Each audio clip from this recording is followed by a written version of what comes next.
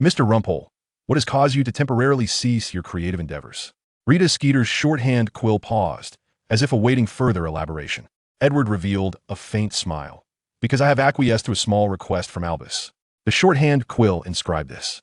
Due to the fervent invitation of Albus Dumbledore, the esteemed author Edward Renpo has graciously accepted to attend. This will be a significant loss to the literary realm, yet fortunately, his disciple, Mr. Gilderoy Lockhart, remains. It is of course for the alluring soul of Tom Riddle. Chapter 1. The Pact with the Demon is sealed. In the circular office of the headmaster on the 8th floor of Hogwarts. Mr. Edward Renpo, I did not anticipate your punctuality. Dumbledore, seated behind his desk, smiled, his long silver beard and hair cascading down to his waist. Do not forget the promise you made to me. Edward spoke softly. You are aware of the consequences of breaching a contract. I am indeed aware, Dumbledore replied with a chuckle. It is precisely for this reason that you should trust me. I wager no one understands hell better than I, not even Voldemort. You had better deliver on your promise and assist me in locating the gateway to hell. Edward scoffed. What is it that you require my assistance for? Dumbledore's crescent-shaped glasses blinked twice as he uttered a word that Edward had never anticipated. Classes. You wager your life to sign a contract, merely to find a teacher. Edward retorted angrily, perceiving it as a profound insult. The surroundings darkened, magic erupting from Edward, enveloping the entire circular office, causing the sorting hat resting on a nearby stool to shrink in terror. The phoenix dozing on its perch let out a soft lament, and it was only then that Dumbledore found the courage to speak. Indeed, Mr. Rumpole, I hope you will take a particular interest in one child. Edward raised an eyebrow. A child? Harry Potter? Indeed, Harry Potter. You should be aware that it would be far swifter for me to eliminate Voldemort directly than to engage in all this. Edward retracted his magical pressure and resumed his seat. But your power should not be displayed before the world. Dumbledore trembled in response. He was devoid of his usual flippancy. Albus, you are far too young. You cannot bear the cost of toying with a demon. Half demon, is it not? You have a gentle mother. Dumbledore could not shake this habit, almost immediately wishing to slap himself. What I mean is, historically, you are a benevolent demon. Albus, you should consider yourself fortunate. Before my patience is entirely exhausted, I am still willing to engage in meaningful discourse with you, Edward stated. What is a benevolent demon? The number of souls lost at his hands is not in the thousands, but rather in the tens of thousands.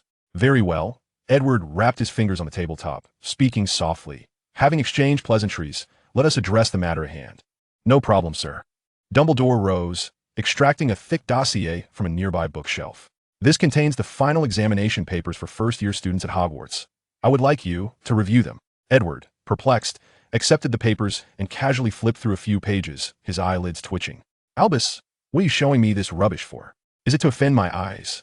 Sir, that is precisely what I wish to seek your assistance with, Dumbledore quickly clarified. First-year witches and wizards have only received home education prior to enrollment, and a substantial portion of them struggle not only with magic, but also with basic literacy. I implore you to teach these children how to write essays properly and to enhance the overall quality of Hogwarts students. As I understand it, you excel in this area. So, I merely need to instruct the first-year students? Edward cast a glance at Dumbledore. Of course, absolutely, Dumbledore hastily replied. You only need to oversee the first-year students. As for the older students, I believe they have already mastered this skill. Very well, Albus, you had better not forget our contract. Edward abruptly closed the pile of rubbish before him, looking earnestly at Dumbledore. Should you breach the contract, I will make you acquainted with true suffering, with what it means to wish for death. I'm not a small fry like Voldemort or Grindelwald. Understood, sir, Dumbledore replied with a sheepish smile. On July 30th, 1991, early in the morning, Hagrid confidently strode into the headmaster's office. Headmaster, I am ready. Hagrid's voice boomed like thunder, awakening Edward, who had been resting upstairs. Excellent, Hagrid, but do lower your voice a bit. Dumbledore quickly interjected upon hearing footsteps upstairs. A distinguished guest is resting above. Oh, what sort of guest does Dumbledore consider worthy of respect? Hagrid remarked gruffly. Just then, Edward descended from upstairs. Ruby is Hagrid, keeper of keys and grounds, he said gently. Dumbledore hastily began to explain. Mr. Rumpole, Hagrid, no need. Edward waved his hand dismissively. Hagrid's eyes widened in astonishment as he rushed to Edward, clasping his left hand tightly. You are Rumpole? Edward Rumpole. His voice was astonishingly loud. I have read every one of your books. They are utterly captivating, as if immersing one in the narrative. I am your most devoted fan. Edward, in the guise of successful published author, had at least one truth about him, his genuine passion for writing. Dumbledore's lips twitched, He seemed to have forgotten that Hagrid was a fervent admirer of Rumpol's works. Mr. Rumpole, how is it that you are here? After being released from Edward's grip, Hagrid awkwardly adjusted his hand, feeling embarrassed. Indeed, Albus hopes I can assist him in teaching, correct? Edward glanced at Dumbledore. Dumbledore immediately affirmed. Indeed, Mr. Rumpole will be the professor for our newly established essay guidance course, as well as the assistant to the headmaster. Assistant to the headmaster? Edward questioned, casting a puzzled look at Dumbledore, who had not mentioned this the previous day. Dumbledore quickly signaled to Edward to agree. Considering this as part of the contract, Edward nodded in acceptance. Essay guidance? Do the children truly need this? Hagrid inquired, puzzled, though he wisely refrained from voicing his thoughts. By the way, what did you mean when you said you were prepared? What do you intend to do? Edward fixed his gaze on Hagrid, asking. I am prepared to retrieve Harry Potter, Hagrid declared. The last time I laid eyes on him, he was but this small. He gestured in his arms, indicating approximately the size of a plate, and Dumbledore could wager that this was certainly not the size of an ordinary human being. Allow me to accompany you, Edward proposed. Hagrid turned back, inquiring of Dumbledore, is it truly permissible? Go ahead, Dumbledore replied, somewhat forlornly. Chapter 2. The Vanished Harry Potter. Privet Drive. Hagrid, Edward murmured, as a half-giant, what are your feelings? Sharing the same mixed heritage instilled in Edward an innate sense of kinship with Hagrid, as he endeavored to comprehend this individual who bore a fate akin to his own. Why do you ask? Hagrid's demeanor shifted to one of wariness. This was his most closely guarded secret. Please, do you really think you could conceal anything from an adult wizard? Edward replied, exasperated. Anyone who has perused Dark Forces, a guide to self-protection, understands that you are a half-giant. Purebloods could never be as diminutive as you. Ahem, your powers of observation are indeed remarkable, as meticulous as your writing, Hagrid awkwardly complimented. In truth, it makes my physique considerably stronger. I see. What I meant was, what is it like to survive in the normal wizarding society? Oh, what a disheartening topic. Hagrid's expression darkened considerably. Not everyone can accept this, you know. The perception of giants is often stereotypical. They are deemed brutal and ferocious. My mother was exactly like that. But Dumbledore has always been there to assist me. Hagrid, Edward gently patted Hagrid on the back, the only spot he could reach. Do not be disheartened. You can always come to me with any issue. I can help you resolve most of your problems. Then, can you tell me what eventually happened to that little boy in the new work? Hagrid's eyes immediately brightened, and he inquired eagerly. This is not something I can assist you with, Hagrid. Does that child live here? Indeed, number 4, Privet Drive. I remember it distinctly. I was the one who placed him at the doorstep, Hagrid asserted firmly. Edward furrowed his brow, but I seem to have not seen him. In fact, it appears that this house is entirely unoccupied. Oh, really? Hagrid asked, puzzled. He took a step forward, each footfall causing the ground to tremble. Indeed, confirming there seemed to be no one home. Hagrid forcefully pulled open a window, peering into a room stuffed with letters. Hagrid bellowed in frustration. No wonder Harry hasn't been to Diagon Alley in days. His aunt and uncle must have prevented him. I knew it all along. Enough, Hagrid. The priority is to ascertain the whereabouts of that child. Edward interrupted. Then the memory charm. It appears they have already taken Harry away from here, Edward remarked, gazing at the blue phantasms before them. Before them stood 4 blue apparitions, each carrying a suitcase. A particularly rotund figure held an object referred to as a gun by Muggles. They all boarded a car together. I knew it. Hagrid shouted in anger. All right, Hagrid.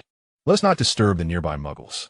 Edward waved his wand gently, causing the apparitions before him to vanish, casually tucking the wand into his pocket. What we need to uncover is where Harry Potter has gone. We need Dumbledore's help, Hagrid insisted. He must know where Harry is. He absolutely must. I have a more convenient method, Hagrid, Edward stated, indeed possessing a simpler approach. Tracking the trace on Harry would suffice, far easier than Dumbledore's method.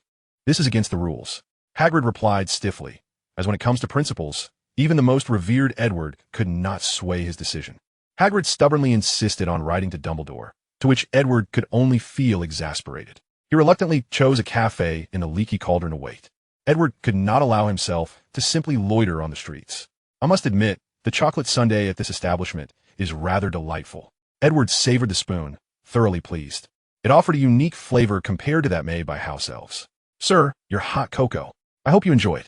The waitress approached again, placing a large cup of hot cocoa on the table. It is a gift from our owner. Oh, thank you very much. Edward glanced toward the bar, where an alluring woman licked her lips at him. Oh, how unfortunate, Edward murmured under his breath, quickly retrieving a Churchill note from beneath his cup. What do you think? Hagrid had been anxiously gazing out the window, awaiting Dumbledore's response. Edward realized this might be a knowledge blind spot for Hagrid and quickly replied, "Nothing." They waited until 3 p.m. when Dumbledore's reply finally reached Hagrid's hands. According to the Ministry of Magic's trace records, Harry had departed from number 4, Privet Drive, and was currently at a motel on the outskirts of London. It seemed they were frightened by the Hogwarts acceptance letter and were preparing to leave for a dilapidated shack on a rock near the channel. Why would they be afraid? Hagrid queried, perplexed. This is wonderful news, is it not? Harry can continue his studies in the place where his parents learned. Perhaps. But I do not think Muggles comprehend magic, Edward remarked, sipping the hot cocoa, regretting that it was his last sip. But now that we have ascertained the location, let's set off. All right, do you have any Muggle money? Hagrid inquired. Why Muggle money? I wish to buy Harry a hot cocoa. The letter mentioned there would be a storm, Hagrid said earnestly. Edward was at a loss for words, but eventually produced a Churchill note from his pocket. Offering it to Hagrid. You truly have a kind heart. People often say that. Hagrid seemed oblivious to Edward's sarcasm as he approached the bar to purchase a hot cocoa for Harry. However, Hagrid soon returned, a look of confusion on his face. The waitress asked what you have decided. Ignore her, Edward replied with a stoic expression. Over the years, he had grown accustomed to maintaining his integrity. He had indulged in recklessness in his youth, but those impulses had long since faded. Chapter 3. If only there were no magic in the world. By the time Edward and Hagrid arrived at the address mentioned in the letter, it was already deep into the night. Had it not been for Hagrid's insistence on refraining from using magic, Edward was certain they could have arrived much sooner. I am forbidden from using magic. I cannot. Even with your assistance, Hagrid objected. Edward's gaze scrutinized Hagrid, particularly the pink umbrella he clutched tightly. Is that so? Then what about that umbrella? It is merely an ordinary umbrella. Hagrid's skin, exposed beneath his thick beard, flushed a deep crimson as he awkwardly attempted to conceal the umbrella behind him. Very well, just an ordinary umbrella. Edward found little recourse with the bashful Hagrid, considering that a single punch from him could send Edward into the ground. May I knock on the door now? Hagrid asked, as the time approached 11:50 p.m. I think it might be better if you wait a few minutes, Edward suggested. It will soon be July 31st, Harry Potter's birthday. What a splendid idea. We will surely give Harry a surprise. Hagrid exclaimed excitedly, quickly realizing his voice had grown too loud and lowering it. They waited until 11:59 p.m. when Hagrid, with heavy steps, knocked on the door of the dilapidated shack by the shore. Bang! The little house shook violently. Bang! The occupants within were startled awake.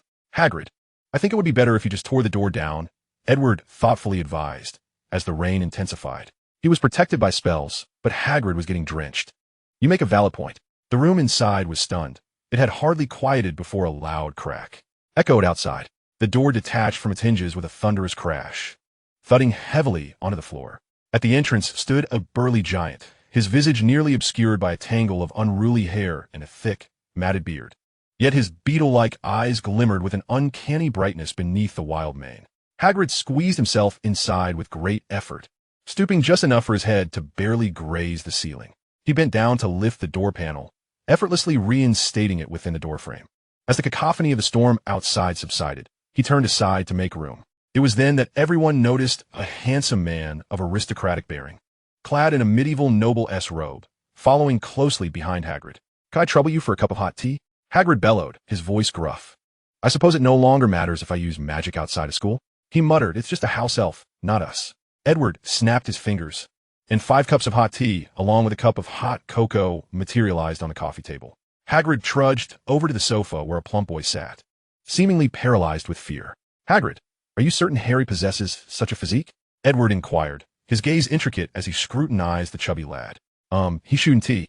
He ought to resemble his parents. Hagrid's beetle-like eyes roamed up and down the boy. Disbelief etched across his features. This cannot be. Dudley, come here. Harry's aunt called, gesturing for her son. Dudley screamed as he scurried to hide behind his mother, who herself cowered behind her husband. I knew it. Hagrid's eyes sparkled momentarily. So this is Harry. Hagrid's fierce and rugged countenance might have frightened Harry, for even when he attempted to smile, Harry appeared timid and apprehensive. All right, Hagrid, why don't you find a seat over there? Edward said, awkwardly attempting to find a place on the dilapidated sofa, a stark departure from his usual standards, yet he decided to endure it, as he was there to fetch Harry Potter. Harry, may I call you that? Edward endeavored to soften his tone, wishing not to intimidate the Muggle family. Yet, it seemed his efforts were in vain. We are teachers from Hogwarts, here to escort you to school. I want you to leave at once, gentlemen. The foolish muggle screeched, producing a gun from behind him. You are trespassing. Yet, this only elicited a derisive laugh from Edward. You intend to use that against me? He said, drawing his wand and waving it. You should be aware that this is likely beyond your comprehension. In any case, none of you can prevent me from taking Harry away. A wand. You are a wizard. The gaunt woman shrieked. Oh, you are aware of this? Edward replied, mildly surprised. Of course, my sister and brother-in-law are just like you peculiar folk. I have long seen through your kind. The woman began to shout, just like Lily and that Potter. They graduated, married, and had little Potter. Naturally, I know you'll be just as strange, just as abnormal. Later, I regret to say, she left. We had no choice but to adopt Harry. Perhaps that was your most prudent choice. Edward nodded, piecing together the situation, concluding that the person before him was indeed a muggle, without a doubt. Most prudent? Her husband retorted sarcastically. Do you have any idea how much effort we've expended over the years? All to make him appear like a normal child. I alone had to support a whole family, 2 children. Do you know how exhausting that is? I never had to do this before I was married. What do you mean? Are you blaming me? The woman shot up, engaging in a quarrel with her husband. The man quickly backed down, his voice significantly softened. I'm not blaming you. It's all because of Harry Potter. We could have lived better. I don't care what kind of oddballs they are. This is my sister's child. Vernon, you must understand this. We agreed upon it beforehand. Of course, we had an agreement. The family squabble reached its denouement 10 minutes later. Harry felt a tumult of emotions within him. For the first time, he comprehended the extent of the turmoil his existence had caused his aunt and uncle. Sir, you are from that. What is it, Hogwarts? Hogwarts, Hagrid corrected. Harry inhaled deeply. All right, Hogwarts. I'm willing to go with you, as long as you do not disturb my aunt and uncle's lives any further. Edward's brow furrowed slightly, sensing that events were taking an unexpected turn. We had never intended to interfere with them. Harry, Hagrid said in his deep voice. Our aim has always been you. Since the moment of your birth, your name has been inscribed on the rolls of Hogwarts. No way. Aunt Petunia screamed when we adopted him. We swore an oath to prevent such absurdities, swore to sever all ties. What wizard? What magic humph? Chapter 4. Lily, I cannot protect your son. A wizard? Harry asked, bewildered. Indeed, Harry, you are a wizard, Edward declared, placing his teacup down on the table, as if with the force of summer thunder. An electric silence enveloped the room. Edward's countenance turned stern. It was time to conclude this farce. Dullard, take your muggle husband and child and exit this conversation. Dullard and muggle refer to? Harry inquired with curiosity, seemingly undeterred by Edward's intensity. Muggle, Hagrid explained on Edward's behalf, is our term for those who do not believe in magic, like them. A dullard refers to one born into a wizarding family, but unable to wield magic. Aunt Petunia's complexion turned ashen, yet the dim lighting in the room concealed her distress from others, save for Edward. Night vision was one of the peculiar abilities bestowed upon him by his half-blood lineage. Harry, let us return to our earlier discussion, Edward said, lightly tapping the coffee table with his finger, causing the hot cocoa and teacups to vanish. We are teachers from Hogwarts, and due to not receiving your response, we surmised there must have been some sort of issue. We followed the trail from number 4 Privet Drive all the way here. Excuse me, can I learn magic? Absolutely. Without a doubt, you are a wizard. I can sense the power within you. Youthful, vibrant, passionate, yearning to excel in some realm. Edward stood, opening his arms as if envisioning Harry's radiant future before him. So, I am a wizard? Harry pointed at himself incredulously. Indeed, Edward affirmed, nodding. Hagrid, show Harry that letter. Hagrid retrieved a pale yellow envelope from his pocket, inscribed in emerald green ink, to Harry Potter, Mr. the Hut on the Rock Floor. Harry took the envelope, extracting the letter and reading aloud. Hogwarts School of Witchcraft and Wizardry, Headmaster. Albus Dumbledore, President of the International Confederation of Wizards. President of the Wizarding Association, First-Class Wizard of the Order of Merlin. Dear Mr. Potter, we are pleased to inform you the first page of the letter was brief, and Harry soon finished reading, feeling as though fireworks were detonating in his mind. Can you now believe? Edward smiled, for not every child has the opportunity to attend Hogwarts. At this, he cast a pointed glance at Aunt Petunia. The implication was clear. Aunt Petunia felt insulted, but dared not voice her indignation. Harry fell into a contemplative silence. Aunt Petunia's recent words had instilled in him a profound belief in Edward's assertions. Additionally, the elusive letter hidden in Hagrid's pocket, which he had been unable to see for 3 days, solidified his conviction in the truth of it all. So when do we depart? Harry, now fully aware of everything, yearned to escape the oppressive confines of his aunt and uncle's home. After all, the daily toil he endured there was excruciatingly unbearable.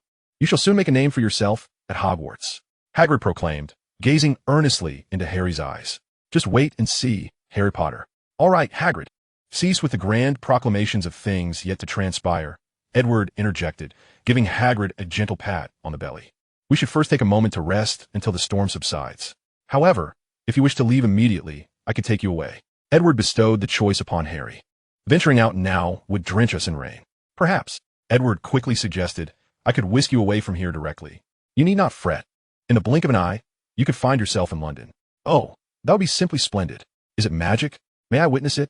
Harry exclaimed, his excitement palpable as he eagerly anticipated experiencing magic firsthand. Of course, that is quite feasible, Edward assented, turning to Hagrid. Do you intend to wait here until dawn? Or would you prefer to return to the Leaky Cauldron with me? Returning to the Leaky Cauldron, of course. Hagrid bellowed with a hearty laugh. I could really go for some of Old Tom's warm butterbeer. Very well, grasp my arm, Edward said, rising gracefully to his feet and shaking out his slightly wrinkled robes.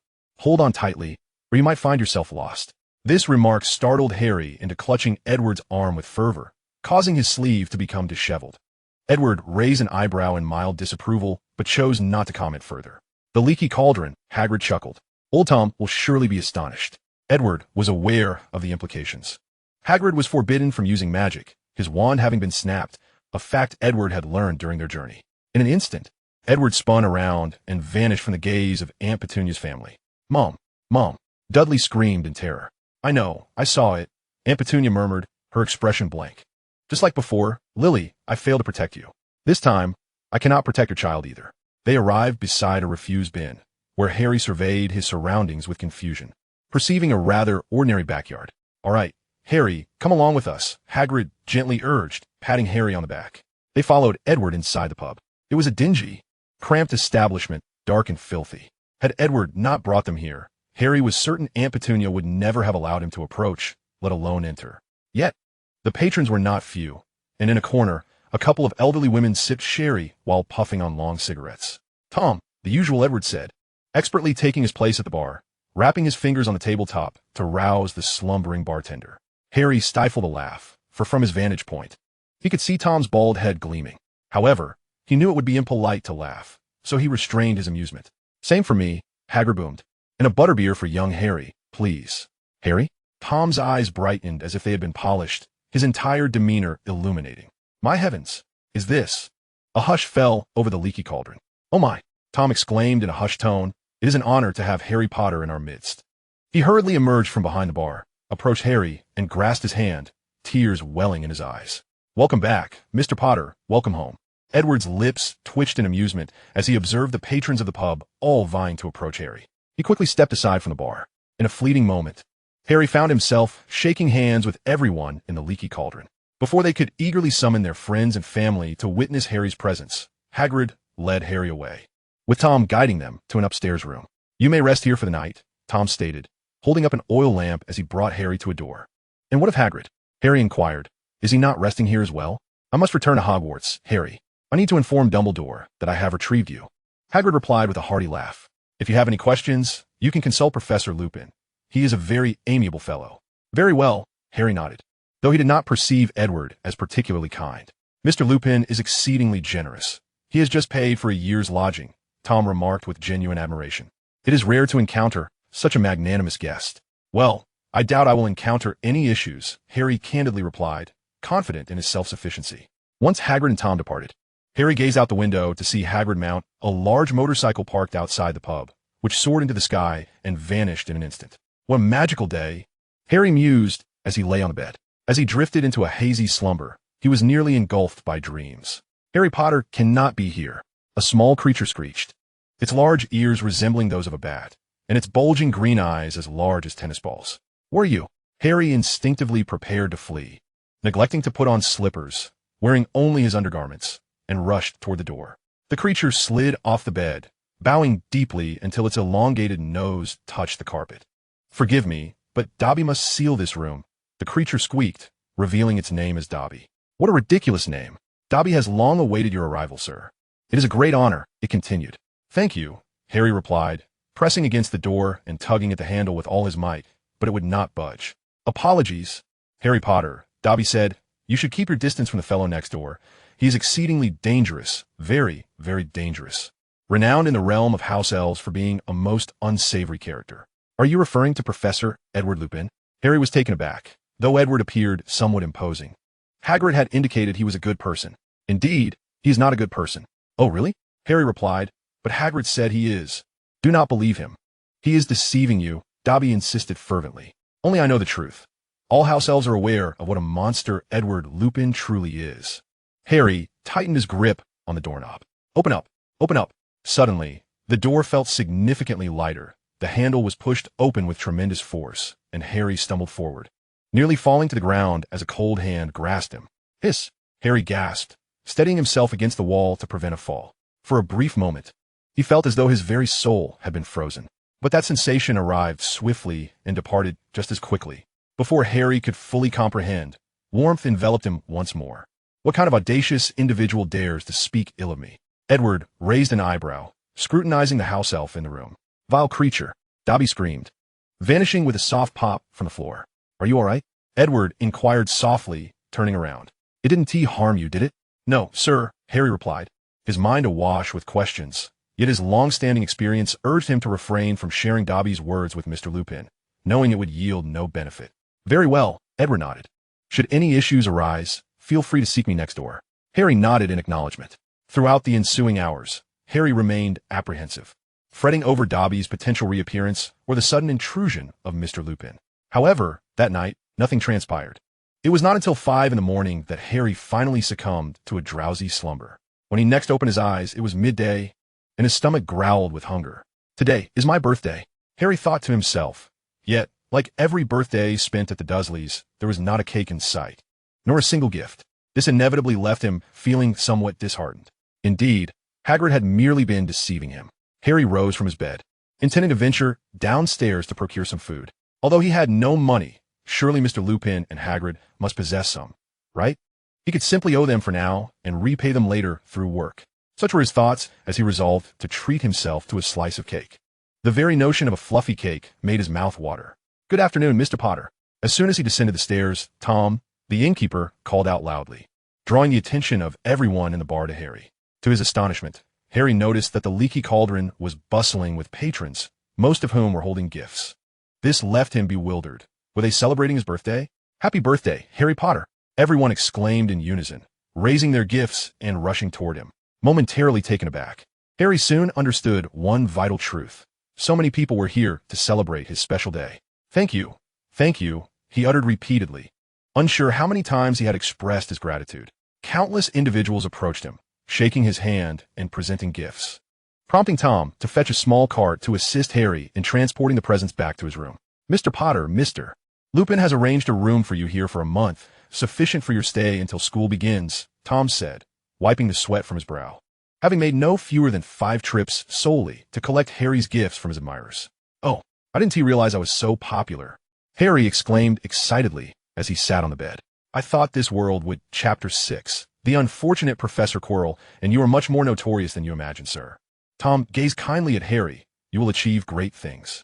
You all say that, yet I've never perceived anything remarkable about myself, Harry pouted. And where's Mr. Lupin? Why haven't I seen him? Mr. Lupin has gone to a book signing, Tom replied. Is his favorite author releasing a new book? Harry inquired, puzzled. Tom chuckled, seemingly surprised that Harry was unaware of Edward Lupin's identity. He was indeed a renowned author, with both his previous work, 30 Years Living with a Vampire, and his new book, The Wailing Ghost, being the hottest novels at present. That is quite impressive, Harry exclaimed. Can I attend his signing? Well, I believe it's best to wait until Hagrid returns. However, I think Mr. Lupin's signing will last 2 days, as I heard someone fell off their broom during the last event because they arrived late. This time, I suspect Mr. Lupin will be considerate of his foreign fans. He has foreign fans? Harry was oblivious to the terrifying notion of falling off a broom, instead focusing on other aspects. Of course, Mr. Lupin's novels have been printed in at least 5 languages. His books can be found prominently displayed in bookstores across England, Germany, Austria, and Greece, Tom said proudly. What is cultural export? This, my friend, is cultural export, a unique glory belonging to England. However, by the time Hagrid's enormous motorcycle returned to the entrance of the leaky cauldron, it was already 4 in the afternoon, and it was needless to say that the signing event had certainly concluded. Oh, Harry, I told you you were quite renowned, Hagrid chuckled. pulling out a slightly squished box from his pocket. It's a bit battered, but I believe the taste will remain delightful. I spent most of my day preparing this. With trembling fingers, Harry opened the box to reveal a gooey chocolate birthday cake, adorned with green icing that read, "Happy birthday, Harry. I adore this gift.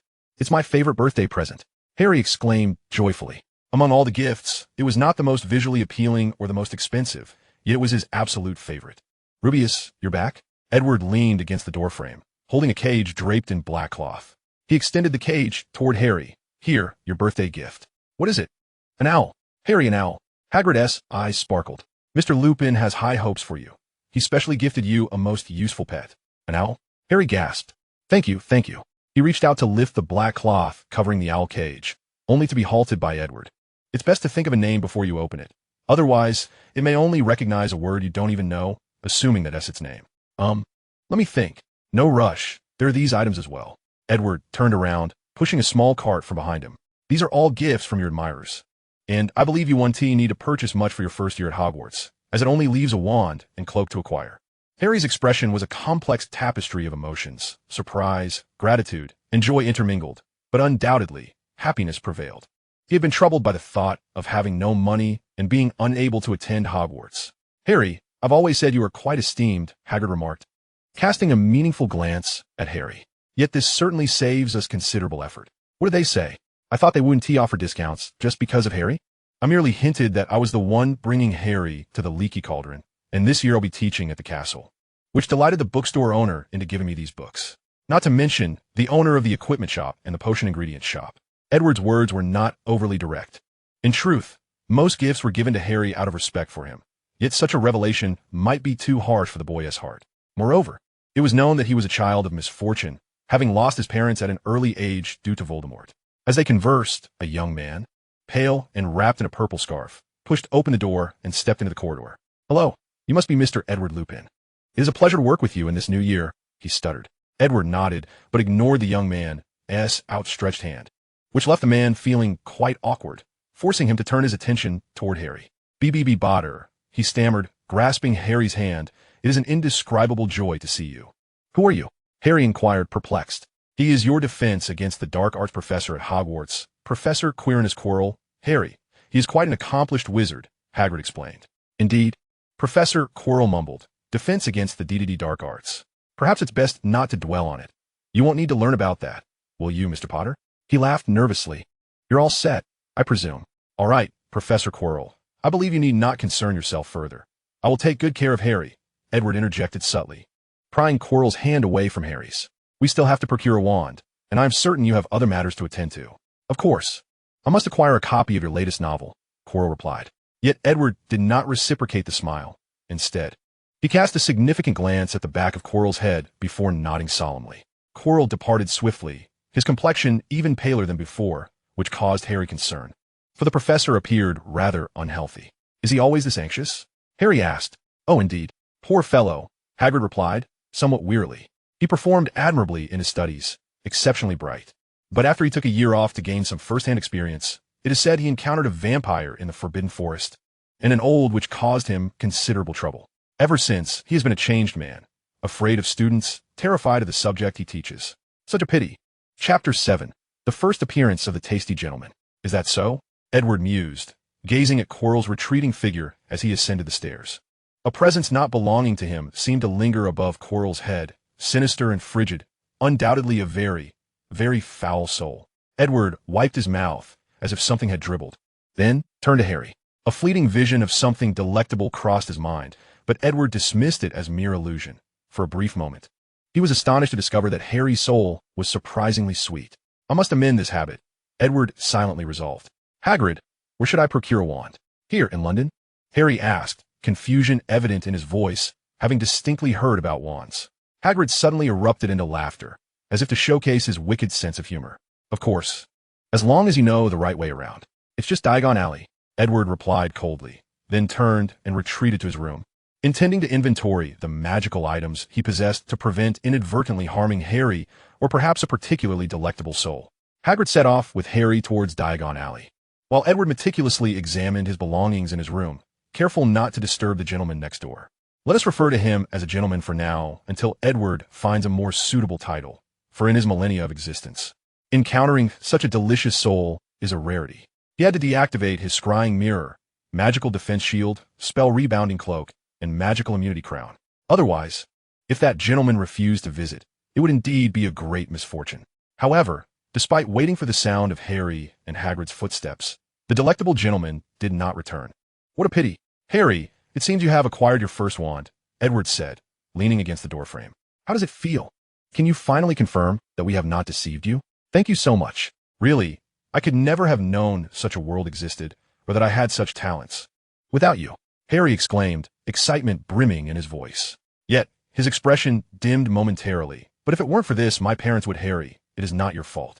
They were incredibly brave, the bravest people I have ever known. Hagrid quickly interjected, casting Edward a reproachful glance, as if to say, you should not have stirred up painful memories for Harry. Yet Edward said nothing. He merely inquired about Harry's feelings regarding his new wand. Nothing more. Hagrid, I advise you not to take advantage of your position. It was not until midnight that Edward heard stumbling footsteps in the corridor. It was Quirrell, apparently gravely injured, to the extent that even through a closed door, Edward could perceive the scent of blood emanating from him. Do you require assistance, delectable gentleman? Edward softly inquired as he opened the door. However, this seemed to incite Quirrell's fear. He reflexively drew his wand, aiming it at Edward. If I were you, I would not aim that ridiculous little stick at an unknown friend. What do you mean? Quirrell stammered. TSK. Edward clicked his tongue. Let the delectable gentleman converse with me. Quirrell's hand froze in place. He had never understood why Edward referred to him as a delectable gentleman. But now it was clear that Edward was never referring to him, but rather to the presence residing atop his head. I do not comprehend what you are saying, sir. Quirrell stammered, retracting his wand and darting back to his room. Edward smiled softly as he observed Quirrell's retreating form, his fingers lightly tracing the door, leaving a few nail marks. How intriguing, a dual-soul entity? Truly fascinating. Edward sheepishly returned to his room, compelled to admit that Quirrell had piqued his curiosity, like a cat incessantly scratching at the depths of his heart. I shall obtain you. Edward's eyes glinted with a hint of crimson as he lay upon his bed, soon drifting into slumber. Thanks to his half-demon constitution, he required no sleep, yet he intentionally maintained a regular schedule, masking his true nature. The following morning, Edward was awakened by the incessant chatter of voices. Everyone downstairs was discussing Harry Potter, which left Edward utterly astonished. How could a boy who had merely survived a deadly curse through ancient magic be deserving of such adoration? Harry Potter is resting upstairs. Please do not disturb him. Tom's voice rang out as he clutched a cloth, observing the still excited crowd. We want to see Potter, a male wizard declared, his butterbeer froth long gone, yet still brimming. Indeed, we all wish to see him. Yes, wee Harry's voice drowned out all others, causing Edward's head to throb. Tom, please silence them. Not an issue, sir. Tom replied respectfully, drawing his wand. Ladies and gentlemen, I regret to inform you that in addition to Harry Potter, there are also esteemed guests upstairs. If you cannot maintain silence, I shall take action. You cannot do that. The ministry will hold you accountable. Oh, but I can't, Tom asserted loudly. Perhaps I cannot subdue all of you, but one or two shall pose no problem. As long as you dare, I shall dare. Tom's voice was unwavering, which pleased Edward, who nodded in satisfaction. Truly, he was Tom's son. Every generation of the Leaky Cauldron's proprietor was named Tom, inheriting their father's legacy, the only difference being their middle names. Indeed, constructing a pub at the entrance to Diagon Alley was the correct choice, Edward mused, causing Quirrell, who was eavesdropping behind the door, to grow increasingly anxious. No one knew when the Leaky Cauldron had first appeared. It had likely been since they first encountered the magical world. Realizing they must pass through the Leaky Cauldron to access Diagon Alley, which connected the Wizarding World with the Muggle world. What a formidable character, Chilo murmured to himself, feeling the heat rise at the back of his head. Edward, on the other hand, vanished from the spot, returning to Hogwarts Castle through the door key. Dumbledore, are you aware of the anomalies surrounding Chilo? He inquired. Are you referring to Voldemort? Dumbledore asked, his brow furrowed in puzzlement. Seated behind his desk, he appeared somewhat fatigued. I sensed something unusual about him upon my return this winter. How did you come to this conclusion? He is quite delectable. Indeed, very delectable. Chapter 8. The Beginning of Term. Mr. Edward, I must respectfully disagree with your approach. I believe he might serve a purpose at the school, Dumbledore stated stiffly, mustering the rare courage to counter. Oh, you wish for him to teach. I could certainly find a more suitable candidate, Edward replied with a smile. Undoubtedly more reliable than him. You don't mean your disciple, Gilderoy Lockhart, do you? Dumbledore remarked. I am well aware of his prowess as a master of the Obliviate charm. Ahem, that is of little importance. The crux of the matter is that his Obliviate charm is particularly remarkable, is it not? Even I cannot claim to surpass him in that regard, Edward stated unapologetically. Gilderoy Lockhart was a wizard Edward had fortuitously met while writing travelogues. He was indeed a skilled wizard, though his capabilities in certain areas, such as defense against the dark arts, were rather lacking. Nevertheless, this did not hinder him from being an exceptional author, albeit with some less than honorable aspects concealed beneath the surface. Dumbledore regarded Edward in silence. All right, I must concede that he is not an ideal choice, Edward admitted. Dumbledore nodded slowly and spoke, "You must adhere to the contract until its completion. You shall acquiesce to my requests, Mr. Edward." Well, who could resist such an intriguing individual as yourself? Edward raised an eyebrow. However, I'm even more curious about how you located me. Few are privy to my whereabouts during my vacation in XE, and that group of cloistered practitioners would not divulge my location. I have my own channels, Dumbledore replied with a mysterious smile. During the subsequent month, Edward spent nearly all his time at Hogwarts, where he discovered numerous rare works in the library, much to his delight. Nothing could be more exhilarating for a bibliophile than being in the largest magical library in the world. I must admit, this is undoubtedly one of my wisest choices, Edward declared as he closed Secrets of Dark Magic, a tome from the 3rd century, containing spells that remain strictly forbidden even in contemporary times. Let us examine what is inscribed within. To complete the sacrificial ritual, 3 infants born at dawn, the virgin blood of a maiden slain by her beloved.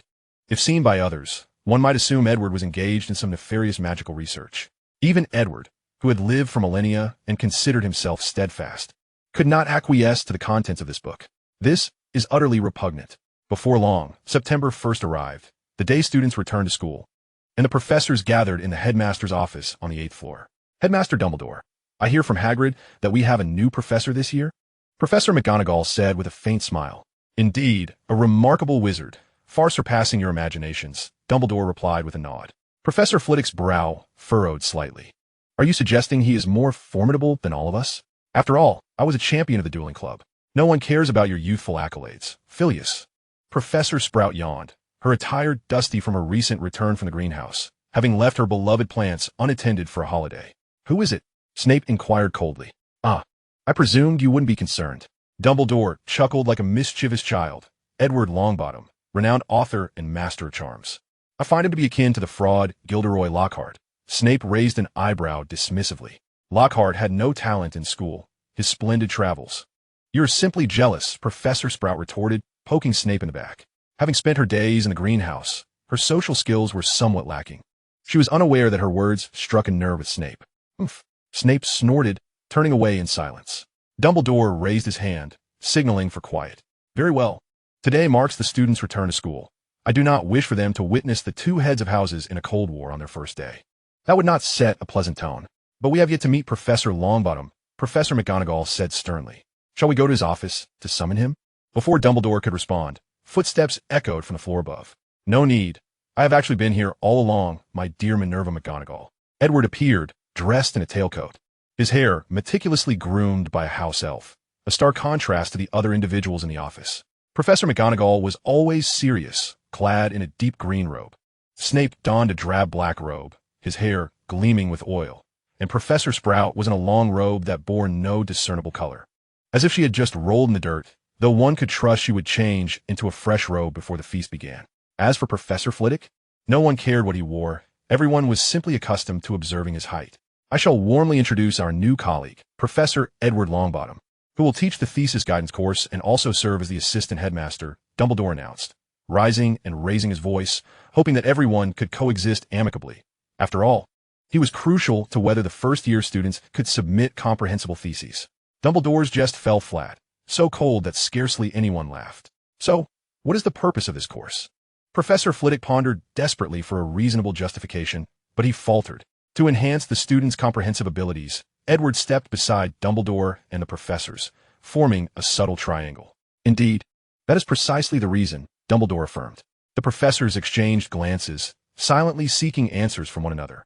"The headmaster has lost his marbles, hasn't he? Dumbledore must have gone mad. What on earth is the old be thinking?" "Ahem, my dear colleagues, please trust my judgment," Dumbledore smiled, lifting a pack of Bertie Bott's every flavor beans from the desk. "Oh dear, a flavor of cow dung. Snape coldly scoffed, abruptly sweeping his robes and turning to leave. The other professors followed suit, departing the headmaster's office. I must return to oversee my cauldron. I too must tend to my garden. The little wizards will wreak havoc upon it upon their return. I also must prepare to greet them at the entrance. Chapter 9. The Eve of Sorting. Edward, I am curious as to why you have no requirements for the course. Be it textbooks or anything else, Dumbledore inquired, carefully savoring a Bertie Bott's bean. Edward raised an eyebrow. With me present, are textbooks truly necessary? I will clarify to the students what they need. The materials they require cannot be purchased in the magical world. Is it part of your private collection? Dumbledore asked. No, it is not, Edward replied. You shall find out in due course. Dumbledore chuckled softly, offering no reply. Instead, he plunged his hand into the bag of Bertie Bott's every flavor beans and stuffed a generous handful into his mouth. Edward returned upstairs to continue his reading, leaving Dumbledore alone with a bag of jelly beans. Phineas Black began to grumble within the confines of his portrait frame, and the sentiments of the other headmasters echoed his, albeit expressed with less fervor. You are playing with fire, Albus. Dumbledore paid no heed to the painting, his expression reminiscent of nostalgia. Indeed, Mr. Edward R. Poe had a wealth of ideas. In my view, I would rather engage in a nefarious bargain with Tom Riddle than consort with a demon. Do you grasp the nature of what he truly is? Phineas, mind your language. Dumbledore's demeanor turned grave. Such accusations carry weight. You always place your trust in others too readily. Dumbledore, Phineas retorted, arms crossed indignantly. Perhaps he is not as dreadful as we envision, yet he certainly is. But as I previously stated, this is our sole recourse. By the time the house elf reminded Edward to head to the Great Hall, the hour had grown late. Through the windows, he could see young wizards stumbling along the path, led by a giant, making their way towards Hogwarts Castle. I can't help but feel a sense of anticipation. I wonder what song the Sorting Hat has prepared, Edward mused with a smile. He had engaged in quite an extensive conversation with the Sorting Hat, and had to concede that it was an intriguing alchemical creation. Its mouth resolutely tight-lipped about the song it intended to sing that evening. As I like to say, you mustn't spoil the element of surprise. Even if it's just you and I who hear it, my dear Mr. R. Poe. In truth, Edward wholeheartedly agreed. Once a secret is divulged, it ceases to be a secret. Yet this only heightened his curiosity, prompting him to probe the Sorting Hat from every angle, even extracting a sword from its very being. But none of these efforts coaxed the hat into revealing its carefully crafted lyrics. Salutations, Mr. R. Poe. As Edward descended the stairs, he encountered the Bloody Baron, a rather fearsome ghost to the young wizards due to the silver stains of blood adorning his robes and the shackles he bore, exuding an aura of danger. Ah, Edward nodded gently. He recognized this child, having once stumbled upon him in a forest. The Baron had mentioned he was on his honeymoon at the time, and out of respect, Edward had refrained from interrupting them. Little did he expect to meet him again at Hogwarts after so many years. It seemed their honeymoon had not been as joyous as one might hope. Above the Great Hall, thousands of candles flickered, illuminating a ceiling that mirrored the splendid cosmos. With tables and chairs meticulously arranged, all the professors had gathered, and even Dumbledore was present, while Hagrid had temporarily stepped out to fetch the first-year students. Edward was nearly the last professor to arrive. He found a corner to observe the proceedings, having no desire to mingle with the other professors. He was merely there to fulfill a contract. Professor R. Poe, you are just as aloof as the character in your book, remarked Professor Sprout, who appeared somewhat dazed, though her robes had been freshly changed. However, her subsequent comment nearly caused Edward to choke. Are you worried your voice might be unpleasant? A question mark seemed to materialize above Edward's head. Do you still think your emotional intelligence is lacking, that you speak too bluntly? Well, I believe I understand. Professor Sprout nodded, as if enlightened, before turning to whisper something to Professor Flitwick. Subsequently, the two of them regarded Edward with pitying glances. What in the world are you two thinking? Edward snapped, slamming his book shut, losing all desire to read. A commotion erupted in the distance. The students have arrived. Professor McGonagall rose hastily and exited, while the other professors took their seats in their familiar spots. Edward had intended to find a quiet corner, but Dumbledore patted the empty chair beside him, signaling for Edward to join him. This throne was no less grand than Dumbledore's armchair at the head table, with even more exquisite carvings adorning it. As the assistant to the headmaster, it is only prudent to remain close, is it not? Dumbledore winked at Edward through the half-moon glasses. Indeed. Edward nodded and took his seat. Soon, Professor McGonagall returned with the students, the 2nd to 7th year wizards occupying the long tables on either side. Professor McGonagall appeared in good spirits, the gold and crimson feather in her hat bobbing as she walked. She approached Dumbledore, leaned down, and whispered something, eliciting a faint smile from him. However, McGonagall cast a surprised glance at Edward, saying little more. Her face taut as she hurried down the steps toward a small room adjacent to the hall. Meanwhile, the newly arrived first years were buzzing with excitement, chattering incessantly, filling the hall with a lively atmosphere. The professors, quite permissive, refrained from intervening, and Dumbledore's expression transformed into a beaming smile as he observed the scene. Contentedly stroking his silvery beard, Edward too found himself intrigued, recognizing many familiar faces among the crowd. Gryffindor House. Those red-haired fellows. Edward had seen their mother numerous times, always present from the beginning to the end of the signing events. Mrs. Weasley. Yes, that was the name. It seemed this group of red-haired boys were his students now, though they appeared to be upperclassmen. Chapter 10. The Sorting Ceremony. A resounding knock echoed, followed by the doors swinging open as Hagrid strode in, leading a gaggle of first-year students who resembled quail. The previously absent Professor McGonagall returned, guiding the newcomers to a small stool and placing the sorting hat upon it. In the next moment, the sorting hat burst into song. However, its tune was so peculiar that even Edward found it difficult to appreciate. My taste is surely beyond that of ordinary folk, yet even I cannot savor this melody. The song of the sorting hat was far from harmonious, to ensure rhymes. It had resorted to quite odd melodies. With the annual performance concluded, the sorting hat began the sorting process, as the young wizards took turns donning the hat, awaiting their fate. What a delightful spectacle. It's always so entertaining to witness. Edward chuckled softly, the sound reaching Dumbledore's ears, who responded with a subtle smile. Edward noticed a young lad from the Weasley family among the first years, identifiable by his hair, which bore a striking resemblance to that of his brother's. Most notably, at a recent signing event, Molly Weasley had eagerly introduced him as Ron Weasley, their youngest son. After all, he was one of his most ardent fans, and Edward had expended a modicum of effort to remember his name. Ron Weasley. Unsurprisingly, he was sorted into Gryffindor, just like his brother. Harry Potter, Professor McGonagall called out. A sudden murmur resonated throughout the grand hall, akin to the sizzling of small flames. Porter, was she calling for Porter? Was it that Harry Potter? Your boy certainly stands out, Albus, Edward remarked, casting a glance at Harry, who sat upon a bench. Dumbledore smiled and nodded. He had earned it. He has earned it. Has he? Edward insinuated. Dumbledore turned his head, nodding emphatically, for extraordinary acclaim can lead one astray, especially children. You must understand what I mean. I comprehend. Yet do not grasp, Edward replied. You are quite aware, Dumbledore concluded the conversation, as the sorting hat had just proclaimed Harry Potter's house. Gryffindor. He was eager to applaud Harry, who exhibited remarkable bravery, akin to his parents, who also belonged to Gryffindor. As the sorting concluded, the faculty and students commenced their dinner, and Edward and Dumbledore tacitly agreed to refrain from revisiting their prior conversation, as if it had never transpired. However, everything appeared less seamless than Edward had anticipated. The Gryffindor table was rather boisterous. A throng of twins from the Weasley family engaged in fervent discussions about their newfound companion, Harry, and their upcoming pranks. Surprisingly, Dumbledore seemed utterly oblivious, not intervening in their schemes. We cannot stifle the students' freedom to develop, Dumbledore declared, raising his golden goblet. Oh, let us toast, shall we? To this bountiful feast.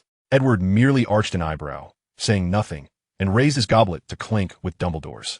The red wine swirled in the cup, and the flickering candlelight seemed entranced by its emotion.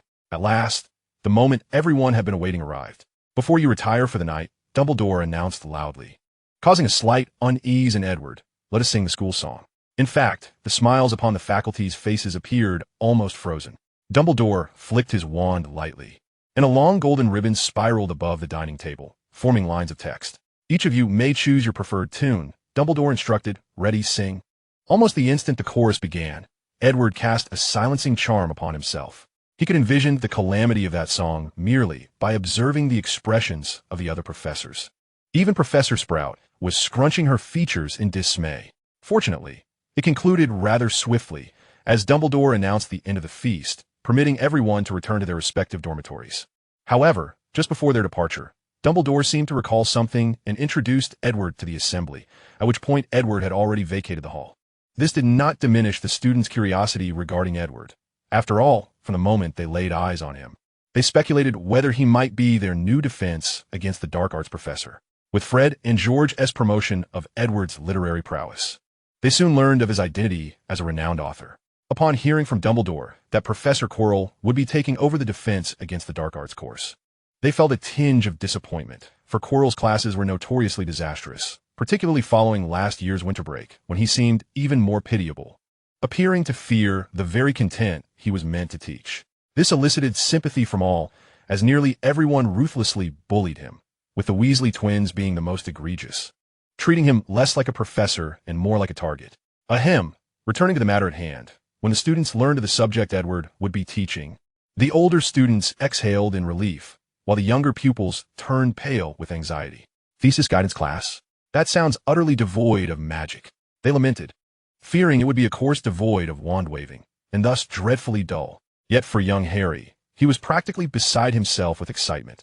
Under Hagrid's gentle encouragement, he had transformed into an ardent admirer of Edward's works, having read through at least half of his writings in just a month. This only deepened his admiration for Edward, especially after witnessing how uniquely he occupied his seat in the hall.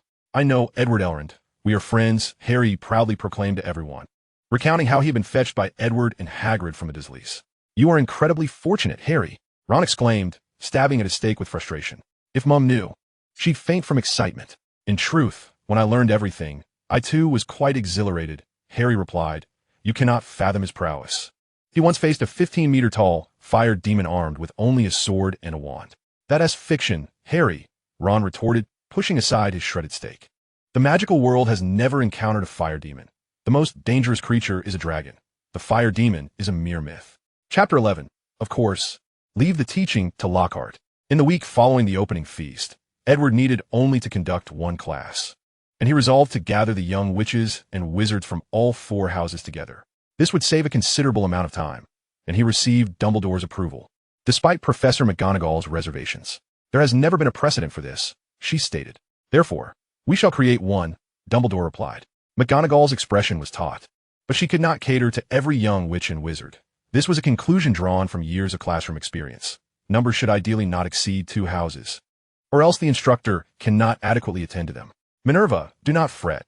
My class will involve no wands, no spells, is perfectly safe," Edward casually remarked, closing the book titled Transfiguration today. "By the way, Albus, may I borrow this book?" "Certainly," Dumbledore nodded. "I believe I require an assistant to aid me. Do you have any recommendations?" Edward inquired, pocketing the book. "You are free to choose. I am certain Madame Pants would be more than willing to assist you," Dumbledore suggested, popping a cockroach-shaped candy into his mouth. McGonagall raised an eyebrow, stating sternly, "Madame Pants must oversee the library. I suspect unless she closes it during class hours, she will be unable to spare the time. Then I have a candidate. Albus, you cannot dissuade me." Ignoring Professor McGonagall, Edward gazed at Headmaster Dumbledore. "Of course, that is your prerogative. Gilderoy Lockhart, my disciple," Edward concluded, sealing his lips, leaving the matter for Dumbledore to contend with. His primary intent, of course, was to evade teaching. A half-demon of such formidable prowess, having battled fire demons and dragons, was now to instruct a cadre of young novices on how to compose essays? Should this become public knowledge, Edward would be utterly humiliated. He had to find someone else to take on this responsibility. Thus, during the first week's dinner, the students were astonished to discover an additional figure among the faculty. It was Gilderoy Lockhart. The Weasley twins exclaimed. "He is also one of Mum's favorite authors." "Well, no one cares what Mum likes," a red-haired boy retorted, smacking his hands against the heads of the 2 twins. "Percy, you cannot do that." Meanwhile, Gilderoy Lockhart was busy boasting about his past to Professor Flitwick seated beside him. Indeed, the entire auditorium reverberated with the sound of his self-aggrandizing voice. "Yes, it's a simple matter. My badge is certainly not a counterfeit," he bellowed with laughter. Edward turned his head, pretending not to recognize the man. For a fleeting moment, he found the first-year students, with their innocent naivety, far more endearing than Lockhart. It seemed that Gilderoy Lockhart's penchant for boasting had escalated to a new level of absurdity. Professor Dumbledore gazed at Edward with a twinkle in his eye, as if to imply, "Is this the assistant you sought?" "I must admit, I did not envision him in this guise," Edward candidly replied. "I must confess, I had not anticipated this appearance." Dumbledore chuckled. "No matter. At least Professor Flitwick appears utterly captivated, does he not?" "Professor Flitwick?" He seemed utterly ensnared by Lockhart's incessant prattle, beads of perspiration dotting his forehead as he cast a pleading glance towards Professor Sprout, who merely tightened her robes and shifted aside. "Enough, Gilderoy," Edward stated coldly. "Let us not give our friends a spectacle to laugh at. Yes, sir, Lockhart replied with an exaggerated grace, bowing deeply in Edward's direction. For the remainder of the dinner, Lockhart finally ceased his incessant chatter, managing to resemble a nobleman, at least in his dining etiquette. Time swiftly approached Thursday afternoon, and in 10 minutes, it would be time for Edward's inaugural class. He had asked Mr. Filch to summon the students to the auditorium, which filled them with anticipation. Were they to have class outdoors? As the clock chimed, Edward clapped his hands and addressed the assembly. Excellent. I am delighted to see you all here, children. This marks my first lesson at Hogwarts, and it is essential that you understand my approach. His voice, though not loud, resonated clearly within the ears of each young wizard. Wielding an effortless authority that ensured order in the classroom, coupled with his excessively elegant tailcoat, it was difficult to harbor any animosity towards him. You're here to learn how to compose essays or to create written works from thin air, he continued, while Lockhart frantically scribbled down Edward's words.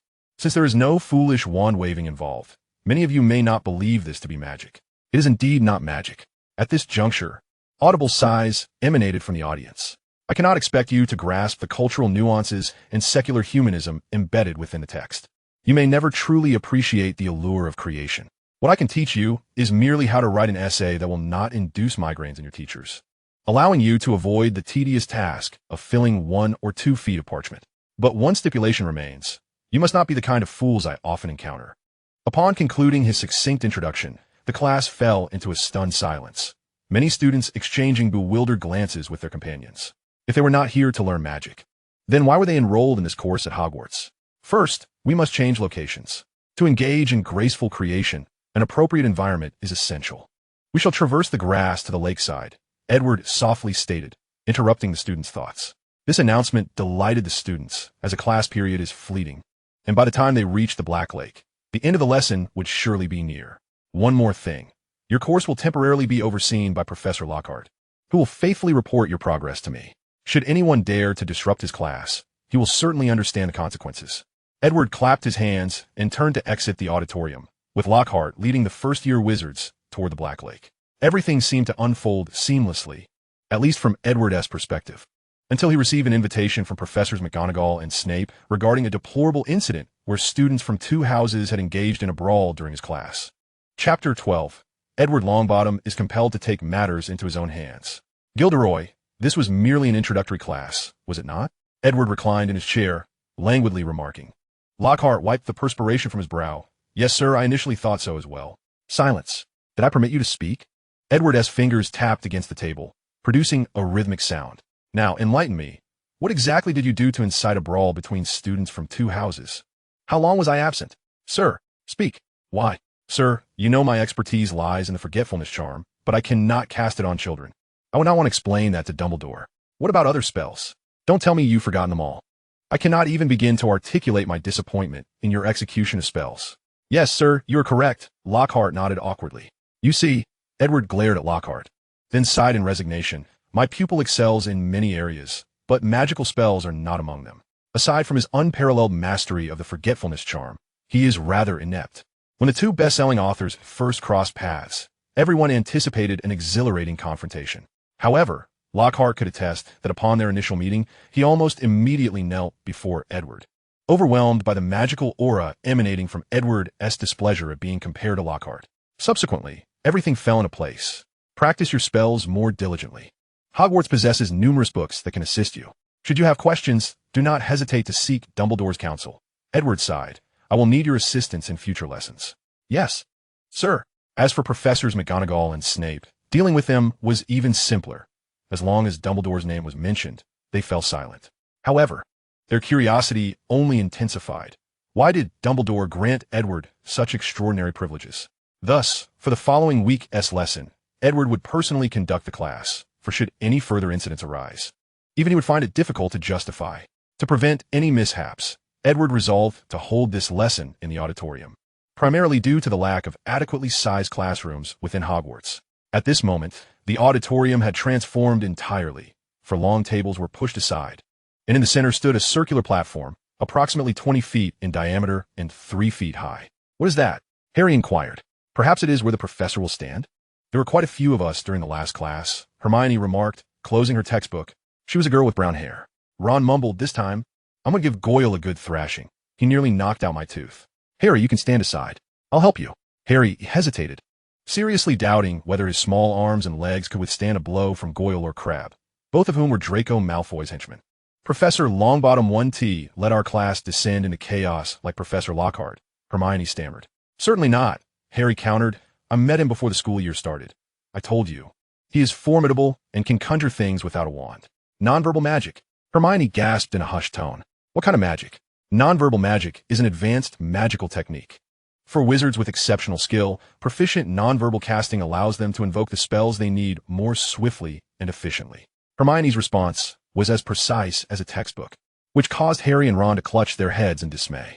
While their friend excelled in many areas, her tendency to adhere rigidly to the text was somewhat exasperating. Ron felt on the verge of losing his patience. Nevertheless, this seemed to underscore the stark contrast between Edward Runcorn and the previously lackluster Gilderoy Lockhart, despite their mentor-student relationship. In truth, Harry harbored a deep-seated anxiety regarding this class. He yearned to learn genuine magic, such as transforming his cousin Dudley into a plump pig or turning a person into a mouse. However, under Professor McGonagall's guidance, he had come to realize that such feats required an advanced foundation in magic, one that he might not attain before graduation. Yet Hermione held this course in high regard, fretting that her inability to produce a well-crafted essay might tarnish the professor's impression of her.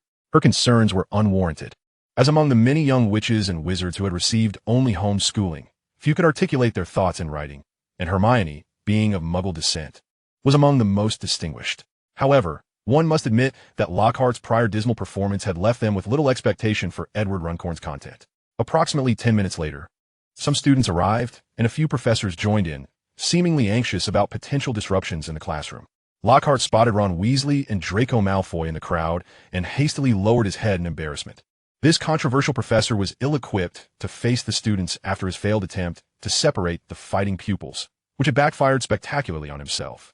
This was the true source of concern for Dumbledore, prompting Edward to take matters into his own hands. He certainly did not wish to receive any obituaries. At the stroke of the hour, Edward appeared, clad in a light purple robe that matched the hue of his eyes, his hair slightly tousled, and a smile gracing his youthful visage. He bore an uncanny resemblance to Lockhart, causing many younger students to whisper in fear of this striking attire. Edward navigated through the crowd, tapping his staff lightly against the ground, and ascended gracefully onto the platform. He produced his wand and surveyed the room, as the crowd gradually fell into silence. Then, to everyone's astonishment, Edward discarded his wand, tossing it into Lockhart's arms. We shall officially commence our lesson. Edward's voice, though soft, was remarkably clear. Students who had witnessed his abilities the previous week were no longer surprised, while the professors exchanged looks of shock. Is it wandless magic or silent incantation? Professor Sprout inquired. Perhaps silent incantation? Professor Flitwick replied, his tone uncertain. Professor Snape narrowed his eyes and asserted, No, it is wandless magic. Chapter 13 now. Show us what you can do. Professor Runcorn. I, Edward Runcorn, shall be your guide for this essay writing course. Edward waved his hand lightly, tracing his name in the air. I trust my name is not unfamiliar to you. I believe most of you have heard of me prior to your enrollment. Following a brief introduction, he posed his first question. Who can elucidate the purpose of this course? In a flash, Hermione instinctively raised her hand, and before she could fully comprehend her actions, her body had already moved. Your name, miss? Edward nodded toward her. Hermione Granger, she replied. I believe this course aims to teach us how to compose an essay and assist us in better fulfilling the assignments given by our professors. Not bad, Edward acknowledged. Before launching into a discourse on prominent authors in the history of magic, from Kenilworth Wisp to Leonardo da Vinci, from the poet P.B. to Bashai Bayat, he advanced rapidly, deeming these details unimportant, at least in his view. After all, the young witches and wizards were unlikely to retain such information. You need only remember one thing.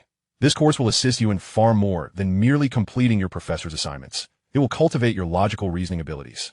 Many a wizard has suffered due to their impoverished capacity for logical deduction. Observing the murmurs among the young witches and wizards, Edward nodded in satisfaction. But professor, why must only first-year students study this? A Ravenclaw girl raised her hand to inquire. Edward replied, there are primarily two reasons. The first is perhaps that Dumbledore believes you have already acquired the minimum level of logical reasoning skills. Of course, I trust this is due to your trials under the professors, but one must admit that you have undoubtedly expended considerable time in this process. which likely explains why Dumbledore entrusted me with this course. However, I believe this is hardly an ideal experience for you professors. The observing professors exhibited expressions of displeasure, as if Edward had exposed a truth they had long concealed. The young witches and wizards, on the other hand, listened with a vague understanding. They felt their essays were quite commendable, though they often grappled with the last few inches, compelled to awkwardly fill in content. A predicament that was painfully obvious to the professors. Even the aloof Professor Snape had to concede that grading the incoherent essays of young witches and wizards was an exasperating endeavor. However, I do not expect each of you to possess exceptional literary talent. My sole desire is that by the end of this course, you will at least be capable of crafting a coherent essay, thereby alleviating some of your professor's burdens. That is the extent of what I can offer. For this is the task assigned to me by Dumbledore. The young witches and wizards exchanged bemused glances. This was indeed formidable. Moreover, Edward continued, I believe that those among you who excel may have the opportunity to pursue further studies, which would undoubtedly be advantageous if you aspire to work within the magical community. Will you teach us to become great writers like yourself? A young Ravenclaw asked. Edward shook his head.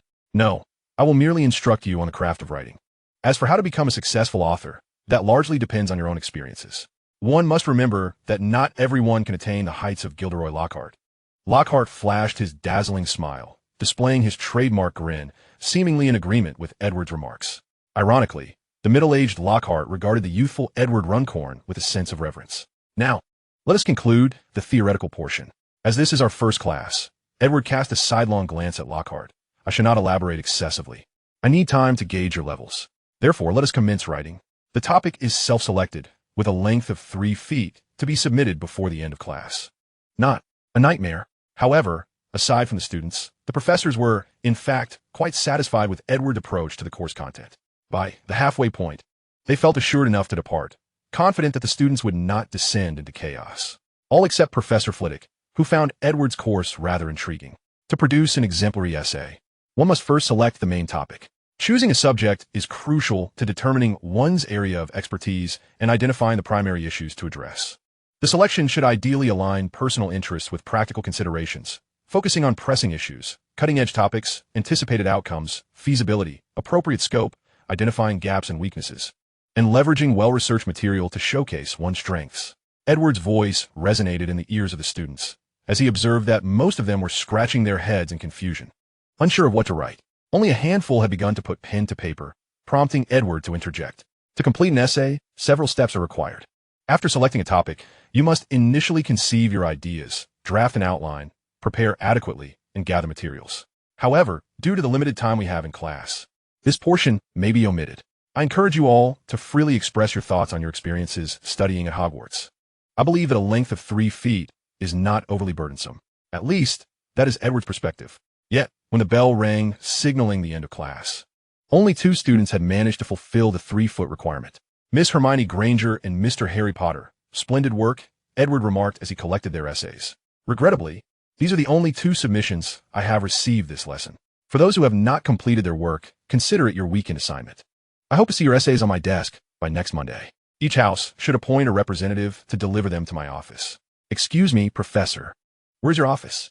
Hermione inquired, her eagerness palpable. Despite the fact that the essay guidance course seemed devoid of magic, it did not deter her from recognizing its necessity. The headmaster's office. You may deliver them there. Albus will take care of the rest. The young witches and wizards exchanged glances, pondering the implication of Edward's connection to Headmaster Dumbledore. Very well, that concludes our class for today, Edward stated, clapping his hands as he prepared to descend from the platform, only to be halted by a voice. Professor, we all know you are a renowned writer. Would you showcase your talent for us? It was Harry's voice, expressing a desire to witness Edward's prowess. Edward interrupted, this is not part of my lesson plan, but considering the misconduct that occurred last class, perhaps a demonstration is warranted. Nevertheless, he acquiesced to Harry's request. Let's begin then. Professor Flitwick, might you lend a hand? Chapter 14. Professor Flitwick decided to concede. Oh, is this appropriate? He appeared somewhat flustered, regretting not having left with the other professors moments earlier. I was once the dueling champion of Hogwarts. Is this truly advisable? Although he spoke thus, Edward could discern a glimmer of eagerness in his eyes. Perhaps he had longed for a duel for quite some time. I believe there's no issue with that. Professor Flitwick, Edward replied with a shrug. If you are prepared, step forward. I am certain this will be an unforgettable lesson for the students. Very well, Flitwick nodded. casting a charm to levitate himself into the air, landing gracefully upon the platform, albeit with noticeably more rigidity than Edward had displayed, likely due to infrequent use of such techniques. "Go for it," cheered the Ravenclaw students. Harry and Hermione joined in. "Professor Lupin is the best." Edward and Professor Flitwick shook hands, then walked to opposite ends of the platform. Despite the bell having rung several minutes prior, every young wizard remained eagerly in the hall, captivated by the impending duel, which even drew the attention of students arriving for dinner. What are they doing?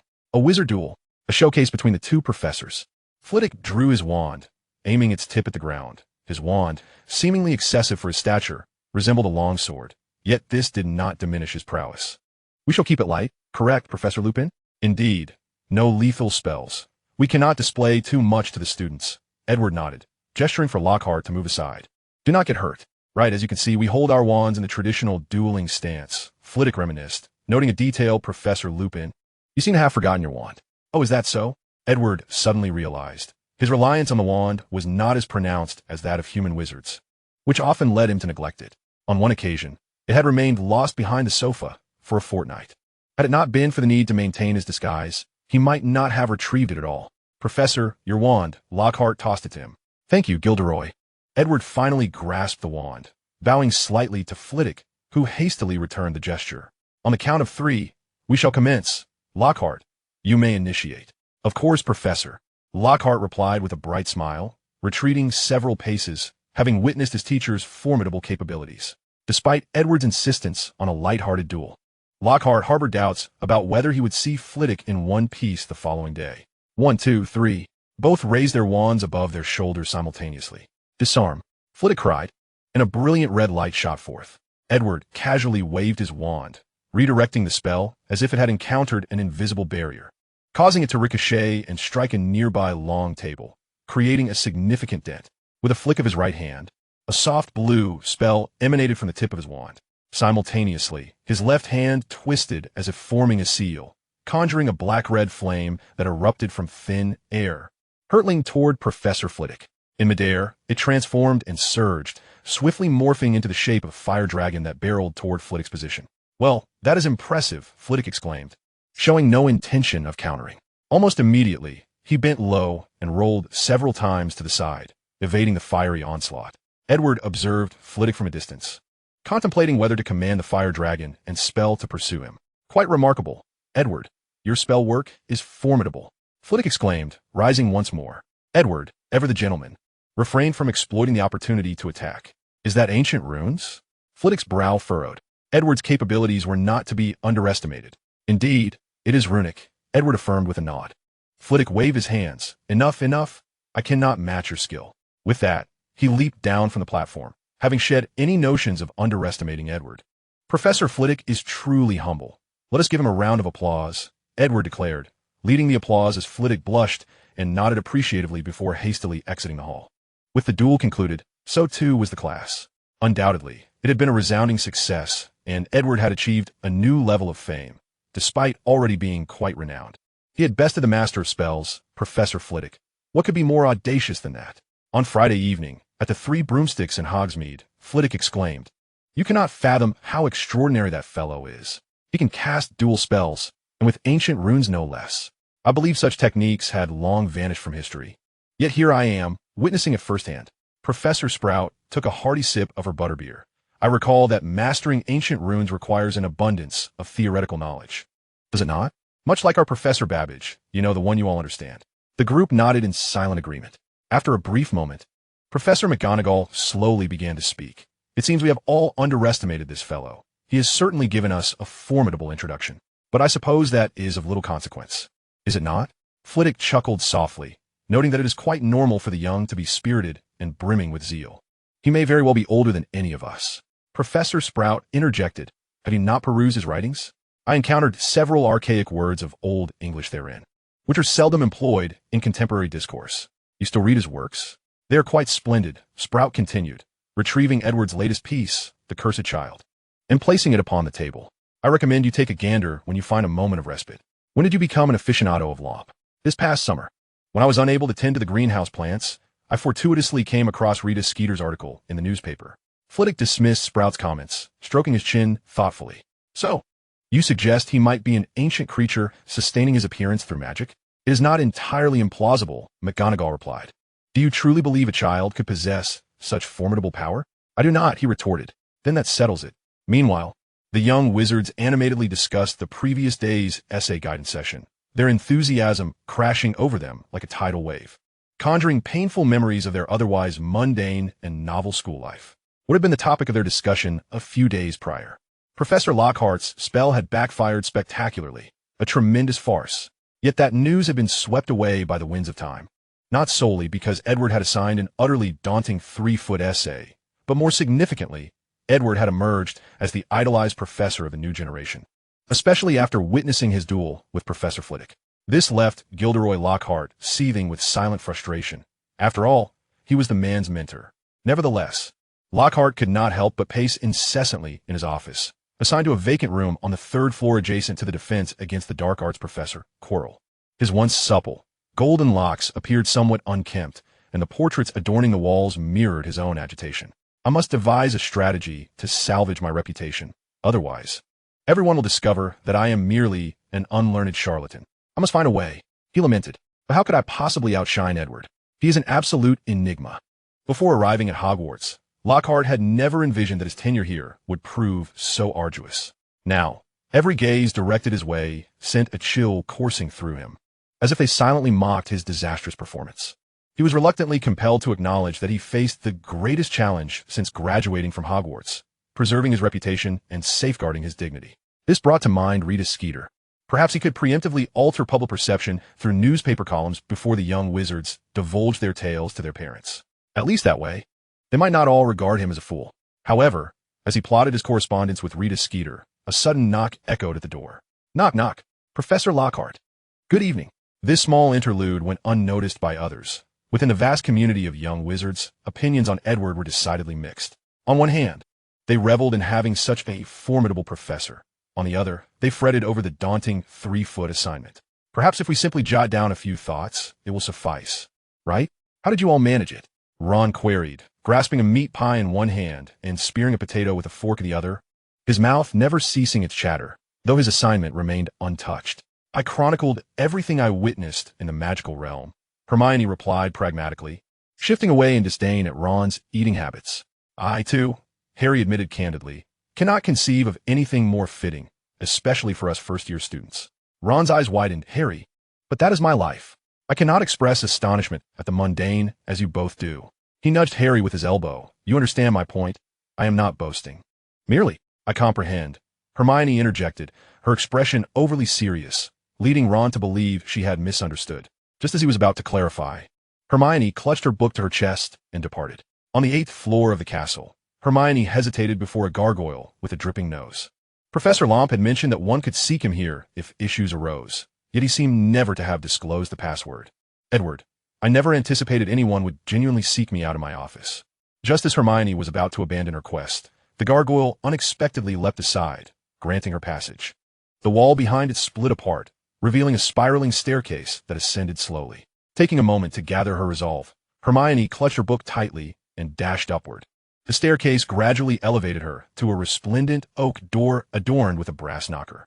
The door swung open, revealing the visage of Albus Dumbledore behind a desk. Miss Granger, it is a pleasure to see you, Dumbledore greeted, lifting his gaze and offering a warm smile. Headmaster, I did not expect to find you here. I am searching for Professor Edward Lomp, Hermione stammered, feeling somewhat flustered in the presence of the renowned wizard. Dumbledore nodded in realization. Of course, he is just upstairs. A mere turn will reveal him. Thank you, Headmaster. Hermione curtsied in gratitude, nearly causing her book to slip from her grasp. Miss Granger, before Hermione could ascend the staircase. Edward appeared around the corner above, beckoning. Come up. She murmured, apprehensively following him. Dumbledore watched her retreating figure, letting out a soft sigh. Reaching for the latest copy of Transfiguration today, only to discover it had already been borrowed by Edward. Shaking his head, Dumbledore allowed a small smile to grace his lips as he stood and turned toward the window, gazing out at the young wizards frolicking in the grounds below. Meanwhile, upstairs, Edward's chamber was a spacious, beautiful circular room filled with a cacophony of small sounds. A long-legged table bore an array of peculiar silverware, whirling and emitting wisps of smoke. The walls were adorned with portraits, both male and female, each engaged in their respective pursuits or conversing with their neighbors in adjacent frames. A massive table with clawed feet dominated the room, and atop a shelf behind it rested a gleaming sword. The sword of the fairies, wielded against the fire demon. Hermione gasped in awe, then quickly lowered her head in embarrassment for her indiscretion. Edward, however, took no offense, reclining on the sofa as he gently inquired, "Tea or coffee?" "No need for such fuss, Professor. Then just warm water will suffice." With a snap of his fingers, a cup of hot cocoa and a glass of warm water appeared on the table. "I must admit, I am rather surprised. It is the weekend, and you have chosen to seek out a professor. Are you concerned about the assignment I assigned in class? I must concede, compared to Potter, your coursework is far superior, particularly in the way you juxtaposed Muggle technology with magic. I truly admire that aspect." Chapter 16, The Delectable Snack Box. As Edward concluded his discourse and gazed silently at Hermione, she found herself utterly bewildered, never having anticipated that Professor Edward would express so much in one breath. "Well, child, now that all your questions have been addressed, I believe this information should suffice for you to reflect upon," he remarked, patting her gently on the shoulder. "Trust me, you shall undoubtedly emerge as a luminary in the wizarding world. You are an exceptionally gifted young witch." "Oh, thank you, Professor," Hermione stammered, momentarily swept away by Edward's words. It was only upon her return to the headmaster's office, facing Professor Dumbledore once more, that she regained her composure. Professor Lupin, I intended to inquire about ancient runes." "My dear child, I believe we will have ample opportunity in the future. Ancient runes may be a tad too complex for you at this juncture," Dumbledore replied with a smile, as he casually reached for a handful of sweets from a nearby assortment. Hermione pouted slightly, acknowledging his wisdom. She yearned to delve into ancient runes, but it was evident that now was not the opportune moment to assert her will. "If you wish to study runes under Professor Lupin, I suggest you begin with these few books," Dumbledore continued, producing a slip of parchment from his pocket and presenting it to Hermione. "This encompasses the foundational theoretical knowledge. Once you have perused these texts, there is no rush to delve into ancient runes." "Thank you, Headmaster Dumbledore." Hermione accepted the note with a bow of gratitude. "Not at all." Dumbledore waved his hand dismissively. After Hermione departed, Edward descended the staircase at a leisurely pace. "You were aware she would come, weren't you?" Edward's voice inquired. "Indeed, otherwise, how would you have prepared the reading list?" "I did not know the visitor would be Miss Granger," Dumbledore replied, fixing Edward with a steady gaze. Edward nodded. "You seem quite optimistic about Harry Potter. Did you expect it would be him?" "Indeed, I presumed it would be Harry," Dumbledore confirmed. "His bond with you is undoubtedly the closest among the first-year students. I had anticipated his arrival. From him, all I perceive is recklessness." Utterly devoid of the glimmer of wisdom, Edward retorted, cutting off any chance for Dumbledore to counter, before retreating upstairs. Dumbledore let out a dry chuckle and returned to his desk. In the library, Edward was engrossed in the tomes, his attention unwavering. The earlier public lesson had left no impact on him. His duel with Professor Flitwick resembled a mere frolic in his eyes, despite being the immediate cause of such commotion. With his left hand turning pages and his right gliding in a limited range, spells and runes materialized and dissipated in the air. Madame Pants, lurking nearby, had been watching Edward intently for over half an hour. A slender, elderly woman, she bore the appearance of a malnourished vulture, known for her irascibility. Especially when someone threatened her cherished books, her love for literature made her exceptionally suited for the role of librarian. Fortunately, Edward soon departed with 2 books in hand, sparing her from further vexation. Upon returning to his office, Edward disregarded a chit-chatting Dumbledore and rummaged through a drawer for a piece of purple heartwood. Channeling his magic through the carving knife, he meticulously etched ancient runes onto the surface of the wood.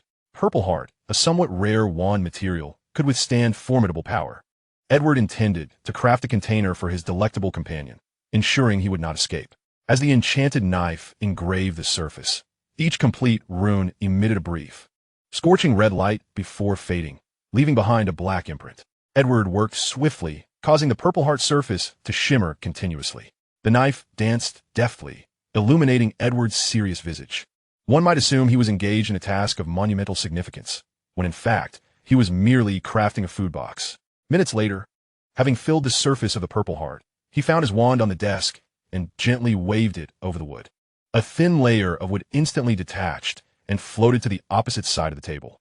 Edward then resumed his work with the carving knife. It was not until the purple heart had been reduced to 3 inches that he paused, hollowing out a groove before stretching and yawning.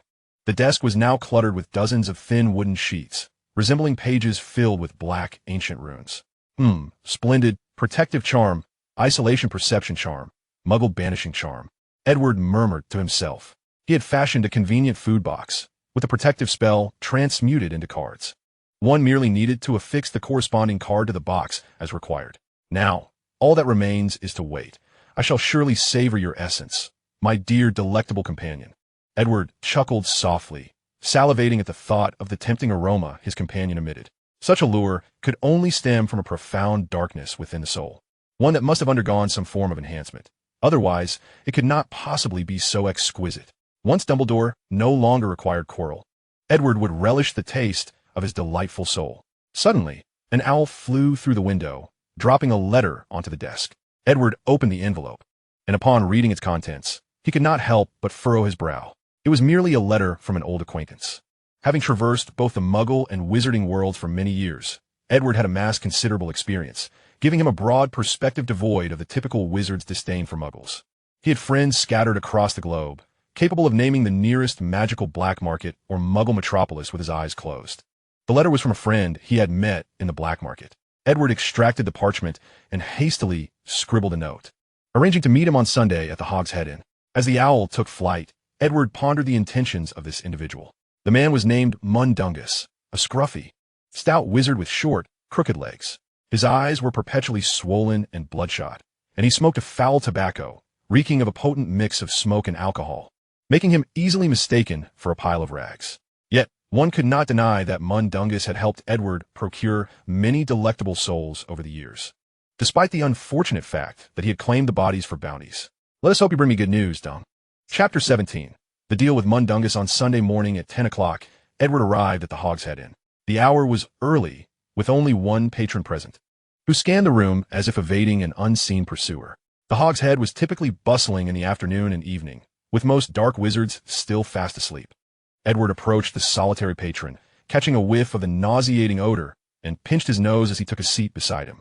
Upon his arrival, their figures faded into the background, their voices entirely insulated from the outside world. "Dung," Edward greeted. "Mr. Lupin," Mundungus replied, wearing a sheepish grin as he reached out to touch the barrier, only to be met with an admonishing glare from Edward. "What brings you here?" "Ahem, we are friends. Are we not, Mr. Lupin?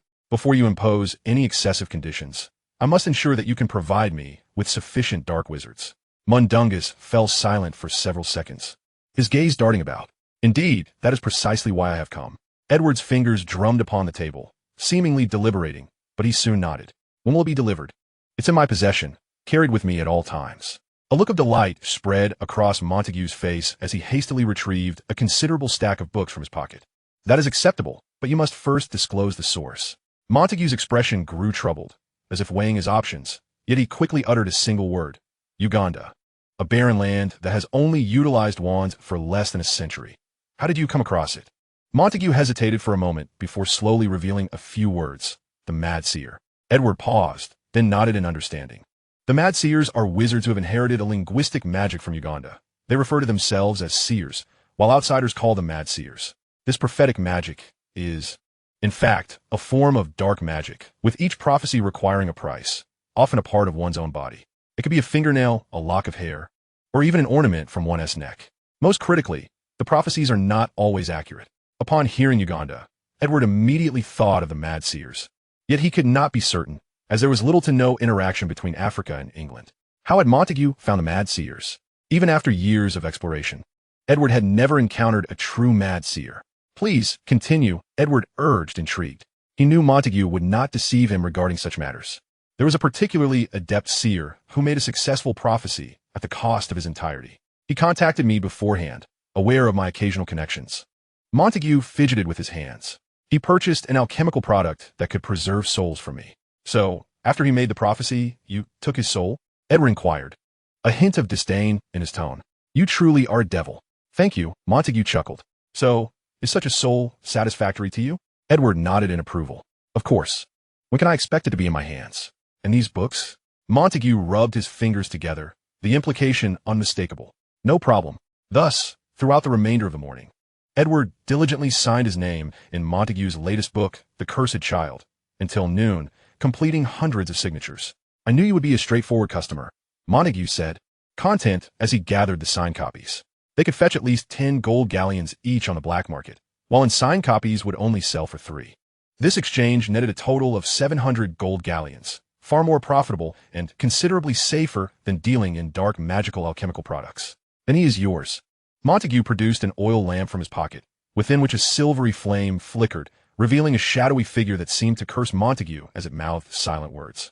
"A pleasant transaction," Edward remarked as he accepted the lamp, equally satisfied. He had merely spent a bit of time without incurring any loss. "I look forward to our next meeting," Montague laughed. "Can you now lift the enchantment? I believe I should take my leave. Aberforth is still asleep, and I would be in trouble if he saw me entering his pub." "Of course." Edward waved his hand, dispelling the barrier, as a curse rang out from the bar. Montague dashed out of the Hog's Head Inn. A man resembling Albus Dumbledore emerged from behind the bar, shouting, "I know who you are, but since you've entered the Hog's Head, you must abide by its rules. That fellow you met has long been banned from this establishment." Edward recognized him. It was no secret to him. Aberforth Dumbledore, Albus' brother. "I assure you, he will not enter again." "It better be so, lad. I know you. You're the Professor Albus hired." Aberforth fumed, but this would not change anything in his eyes. "I understand, which is why I intend to leave. This place is simply too filthy." Edward waved his hand in front of his face, as if the environment itself disturbed him. Edward had always possessed such a disposition. He bore no ill will unless provoked. He treated the world as it treated him, without a hint of deviation. Aberforth, infuriated, nearly jabbed a finger at Edward. "You!" Yet he restrained himself. "Get out of my pub." Aberforth's trembling finger pointed in anger as he roared. "Just as I wish." Edward ambled out of the Hog's Head Inn. As if nothing had transpired, with a lamp in hand, its flame flickering in shades of blue. Upon pushing open the grand oak door to the headmaster's office, Edward caught sight of Dumbledore, furtively pilfering something from a drawer. "Good morning, Professor Edward," Dumbledore said, discreetly sliding the drawer shut, though the leg of a cockroach still twitched at the corner of his mouth. Edward's lips twitched in amusement. "I was unaware you harbored such peculiar tastes." Dumbledore, puzzled, followed Edward's gaze to his mouth, and upon feeling the cockroach leg, his smile faltered. "You mustn't misunderstand. Edward, it's candy. Cockroach candy." "Enough, Aberforth. No need to explain further. I shan't breathe a word of your unusual penchant." Chapter 18. A serendipitous encounter in the library. Edward returned to his chamber, reclining upon his bed, the oil lamp carelessly tossed aside. Inside, the soul of the mad seer thrashed against the lamp's glass, yet the lampshade remained unmoved. After all, how could a soul influence reality? Yet Edward found himself disinterested. His thoughts were consumed by the delectable Professor Quirrell, his soul brimming with enticing aroma, rendering him utterly ravenous. Did Professor Quirrell know that his peculiar essence could be replicated? If so, he would never need to worry about sustenance again. The mere thought of the delectable gentleman caused Edward to grow restless. He decided to visit the library to read and cool his ardor, while also considering incorporating this extraordinary experience into the material for his new book. It would undoubtedly serve as splendid fodder. Upon returning to Hogwarts, Professor Quirrell had descended into a state of decay, his demeanor becoming stuttered and neurotic, everything imbued with the surreal. Consequently, Edward encountered once more the studious young witch, Miss Hermione Granger, in the library. "Professor, were you and Professor Flitwick using ancient runes the other day?" Hermione asked timidly, clutching a copy of a comprehensive guide to ancient runes. "If you truly completed the book you hold, you should be well aware, Miss Granger," Edward replied tersely, his mind still preoccupied with Professor Quirrell's alluring scent. Hermione recoiled, akin to a startled rabbit, taking a significant step back. "I apologize, Professor. I merely wasn't certain. I've finished this book, but I wish to learn ancient runes from you. However, as you know, that is an elective for third years, and I am not yet eligible." "Then allow me to offer you some advice, Miss Granger. It would be wise to adhere to Hogwarts' educational structure," Edward stated, abruptly slamming the book shut, drawing the attention of several onlookers. "I believe you are still far from ready to study ancient runes." "Yes, Professor," Hermione mumbled, her gaze lowered, her eyes glistening with unshed tears, utterly unprepared for Edward's unexpected severity. "Miss Granger, it is imperative that you comprehend the gravity of my words," Edward stated with utmost seriousness. "Ancient runes is an exceedingly rigorous and, one might say, a demanding discipline. It necessitates a solid foundation of knowledge, which, for a fledgling like yourself who has yet to grasp the basics of spell construction, is far too esoteric. The time is not yet ripe. At the very least, it is not the appropriate moment until you have thoroughly studied the book in your possession." Edward was not deceiving Hermione. Ancient runes indeed represent a meticulously structured field of study, and a rash pursuit could only lead to Miss Granger's detriment. He had no desire to be compelled to rescind their contract within the first semester due to his own inquiries, which was precisely why he had acquiesced to Dumbledore's request to retain Quirrell. In contrast to the temptations posed by the delectable professor, Edward was far more eager to unravel the mysteries of hell. He was consumed with a fervent desire to uncover the truths surrounding his existence, who his parents were, and why he bore the bloodline of a half-demon. His ancestral memories divulged only the means to wield this power, yet offered no insight into his lineage or the identities of his progenitors. Hermione hung her head in contemplation for a moment before abruptly lifting it. "Professor, does that mean that once I have completed reading this book, you would be willing to teach me ancient runes? One volume is far from sufficient." Edward gently shook his head. "You must at least peruse all the tomes pertaining to runes in the library. I shall provide you with a list of reference materials." After weighing his options, Edward concluded that if he did not assign Miss Granger a substantial amount of work, she would not cease her interruptions. Thus, he resolved to furnish her with a list that would extend her studies well into her third year. "Irma, please fetch me some paper and a quill." Madame Pants shot Edward a disgruntled glare, but obediently retrieved the requested items from behind her desk and presented them to him. "Thank you. You are exceedingly gracious," Edward remarked, his tone dripping with feigned politeness. Madame Pants huffed, taken aback by someone daring to command her in her own domain, a privilege even Dumbledore had never exercised. "Oh," Edward replied nonchalantly, as he picked up the quill and deftly rubbed the tip with his fingers. The quill began to inscribe a lengthy list upon the parchment, as if guided by an unseen force. Hermione stole a glance, and noted that it appeared to be an extensive compilation.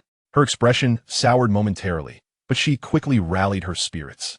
Once the quill fell limply to the floor, Edward caught the parchment and handed it to Hermione. "Here, this list should suffice. Do not entertain thoughts of studying ancient runes until you have completed these readings," Edward declared with satisfaction, believing this would be sufficient to divert her attention. It was not mere distraction. As long as Hermione could diligently work through these texts, he was confident her progress in ancient runes would be remarkably swift. Hermione accepted the parchment and gazed at the list, silently encouraging herself. "You can do this, Hermione. It's just a dozen or so books. Surely you can manage." Edward had successfully diverted Hermione's attention, and he settled down to continue his search for literature on the subject of the delectable professor. However, he had nearly exhausted the restricted section without uncovering the information he sought. Hogwarts cannot possibly lack such texts. This is the most comprehensive library in all of Europe. Perhaps they reside within the collections of certain pureblood families? Yet, despite his relentless inquiry, Edward eventually found himself being ushered out by Madame Pants as evening descended upon the castle. "Professor Lempore, the library is closing. You may return tomorrow," she announced. "Oh." Edward continued to peruse the tome in his possession, completely disregarding Madame Pants's admonitions. "I said, it is time for you to leave." "Oh, please, vacate the premises. I must close." "Oh, I shall inform Professor Dumbledore." "I am leaving," Edward retorted, gathering his books and departing from the library with an unhurried elegance. Madame Pants glared at his retreating figure, her frustration palpable. On Monday morning, assignments from the various houses had been delivered, their sheer volume stacking several feet high. Edward gazed at the pile with a sense of dread. "Gilderoy," he called. "Teacher, please grade these assignments." With a grimace, Lockhart nodded. "Yes, Professor." The remainder of Monday was consumed in the diligent oversight of Lockhart as he graded assignments, leaving Edward feeling utterly fatigued. Yet, remarkably, Lockhart exhibited no signs of complaint whatsoever. "Gilderoy, what is troubling you?" "Me? I am quite well, Professor," Lockhart replied earnestly. "No, you are not," Edward interjected, furrowing his brow. Lockhart's behavior was decidedly abnormal. He displayed no trace of his usual grievances. "I am quite well," Lockhart reiterated. Edward's brow knitted further as he waved his wand, magically pinning Lockhart to the sofa and simultaneously severing all his sensory perceptions. He then hastened towards the stairs. "Albus, there seems to be a situation. You should come up." "Oh, what seems to be the matter?" Dumbledore's azure eyes glimmered with intrigue as he quickly rose from behind his desk and ascended the stairs. "Look at Gilderoy. I sense something is amiss with him," Edward remarked, pursing his lips. Although he was adept in combat, he often found himself struggling with detection and control magic. Compared to the intricate finesse required for legilimency, Edward was much more proficient at unleashing a killing curse or incinerating everything with fiendfire. Dumbledore, serious in demeanor, withdrew his wand, and bent down to examine Lockhart, even forcibly prying open his eyelids.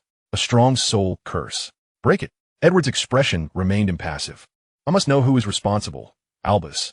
I cannot tolerate such actions. It is a direct affront to me. Dumbledore straightened, wand poised at Lockhart. I understand, but the contract. So, you mean Quirinus Quirrell? Edward's eyes narrowed as he pondered Dumbledore's unwavering commitment to protecting him. Because he bears a connection to Voldemort, Dumbledore replied, his gaze sharp with intensity. The prophecy states that only one can survive, Voldemort or Harry Potter. Edward paused, realization dawning upon him as he grasped the true identity of the delectable Professor, Voldemort, also known as Tom Riddle. So, you intend for Potter to vanquish Voldemort under your watchful eye? Edward inquired, his demeanor unchanging. Precisely, it is part of the contract. For these years, you must obey my commands, correct? Dumbledore's tone grew unexpectedly firm. This is our pact. Even a demon cannot betray a contract. Edward regarded Dumbledore's blue eyes for a long moment before gradually nodding. Of course, I shall not renege on my promise. Very well, Dumbledore affirmed. Do you require my assistance in breaking the soul curse on Lockhart now? Oh, do you believe there is no rush? Edward asked with interest. You wish for Lockhart to relay false information to Voldemort? Indeed, Dumbledore nodded. He is your friend. The decision lies with you. Edward sighed deeply, glancing at the unconscious Lockhart sprawled on the sofa. It will not be easy to silence him. Let's leave it as is for now. Are you certain? I rather enjoy the quiet, Gilderoy. He has become rather noisy. Very well. There's one more matter I believe Quirrell and Voldemort should be made aware of regarding the Philosopher's Stone. Edward raised an eyebrow and nodded. Speak. The young wizards of Gryffindor were astonished to discover that their nemesis, Hermione Granger, had become increasingly elusive, seemingly spending every moment in the library except for attending classes and meals. Ha! No wonder everyone can't stand her, Ron remarked to Harry, adding, honestly, she's like a nightmare. He had just been subjected to a thorough lecture by Hermione, who had flawlessly demonstrated her prowess and charms. Meanwhile, in Edward's office on the 8th floor, Lockhart continued to hunch over his desk, penning his new book about his year at Hogwarts. Edward reclined on the sofa, contemplating how to subtly convey the clues regarding the Philosopher's Stone to Lockhart, as Dumbledore had suggested. Gilderoy, do you think someone will attempt to steal the Philosopher's Stone? Lockhart's head shot up at the mention of the stone, his quill leaving a large ink blot on the parchment. Indeed, the Philosopher's Stone, the legendary stone that can turn lead into gold and create elixirs of immortality. Surely, you must find it intriguing? Lockhart chuckled awkwardly, stating, being in the presence of a teacher is gratitude enough. How could I dare to aspire for immortality? Do you not desire eternal life? Edward asked, not diverting his gaze from a loose thread on the sofa. Lockhart suddenly sat up straight, declaring, I harbor no aspirations for immortality. I merely wish to continue my creations. Indeed, this was rather uncharacteristic of Lockhart. The longing for eternal life was undoubtedly a desire of his. Alas, I wonder why Dumbledore concealed the Philosopher's Stone on the 4th floor. Edward sighed, expressing his thoughts openly. The Philosopher's Stone is on the 4th floor? Lockhart squinted, suddenly recalling something and excusing himself to return to his office, which was adjacent to Professor Quirrell's. Edward needed no further thought to deduce that he was likely going to inform Quirrell. Dumbledore had set up obstacles on the 4th floor, requiring one to navigate them in order to access the stone. Dumbledore had indeed invited Edward to partake in this endeavor, but Edward had declined, deeming it too troublesome. Dumbledore probably thought that, given Edward's magical prowess, even Professor McGonagall would find it difficult to pass, thus abandoning the idea of involving Edward. Lockhart hurriedly departed. Edward smiled to himself as he observed Lockhart's retreating figure, then descended the staircase leisurely. Albus, I told you. What do you think? Very urgent. It seems their target is indeed the Philosopher's Stone. I knew it from the start. Look at this, Dumbledore said, pulling out a newspaper from his drawer and presenting it to Edward. My vault was illegally breached at the end of July. Now that you mention it, I believe I caught a whiff of blood on Quirrell that day. He must have been injured, Edward recalled, glancing at the newspaper. Dumbledore nodded. I suspected it was him. His hands were clasped on the table. Separating Quirrell from Voldemort is undoubtedly no simple task. As long as you consent, I am willing to take that risk. Edward wiped away the non-existent saliva, exuding confidence at worst. I could consume their souls together. I do not agree, Professor Edward, Dumbledore said sternly. Furthermore, I must warn you that during your time at Hogwarts, it would be prudent not to bring any unfamiliar souls within. Such acts of soul consumption are strictly prohibited at Hogwarts. Albus, you cannot prevent me. It is my prerogative. It is not stipulated in the contract. Chapter 20. The Studious Young Witch, Miss Granger. Do you think I've been a bit too agreeable lately, Albus? Edward sat motionless. Yet the atmosphere in the room grew decidedly tense. After a long pause, Dumbledore forced a smile, albeit a strained one. Very well, I shall not impede your soul consumption, but you must adhere to my directives in all other matters. I will directly eliminate Voldemort for you, and you shall reveal to me the entrance to hell, thereby fulfilling our transaction. You cannot defeat him. Only Harry Potter can. I can. I will make him taste the agony of his transgressions, searing his soul with fiend fire, and finally swallow him whole. What if he lacks a soul? How could a person be without a soul? Voldemort does. Impossible. I can sense his essence. You are mistaken. No way. They argued back and forth for a full 10 minutes, until the lament of the phoenix and the sound of a door interrupted their discourse. Dumbledore, I wish to discuss Severus, Edward said, pushing open the oak door, only to be met with the piercing gazes of the two prominent figures. The two adjusted their attire and returned to their respective seats. Oh, I completely forgot. I had summoned you earlier, Severus, Dumbledore said apologetically. Edward, understanding the situation, stood up. In that case, do carry on. He returned upstairs, though he remained attentive to the sounds below, suspecting they might pertain to Quirrell's affairs. Mediocre like his father, arrogant, fond of breaking records, seeking the limelight, and utterly rude, Severus's voice rang out, seemingly reporting to Dumbledore. You see only what you wish to see, Severus, Dumbledore replied. Other teachers claim that boy is humble, amiable, and possesses considerable talent. I personally find him to be quite a likable child. Likable? Who says so, McGonagall or Longbottom? Dumbledore fell silent for 2 seconds, ignoring Severus's inquiry, instead stating, keep an eye on Quirrell and Lockhart, will you? Severus's fists clenched tightly. He was on the verge of losing his composure with the old fool. Oomph. Severus stormed off in frustration. Edward heard Dumbledore let out a long sigh. In the tower of the headmaster's office on the 9th floor above, Edward gazed at the young witch before him, deeply troubled. He hadn't anticipated that merely a month had passed, and the young witch had already completed the reading list he had provided. Miss Granger, are you certain you have thoroughly absorbed all the material above? Of course. If you have any doubts, why not test me? Hermione replied confidently, puffing out her chest. Very well, Edward readily agreed. If I wish to extend the potency of a charm, what should I seek? Alder wood, when treated, can significantly prolong the retention of magical energy, Hermione proclaimed loudly. However, if left untreated, its magic can last no more than 3 days, and that is contingent upon the inherent properties of the alderwood itself. As a wand material, it exhibits exceptional capabilities for both the retention and conduction of magic. If it were replaced with you, the potency would be even greater, though it would demand a high level of magical expertise. Excellent, excellent, Edward chuckled. He posed several more questions, yet Hermione's responses were consistently flawless, leaving him with nothing to critique. How do you manage to achieve this? By rote memorization, Hermione stated. Aside from classes, meals, and sleep, I dedicate nearly all my free time to memorization. You are destined to become an outstanding witch, Miss Granger, Edward sincerely praised. Diligence is the greatest virtue of a wizard. Thank you, she replied. But that does not sway me, Miss Granger. This must receive the headmaster's approval. Or else Professor Banshada Booblaying will be quite displeased, as I would have taught you an inappropriate charm at an unsuitable time. Is that so? Hermione expressed her skepticism, sensing that Edward seemed rather averse to her. Nevertheless, she had successfully passed Edward's test, which finally eased her previously anxious heart. Suddenly, her attention was drawn to an oil lamp on the coffee table, flickering with blue flames and seemingly casting a shadow of a figure. Professor, what is that? She inquired. Just a little trinket. Let us consult the headmaster's opinion, Edward replied, standing up and positioning himself in front of Hermione to obstruct her further examination of the lamp.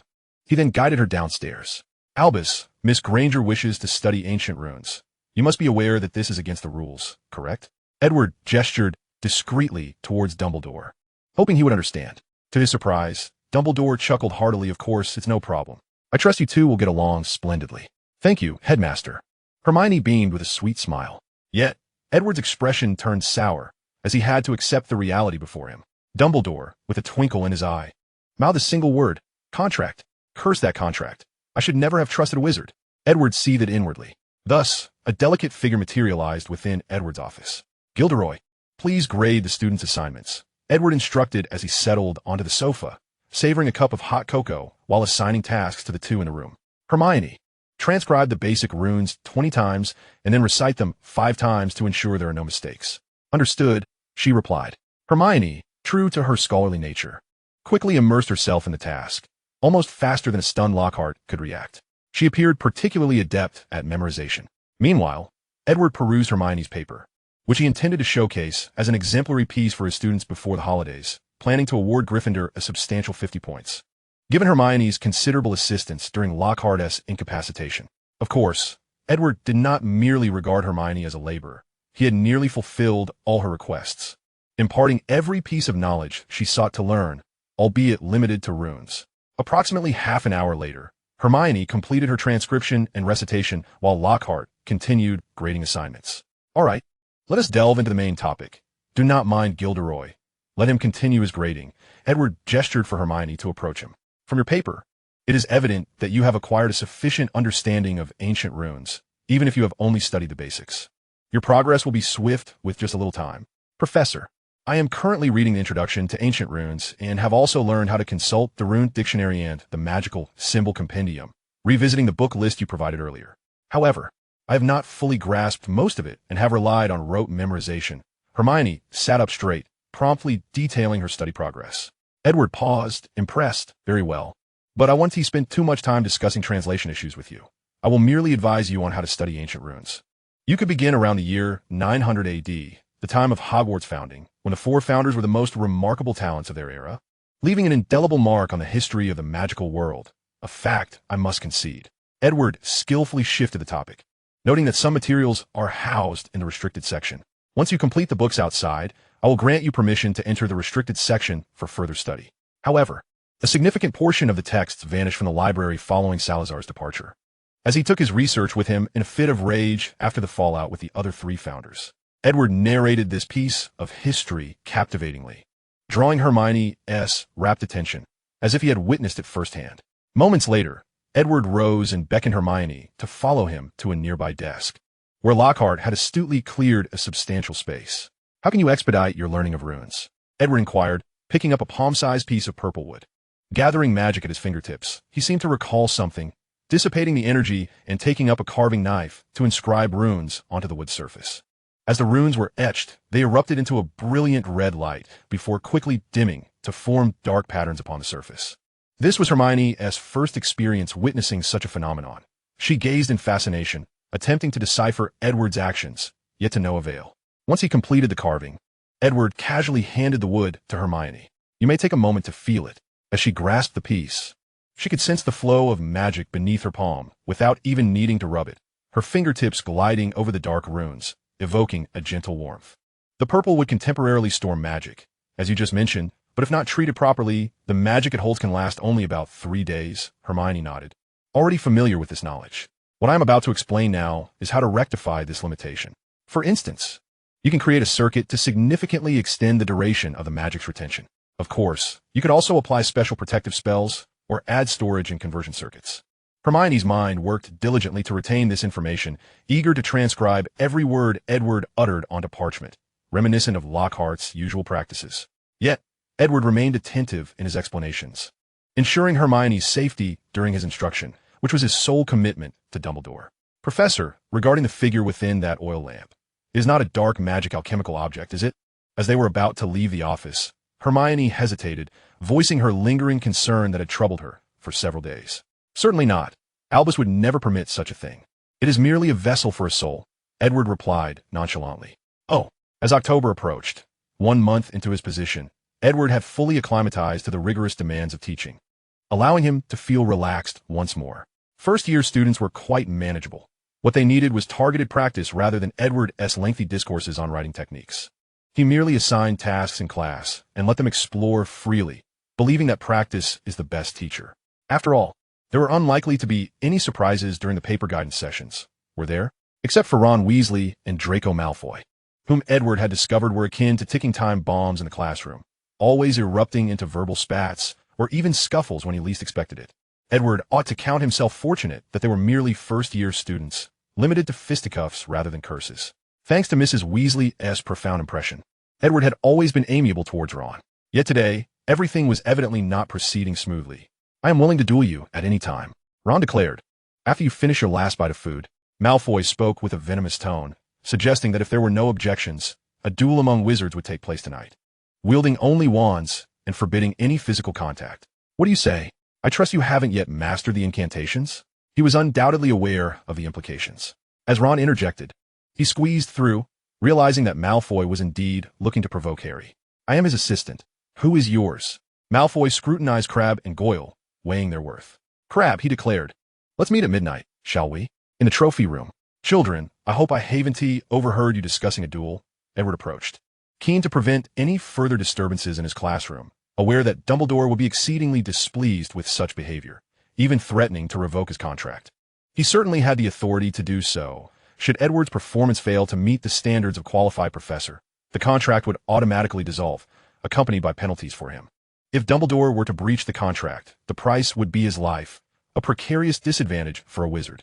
For Edward, however, the cost was less severe. He would merely need to relinquish 2/3 of his magical power, a permanent sacrifice. In my class, you had best behave yourselves, Edward admonished sternly. If I catch you engaging in mischief again, I shall report you to your head of house, and let him impose confinement upon you. Yes, Professor. The two groups responded in unison, heads bowed. Hermione, keep an eye on them, and ensure they don't stir up trouble. Absolutely, Professor. Chapter 22. The Mystery of the Philosopher's Stone. With Hermione's assistance, the remainder of the class settled into a quietude, perhaps due to their plans for the impending duel. Professor, they intend to duel in the trophy room tonight. Hermione expressed her concerns to Edward after class. Oh, Edward nodded, adjusting his somewhat wrinkled robe. Are you not going to stop them? Or inform the headmaster? Oh, Edward had already begun to step away. Professor, you must intervene. It is your responsibility. Hermione exclaimed. I understand you may be reluctant to teach us, but you are a professor, are you not? Being in this position entails a duty. Edward nodded, retracting his steps to regard Hermione with a cold gaze. I merely agreed to teach for a few years at Albus's behest. What they choose to do outside of class is of no concern to me. You. Hermione glared at Edward's handsome face, tears streaming down her cheeks as she crouched to embrace her knees, weeping. Edward, however, dismissed her completely, turning away without a backward glance. She had always sensed Edward's growing distance, his desire to sever ties with her, yet she yearned to learn from him. She hadn't anticipated his heartlessness. Devoid of any lingering affection, Hermione cried for an extended period, absent from dinner, and when she returned, it was evident she would no longer raise her hand in class or submit assignments early. She reverted to her former self, retreating to the library at every opportunity. Professor, where's Miss Granger? Lockhart inquired. Edward lifted the oil lamp, directing its light toward the glass cover. She will no longer be joining us. How unfortunate. Yet at last. It is quiet here. This place feels rather desolate, Edward mused, accustomed to solitude after years of living in its embrace. Lockhart's mention of loneliness was something Edward had long accepted. After all, not everyone could endure the trials of time alongside him. Mr. LeMay is departing. His owl has delivered a letter. Lockhart picked up a letter from the table, seemingly no longer intending to use the Philosopher's Stone to extend his life. He appeared weary, longing for release. Edward spoke softly. For us, death is merely another journey. There is nothing to fear. He is your closest friend, is he not? I cannot persuade him. His body may endure, but his heart has grown weary, seeking peace. Edward cast a profound gaze at Lockhart, aware that ultimately, Voldemort would learn of these matters. Yet he could not help but disclose them to Lockhart. The composure he had maintained over the years seemed utterly absurd in the face of his old friend's impending demise. I never anticipated I would be so reluctant to part with a dear friend. We have known each other for 6 centuries, even before he consumed the elixir of life. We were the best of companions. So, Professor, do you know how the Philosopher's Stone is made? Lockhart's eyes sparkled, his voice lowering as he slowly approached Edward, who sat on the sofa. The Philosopher's Stone? Edward chuckled. It is not an extraordinary object. It was once quite common, though few have used it for immortality due to its considerable side effects, which not everyone can bear. Were its side effects? Magic. Edward whispered the word. The price of immortality was magic, which would gradually wane with the ingestion of the elixir. Initially, the decline was rapid, nearly halving within a year, but it would decelerate over time. After approximately 2 centuries, Nick had become a muggle, relying solely on his affinity for magic to harness the remnants that lingered in the air. Yet that does not diminish his prowess as a master of spells, does it? Edward fell silent, and after a moment, he replied slowly, Gellert, it has passed. My apologies, Professor. Lockhart quickly lowered his head in contrition, I have always feared that I could not remain by your side for long. I possess a means to extend your life, though it comes at a cost.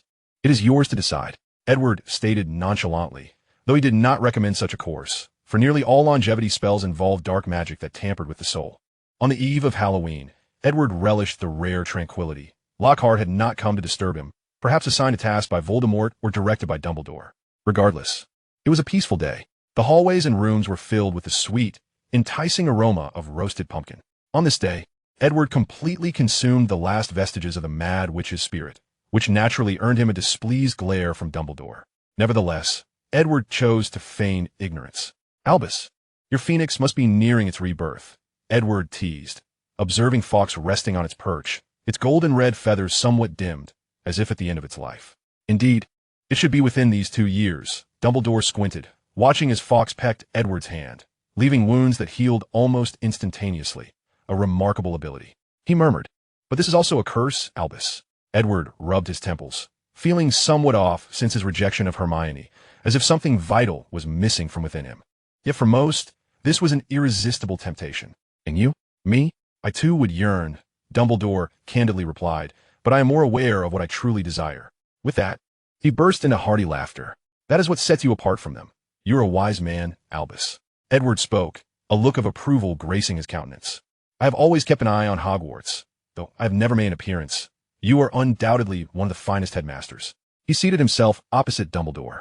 Across the desk, this remark elicited discontent from several portraits adorning the walls, yet they dared not voice their objections, merely glaring at Edward with indignation, as if such a gesture sufficed to convey their inner fury.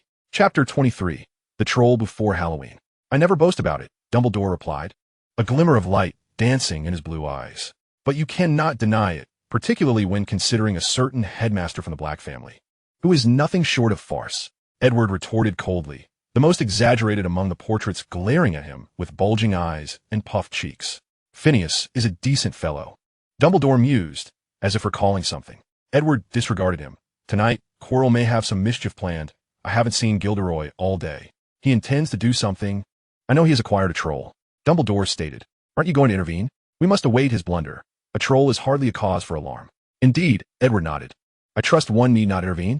No, just sit back and enjoy the show, Dumbledore chuckled, seemingly confident of the outcome. At dinner, they entered the great hall together, taking their seats in the midst of the staff table. Thousands of bats flitted about the walls and ceiling, while another multitude hovered like dark clouds above the dining tables, causing the flickering flames of the candles nestled within pumpkins to dance wildly. Delectable dishes materialized on golden platters, reminiscent of the feast at the start of the term. Edward sipped his hot cocoa with small, measured sips, having no intention of dining. He had consumed the last remnant of the Mad Witch's soul, leaving him in high spirits. However, Quirrell and Lockhart were conspicuously absent, their absence noted by Edward and Dumbledore, who exchanged knowing glances, just as Dumbledore prepared to rise and deliver his Halloween address. Quirrell burst into the hall, his scarf askew, terror etched across his face. Edward regarded him with interest, captivated by his remarkable performance. Quirrell approached the headmaster's chair, nearly leaning against Edward's. Edward discreetly delivered a kick to Quirrell's midsection, causing him to stumble and fall upon the table. Yet all present assumed it was merely a misstep on his part. You should know about the troll in the dungeons. Dumbledore cast a sidelong glance at Edward, shrugging in resignation. It seems rather implausible for a single professor to handle a troll. Nevertheless, they were obliged to play along with Quirrell's charade, all for Dumbledore's ridiculous scheme. Quirrell collapsed to the floor, unconscious. The hall erupted into chaos, students shrieking in terror, as if facing an apocalyptic disaster. Dumbledore had to cast several loud bursts of fireworks from the tip of his wand before calm was restored. Meanwhile, Edward continued to sip his cocoa, far more concerned with his drink than Quirrell's antics. Prefects, escort your students back to the dormitories immediately, Dumbledore commanded gravely.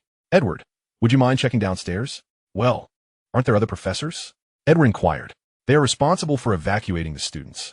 Dumbledore replied with a wry smile, as nearly all the other professors at the staff table vacated their seats to usher their students to safety, especially Professor Snape, who, after a cursory glance around the hall, strode toward the stairs without a backward glance. Professor Snape.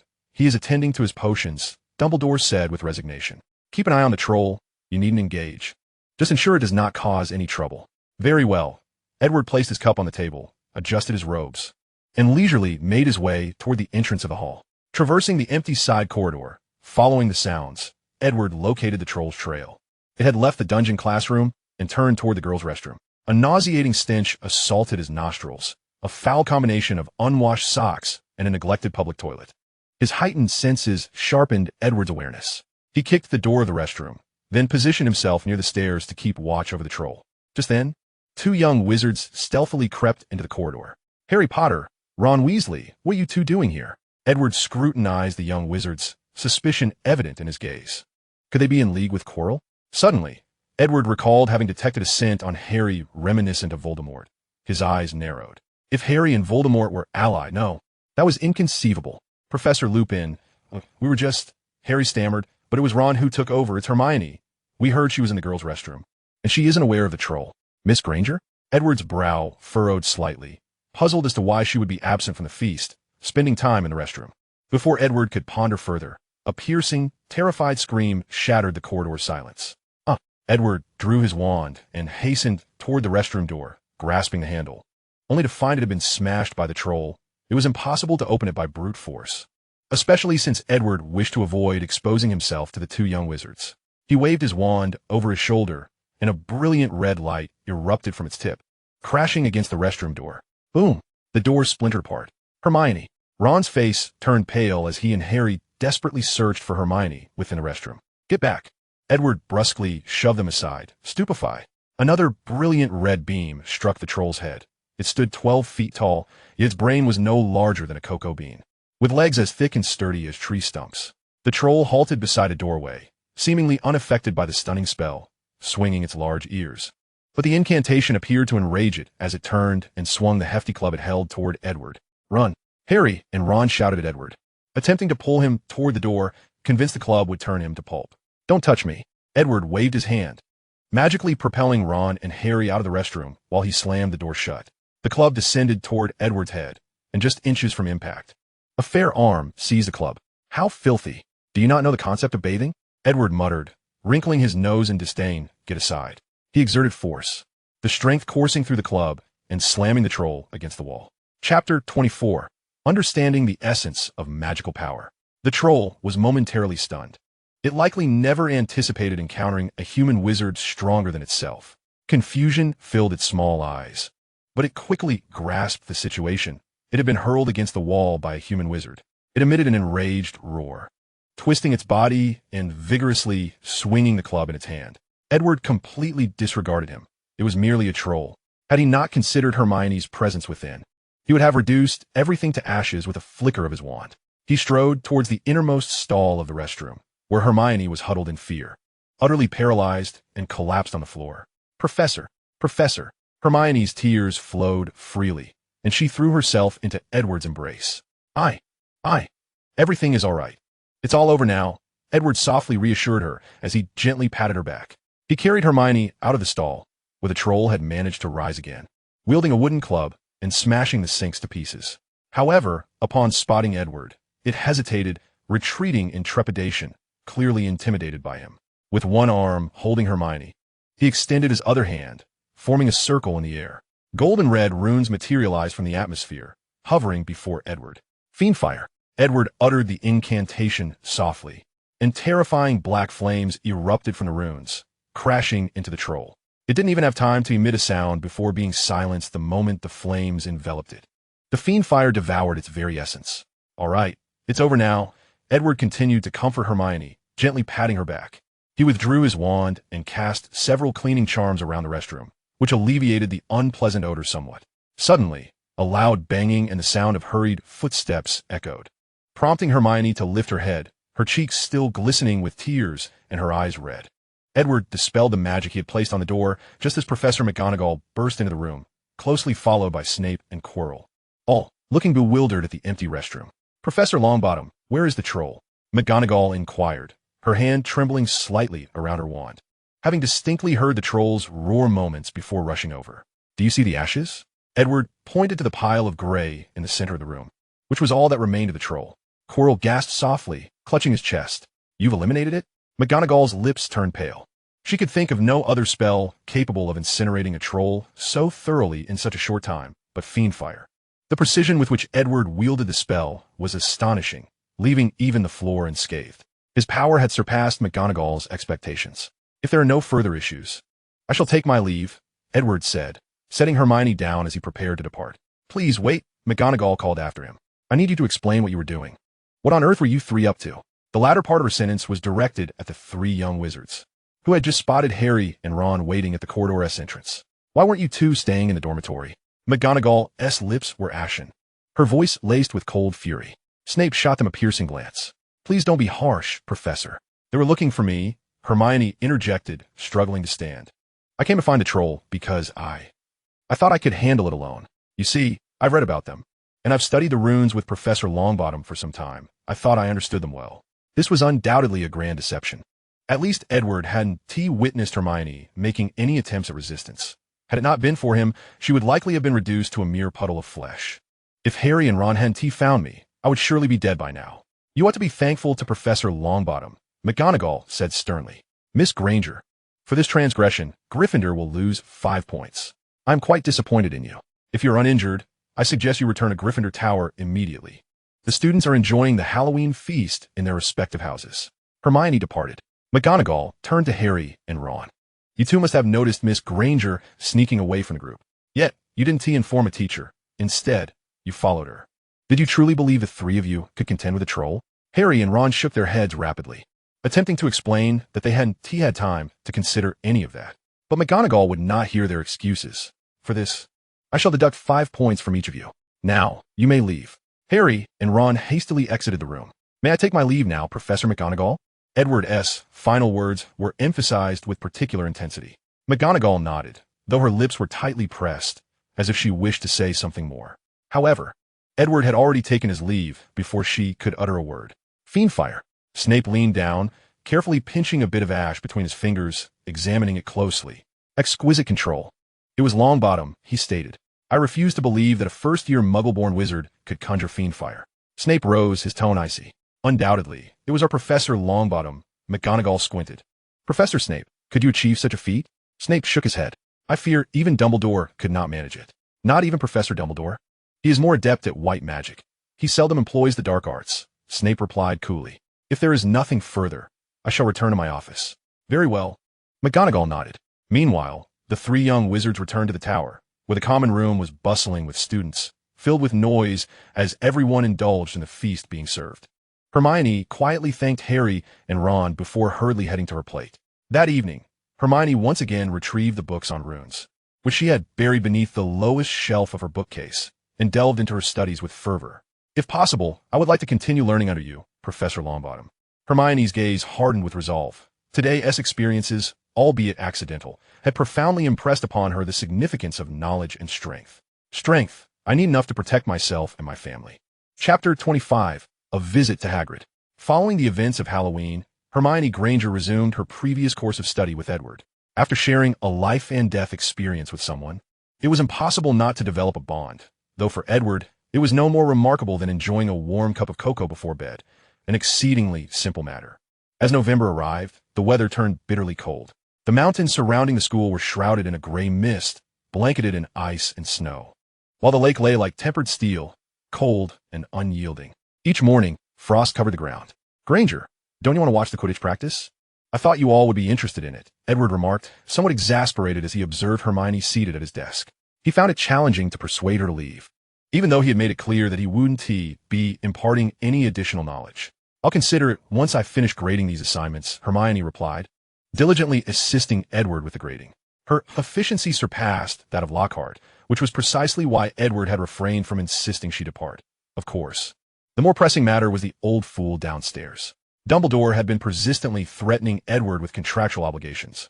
Edward waved his hand dismissively, casually lifting the oil lamp that had previously contained the mad witch's fire.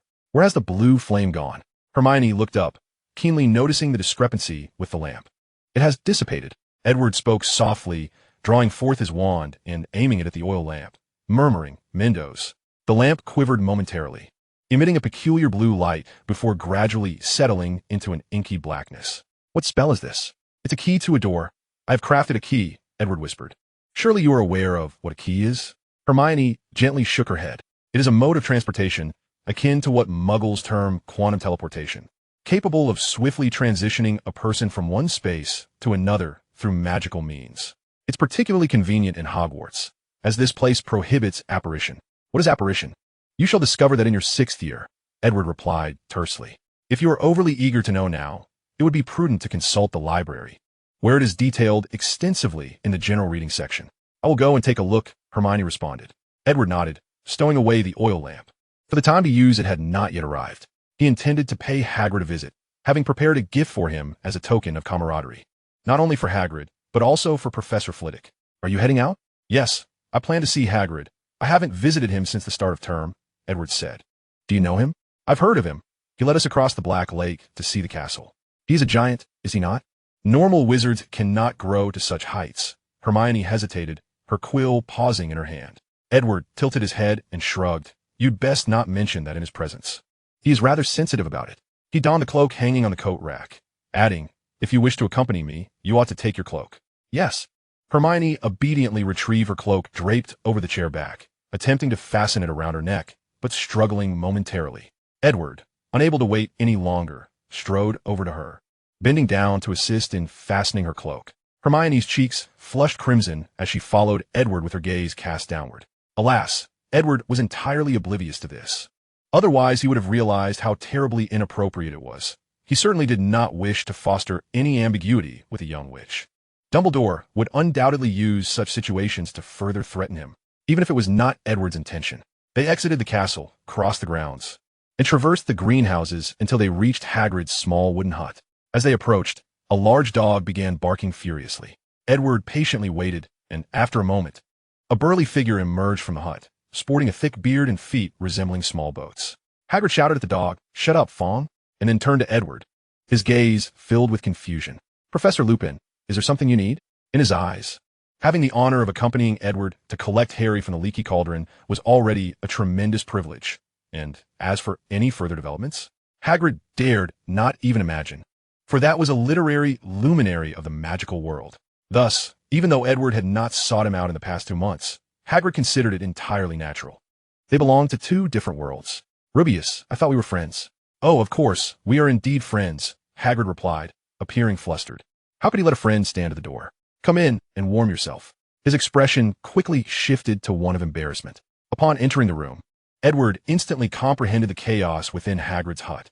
Hams and wild fowl hung from the ceiling, a copper kettle boiled water over the hearth, and a large bed, adorned with patchwork quilts, occupied one corner. "Hagrid, this is quite the state you have here. I shall tidy up, Professor." Hagrid immediately straightened, as if addressing Dumbledore. Hermione struggled to find a seat in the clutter. Edward plopped down upon the large bed, saying, "Rubius, I have come to present you with something. I have prepared a gift for you." "You are exceedingly generous, Professor," Hagrid stammered, becoming flustered. Edward nodded gently, reaching into his pocket. "This is my gift to you. I believe you shall find it delightful." It was a thick album, its cover adorned with silhouettes of various animals. Hermione could not help but gasp softly, realizing that Edward had been busy preparing this gift for the past fortnight, with owls frequently perched on the windowsill, likely delivering photographs. Hagrid's gaze fell upon the array of animal silhouettes, his hands rubbing together bashfully. "Ah, you are too kind. I mean, this is rather... It was designated for you. I believe its true value can only be realized in the hands of its most suitable recipient," Edward insisted, pressing the album into Hagrid's embrace. "Go on, open it. I trust you will enjoy it." Hagrid eagerly opened the book, flipping to the first page, revealing a small creature that stood upright on its hind legs, its forelimbs hanging down in a vigilant posture. The next image depicted this brave little creature battling a fierce lion, undeterred by the colossal opponent that dwarfed it by several times, launching repeated attacks. In the magical realm, photographs were animated, akin to a series of moving illustrations. "What is this little fellow?" Hagrid's eyes sparkled with excitement. "I have never seen its like in a magical world." Chapter 26. Only those who stand high enough shall be free from envy. Edward, without glancing, knew precisely what Hagrid was fixated upon: a honey badger, native to Africa, renowned for its courage and intelligence. The following pages showcase the honey badger in various confrontations with different animals, captivating Hagrid completely as he flipped through the pages. A plethora of novel creatures unfolded before him, as if he had unearthed a new world. After a moment, he looked up puzzled. "Professor Lupin, are all these creatures magical?"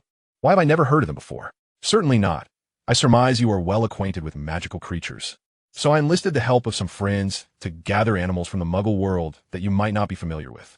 They may lack magical traits, yet their unique physiological structures and habitats imbue them with enchanting qualities. This is far too precious, Hagrid murmured, feeling the weight of the book. Realizing the effort expended far exceeded his expectations. Edward smiled. Rubeus, there's no need for thanks. This is my gift to you. I have also prepared a present for Professor Flitwick, as you know he. I know, Hagrid interjected eagerly. Professor Lupin, if there is any way I can be of assistance, do let me know. Actually, I do have a small favor to ask of you. What is it? Hagrid inquired immediately. I wish to explore the forbidden forest of Hogwarts, but I am not familiar with the tribes that dwell within. Edward appeared somewhat troubled. You see, I can certainly hold my own against them, but I do not believe it prudent to engage them. Oh, that's simple enough. Leave it to me. Hagrid relaxed, plopping down onto a nearby cushion. This weather is frightfully cold. Would you care for some hot tea? Certainly, Edward replied. Hagrid retrieved a brass kettle from the hearth, pouring its contents into a large teapot, while simultaneously extracting 3 cups from the cupboard beneath the counter. By the way, I haven't yet asked who this young lady accompanying you is. Hagrid finally noticed Hermione trailing beside Edward. I am Hermione Granger, a first-year student and also the disciple of Professor Lupin. Hermione hurriedly spoke while furtively observing Edward's expression, relieved to ascertain that he was not offended. Edward did not refute her claim of being his disciple. After all, it was a rather commendable beginning, was it not? A disciple of Professor Lupin? What a stroke of luck! Hagrid exclaimed. Edward's gaze fell upon the cup resting on Hagrid's table, and he was momentarily taken aback. The cup appeared as if it had never been washed, utterly filthy. Rubeus, I believe a steaming cup of hot cocoa would be a far more suitable choice on such a chilly day, Edward remarked, snapping his fingers. And suddenly 3 steaming mugs of hot cocoa appeared on the table. How convenient, the house elves. Hagrid mumbled as he returned the cups to the cupboard, lamenting that they were always reluctant to assist him with cleaning his room. House elves? Were those? Hermione inquired. Elves, entirely devoted to serving wizards. Surely you do not think that the banquets every evening are conjured up by themselves? Hagrid replied. Oh, Hermione nodded, refraining from further inquiry, yet silently noted the name in her mind, intending to investigate it further upon returning to the castle. In the ensuing hours, Edward engaged in a discussion on magical creatures, traversing topics from a Muggle world's honeypots to the wizarding realm's fire dragons, from aquatic beings to those soaring in the skies, from the mundane puffskein to the perilous hippogriff. During the conversation, Edward thoughtfully requested the house elves to prepare a black forest cake after he caught sight of Hagrid's rather unappetizing rock cakes. He had no doubt that those would send his teeth aching for 2 days. The following day, Edward visited Professor Flitwick, presenting him with a comprehensive tome on combat magic, primarily focusing on ancient runes, which would undoubtedly aid Professor Flitwick in broadening his knowledge. Hermione trailed closely behind Edward, within a mere 2 days. Nearly everyone was aware that Professor Lupin had taken on a new disciple, Hermione Granger. In an instant, Hermione appeared to be the rising star of the wizarding community, even overshadowing Harry. This brought a sigh of relief to Harry, as he finally had someone to divert the majority of the attention away from him. However, Ron was decidedly displeased, believing that Hermione had stolen the spotlight that rightfully belonged to his friend. No wonder she has no friends. We risked our lives to save her. Ron grumbled as they struggled through the crowded corridor, adding, honestly, she feels like a nightmare. Someone jostled Harry, hastily passing by them. It was Hermione. When Harry caught a glimpse of her face, he was astonished to see tears streaming down her cheeks. I think she heard your words. So what? Ron retorted, though his tone betrayed a hint of unease. Surely, she had noticed that apart from Professor Lockhart, no one wished to converse with her. She had no friends. Hermione did not show up for the next class, nor was she seen for the entirety of the afternoon. Miss Granger, please do not cry, Edward implored, observing the little witch sobbing on the sofa, having completely commandeered Edward's seat, forcing him to the chair. Professor, I have been studying so hard, fearing I would fall behind my classmates, striving to be like them. Yet why do they speak of me so? Hermione cried louder. This commotion drew Dumbledore's attention, prompting him to peek from the staircase to discern what was amiss.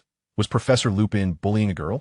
Yet upon realizing the cause, Dumbledore simply shrugged helplessly and hurried downstairs. Hermione, only the timid sheep travel in herds. The fierce tiger walks alone. Edward attempted to console Hermione, but his words seemed to backfire, deepening her sorrow. Through her tears, she exclaimed, I am but a weakling. I have only been learning magic for less than 3 months. I still know nothing. No, no, yes, you.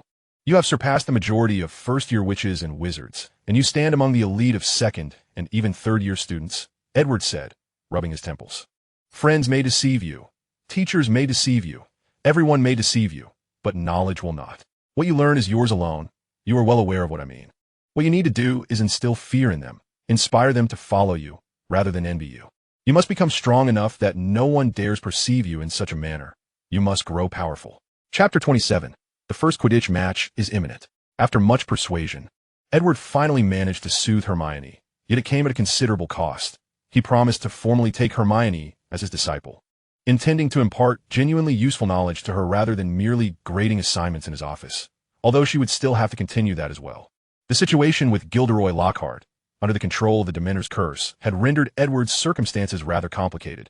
He did not appreciate being monitored in every action, even by his most beloved delicacy. Food should possess its own consciousness. On Friday evening, in Edward's office, Professor, I plan to attend the Quidditch match tomorrow morning, Hermione announced. Edward turned his head. Have you not always shown little interest in Quidditch? Harry is a member of the house team. He invited me to watch his match. She explained. I believe he is perhaps my only friend. In reality, he is maddened with jealousy towards me. Oh, Edward nodded, vaguely understanding the reason behind it. After all, Harry Potter was also a fan of his. Hermione should consider herself fortunate, as not everyone had the privilege of conversing with him in this office. I believe it is due to my own efforts. Hermione puffed out her chest. Since being formally recognized as Edward's disciple, she had grown increasingly confident. One could say the previously insecure, muggle-born little which had entirely vanished. Well, let us not forget who cried in the office for an entire afternoon, ultimately begging me to teach her. TSK, TSK, TSK, Edward remarked with a bemused smile. Hermione's face flushed crimson, and she turned away, ignoring Edward. The following morning, the weather was bright yet cold. The aroma of roasted sausages wafted through the dining hall as everyone eagerly anticipated an exhilarating Quidditch match, chattering merrily. You will attend the first match, won't you? Dumbledore inquired, lowering his gaze slightly, peering over his glasses at Edward. I do not wish for anything to go awry there.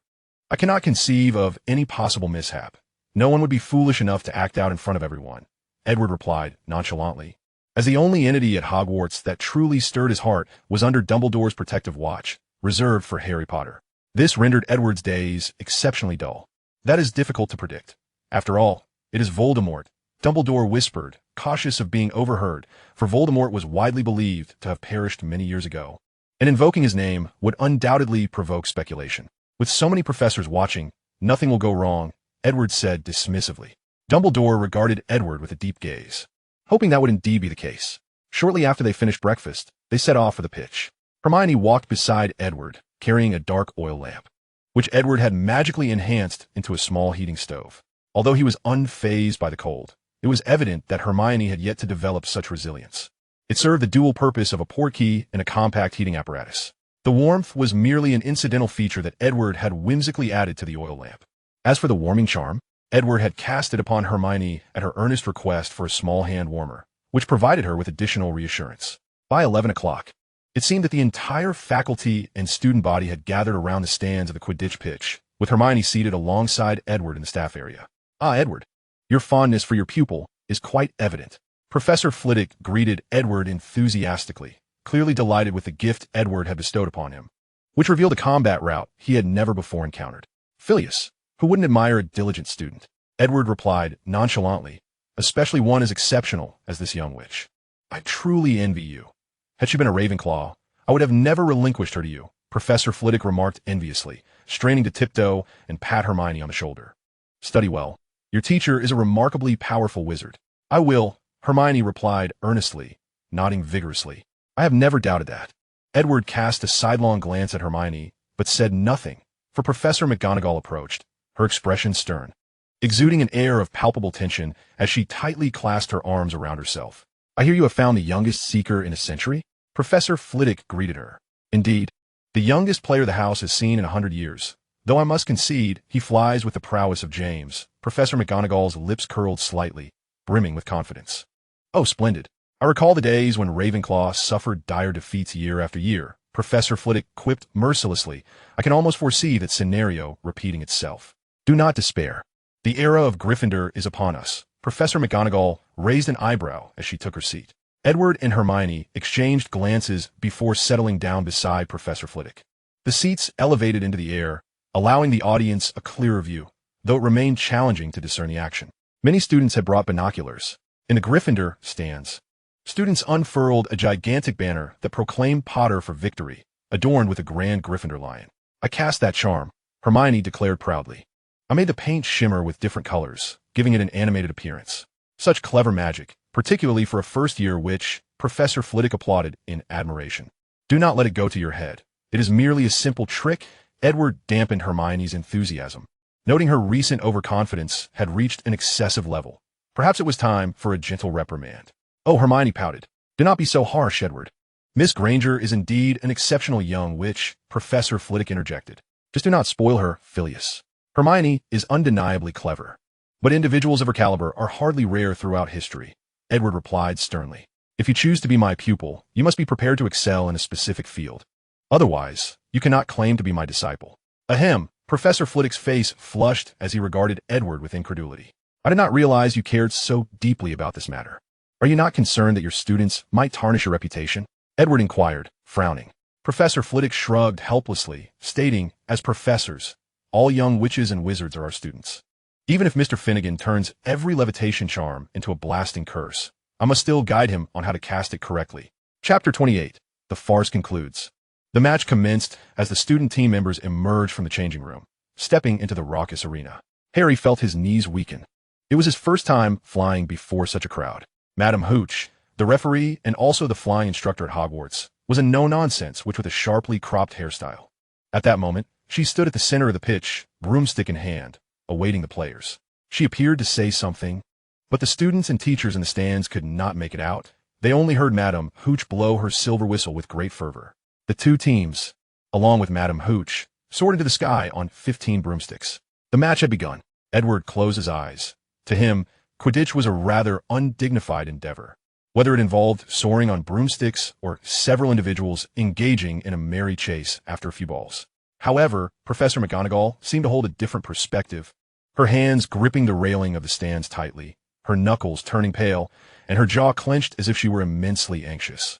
"He flies remarkably well," Professor Flitwick exclaimed in genuine admiration. Professor McGonagall's gaze was fixed rigidly on Harry's figure in the sky. "Of course, he is my selected seeker. But I heard he plummeted from a great height during flying lessons to catch something, and you just happened to witness it, didn't you?" Professor Flitwick bluntly pierced through Professor McGonagall's fib.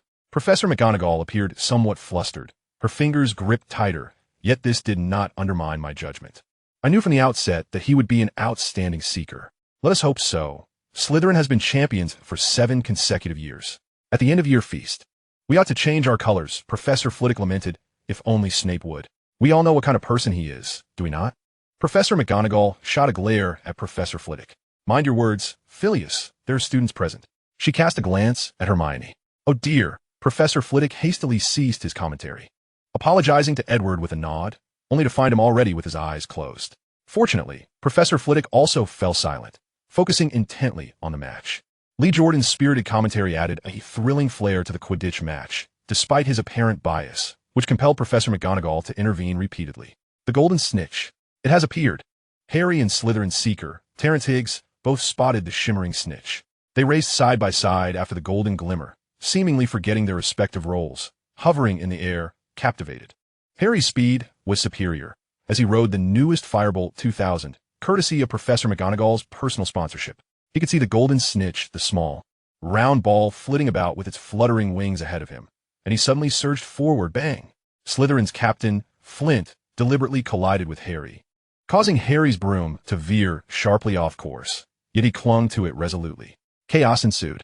The Gryffindors in the stands roared in outrage, while students from other houses rose from their seats, denouncing Slytherin's despicable tactics. "What is happening?" Edward roused from the commotion, slowly opening his eyes. Hermione huffed. Her cheeks puffed in indignation. They committed a foul. "This further proves that Quidditch is a brutish sport, devoid of rules," Edward remarked, glancing at the sky to ensure Harry was still safely airborne, relieved to find that he was not, in fact, dead. However, after a while, everyone noticed something amiss. Harry's broom began to buck wildly, and he struggled to maintain his balance. Suddenly, the broom twisted violently, and Harry was thrown off. He now clutched the broomstick with just one hand, suspended in midair. Professor, something must be amiss with Harry, Hermione exclaimed anxiously, shaking Edward's arm with rapid speech. Aside from formidable dark magic, nothing could interfere with a broomstick. It is inconceivable that a child could cast such a spell on a Nimbus 2000. Edward replied slowly, though the moment he opened his eyes, he sensed that the situation was far more complex. Within Edward's line of sight, it was evident that a mass of dark mist was entwined around Harry's broom, stretching ominously towards the staff area. It seems Albus was indeed correct, Edward murmured to himself. What? Nothing, Edward said, turning his gaze around in search of a suitable weapon. The only object he spotted was a murky oil lamp nestled in Hermione's arms. Hermione, hand me the lamp. Huh? Do you want to save Harry? Hermione promptly passed the lamp to Edward. He weighed it in his hands to ensure he would not exert too much force and accidentally crush Professor Quirrell, then aimed and threw it towards the delectable gentleman. Bang! The sharp sound of impact resonated. The oil lamp ricocheted forcefully off Professor Quirrell's head before landing in Professor Snape's arms nearby. Quirrell was even knocked beneath the stands. Meanwhile, Professor Snape gazed at the lamp in his grasp with a perplexed expression. In the air, Harry managed to regain his hold on the broomstick. The crowd erupted in cheers once more. Harry dove swiftly towards the ground, something tumbling from his mouth, raised triumphantly above his head. I've caught the snitch, he shouted, waving the ball high. The surrounding cheers grew even more fervent. The Weasley boys whistled energetically, celebrating wildly. The match is over, let us depart, Edward stated nonchalantly. All right. Hermione nodded, still puzzled by Edward's earlier actions, yet eager to leave the arena as well. Yay! The professors in the staff area were nearly startled by the sudden outcry. Professor McGonagall quickly covered her mouth and stood up, unable to face the crowd. Professor Snape, with a scowl on his face, rose as well, still holding the oil lamp, casting a discerning glance around, seemingly trying to ascertain who had thrown the object into his arms. Professor Snape, might I have my lamp back? I lost my grip and it fell, Edward said softly, his voice reaching Snape's ears clearly. Snape huffed disdainfully before forcefully tossing the lamp back in Edward's direction, admonishing him to take care of his belongings. Thank you for the reminder. Edward's palm opened slightly, and the lamp floated gracefully into his hand, steady and secure. Chapter 29. Hagrid's Slip of the Tongue. Professor, I wish to check on Harry. He must be terrified. As they exited the venue, Hermione spoke to Edward. Go on, see your friend, Edward replied with a smile, ruffling Hermione's hair. I'll cast a warming charm on you. He reached out and brushed his hand across her back, re-imbuing her robes with the warmth charm, before allowing her to depart. Once Hermione left his side, she sought Harry amidst the crowd, soon realizing it would be simpler to locate Hagrid. After the incident, Harry would surely consult with him, thanks to Hagrid's towering stature and Ron's distinctive hair color. Hermione quickly spotted them as they made their way across the grounds towards Hagrid's hut. She hurried to catch up, finally reaching them in the vegetable garden. They entered the hut together, where Hagrid prepared them a strong cup of tea to ward off the chill. It was Snape's doing, Ron explained to everyone. I saw him muttering spells at Harry's broom, his eyes fixed on him the entire time. Nonsense, Hagrid replied. He's completely unaware of what transpired in the stands. Why would Snape do such a thing? Precisely, and we were seated just a few rows behind Snape. If he truly intended to harm Harry, the professors and others would have surely noticed, Hermione countered, though she recalled Edward striking Quirrell with the lamp. Yet, this alone could not confirm anything. At least Hermione was not yet convinced. Perhaps Edward knew something, but he would certainly not share it with her. She was acutely aware of that. Why is it impossible? Ron muttered. Harry and I uncovered some of his secrets. Ron's words snapped Hermione back to the present, recalling the events leading up to Halloween, when he attempted to confront the three-headed dog. It bit him. We suspect he aims to steal whatever is being guarded. Hagrid set the teapot down heavily. How do you know about Fluffy? He inquired. And you shouldn't suspect a professor. Snape is certainly trusted by Dumbledore, Hermione added. However, her conviction seemed shaky. Indeed, when Snape stood, Harry had suddenly been able to mount his broom, but Quirrell had also been struck by the lamp, had he not? So, are you suggesting that the timid, cowardly Quirrell would cast an evil spell on Harry? Absolutely not. Hermione believed in the professor's authority. They would never harm a student. Yet, in Harry and Ron's ears, all they heard was the mention of the three-headed dog. The three-headed dog? Yes. I acquired him from a Greek fellow I met at a pub last year. I lent him at Dumbledore for guarding. Guarding what? The three young wizards asked in unison. Enough. No more questions, Hagrid said gruffly. That is a matter of utmost secrecy. Do you understand? Why can't you be more like Hermione? She always maintains the right perspective. But Snape wants to steal it, Harry exclaimed indignantly. I know it. He tried to get past Fluffy. He was bitten. I witnessed it. Nonsense, Hagrid reiterated. Snape is a teacher at Hogwarts. He wouldn't do such a thing. Then why does he want to harm Harry? Ron demanded loudly. Ron, I think we may be jumping to conclusions, Hermione suggested, lowering her head in thought. Perhaps I should ask a professor. They must know something. The events of that afternoon seemed to shake Hermione's trust in the professors, particularly after witnessing Edward's actions to protect Harry against Quirrell and Snape. I assure you, you are utterly mistaken, Hagrid declared. I did not know why Harry's broom behaved that way, but Snape would never wish to harm a student. It would be prudent to heed Hermione's words. Why can't you use your brains like her? Why not consult Professor Edward or Headmaster Dumbledore? Because we are not bookworms, Ron retorted, inciting glares of anger from both Hermione and Hagrid. I will not allow you to speak of Hermione in such a manner, Hagrid shouted, agitated. She is a pupil of Professor Edward. Forget about that three-headed dog. The matter it guards is not something you students should meddle in. It is entirely beyond your concern. Harry chuckled awkwardly. In the ensuing time, Harry and Ron sought to uncover the secret between Hagrid and Dumbledore, curious about the nature of what they were protecting. However, Hagrid refused to divulge a single word. This forced Harry and Ron to place their hopes on Hermione, hoping she could extract some information from Edward. However, it seemed that no progress was being made. Edward's lips were as sealed as Hagrid's, and he employed nearly identical rhetoric to deter Hermione from further inquiry. He truly wished to shield his pupil from the entanglements of the conflict between Harry Potter and Voldemort, even if the so-called Dark Lord was, to Edward, merely a slightly more formidable ant. After all, to a demon that devours souls, wizards are but a delectable morsel. As Christmas approached, on a morning in mid-December, Hogwarts awoke from its slumber to discover a thick blanket of snow several feet deep enveloping the grounds, while the lake had frozen solid. A few owls soared through the snow-laden sky, delivering messages. Having endured considerable hardship, they would need to recuperate under Hagrid's care before they could take flight again. Everyone was eagerly anticipating the holiday break, and Hermione was no exception. She yearned to return to her parents and showcase all that she had learned within the castle, a world entirely distinct from that of Muggles. Professor, do you plan to pay a home visit? Hermione inquired in astonishment, her feather quill leaving a large ink blot on the parchment. Of course, Edward nodded as my pupil. It is imperative that I have a thorough understanding of your parents. I must ensure they are aware of the relationship between teacher and student. There's an ancient saying in the East, once a teacher, forever a father. I must make my presence known to them. But you hardly seem much older than I am. Hermione inwardly scoffed. Yet, the words that formed on her lips morphed into, but my parents are Muggles. They were entirely unaware of the existence of magic before my enrollment. I imagine it would be difficult for you to find common ground. My father is a dentist. Do you know what a dentist is? Of course, Edward replied. I possess a far greater understanding of the Muggle world than you might assume. By the way, your parents work in London, correct? Yes, Hermione said with a frown. They have a small practice in the Bromley area. She could vividly envision how disastrous it would be for Edward, who knew nothing of Muggles, to meet her parents. Bromley, you say? Edward's expression turned nostalgic, as if he had a vivid recollection of the place. Have you heard of a company called Big Health? I believe that's its name. Big Health? Hermione's interest piqued. I've heard of that company. It is a giant in the medical industry, albeit a giant in the Muggle realm. Professor, you seem to know a great deal about Muggles. From Hermione's observations, most wizards held an exceedingly erroneous impression of Muggles, generally regarding them as mentally deficient. Yet, the truth was evidently far from that. My knowledge of the Muggle world exceeds your imagination. Hermione, Edward chuckled, and the so-called giant you mentioned happens to be my creation. What? Hermione gasped, instinctively covering her mouth, only to forget that she was still holding the quill, resulting in an inky mess on her face. Edward could not help but chuckle at the sight. Last week, Professor McGonagall had come to register the students who would remain at school for the holidays.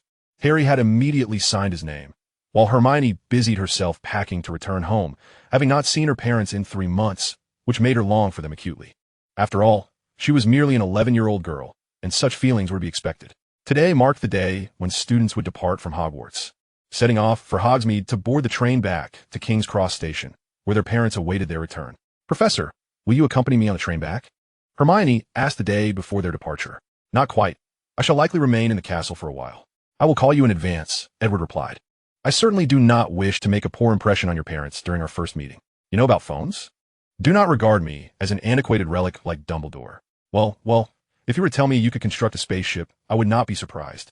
Hermione said playfully, shrugging adorably. Your understanding of the Muggle world may surpass even my own. The wisdom of adulthood, Edward humbly remarked. So, Professor, just how old are you? Hermione rested her chin in her hands, leaning on the table. Not just me, but many are curious about your age, as you appear exceedingly youthful. Hermione, allow me to impart a lesson. Do not casually inquire about a man's age. It is a secret, Edward replied in a low tone, clearly startling Hermione, who mistakenly believed she had broached a taboo subject. Of course, that was merely a jest, Edward suddenly smiled. You only need to know that I am quite ancient, far older than Dumbledore. Older than Dumbledore? Hermione questioned. Indeed, if you doubt me, you may inquire with him. Hermione pouted, unwilling to approach Headmaster Dumbledore with such a query. So you truly do not intend to disclose the secrets between Hagrid and Headmaster Dumbledore? What lies behind that three-headed dog? Hermione pressed on, undeterred, having asked for the third time, as if she believed Edward would relent. I have already answered you many times. Hermione, I will not divulge that information. It pertains to a secret involving a friend of mine and Dumbledore, Edward said, rubbing his temples, wishing he could send Hermione home to avoid further chatter. Your friend? He must be quite an extraordinary individual, yes? Not necessarily. Many of my friends are Muggles, Edward replied. I do not limit my friendships solely to the Wizarding World. Indeed, our esteemed Professor Edward Lenore is the most formidable, Hermione said wearily, having nearly deciphered Edward's character, narcissistic and arrogant. In late December, just days before Christmas, Mr. Granger drove home with his wife, as usual. The mere thought of seeing his adorably silly daughter brought a smile to his face. Hermione is remarkable. She dares to attend a boarding school. At her age, I would have never had the courage. Mrs. Granger's musings were interrupted by the ringing of the telephone. Irritated, Mr. Granger retrieved his phone, intending to see who dared to disturb him after work. Hello, is this Mr. Granger's residence? A youthful voice on the other end sounded quite young. Child, I've just finished work. If you need to schedule an appointment, you should call Mrs. McGonagall at the front desk. Her number is, you're Mr. Granger, correct? The voice on the other end was stiff and seemed to carry a hint of anger. Mr. Granger pulled over to the side of the road. He did not wish to cause an accident. Yes, that is correct. I am Granger. Hermione Granger is your daughter. Is that not so? Indeed. Are you a friend of hers? Mr. Granger replied impatiently, having received numerous calls from her former classmates since Hermione's arrival at Hogwarts, including many from secondary schools eager for her to enroll. Somewhat. I believe Hermione must have introduced me. I am her teacher, Edward Lenore. The voice on the other end stated flatly. Edward Lenore? Edward Lenore. Mr. Granger could not help but exclaim, startling his wife beside him, who promptly smacked his shoulder in annoyance. Edward Lenore, the renowned author. The cursed child, Mr. Granger exclaimed excitedly to his wife. It is our most revered Mr. Edward Lomp. After a brief moment of silence, Edward affirmed with conviction. Indeed, if you are referring to that esteemed author, I call to inform you that I shall be paying you a visit early tomorrow. I hope we can enjoy a warm encounter. Chapter 31. The initial meeting with the Grangers. Certainly. We shall await your arrival at home, Mr. Granger responded, barely able to contain his excitement. Ever since they purchased a copy of The Cursed Child in Diagon Alley, the couple had become ardent fans of Edward's work. Very well. Edward concluded the call and took a sip of the hot cocoa before him. In due time, he remarked casually, straightening his coat as he pushed open the cafe's grand door. Throughout that afternoon, Edward remained at the cafe across from Granger's dental practice, observing the couple, convinced they were indeed as splendid as Hermione had described. In truth, they were exceptional doctors, as evidenced by the smiles on their patients' faces as they departed. Upon returning home, the Grangers suddenly recalled a significant detail. Edward had no knowledge of their address. How would he come to visit them? Mom, Dad, you needn't worry. The teacher is a wizard, Hermione proclaimed proudly, as if to suggest she were the one with the prowess. Yet wizards are not familiar with our world, are they? Mr. Granger said, glancing anxiously at his wife. You do remember those peculiar individuals, don't you? They were a veritable disaster. Mrs. Granger slapped her forehead in exasperation. The teacher is different, Hermione pouted from her spot on the sofa. I want to watch cartoons. There are none to be found at Hogwarts. Very well. Mr. Granger chuckled in response, his daughter, whom he hadn't seen in 3 months, eliciting a particular fondness in him. Early the next morning, Mr. Granger took his wife out for hairdos, determined to leave a splendid impression on the visiting Mr. Edward Lomp. By the time they returned, the clock's hands indicated it was 9 o'clock. Hermione, come downstairs. What time do you think Mr. Edward Lomp will arrive? Mr. Granger called from the staircase. I have no idea. He didn't tell me at all, Hermione replied, descending the stairs in her pink bunny slippers, her tousled hair still being adjusted. You needn't go through all this trouble. Oh, Mum, you did your hair specially, Hermione exclaimed upon seeing her mother's elegant appearance and her father's meticulous attire. This is our first meeting with your teacher. We must leave a good impression, Mr. Granger tightened his tie, speaking to his reflection in the mirror. His hair was impeccably styled. Mrs. Granger sat on the sofa, fidgeting with the cushions. As the minute hand struck the half-hour mark, the sound of a car screeching to a halt echoed from the entrance. Ha! Wizards surely do not travel by car, do they? Mr. Granger stood nervously and approached the window to investigate, noting it was a Rolls-Royce. They must have the wrong person. As the car door swung open, Mr. Granger's anxiety heightened. I believe the teacher mentioned he was the owner of Big Health. What? Mr. Granger turned in astonishment. Big Health? Well, I thought he was joking at the time. Hermione nodded candidly. He was undoubtedly jesting. Hermione, your teacher cannot possibly be a mere youth, can he? Mr. Granger gazed at a young man stepping out of the Rolls-Royce, his heart finally easing. If you are referring to someone who bears the appearance of a nobleman, then I suppose so, Hermione replied. What? This cannot be. Mr. Granger's face displayed his apprehension, beads of sweat forming on his forehead. He has come to knock. Knock, knock, knock. I shall answer the door. Hermione sprang from the sofa and dashed towards the entrance. The Grangers hastily conducted one final check of their appearances. At the door, Hermione greeted, Merry Christmas, as Edward smiled, raising the package he held. I brought some gifts for your parents. He was clad in a deep blue striped suit, resembling a corporate executive rather than a wizard. Even Mr. Granger appeared less formal than he.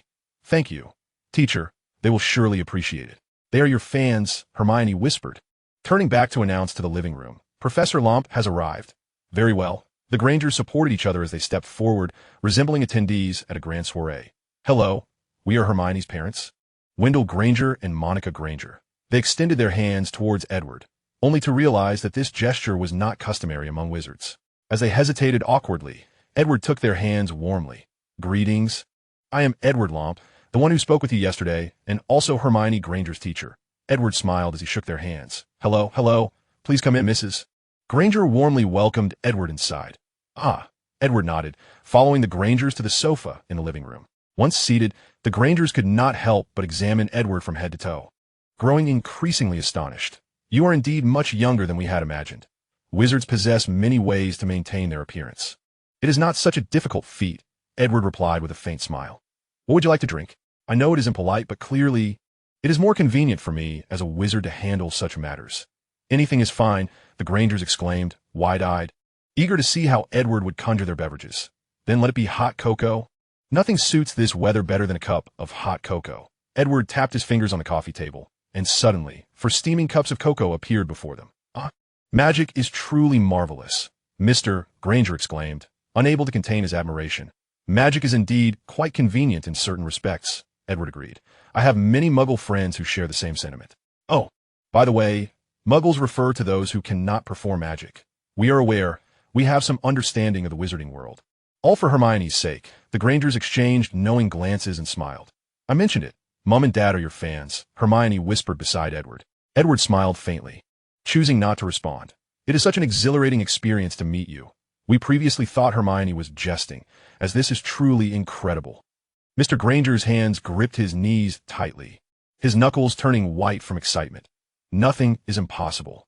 Hermione is an exceptionally talented young witch. Chapter 32. The Tulip Manor. And her sincerity moved me. Edward gently patted Hermione's head. Anyone would be delighted to have the opportunity to mentor such an outstanding young witch. You are too kind, Mr. Granger beamed, unable to contain his joy. The ensuing conversation flowed seamlessly, as the Grangers were unabashedly devoted fans, placing their unwavering trust in Edward. Despite their initial concern regarding his appearance, they ultimately found solace in his extensive knowledge and insights. At noon, under Edward's guidance, they ventured to a restaurant in central London for lunch. Monica, did you bring enough money? Mr. Granger expressed his concerns to his wife, remarking that this place evidently demands a substantial sum. We cannot possibly let Hermione's teacher foot the bill, can we? I have brought all the card from home, and your 2 credit cards should suffice. Mrs. Granger timidly replied, having steeled herself for a last-ditch effort. At worst, it would mean sacrificing all of this year's income. The Granger family's earnings in London are by no means negligible. They're certainly considered middle class within the white community. Yet, such an opulent hotel is one they have never even set foot in, let alone imagine dining within its walls. Shall we take our seats? Edward smiled, while Hermione remained blissfully unaware of her parents' discomfort. Of course, Mr. Granger replied with a strained smile. However, when he opened the menu, his smile vanished. Just look at what's on this list. Eastern imported caviar, French air-freighted foie gras, and even Cuban imported cigars, not to mention the beverages. Mr. Granger quickly calculated in his mind that this meal would cost at least 30,000 pounds. Do not worry, Mr. Granger, madam, Edward, seated at the head of the table, said with a calm smile. This restaurant is privately owned by me. A simple meal here will suffice. More importantly, regarding Hermione's education, I intend for her to learn alongside me during her holidays at Hogwarts. That is, of course, essential, Mr. Granger asserted firmly. As a student, she must follow in her teacher's footsteps. That is indeed the best course, Edward replied. Hermione, feeling anxious, remained unnoticed by the adults. I want to spend my holidays with my parents, she silently thought, but it seemed the two before her had already mapped out her future. Mr. Granger affectionately ruffled his daughter's hair, saying, all of this is for your better growth.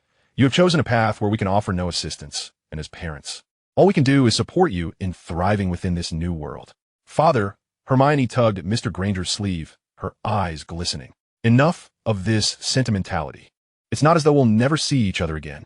Mrs. Granger interjected pragmatically, unable to tolerate the emotional display from her husband and daughter. Indeed, I will still grant Hermione her holidays, Edward chuckled, reassuring her not to worry excessively.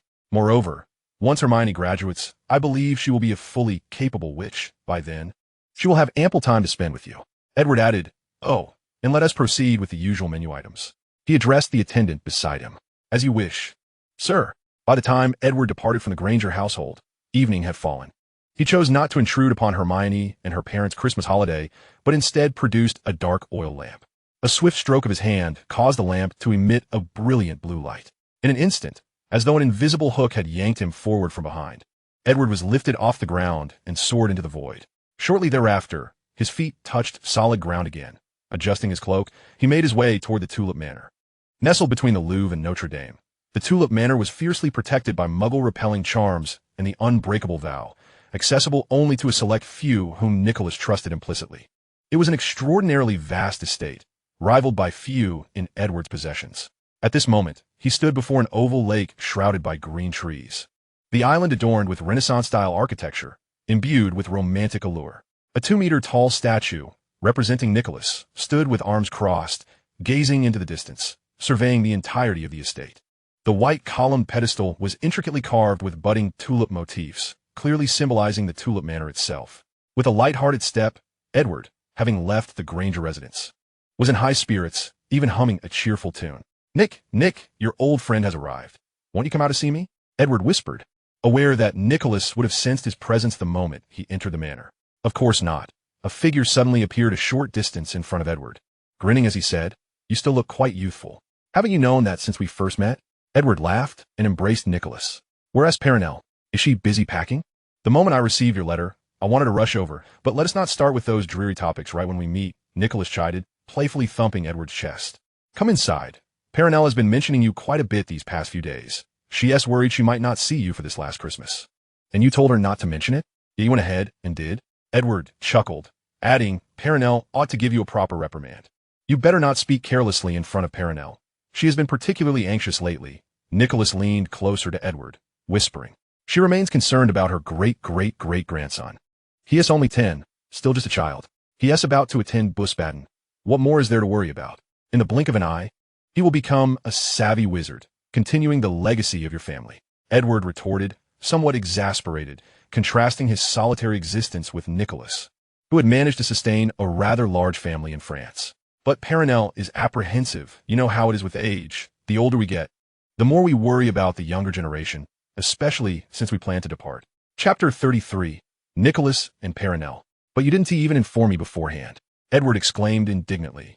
Did you not intend to consult with me? I thought we were the best of friends. We meant to wait until everything was settled before informing you.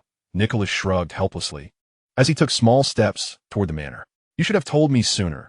Edward called loudly to Nicholas. Did you ever consider me a friend? It is precisely because I regard you as a friend that Perenelle and I decided to inform you only when we were ready. Nicholas replied tremulously. We have already prepared enough elixir of life to ensure we can see you again.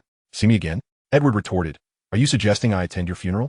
Of course not, Nicholas replied as they traversed the grass and arrived at the villa's entrance. How could we possibly leave without a word? That remains to be seen, Edward said with an impassive expression.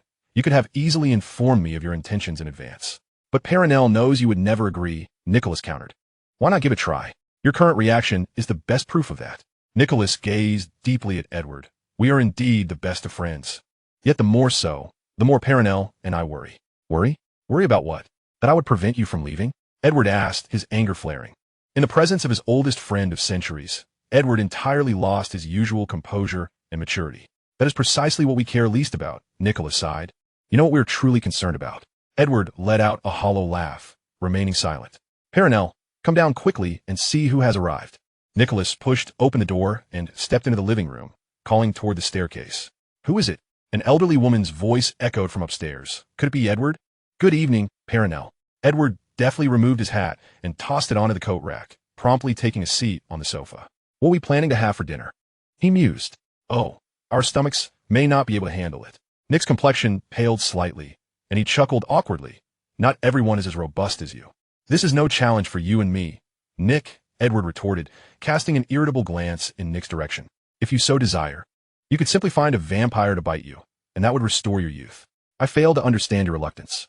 To ensure the purity of our lineage, Nick quipped, provoking a playful thump on his shoulder from Edward. Their centuries-long friendship allowed Nick the liberty to jest at Edward's expense. Had it been Albus or anyone else, Edward would undoubtedly have threatened to stuff their head into an unspeakable place, teaching them a lesson in cruelty. Before long, Perenelle descended from upstairs, evidently having put considerable effort into her appearance, though it was clear she had not intended to adorn herself so hastily, as her attire was somewhat disheveled. Edward, it has been far too long. Why didn't you inform us of your arrival beforehand? She exclaimed, plopping down onto the sofa and nudging Nick aside. If you ask me, you ought not to waste time on makeup after all these centuries. What reservations do you still have? Nick's sarcastic commentary was swiftly silenced by a fierce glare for Perenelle. As a lady, one must always maintain elegance, she declared. Damn aristocratic etiquette, Nick muttered under his breath. Edward observed the two of them and suddenly burst into laughter. Your rapport remains so delightful. It is truly enviable, he remarked sincerely. 600 years, and still so blissful. Perenelle shot Nick an exasperated look. If you wish, you could certainly find a young lady, she paused. There are countless ways to prolong her life. Spending a few centuries with you is no trivial matter, Edward replied. But will they accept my identity? Why not keep a secret? There will inevitably be a moment of revelation. I cannot remain under a guise forever. There will be oversights. Edward spread his hands in resignation. Moreover, I have yet to encounter a suitable witch. It doesn't have to be a witch, a muggle would suffice. I know you are acquainted with numerous muggles, far more than we are, Perenelle suggested.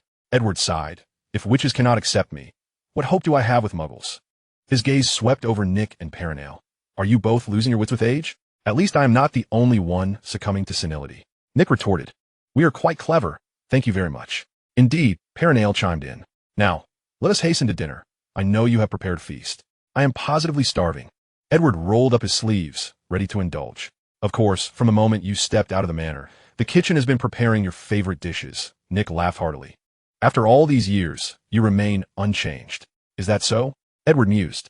Indeed, whenever faced with a challenge, you always react this way, Perenelle remarked with a hint of melancholy. We hope you understand. Nick and I have grown too old, and we intend to embark on a new journey. Enough. Can we please eat first? Edward interrupted Perenelle. We have ample time to discuss such matters. Nick and Perenelle exchanged a glance, their concerns still evident in their eyes. Dinner was almost entirely Edward's domain. As the LeMay couple scarcely touched their utensils, merely consuming the pudding before them. Upon finishing his meal, Edward immediately retreated upstairs to his room, collapsing onto the bed. Though what thoughts occupied his mind remained a mystery to all. Meanwhile, downstairs, the living room was tidied anew, and Nick and Perenelle sat upon the sofa in silence, neither willing to break the stillness. Nick, Perenelle, allow me to speak first. Perenelle finally broke the silence, casting a pointed look at her husband, who wisely chose to remain quiet. Have we been a bit hasty in our decision? Each of us possesses our own life, Perenelle. We have accompanied him for ample years. Nick gently caressed his partner's long hair. We simply wish to begin a new chapter. There is nothing amiss in that. Moreover, Edward cannot remain solely our friend. To him, we are merely the closest of companions. As long as we are here, He will never grow, Perenelle sighed, glancing towards the staircase. Eternal life. Perpetual youth. It truly feels like a curse. It is his fate, Nick stated quietly. But destiny can indeed be altered, Nick said calmly, his gaze steady upon his wife. As if all were as it should be. Yet Perenelle keenly sensed the flaw in his demeanor. Have you foreseen something? Nick slightly averted his gaze, avoiding Perenelle's penetrating eyes. I have seen nothing. You remain quite inept at deception. Perenelle crossed her arms. Even now, you intend to withhold the truth from me? To know the future is a painful burden, Nick said, pursing his lips. To instill hope only to shatter it is the most agonizing of all. But surely, it is better than knowing nothing at all, Perenelle murmured. Do you not wish to offer him even a glimmer of hope? Nick fell silent for a time before replying. I cannot provide hope. Must we not at least do this one final act for Edward? Perenelle pleaded, her emotional nature surfacing, unwilling to witness her friend face misfortune, particularly under Nick's veil of secrecy. Yet Nick merely shook his head. I shall carry this secret to my grave. You had best pray Edward does not unearth your grave. Perenelle retorted with a playful scowl. Nick smiled in return. Then I shall ensure we are buried together. Who would want to be buried alongside you? I wish to lie beneath the most beautiful flower in the manor. So do I. In the ensuing days, the trio tacitly avoided discussions of the Philosopher's Stone and matters of mortality. They celebrated Christmas together, during which Nick's descendants expressed a desire to visit. But Nick declined each request. I do not wish for my final Christmas to be disrupted by you. We shall meet again in the future, Edward said as he stood at the manor's entrance, waving goodbye to the pair. Nick and Perenelle smiled and waved back, of course. We have at least until 1993. You certainly have amassed quite the stockpile of elixirs for immortality, Edward remarked wryly. Nick and Perenelle exchanged knowing glances and erupted into laughter. We must allocate sufficient time to prepare everything, mustn't we? Indeed, Edward concurred, waving once more as he turned to leave, the key in his hand radiating a brilliant blue light before vanishing into thin air. Edward returned the day before the new term commenced, coinciding with the return of the students. The weather had begun to warm, and the Quidditch team had commenced their training, visible from the tower.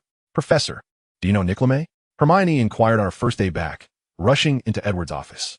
Edward set down his quill and adjusted his corrective lens perched upon his nose. What made you think of that? I stumbled upon that name, yet I cannot recall where I have encountered it before, Hermione admitted, her gaze lowered in embarrassment. Oh, he is a dear friend of mine. We have known each other for quite some time. Edward nodded. Speaking matter-of-factly, we spent this past Christmas together. You know him? How curious. Due to our inability to locate this name in numerous books, we initially presumed him to be an obscure figure. Hermione toyed with the oil lamp in her hand, which still emitted a gentle warmth. Obscure? Edward furrowed his brow, inquiring about the titles she had perused. Studies on the development of modern witchcraft, the great wizards of the 20th century, and contemporary notable wizards. Huh. Hermione, you have completely misguided your search. In fact, it would be miraculous if you were to find Nick's name in those tomes. Edward couldn't help but chuckle, finding his disciple endearingly foolish. Nick is already 665 years old. He has been in obscurity for nearly a century. It would indeed be a wonder for any modern text on the magical world to include him. Could you enlighten us about who Nick truly is? Hermione asked, her curiosity piqued regarding his connection to Dumbledore. She corrected herself. Edward pondered for a moment, feeling there was nothing to conceal, and cleared his throat. Nick is my dear friend. He is an alchemist of considerable renown, albeit that was in the 14th century. At that time, he was the most powerful wizard in Europe. The 14th century, Hermione gasped, realizing why they could not find LeMay in studies on the development of modern witchcraft. Indeed, given that he is 665 years old, he cannot be classified as modern. Edward tilted his head at Hermione, suddenly finding amusement in teasing his little disciple. At least more so than the insufferable Lockhart, who had become even more obnoxious since being under the influence of the Obliviate curse. Edward found himself reminiscing about Lockhart's incessant chattering, which at least provided some distraction from his boredom. I think I remember where I have seen him, Hermione exclaimed. He is the sole creator of the Philosopher's Stone. Not entirely. I assisted him considerably. Edward frowned slightly, recalling the scene of their collaboration on the creation of the stone. Without his help, Nick would likely have never completed it before his natural demise. You mean you have also lived for over 600 years? Hermione exclaimed, unable to restrain her astonishment. She had imagined Edward to be quite ancient, but she never anticipated he would surpass Dumbledore. She thought Edward was at most in his 60s or 70s. Although Edward had previously mentioned being older than Dumbledore, Hermione had dismissed it as a jest. Is that a rare occurrence? Edward retorted. Well, for the average individual, it is indeed a perplexing matter. The typical Muggle lifespan is merely 70 to 80 years. Hermione cried out, her voice betraying her inability to contain her shock. I possess unique methods of preservation, Edward replied calmly. You would do well to compose yourself, lest I find myself compelled to expel you. Apologies, Professor. I simply cannot fathom such astonishing news. Hermione took several deep breaths, struggling to regain her composure. Yet soon, another question dawned upon her. So, do you also utilize the Philosopher's Stone? No, I have far superior methods. Can I achieve that as well? Difficult, but not impossible. Edward appraised Hermione. However, extending your lifespan to 200 years is not an insurmountable task, provided you are willing to diligently study under my guidance. I have ample means to assist you.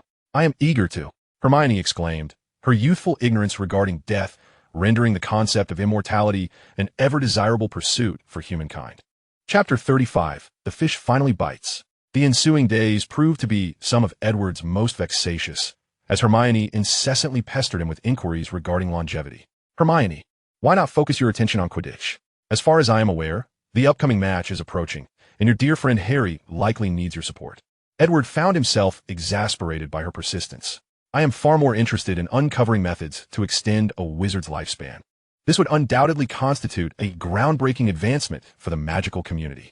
I found not a single viable method in studies on the development of modern witchcraft, Hermione insisted. I'm certainly not questioning your expertise, Professor. Yet you are still quite young, at your current level, even if I were to divulge my knowledge. You would not comprehend it. Edward massaged his temples. I believe you should relax regarding longevity until at least after your graduation. But I simply wish to know. There are indeed many methods available, such as becoming a powerful wizard and using magic to extend your life. You could also seek out a vampire, easily gaining 2 to 3 centuries of life. Or, Hermione immediately lowered her head, diligently recording Edward's words. Yet all of this is far too distant for you. Death is still an exceedingly remote concept for you. You ought to invest your limited time in pursuits of greater significance, such as your studies. I shall do so. Hermione closed her mouth, having received the answer she sought. Edward indeed possessed numerous methods for extending a wizard's life, all of which appeared rational and not rooted in dark magic. The days that followed grew eerily tranquil. Even Quirrell exhibited no erratic behavior. He and Lockhart were unusually stable. Dumbledore often paced within his office, beginning to worry that he may have overstepped. Quirrell could potentially pose a considerable threat to both Voldemort and himself. However, when he learned that Hagrid had won a dragon egg while playing cards with a hooded figure, Dumbledore's smile returned. The fish has finally bitten, Dumbledore chuckled to himself, lightly tapping his foot on the staircase. Professor Edward? What is it? Edward's voice echoed from the upper level. Do you not wish to pay Hagrid a visit? It has been quite some time since you last saw him. He is somewhat overwhelming. I feel it best to maintain our distance, Albus. I believe you should go see him. Edward remained silent for a significant moment before his voice emerged from above. All right, I understand. I will go visit Hagrid. Edward ambled about in his office, unhurried. He felt a degree of trepidation towards Hagrid's hut, so disorganized and untidy. If given the choice, he would truly prefer not to return. The mere thought of the dust atop the teacups made him slightly nauseous. Good day, Professor Dumbledore, came Hermione's voice as she greeted Dumbledore before hastily ascending the stairs. Professor, Hermione gasped, breathless with urgency. We have uncovered a secret. This cannot be shared with Dumbledore or anyone else. Slow down. What could have you in such a frenzy? Has someone stolen the Philosopher's Stone? Edward inquired, his fingers lightly caressing the cup as he spoke with measured calm. Hagrid has procured a dragon egg. He will be expelled by the headmaster. Hermione exclaimed in a flurry, and also, Professor Snape intends to steal the Philosopher's Stone. A dragon egg? Edward raised an eyebrow. How large is it? Has it hatched? Not yet, but it should in the next couple of days, Hermione replied, lowering her voice to avoid Dumbledore's ears. Though her concern was entirely unfounded. If Dumbledore could hear their conversation so easily, it would indeed be a grand jest. Unless Edward permitted it, his office remained utterly secure. And Snape intends to steal the Philosopher's Stone? Please elaborate on this dragon egg. What breed is it? Edward inquired, feeling his mouth water at the thought. Can you tell? I cannot discern that. Very well. I shall make the journey myself, Edward declared, disregarding his cloak as he strode purposefully toward the door. Hermione had no choice but to jog swiftly in his wake. A quarter of an hour later, Edward rapped on the door of the gamekeeper's hut. The curtains were tightly drawn. Hagrid first shouted, "Who is it?" before allowing them entry, only to quickly turn and shut the door behind them. The interior of the hut was stiflingly warm, despite the balmy day outside, with a roaring fire crackling in the hearth. Besides Hagrid, 2 young wizards were already seated inside, perched silently on the bed with teacups in hand, feigning muteness as if to keep Hagrid's secret. However, upon spotting Hermione behind Edward, their understanding dawned. Hermione had betrayed them. She must have divulged everything to Edward. Hagrid brewed tea for Edward and brought over sandwiches made of stoat, which Edward politely declined. "What is that?" Edward inquired, casting a glance toward the hearth, where a large, dark egg lay nestled beneath the kettle. "Ah," Hagrid said, fidgeting with his beard, "that is. I won't tell Dumbledore, you know I'm not like them."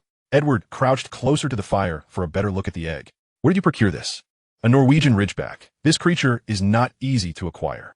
Indeed, it is quite rare," Hagrid responded proudly. Yet Hermione interjected dismissively, "Hagrid, do not forget you live in a wooden hut. If discovered, you will." Edward raised a hand to interrupt Hermione. "Hagrid, do you have any idea how much it costs to raise a fire dragon?" "Oh, I've been reading," Hagrid said as he pulled a hefty tome from beneath his pillow. "Raising Dragons for Pleasure and Profit, borrowed from the library. Of course, it is somewhat outdated, but comprehensive nonetheless. You must place the egg in the fire, for their mother breathes on them."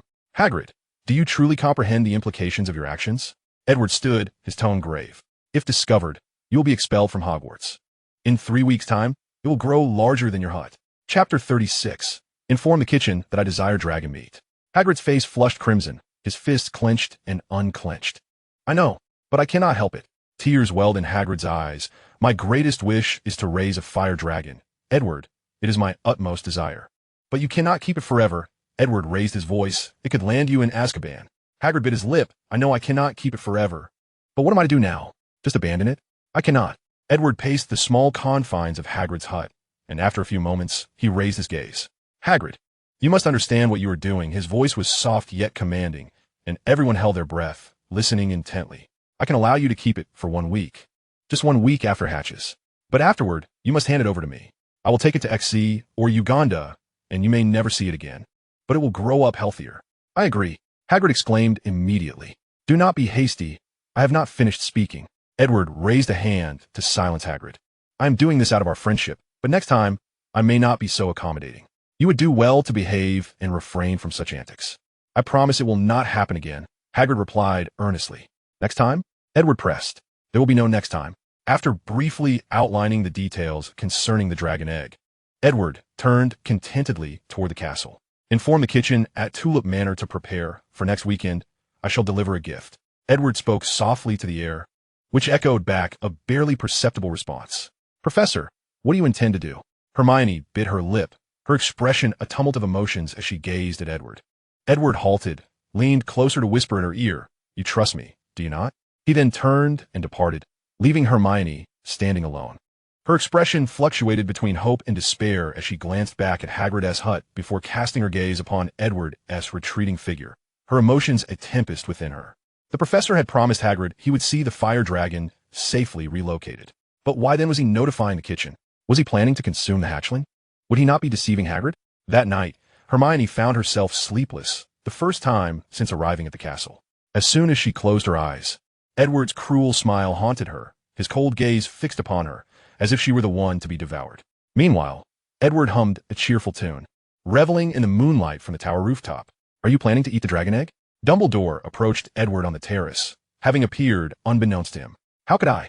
That is a rather rare Norwegian ridgeback. Consuming it would be a tremendous waste." Edward replied, clicking his tongue. "I intend to send it to guard the sanctum of the XC secret keepers. It has only recently been rebuilt." Dumbledore nodded, intrigued. "Ah, so this is yet another test for Miss Granger? If she wishes to follow my teachings, she must first prove her loyalty, yes?" Edward beamed brightly. Dumbledore sighed. "I believe she is an exceptionally gifted young witch. All the professors agree." Edward ignored Dumbledore's comment. This was a personal matter. "This test is quite burdensome for a child. She must choose between a friend and a teacher. How can you expect her to decide? I require someone who can resolutely choose me, Albus. Why do you speak to me in such a manner? Do you think no one is aware of what you have done to Harry?" Edward turned to regard Dumbledore with a knowing look. Moonlight cast a shimmering glow upon Dumbledore's beard and hair, rendering him strikingly beautiful. "I merely made the correct choice." Even if you can foresee the future, it does not guarantee that every step you take is the right one. Edward spoke rapidly. Prophecies are inherently vague. Perhaps your boy shall perish this year, and Voldemort will return. And because of your previous unfulfilled contract, you cannot forge a new one to eliminate Voldemort. The Wizarding World will be thrown into chaos. This is a very real possibility. Dumbledore's expression tightened. I have faith in Harry. You trust an 11-year-old, a young wizard who knows nothing but the levitation charm, to defeat an adult wizard? Edward could not suppress a laugh. Dumbledore offered no response, merely inhaling deeply. Shall we wager? How long do you think Harry can withstand Quirrell's assault? I wager 2 rounds. What do you say? Without so much as a glance at Edward, Dumbledore replied, I believe Harry will triumph. On what basis? Because he defeated Voldemort once 11 years ago? Edward chuckled. Surely you do not think Lily will come to his aid again today? You are aware of that magic? Dumbledore inquired, astonished. I have heard of it. Sacrificial magic. A form of witchcraft practiced by indigenous Americans. Edward nodded, not particularly surprised. But I always assumed it was mere folklore, that it did not truly exist. Dumbledore gazed deeply at Edward. One day, you shall understand. With that cryptic statement, he turned to leave the terrace. Professor Edward, I advise you to return to your office promptly, lest you catch a chill. Youth is not a shield against foolishness. Edward scoffed lightly, standing alone on the rooftop, allowing the wind to tousle his hair for a while longer. On the day the egg was to hatch, Hagrid had sent a message to Harry and Edward early in the morning, for he had to remain by the hearth, vigilantly watching over the dragon egg. Should any unexpected event arise during the hatching, Hagrid would be the first to assist the newborn dragon. As he tended to the fire, he hummed a cheerful tune, having awaited this day for nearly a week. As soon as their herbology class concluded, Harry and the others hurried to the edge of the Forbidden Forest, where Hagrid greeted them, his face aglow with excitement. Where is Professor Edward? Why didn't he accompany you? Hagrid inquired. Hermione hesitated, contemplating whether to divulge the words she had overheard that day, her sleepless nights leaving her with heavy dark circles beneath her eyes. It's about to hatch. Let us go inside and take a look, Hagrid said, disregarding Hermione's hesitation and ushering them inside. The egg lay upon the table, marked by a deep crack, and something within was stirring restlessly. Chapter 37. An encounter with the centaur Bane in the Forbidden Forest. As for Edward, he had donned a set of robust attire and ventured into the Forbidden Forest. At that moment, Hagrid, Harry, and the others were undoubtedly waiting in the hut for the dragon to emerge, rendering the forest entirely defenseless. How could a fire dragon compare to the delicacy of a unicorn? Edward's discernment remained intact. Would he deceive Hagrid? Absolutely not. His intentions were sincere. He genuinely wished to see the dragon thrive. The Forbidden Forest was shrouded in darkness, enveloped in silence, where even the midday sun struggled to penetrate the dense canopy. Edward treaded cautiously forward. After a while, he arrived at a fork in the path. Hesitating briefly, he retrieved a coin from his pocket. Clink! Without glancing at its face, he chose the left path. At the instant the coin was tossed, Edward already possessed the answer in his heart. The coin's result was of no consequence. Why did Edward select this path? Ahem, it was primarily because a faint metallic scent of blood wafted from the left, igniting his adventurous spirit. Edward continued his silent march, eyes fixed on the ground. Occasionally, a beam of sunlight broke through the branches above, illuminating a silvery blue streak of blood on the fallen leaves. Unicorn blood. Edward licked his lips. It had been centuries since he savored the taste of unicorn. One of the unicorns was injured, and Hagrid was evidently unaware. Edward mused that if Hagrid were to learn of this, he would certainly abandon thoughts of the dragon egg. An intruder had breached the Forbidden Forest, and there was no doubt that this individual was none other than the delectable Mr. Voldemort. Delicious sir, it seems our meeting is imminent, Edward thought, his violet eyes glinting as he quickened his pace, following the trail of blood. Passing a moss-covered stump, he discerned the gentle sound of flowing water nearby, indicating the presence of a stream. The winding path was still strewn with sporadic drops of unicorn blood. He must be nearing the source. Edward squinted, scrutinizing the condition of the path. Suddenly, he heard a sound, resembling footsteps, or perhaps hooves. Edward swiftly stepped off the path, concealing himself behind a towering oak tree. Drawing his wand, he gripped it firmly in his hand, straining to listen. Something was sliding through the fallen leaves nearby, the sound akin to a cloak dragging against the ground. Edward narrowed his eyes, observing the darkened path. Moments later, the noise gradually dissipated. Delicious, sir? Or something else? Edward pondered, unwilling to meet his demise in the Hogwarts labyrinth. If struck by the killing curse, it would inflict significant harm. costing him at least 6 months of recovery, especially on the soul. Years of adventuring had taught Edward a valuable lesson. The strong survive, while the weak perish. Yet mere strength is insufficient for survival. Should he pursue, or should he not? Edward proceeded with even greater caution, attuned to the faintest sounds. Suddenly, in the clearing ahead, he distinctly saw something moving. It stepped into the open, a being with a human torso above the waist, adorned with long black hair and a beard. While below the waist, it bore the sleek black body of a horse, complete with a long, flowing tail. In its hand was a long bow. An arrow nocked and ready. A centaur? Edward returned to the path, slowly approaching the centaur. Hagrid had mentioned that the centaur tribe were his good friends, and merely invoking Hagrid's name would suffice in their presence. Edward had no desire to harm Hagrid's allies. Indeed, he had no intention of igniting a conflict with the dwindling centaur tribe in England. "Who are you, intruder?" the centaur demanded, drawing back his bowstring. "Hagrid. I am a friend of Hagrid's," Edward replied, casually tossing his wand aside to convey his peaceful intentions, a tactic that often proved effective, as not everyone was aware that Edward's strength lay beyond his wand. He did not rely on it as modern wizards did. In fact, before the invention of wands, magic was performed through incantations or wandless spells, which were far more convenient. "Who are you? I have never seen you in this forest," the centaur called out. "Lunpo. Edward Lunpo," Edward responded, slowly advancing towards the centaur, admiring its magnificent mane. "You must hold a position of great esteem within your tribe." Flattery was one of Edward's habitual strategies. There are few who do not relish hearing kind words. "Lunpo." The centaur exhibited a flicker of surprise. "The great author?" His bow lowered slightly. "If there are no namesakes, then indeed, that is correct," Edward replied. The centaur approached closer, seemingly eager to ascertain if Edward was truly the illustrious writer. "Oh, it truly is you." The centaur stepped forward, extending a hand. "Greetings. I am your fan. I have read all your stories about the XC Yeti." "Hello, hello," Edward replied numbly, shaking the centaur's hand. Another fan? How did he not realize his works had found their way to the forbidden forest of Hogwarts? It must be those cursed pirates. "Mr. Fleech has brought us many of your works.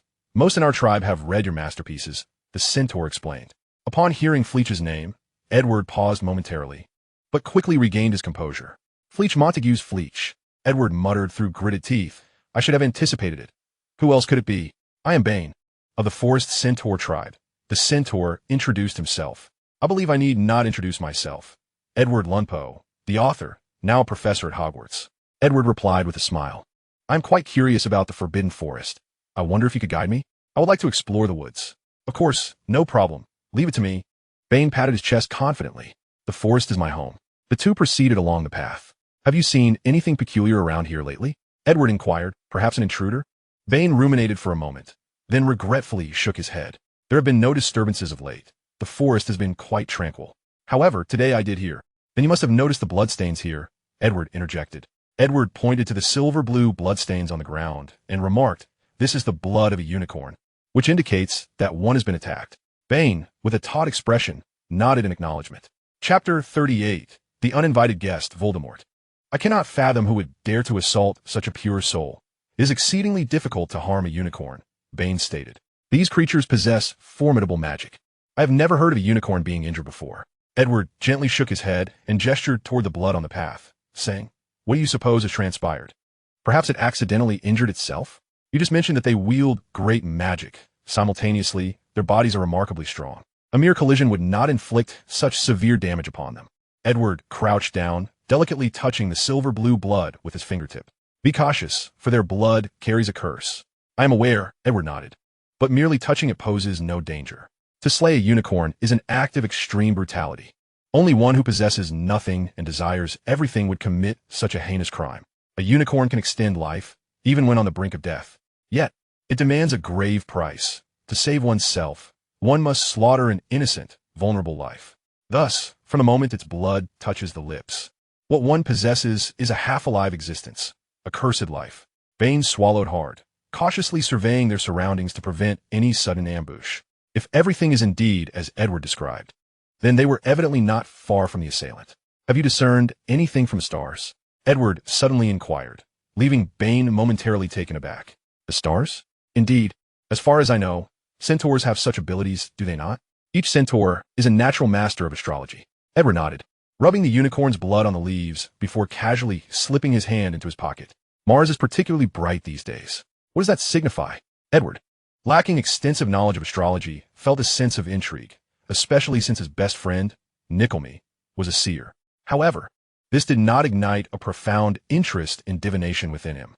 Bane swallowed again. This should not be disclosed to outsiders. He noted a change in Edward's expression and quickly amended.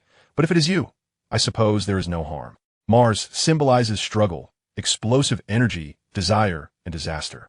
Position after Jupiter, we refer to it as Mars, or Aries. Edward interrupted Bane, directly asking, does this suggest that an incident has occurred in the forest? I believe so. Bane affirmed solemnly, there can be nothing worse than this. It seems that poor creature has met with misfortune. Edward observed, I think there is still time. The blood has yet to dry. I should not say this, Bane lamented. We once vowed to never defy fate. But why does this not signify a form of destiny? The heavens have guided you to encounter me in the forest, just in time to save that weak and pitiful unicorn. Bane fell silent, anxiously pawing at the ground with his hooves. Perhaps you have a point, but I still feel that then follow me. Edward nodded, gracefully turning to continue along the trail of blood. Bane sighed and hastily followed Edward. They ventured deeper into the forbidden forest, walking for nearly half an hour, the trees becoming increasingly dense, rendering the path nearly impassable. Edward was tempted to suggest riding on Bane's back, but he had no doubt Bane would retaliate with a swift arrow. Such an act would be a grave insult to a centaur, akin to being regarded as an ordinary mule.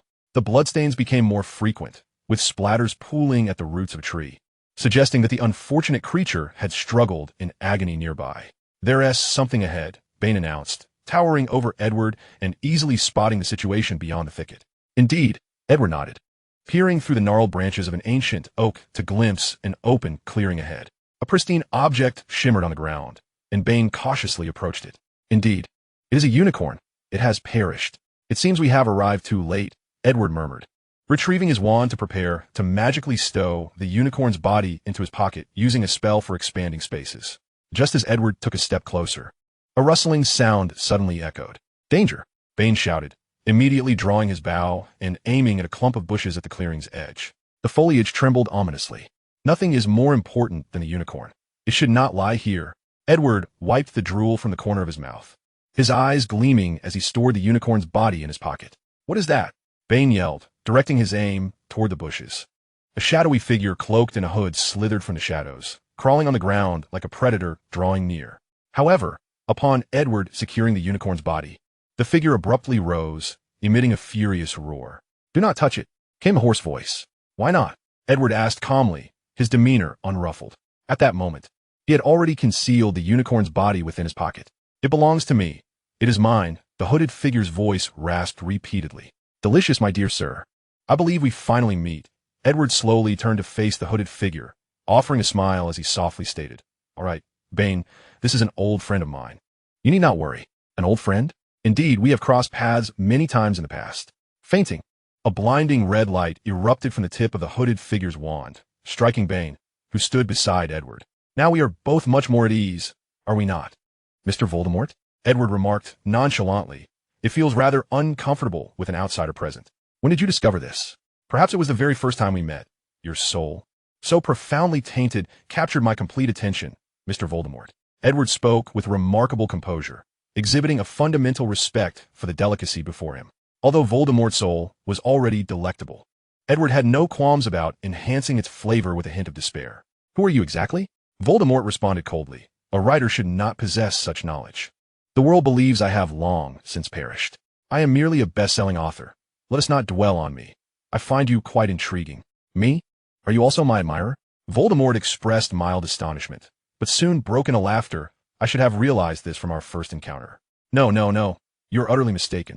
Edward interrupted Voldemort, narrowing his eyes, his tongue gliding across his lips, a dark violet gleam flashing in his pupils. I said, I find you fascinating, Voldemort.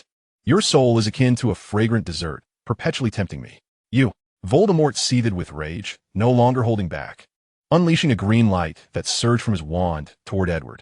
Child's play. Edward casually deflected the killing curse with a spell. In truth, the incantation seemed to strike an invisible barrier, dissipating roughly 20 centimeters from Edward's gaze. Cursed! Cursed! How dare you provoke the Dark Lord? You are courting your own demise.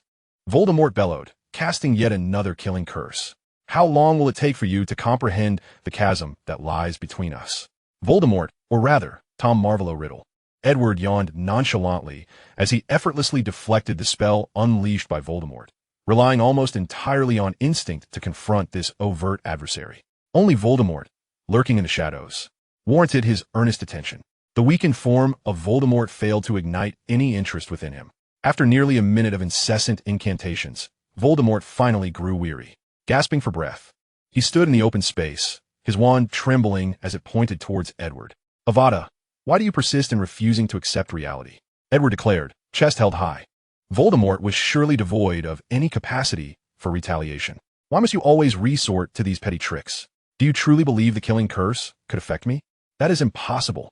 Voldemort could scarcely believe his own eyes. It must be this frail body of his. It cannot be. The power of the Dark Lord is invincible. There's an old saying in the East. There is always someone stronger, a mountain beyond every mountain. Edward strode towards Voldemort, ready to reap the final harvest. The crunch of boots upon branches resonated, reverberating like a knock upon Voldemort's very heart, causing him to tremble uncontrollably. This is impossible. Voldemort roared, hastily retreating. There is nothing impossible. You cannot escape, Edward murmured softly. Dumbledore is awaiting my transfiguration lesson in his office. And Rubius is in his hut hatching dragon eggs. No one can come to your aid. Voldemort's back pressed against an ancient oak, his body quaking uncontrollably. The power of the Dark Lord is invincible. He numbly repeated this phrase. No one is invincible. Edward had reached Voldemort, having already suppressed his body with magic, rendering him immobile. He slowly raised his hand, gently resting it upon Voldemort's head. A wisp of black smoke attempted to escape from his body, but it was no match for Edward. With a mere flick of his wrist, he captured the vaporous shadow. Edward paused, gazing at the form before him, an unusual look of confusion crossing his features. Vapor? A bubble? What manner of existence is this? The black smoke deftly slipped from Edward's grasp, morphing into a face in midair, serpentine in nature, with flat features and scarlet eyes, devoid of nose. Voldemort remembers you, Edward Runcorn. In the blink of an eye, it vanished from Edward's sight. Edward furrowed his brow, lowering his gaze to the lifeless body sprawled on the ground. He kicked it lightly. Hey, are you awake? Edward could still detect the lingering essence of the soul, though it lacked its initial fragrant aroma, which left him quite disappointed. Albus was indeed telling the truth. It seems that only Potter can bring about Voldemort's demise. Edward stood in contemplation until the centaur Bane roused from his slumber. Mr. Runcorn, what has transpired? You haven't sustained any injuries, have you? Bane, bowstring taut, hurriedly approached Edward, aiming at the corpse's head. It's nothing. I've taken care of everything, Edward replied, massaging his temples, for he was about to face an exceedingly difficult conversation with Albus Dumbledore. He had yet to devise a suitable explanation for the events that unfolded in the Forbidden Forest. Surely, he could not assert that it was all mere coincidence. Albus, it was all mere coincidence. I never anticipated encountering Voldemort in the Forbidden Forest. Edward spoke calmly as he sat on the sofa. In fact, I was quite startled when he suddenly emerged and cast the killing curse at me. I was utterly defenseless. Dumbledore's eyes behind his crescent-shaped spectacles narrowed slightly. What a terrifying experience indeed. The sarcasm in his tone was unmistakable. Quite so, Albus. I fear I may be unable to continue my teaching duties for the remainder of the semester. You should release Gilderoy from the soul-binding curse and allow him to resume my responsibilities. Good heavens. Won't he forget to eat just because he has lost Voldemort's control? Will he? Edward exclaimed anxiously. I must check on my student lest he encounter any misfortune. Albus, you surely understand my feelings, do you not? Go, Dumbledore replied tersely. Edward swiftly exited the circular office, leaving Dumbledore alone with the unconscious Professor Quirrell. What a grand surprise. Dumbledore sighed heavily before slumping into his armchair. Hermione undoubtedly missed the most thrilling scene at Hogwarts today. Professor Edward Runcorn carrying the oblivious Professor Quirrell across the grounds back to the castle, ascending the 8 flights to the headmaster's office. Accompanying them was the peculiar centaur Bane, who vigilantly surveyed the young wizards while using his mane to obscure most of his face, as if fearing exposure. Fortunately, he had not lingered long in Dumbledore's office before being sent away with the pretext of returning to the Forbidden Forest to guard the tribe. For warriors of his caliber were indispensable. Thus, Bane was gladly dismissed. News of Professor Quirrell's attack spread throughout the castle within the span of an afternoon, leaving Hermione and her friends, fresh from Hagrid's, utterly bewildered. What is happening? Has Hagrid's dragon raising been discovered? Chapter 40. Poor Professor Quirrell. However, upon learning that it was Professor Quirrell who had suffered an unfortunate encounter, they all breathed a sigh of relief. Thank goodness, it's only Professor Quirrell who was attacked. Hagrid's affairs remain undiscovered, Ron exclaimed, patting his chest. After all, we all know he is not that reliable, right? A professor has been attacked. How dreadful, Hermione lamented. Do you not grasp the gravity of the situation? I suspect he simply took a tumble in the Forbidden Forest.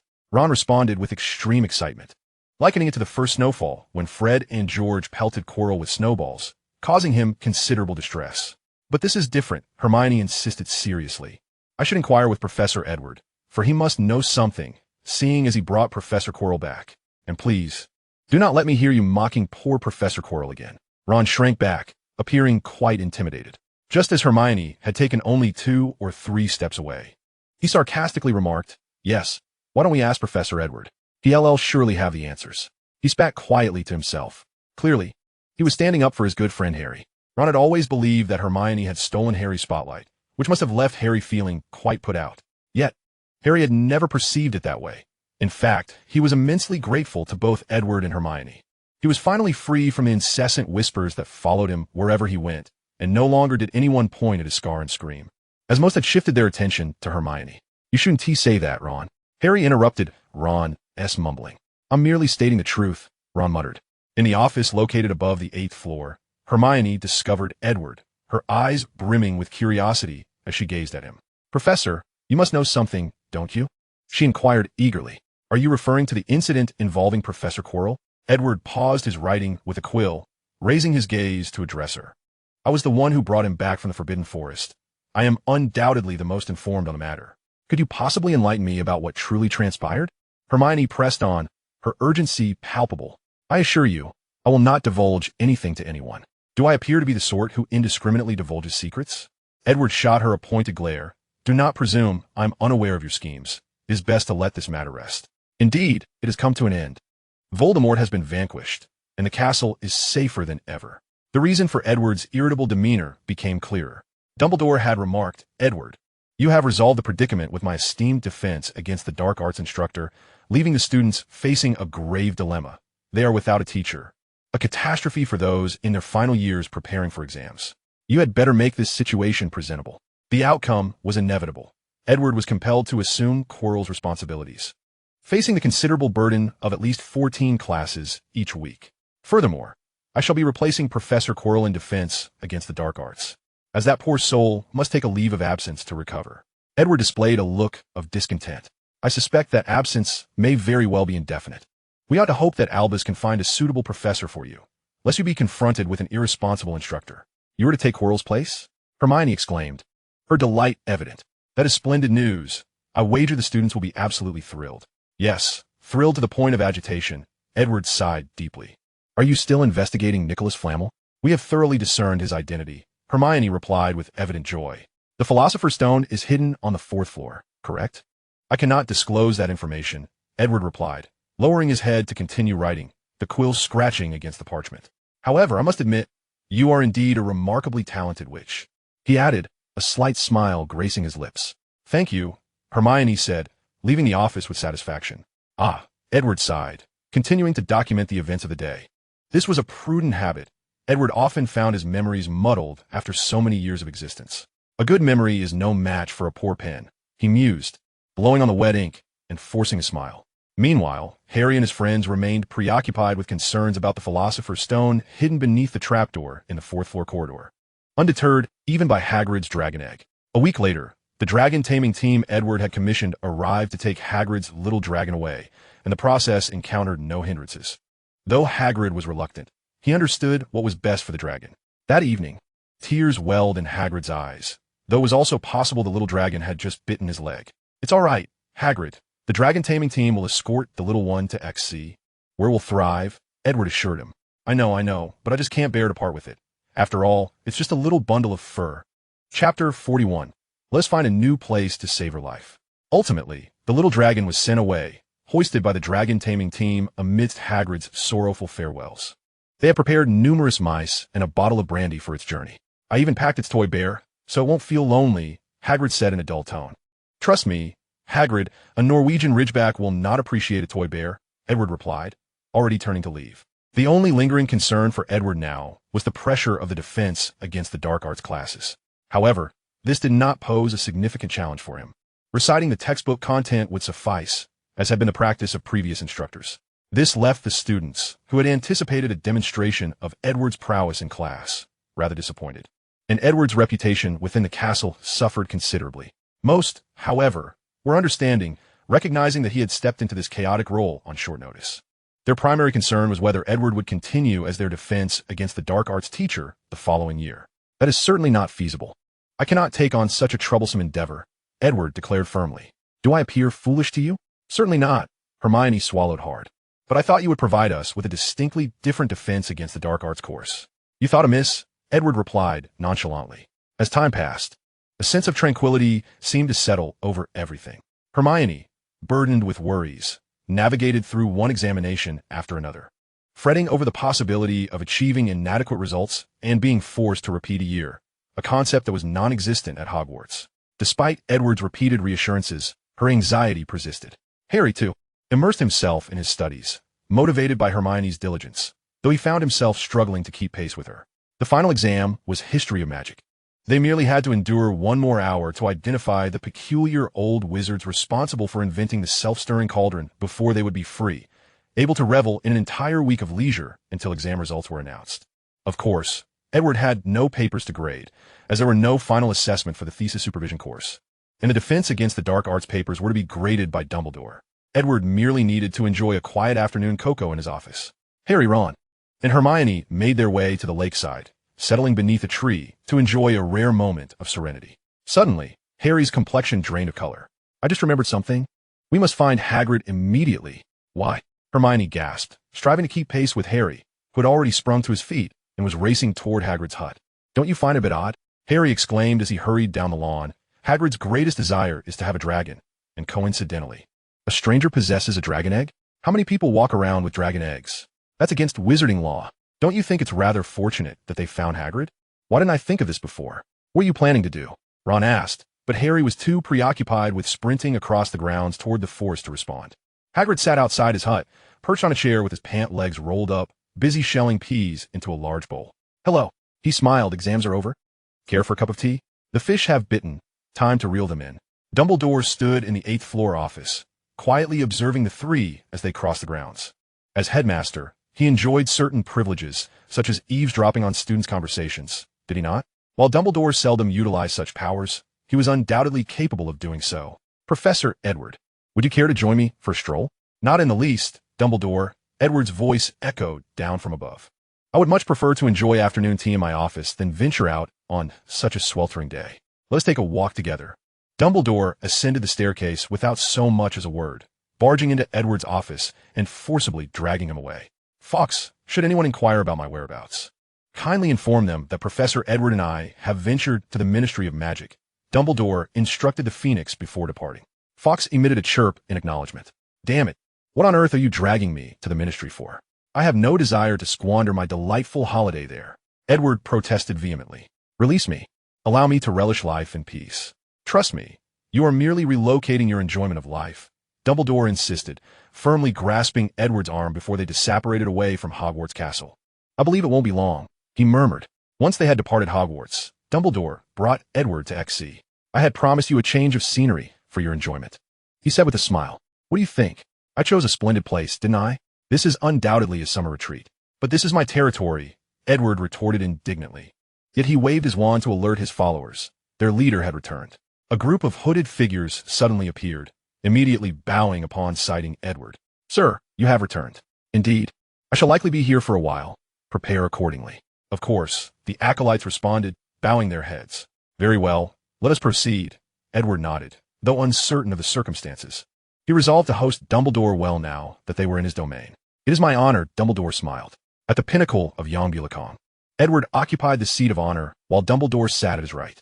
Edward held a hookah, within which a blue figure sat in despair, having utterly relinquished hope. With every breath Edward took, the figure grew increasingly ethereal.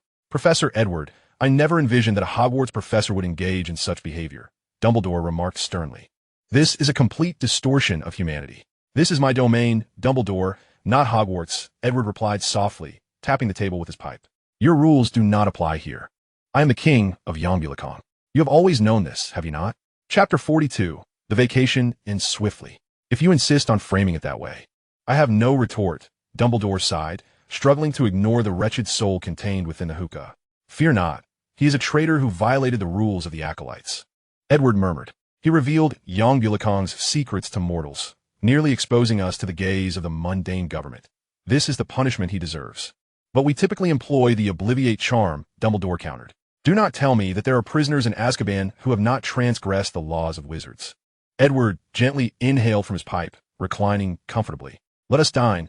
Refrain from such morose discussions. He waved his hand, signaling the acolytes to serve the meal. Despite Dumbledore's seemingly resolute stance, it was he who appeared to be enjoying himself the most, as he was now exposed to an entirely unfamiliar system of magic. Piquing his curiosity about the acolytes' wandless spellcasting. They did not use wands at all. Indeed, most utilize runic magic, yes, what you British wizards refer to as runes. Edward lounged in his chair, savoring the grapes presented by an attendant. Oh, I presume they must have a systematic training school, correct? How do you ensure the knowledge is passed down through generations?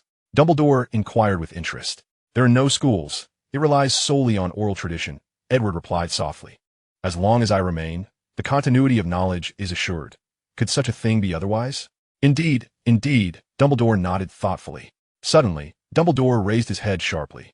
Professor Edward, I believe our holiday has come to an end. Already?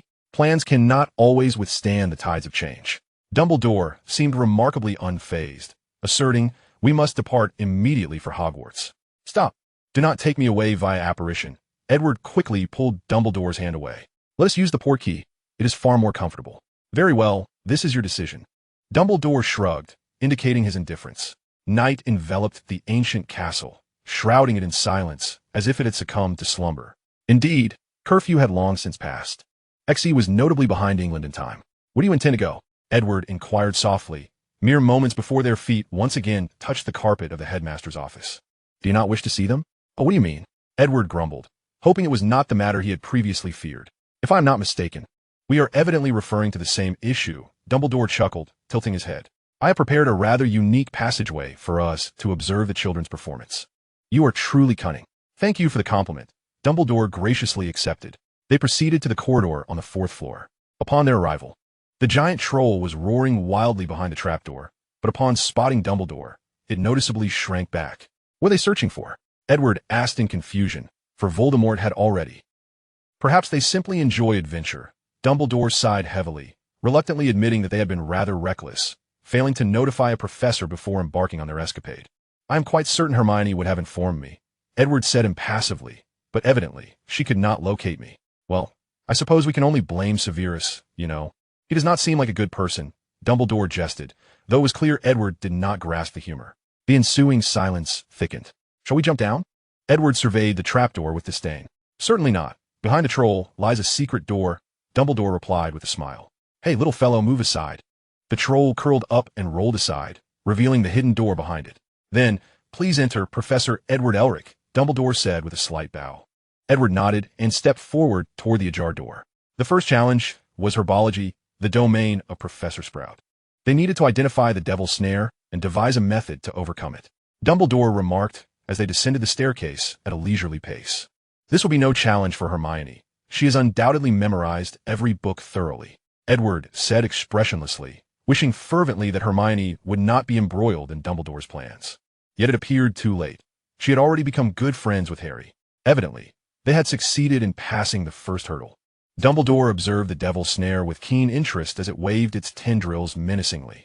No one will be ensnared by the devil's snare as long as they remain calm. Given time, it will release them, Edward said coldly. Let us continue onward.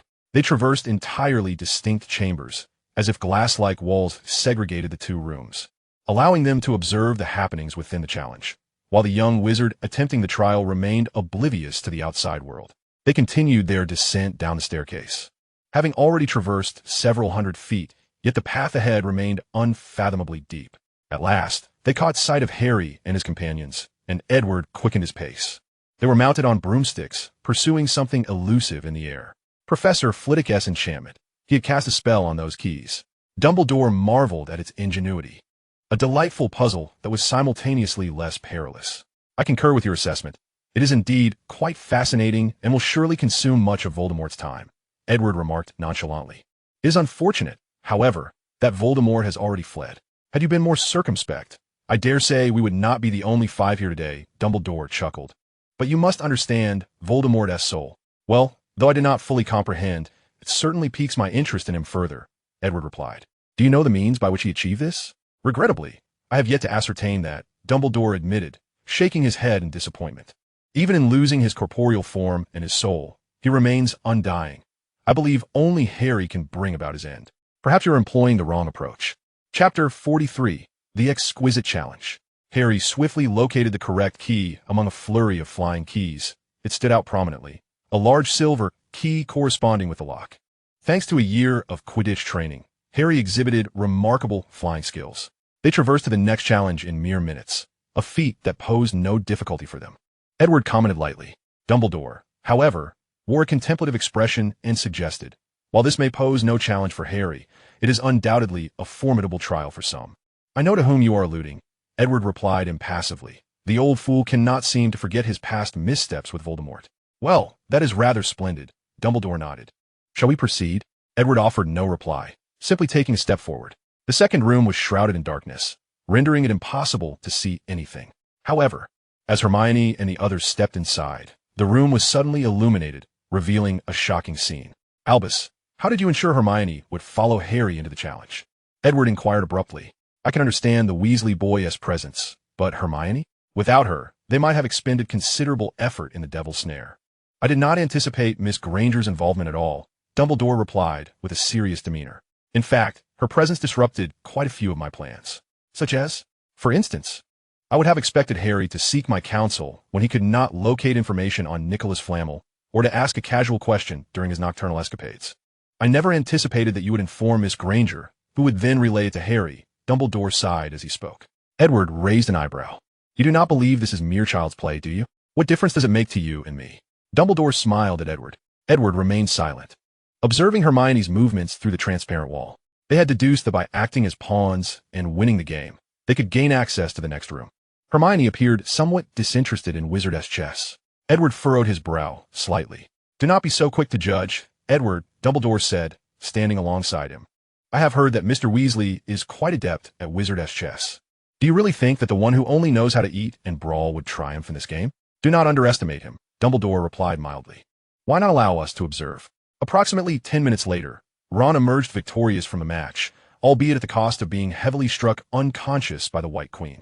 This left Harry and Hermione quite concerned, yet they complied with Ron's final instructions, moving to the designated positions and winning the game. The White King removed his crown and tossed it at Harry's feet. They had won. The white pieces bowed and retreated, clearing the path for them to advance to the next room. Was this part of your plan? I did not anticipate it turning out this way, but I am confident that Mr. Weasley has only sustained a minor injury. Perhaps a concussion? Dumbledore appeared somewhat embarrassed. I can only imagine how worried Molly must be. Edward raised an eyebrow, well aware of his number one fan. She had expressed more than once how deeply she cared for her children, yet here was Ron, having entered the Forbidden Forest in his first year and now rendered unconscious. I will explain it thoroughly to Molly, Dumbledore reassured, touching his slightly crooked nose. Let us proceed to the next room, ahem. The subsequent chamber, ostensibly Professor Quirrell's challenge, was bypassed due to his current state. If we were to place a troll here, I fear these two children would not succeed, Dumbledore remarked. Edward shot a glare at Dumbledore. You ought to know that Hermione has already encountered a troll once. If you continue to place her in such situations, do not blame me for disrupting your plans. Ahem, thus it has been circumvented, Dumbledore chuckled awkwardly. Let's move forward. The next challenge consisted of merely a table displaying 7 uniquely shaped bottles. Severus's challenge. He has skillfully fulfilled all my requirements. It is difficult, yet it merely requires a modicum of logic. Were Voldemort present, he would undoubtedly employ his own means to traverse the flames rather than consume the potion. However now, Dumbledore glanced at Edward, understanding that continually prodding him with this matter was ill-advised. Fiery flames? Edward inquired, eyeing the black fire before him. And a portkey? Quite the intricate setup. Who assisted you in this? Professor Babbling. She excels in such matters, Dumbledore replied with a smile, grateful for her assistance. Indeed, Edward nodded noncommittally. Having heard of Professor Babbling's name, she was a formidable scholar, yet she seemed somewhat too youthful in comparison to Edward. They merely required a simple capacity for logical reasoning to succeed, but Voldemort would never casually drink a potion. He trusts no one. Therefore, he would undoubtedly opt for a more direct approach, passing directly through the flames. Yet, this precisely aligns with my plan, leaving Harry with a means to navigate the fire. Edward nodded, reluctantly acknowledging that had he not disrupted Dumbledore's plans, it would ultimately ensure a confrontation between Harry and Voldemort. But how can you be certain that Harry will be able to kill Voldemort? Kill? Dumbledore tilted his head and chuckled. Why must it be death? I merely seek to validate a hypothesis. Even if they were to perish together, it would not be of consequence. Oh, Edward's interest was piqued. Pray, elaborate. I wish to ascertain whether prophecies are immutable. Dumbledore inhaled deeply, articulating thoughts he had been contemplating recently. Sybil made a prophecy 11 years ago. She foretold that either Voldemort or Harry must perish. Yet what perplexes me is why it is Harry Potter who must be that individual. Perhaps it is due to his mother's protective charm, which is derived from indigenous magic of the Americas, quite remarkable indeed. I am aware. It was I who imparted that knowledge to her, Dumbledore remarked, his azure eyes blinking as he regarded Edward. Chapter 44. The game concludes, bewildered Harry. You should be cognizant that that incantation is sufficient to safeguard Potter, Edward stated. I fail to perceive how Voldemort could possibly triumph. Even the killing curse would be ineffectual against Potter. Precisely, which is why I feel emboldened to conduct my experiments, Dumbledore replied. After all, Harry possesses the protective spell. Does he not? Edward raised an eyebrow, casting a sidelong glance. You would do well to ensure he remains oblivious to all of this. Of course, Dumbledore chuckled. Unless you choose to reveal the truth to him. Am I one to prattle? You are not. Yet Miss Granger clearly harbors great concern for a friend. Dumbledore turned his gaze towards Hermione, who was engrossed in repeatedly scrutinizing the note on the table. It would be prudent not to attract her attention, Albus. She is my pupil, Edward coldly interjected. You should be well aware of my pupil's status. I am indeed aware, Dumbledore responded with a smile. Just as I recognized your identity when I first discovered you. This piques my curiosity. From whence did you ascertain my name? Edward inquired, as he had long found this matter perplexing, especially since even Nick had been unaware of his exploits, merely knowing that Edward was traversing the globe. While they conversed, Hermione had deciphered the correct answer. The passage to the next challenge was contained within the smallest vial. It was only sufficient for one to consume. Thus Harry resolved to brave the flames alone. Well, I once narrowly escaped, remember? Harry pointed to the scar on his forehead. Perhaps I can turn misfortune into fortune once more. Hermione's lips quivered as she suddenly dashed towards Harry, enveloping him in her arms. What a touching display of friendship. Dumbledore remarked, feigning to wipe away a tear. This only served to further diminish the corners of Edward's mouth. Harry drained the contents of the small vial and dashed through the flames, successfully reaching the other side and entering the final chamber. Should we continue to observe? Edward softly inquired. Dumbledore gently shook his head. I believe it is unnecessary. We ought to return to the corridor so that Miss Granger can swiftly locate us, and we may re-enter to rescue Harry. Playing house, Edward scoffed. I have no interest in indulging you. I shall retire to rest. By all means. Dumbledore slightly shifted aside to allow Edward to depart. It is my esteemed pleasure to invite Professor Quirrell to partake in this spectacle. An honor indeed, Edward replied coldly. Yet he made no move to leave. Instead, he retrieved a dark oil lamp from his pocket. A fleeting blue luminescence flickered across it before dimming. Yet Edward remained in place, not returning to his office as he had anticipated. Oh, by the way, a word of caution. I have cast a reverse portkey charm here. Dumbledore said with a smile, slightly bowing as he gestured towards their original direction. So, please, proceed, Professor Edward Quirrell. Edward snorted derisively, tightening his cloak as he hastened up the staircase. The following morning, all the students were astonished to discover that Gryffindor's point hourglass had inexplicably accumulated an additional 30 points, which was entirely unfounded, as Gryffindor had not possessed these points prior to their slumber. However, this bore no significance in the contest for the House Cup, as Gryffindor was already in the lead, albeit by a slender margin over Slytherin. This was largely due to Harry's stellar performance in Quidditch, where he had garnered substantial points for Gryffindor, despite having acted like a complete fool the previous night, when he found himself alone after traversing the flames. He had fully expected to see Professor Snape's figure behind him, yet there was not even a shadow of Snape to be found. In truth, Professor Snape had enjoyed a most comfortable night in his office, feeling a wave of relief at the prospect of not having to face the children of Hogwarts, particularly Harry Potter. The students subsequently enjoyed a most delightful week, with their results set to be revealed a week hence, allowing them to indulge in carefree leisure for an entire week. What bliss! No more revision, Ron exclaimed, stretching out on the grass. Harry, cheer up. Even though we have yet to decipher Snape's plans, there is no doubt the Philosopher's Stone is secure. Dumbledore has destroyed it. And in a week, we shall ascertain how poorly we performed. There is no need to fret over it now, Harry replied, rubbing his forehead. But something feels amiss, Harry remarked. Moreover, Hermione appears exceedingly confident. She must have performed exceptionally well. Indeed, I did excel, Hermione said, flipping through a book without glancing back. The professor has already informed me of my results. I am the top of the year. Oh, how delightful, Ron said begrudgingly, sticking out his tongue where Hermione could not see. By the way, Harry, do you have any plans for the holiday? Hermione inquired, snapping her book shut without allowing Harry a moment to respond. I shall be spending my holiday with the professor, learning from him. He insists I require systematic study of runes. How fortunate, Harry envied as he gazed at Hermione, her once unruly hair now appearing quite charming. At the end-of-year feast, the Great Hall was resplendently adorned in the gold and scarlet of Gryffindor, celebrating their long-awaited triumph in reclaiming the House Cup Championship. A massive banner depicting the Gryffindor lion hung on the wall behind the head table, visible to all who enter the hall. Hermione eagerly surveyed her surroundings, caught up in the jubilant enthusiasm of the upperclassmen as the celebratory atmosphere spread across the tables, save for Slytherin. Fortunately, moments later, Dumbledore and Edward arrived, and the clamor in the hall gradually subsided. Another year has passed, Dumbledore proclaimed cheerfully. Before you indulge in these delightful dishes, I must trouble you to lend an ear to the ramblings of an old man. What a splendid year it has been. I trust your minds have become more enriched than they were before, with an entire summer ahead of you to digest this newfound knowledge and clear space for the next term. Chapter 45. The term concludes. Gryffindor, as expected, claimed the championship of the House Cup, and everyone celebrated exuberantly, with the Weasley twins chanting Harry's name.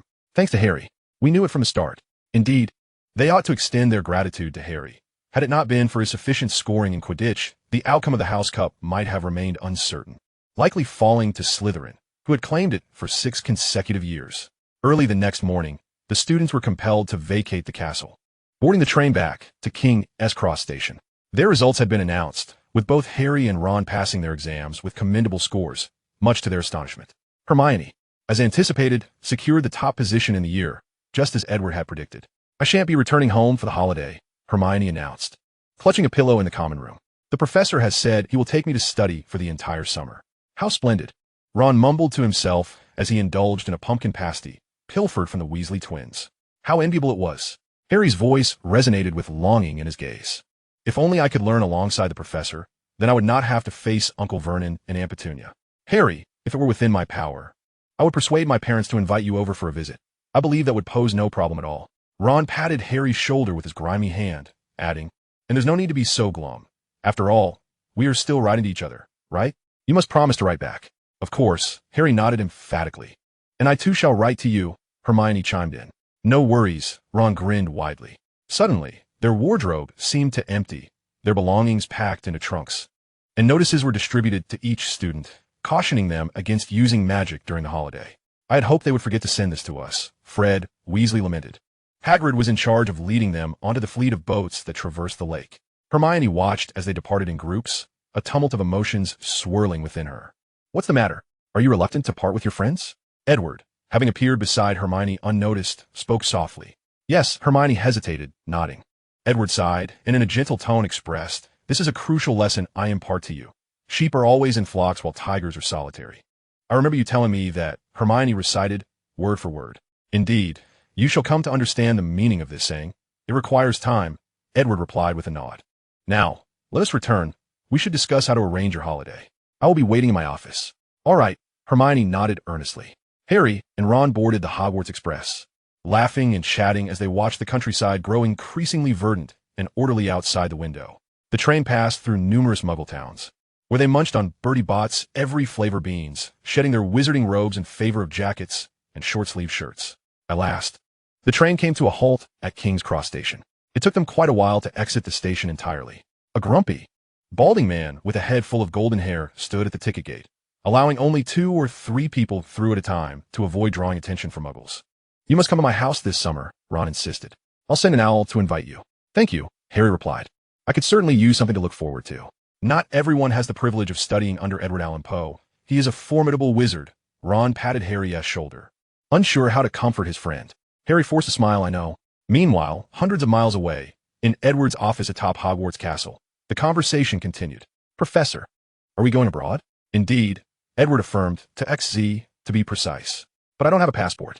Hermione exclaimed, I can't go abroad. Haha, Hermione, have you forgotten? We are wizards. Edward chuckled, ruffling her hair playfully. Wizards can travel abroad with ease? Of course, though it requires permission from the Ministry of Magic for most. Edward stated solemnly. But I'm Edward Allan Poe. Hermione cast a knowing glance at Edward. She recognized his tendency for self-importance. You may not realize it now, but when you step outside Hogwarts, you will understand the significance of the name Edward Allan Poe, he said with a smile. Time is of the essence. We must set off. Now, how do we go? Hermione questioned, puzzled. By apparition, of course. Haven't you always been curious? Edward rose, instructing her. You must hold tightly to my arm. I would not want you to be deposited in some remote corner. Hermione grasped his arm tightly, eliciting another chuckle from Edward. All right, let's embark. Hermione felt Edward's arm slipping from her grasp, prompting her to clutch even more firmly.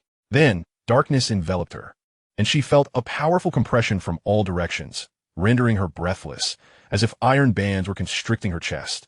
Her eyes were pressed back into her head, and her eardrums seemed to sink deep within her skull. Moments later, she gasped for the thin air of the XC plateau, her tear-filled eyes opening. It felt as though she had emerged from an exceedingly narrow tube. After a few seconds, she regained her bearings, realizing Hogwarts Castle had vanished. She and Edward now stood in a snow-covered landscape, with a grand palace visible not far ahead. Are you all right? Edward inquired, looking down at her. This sensation takes some getting used to. I'm fine, Hermione replied, rubbing her ears, which seemed reluctant to part from Hogwarts. Edward smiled, unfastening the buttons of his robe and spreading his arms wide. Now behold my realm. Hermione lifted her gaze to the scene before her. As a group of individuals adorned in colorful headscarves emerged from nowhere, wielding either long swords or massive wands. In comparison, her own wand appeared toy-like. Welcome, Hermione Granger. You shall spend the next 2 months here. Chapter 46, A Joyous Holiday Life. A good wizard should be like water. Why? Edward sat on the sofa, a complete tea set beside him, yet he was savoring hot cocoa. Hermione's head bobbed like a rattle.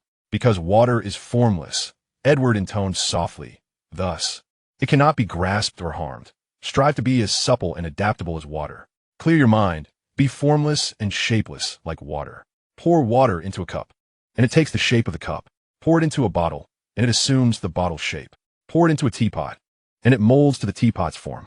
Water can flow gently or crash violently. Be like water, Hermione. As Hermione absorbed these words, her head spun. She had never encountered such perplexing teachings before, leaving her utterly bewildered. You have ample time to decipher these words, Edward remarked. For now, what matters is whether you have completed today's 20 repetitions of the Newen transcription. I'll get right on it, Hermione exclaimed promptly. Edward encouraged Hermione to study under the mystics whenever she had free time. Each of them was nearly the best instructor, balancing the continuation of their family's magical lore. Having been taught one-on-one by their parents and elders, thus possessing unique insights into magic, Edward did not intend to spoon-feed Hermione with knowledge, as such an approach would stifle her talent. She should have the freedom to develop further.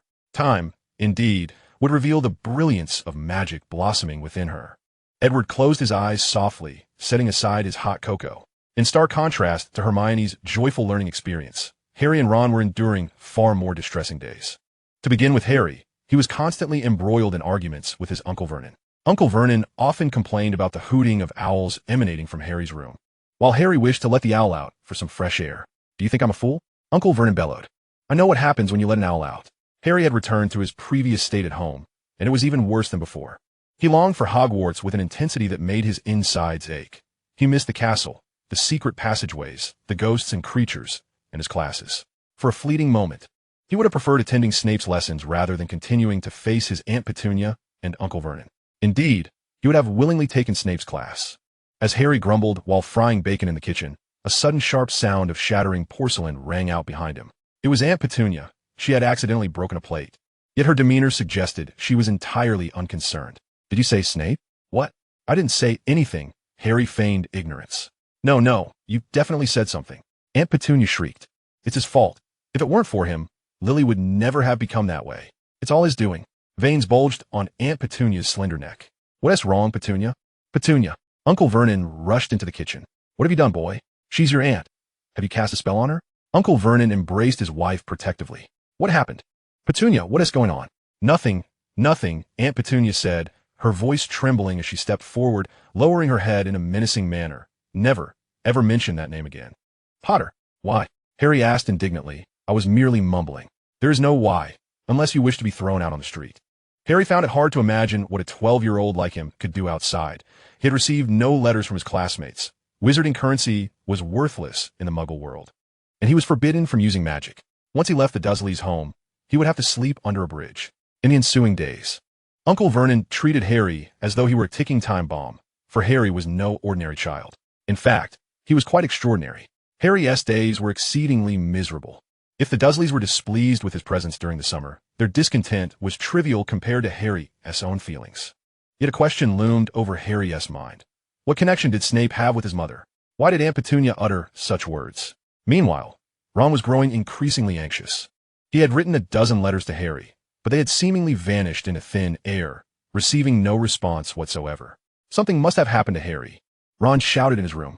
George Weasley yawned as he and Fred were experimenting with a candy that would cause the consumer's tongue to swell. Don't worry.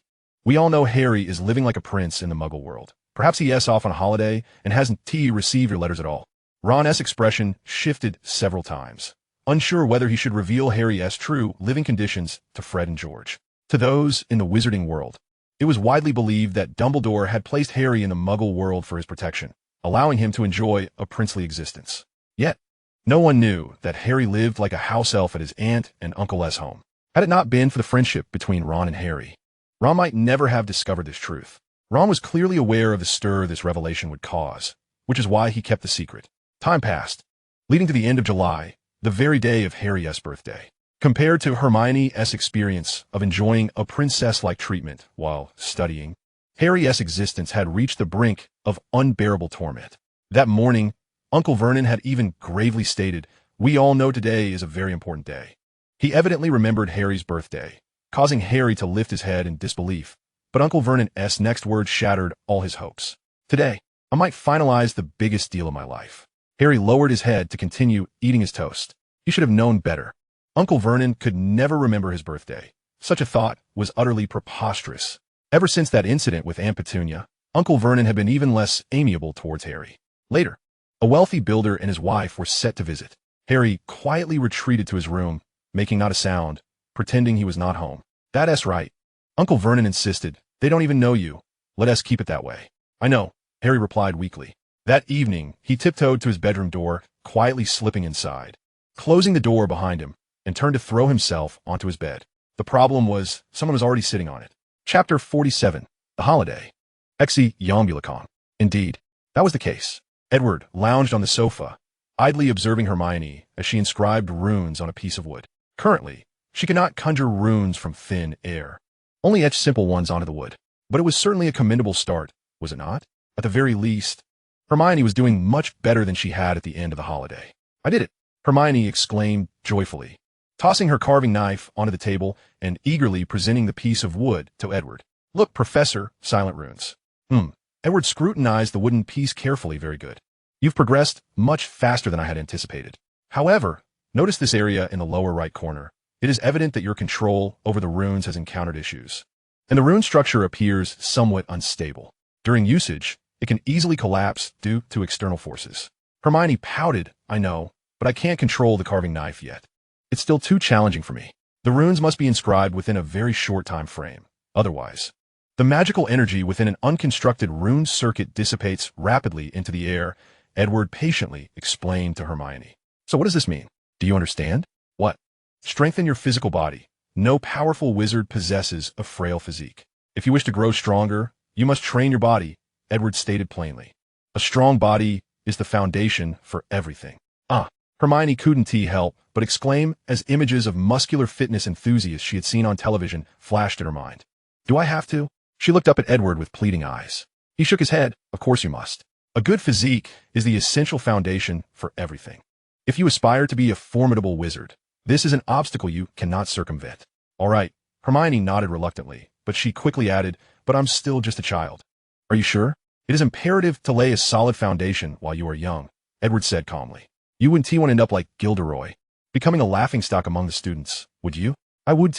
Hermione shook her head vigorously. She was all too aware of Gilderoy Lockhart after the very first class. He had utterly become the subject of ridicule among the students. This led Gilderoy, having escaped Quirrell's control, to hastily bid farewell to Edward, claiming he needed to embark on distant adventures to hone his skills, promising to return to Hogwarts only when he became a more accomplished wizard. However, Edward could only smile wryly. Gilderoy was nearly 40 years old. How much potential for growth did he really have?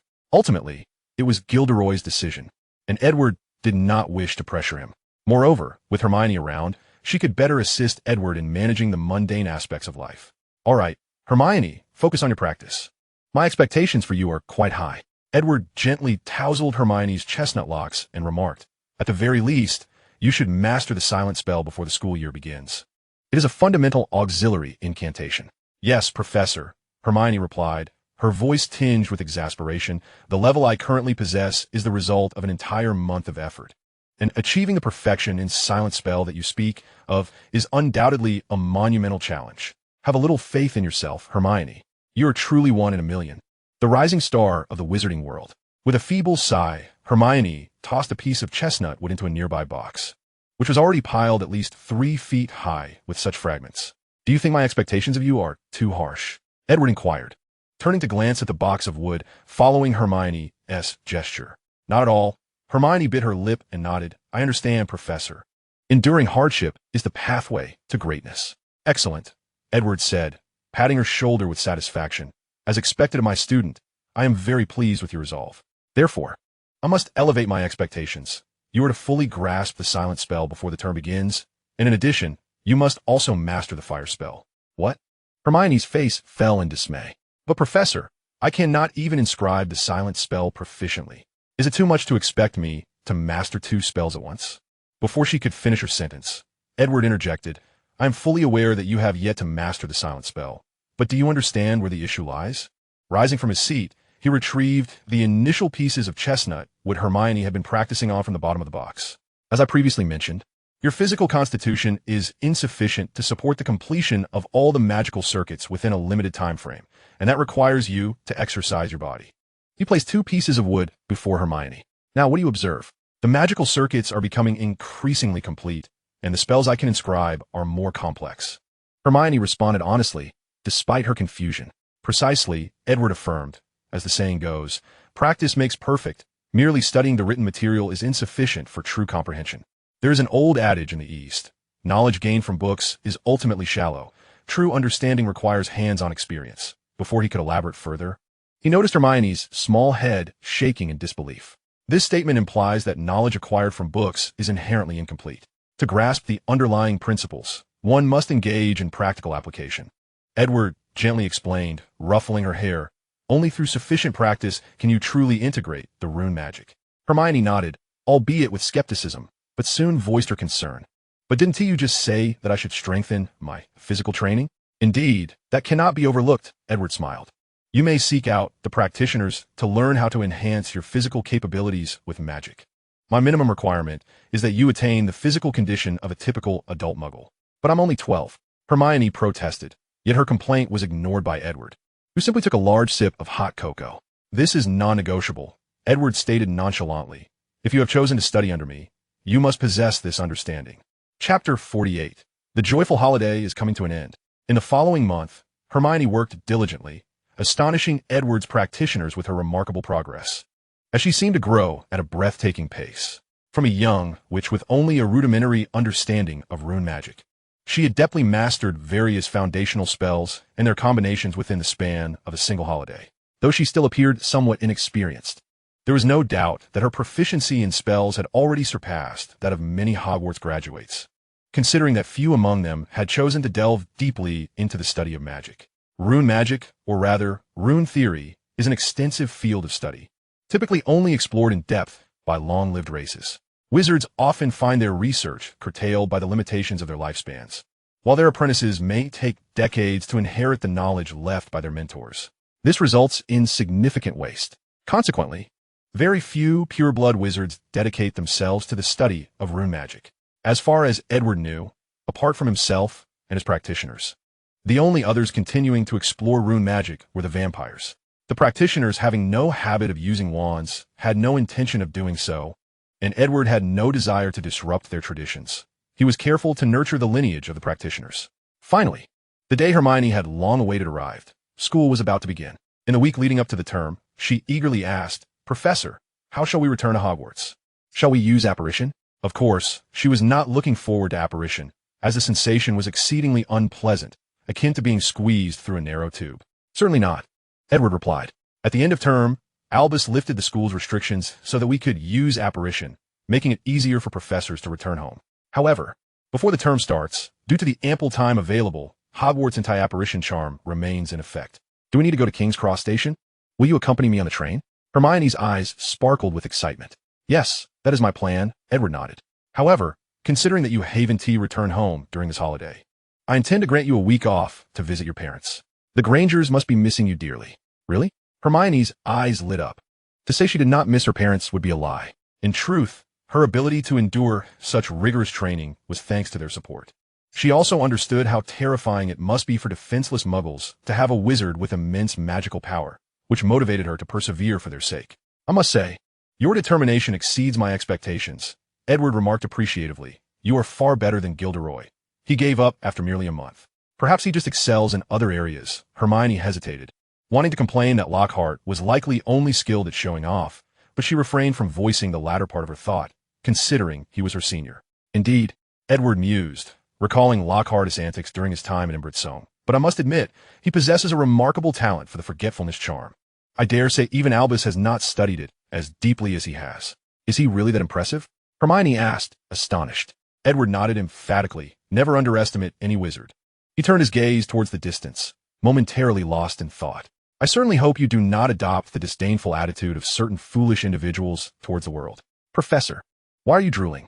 "Nothing," he replied. "I merely thought of a delicious dish that ran away." "Norbert? What Norbert?" "Hagrid's Norwegian Ridgeback.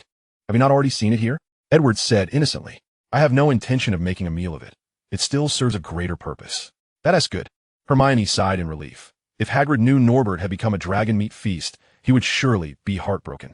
"Well, he is fortunate." "I have no desire to partake of dragon meat," Edward said softly. "If there is nothing else, you should return and rest early. I will escort you back to Bromley first thing tomorrow morning." "All right, Professor."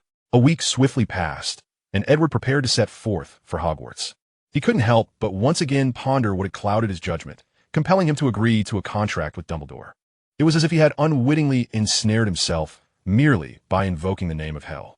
Perhaps it was largely due to Dumbledore's formidable reputation that Edward had so readily placed his trust in him. Upon further reflection, it occurred to him that Dumbledore's soul was hardly a delectable prize. A sudden pang of regret washed over him. Yet a contract is a contract. Alas, there was no point in dwelling on it, as he could not escape the binding terms. With a deep sigh, Edward adjusted his robe, then produced the door key. He traced his palm across it, and a brilliant blue light ignited. When clarity returned to his surroundings, Edward found himself in the headmaster's office on the 8th floor of Hogwarts. "Good afternoon, Professor Edward," Dumbledore greeted, rising from behind his desk and waving at him. "Good afternoon, Albus," Edward replied, nodding. "I had thought you would be busy preparing for the arrival of the young wizards." Each year, such a scene unfolded, and the professors were well acquainted with the routine. They were adept at managing everything. Dumbledore chuckled as he retrieved a crumpled box from his pocket. "Blood-flavored lollipops. The latest creation from the Honeydukes. Care to try one?" Edward merely cast a fleeting glance and withdrew his gaze. "I am not a vampire." "Indeed, none among us are vampires, are we?" Dumbledore responded, yet that did not preclude us from relishing its flavor. "Very well, enjoy it yourself," Edward replied nonchalantly, turning to ascend the staircase. "Wait, Edward," Dumbledore called, his demeanor shifting to one of seriousness. "We need to have a thorough discussion regarding your situation with Professor Quirrell." "I thought we had already addressed this matter." Edward halted, resting his arm on the handrail of the stairs. "Let us sit down and have a proper conversation, shall we?" Dumbledore's blue eyes twinkled with wisdom behind his half-moon spectacles. "We require an open-hearted dialogue between us." Chapter 49. The new defense against the dark arts professor. The contents of that day's conversation remained shrouded in secrecy. It was evident that Edward's expression was far from favorable. Later that day, the students finally arrived at the castle. A group of first-year students crossing the Black Lake to behold Hogwarts Castle for the first time. The older students arrived in carriages drawn by the Thestrals. By the time Dumbledore and Edward reached the Great Hall, the students had already filled every seat. The first-year young witches and wizards awaited the sorting ceremony in the adjoining foyer. Within the hall, Dumbledore skillfully exchanged greetings with the professors, while Edward took his seat at his designated spot. The other professors, having spent a year with Edward, understood his temperament well enough not to intrude upon his solitude. However, a middle-aged man let out a grunt before making his way to his seat. He bore the appearance of an aging lion, with chestnut hair streaked with gray and thick eyebrows. Behind gold-rimmed glasses gleamed a pair of piercing eyes, despite his slight limp. He moved with a certain swagger that instantly conveyed his astute and formidable nature. "Rufus, it's a pleasure to see you." Dumbledore extended his arms toward the man. Reluctantly, the man embraced Dumbledore before quickly releasing him. "I thought you would have made some progress." Rufus Scrimgeour, formerly the head of the Auror office, had unfortunately been outmaneuvered by Cornelius Fudge in the power struggle, relegated to the fringes of the political landscape. This year, as Dumbledore grappled with the vacancy for the defense against the dark arts professor, Fudge, in his capacity as Minister of Magic, had unceremoniously thrust Scrimgeour into Hogwarts. He was evidently disinclined to be there, but such sentiments were of no consequence. Most professors harbored a dislike for this irascible man, who clearly did not fit into the Hogwarts atmosphere and appeared rather conspicuous among the faculty. A commotion erupted from a distance. "The students are here." Professor McGonagall hurriedly approached from the foyer, leaning toward Dumbledore to whisper something before briskly departing. "Very well," Dumbledore waved his hand, indicating for the professors to take their seats as he settled into the central chair of the staff table. Throughout this process, Scrimgeour remained with his arms crossed, exuding an air of disdain towards everything, which caused Professor Flitwick's expression to darken. "Is Hogwarts not a fitting place for you, Scrimgeour?" Yet, mindful of Dumbledore and the students, the faculty refrained from uttering further comments. Only Filch gazed at Scrimgeour with palpable excitement, his hands rubbing together, clearly eager to share something with him. Soon, McGonagall returned hastily, approaching Dumbledore to whisper once more, and the headmaster's countenance fell. He exchanged a few words with her, to which she nodded, then called for Snape, and the two exited the Great Hall together. What has transpired? Edward had just exchanged glances with his student, confirming that she had enjoyed her week, when he turned to see Dumbledore's serious expression. "Trouble has arisen. Harry has not arrived at the castle," Dumbledore stated darkly. "There must be some sort of issue." He paid no heed to Edward's reaction, striding directly to Scrimgeour to murmur a few words to him. Scrimgeour's expression grew even more grim. He cast a purposeful glance at Edward before swiftly rising and exiting the hall. Meanwhile, the newly arrived young witches and wizards buzzed with excitement, chattering incessantly and filling the hall with a vibrant atmosphere. The professors, quite liberal in their approach, refrained from intervening. After Dumbledore returned to his seat, his expression transformed back into a beaming smile as he observed the scene, stroking his silver beard. Edward regarded Dumbledore with keen interest, pondering what event had provoked such an outburst from him moments prior. Meanwhile, Hermione also sensed an anomaly. Harry was missing. She had not spotted Harry or Ron on the train, assuming they were in another carriage that she had not found. However, upon arriving at the castle and still not locating Harry, she realized the gravity of the situation. Harry and Ron must have encountered some mishap and missed the train. The doors of the Great Hall swung open once more, and Professor Snape, draped in his black robes, entered, closely followed by Professor McGonagall, who was accompanied by two small figures. It was Harry and Ron. They seemed to have made some error that delayed their entrance into the castle, but it appeared that Headmaster Dumbledore had no intention of pursuing the matter further, as he merely nodded at McGonagall. Understanding the unspoken cue, she stood and made her way slowly towards the foyer. Dumbledore lightly tapped his goblet with a golden spoon, his voice resonating with authority as he proclaimed, "Silence." The hall fell instantly quiet, with the young witches and wizards turning their gazes toward Dumbledore, the previous clamor dissipating. "Let us commence our annual tradition, the sorting ceremony," Dumbledore announced with a smile. No sooner had he finished speaking than the doors of the hall opened, and McGonagall led a long line of first-year students to the front of the hall. The newcomers stepped in with trepidation. One little girl, with striking red hair, particularly drawing attention. "Another Weasley, is it?" Edward appeared somewhat pained, for last year Ron had caused him no small amount of trouble, compelling him to keep a close watch on Ron to prevent any altercations with the students of Slytherin. To his astonishment, This year, there was yet another child from the Weasley clan. Edward could only hope that this little girl would prove to be less troublesome than her brother Ron. At the very least, avoiding further confrontations with the Slytherin students. Professor McGonagall placed the renowned sorting hat upon the stool before the first-year students. Each year, this tattered and grimy old hat, adorned with patches, sorted the newcomers into one of Hogwarts' 4 houses: Gryffindor, Hufflepuff, Ravenclaw, and Slytherin. Edward sipped his hot cocoa, relishing the warmth it brought on such a brisk day. What could be more delightful than a cup of hot cocoa? As for Harry and Ron's tardiness, Dumbledore chose to remain silent. Who would truly care? After the sorting hat sang its annual song, a particularly diminutive boy with gray hair was summoned to the front and donned the hat. Edward scrutinized the line of young witches and wizards, searching for any hidden troublemakers. However, this proved futile, as they all appeared excessively anxious. Resigned, Edward returned to savoring his cocoa, but noticed a persistent rustling sound beside him. Turning his head, he discovered that Dumbledore was tugging at his beard. Chapter 50. You should expel Harry Potter. The sorting ceremony proceeded seamlessly, and once the young wizards were seated, everyone was taken aback to find an empty seat at the staff table. Whose place was that? Harry murmured to Hermione across the table. Hermione merely shook her head, hesitantly suggesting, perhaps it belongs to the new defense against the dark arts professor. We all know Professor Quirrell resigned due to health issues. Someone had been sitting there just a moment ago, but I don't know when they left the hall. Well, I hope he is genuinely qualified, Harry shrugged, not wishing to endure another year of the defense against the dark arts class, whether it was Professor Quirrell's stammering lectures or Edward's lackluster teaching. The students had learned nothing at all. Older students were even forced to rely on self-study to prepare for their OWLs and newts in pursuit of their desired careers. Yet, for both Edward and Dumbledore, this was a trivial matter. Ultimately, as the last student was sorted into Hufflepuff, the ceremony came to a conclusive end. Professor McGonagall gathered the sorting hat and stool, removing them from sight. Professor Dumbledore then rose, casting a warm smile over all the students. Opening his arms in a welcoming gesture. I have just 2 words for you, he declared, his resonant voice echoing through the hall. Eat. It did not take long for the dishes on the table to be thoroughly devoured, with barely any dessert remaining. Edward merely sampled the pumpkin soup, finding it inferior to his hot cocoa, and did not partake further. He still preferred the dinner prepared by his house elf. Dumbledore invited Edward to join him, but he politely shook his head in refusal. As the last crumbs on the plates vanished, leaving them spotless and gleaming, Albus Dumbledore stood once more. The hum of conversation in the hall abruptly ceased, leaving only the howling wind and the patter of rain. All right, Dumbledore beamed at everyone. Now that we are all well fed and refreshed, I must once again ask for your attention as I announce a few notices. Mr. Filch, the caretaker, wishes me to inform you that this year, the list of prohibited items in the castle has grown.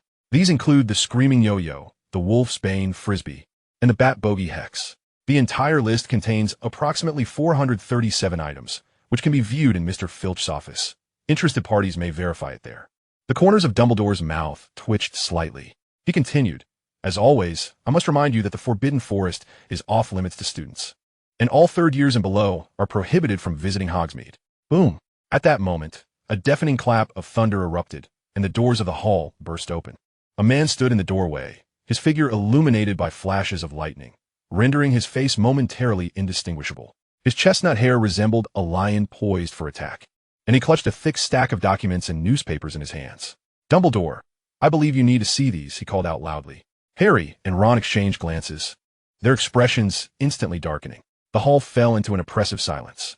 Allow me to introduce our new defense against the dark arts teacher. Dumbledore cheerfully broke the silence, Professor Scrimgeour. Typically, when a new teacher is introduced, the audience would erupt into applause. However, now, aside from Dumbledore and Hagrid, not a single teacher or student clapped. Dumbledore and Hagrid offered a few half-hearted claps, but realizing the sound echoed forlornly in the silent hall, they discreetly ceased. Everyone else appeared stupefied by this abrupt entrance, their eyes fixed on him.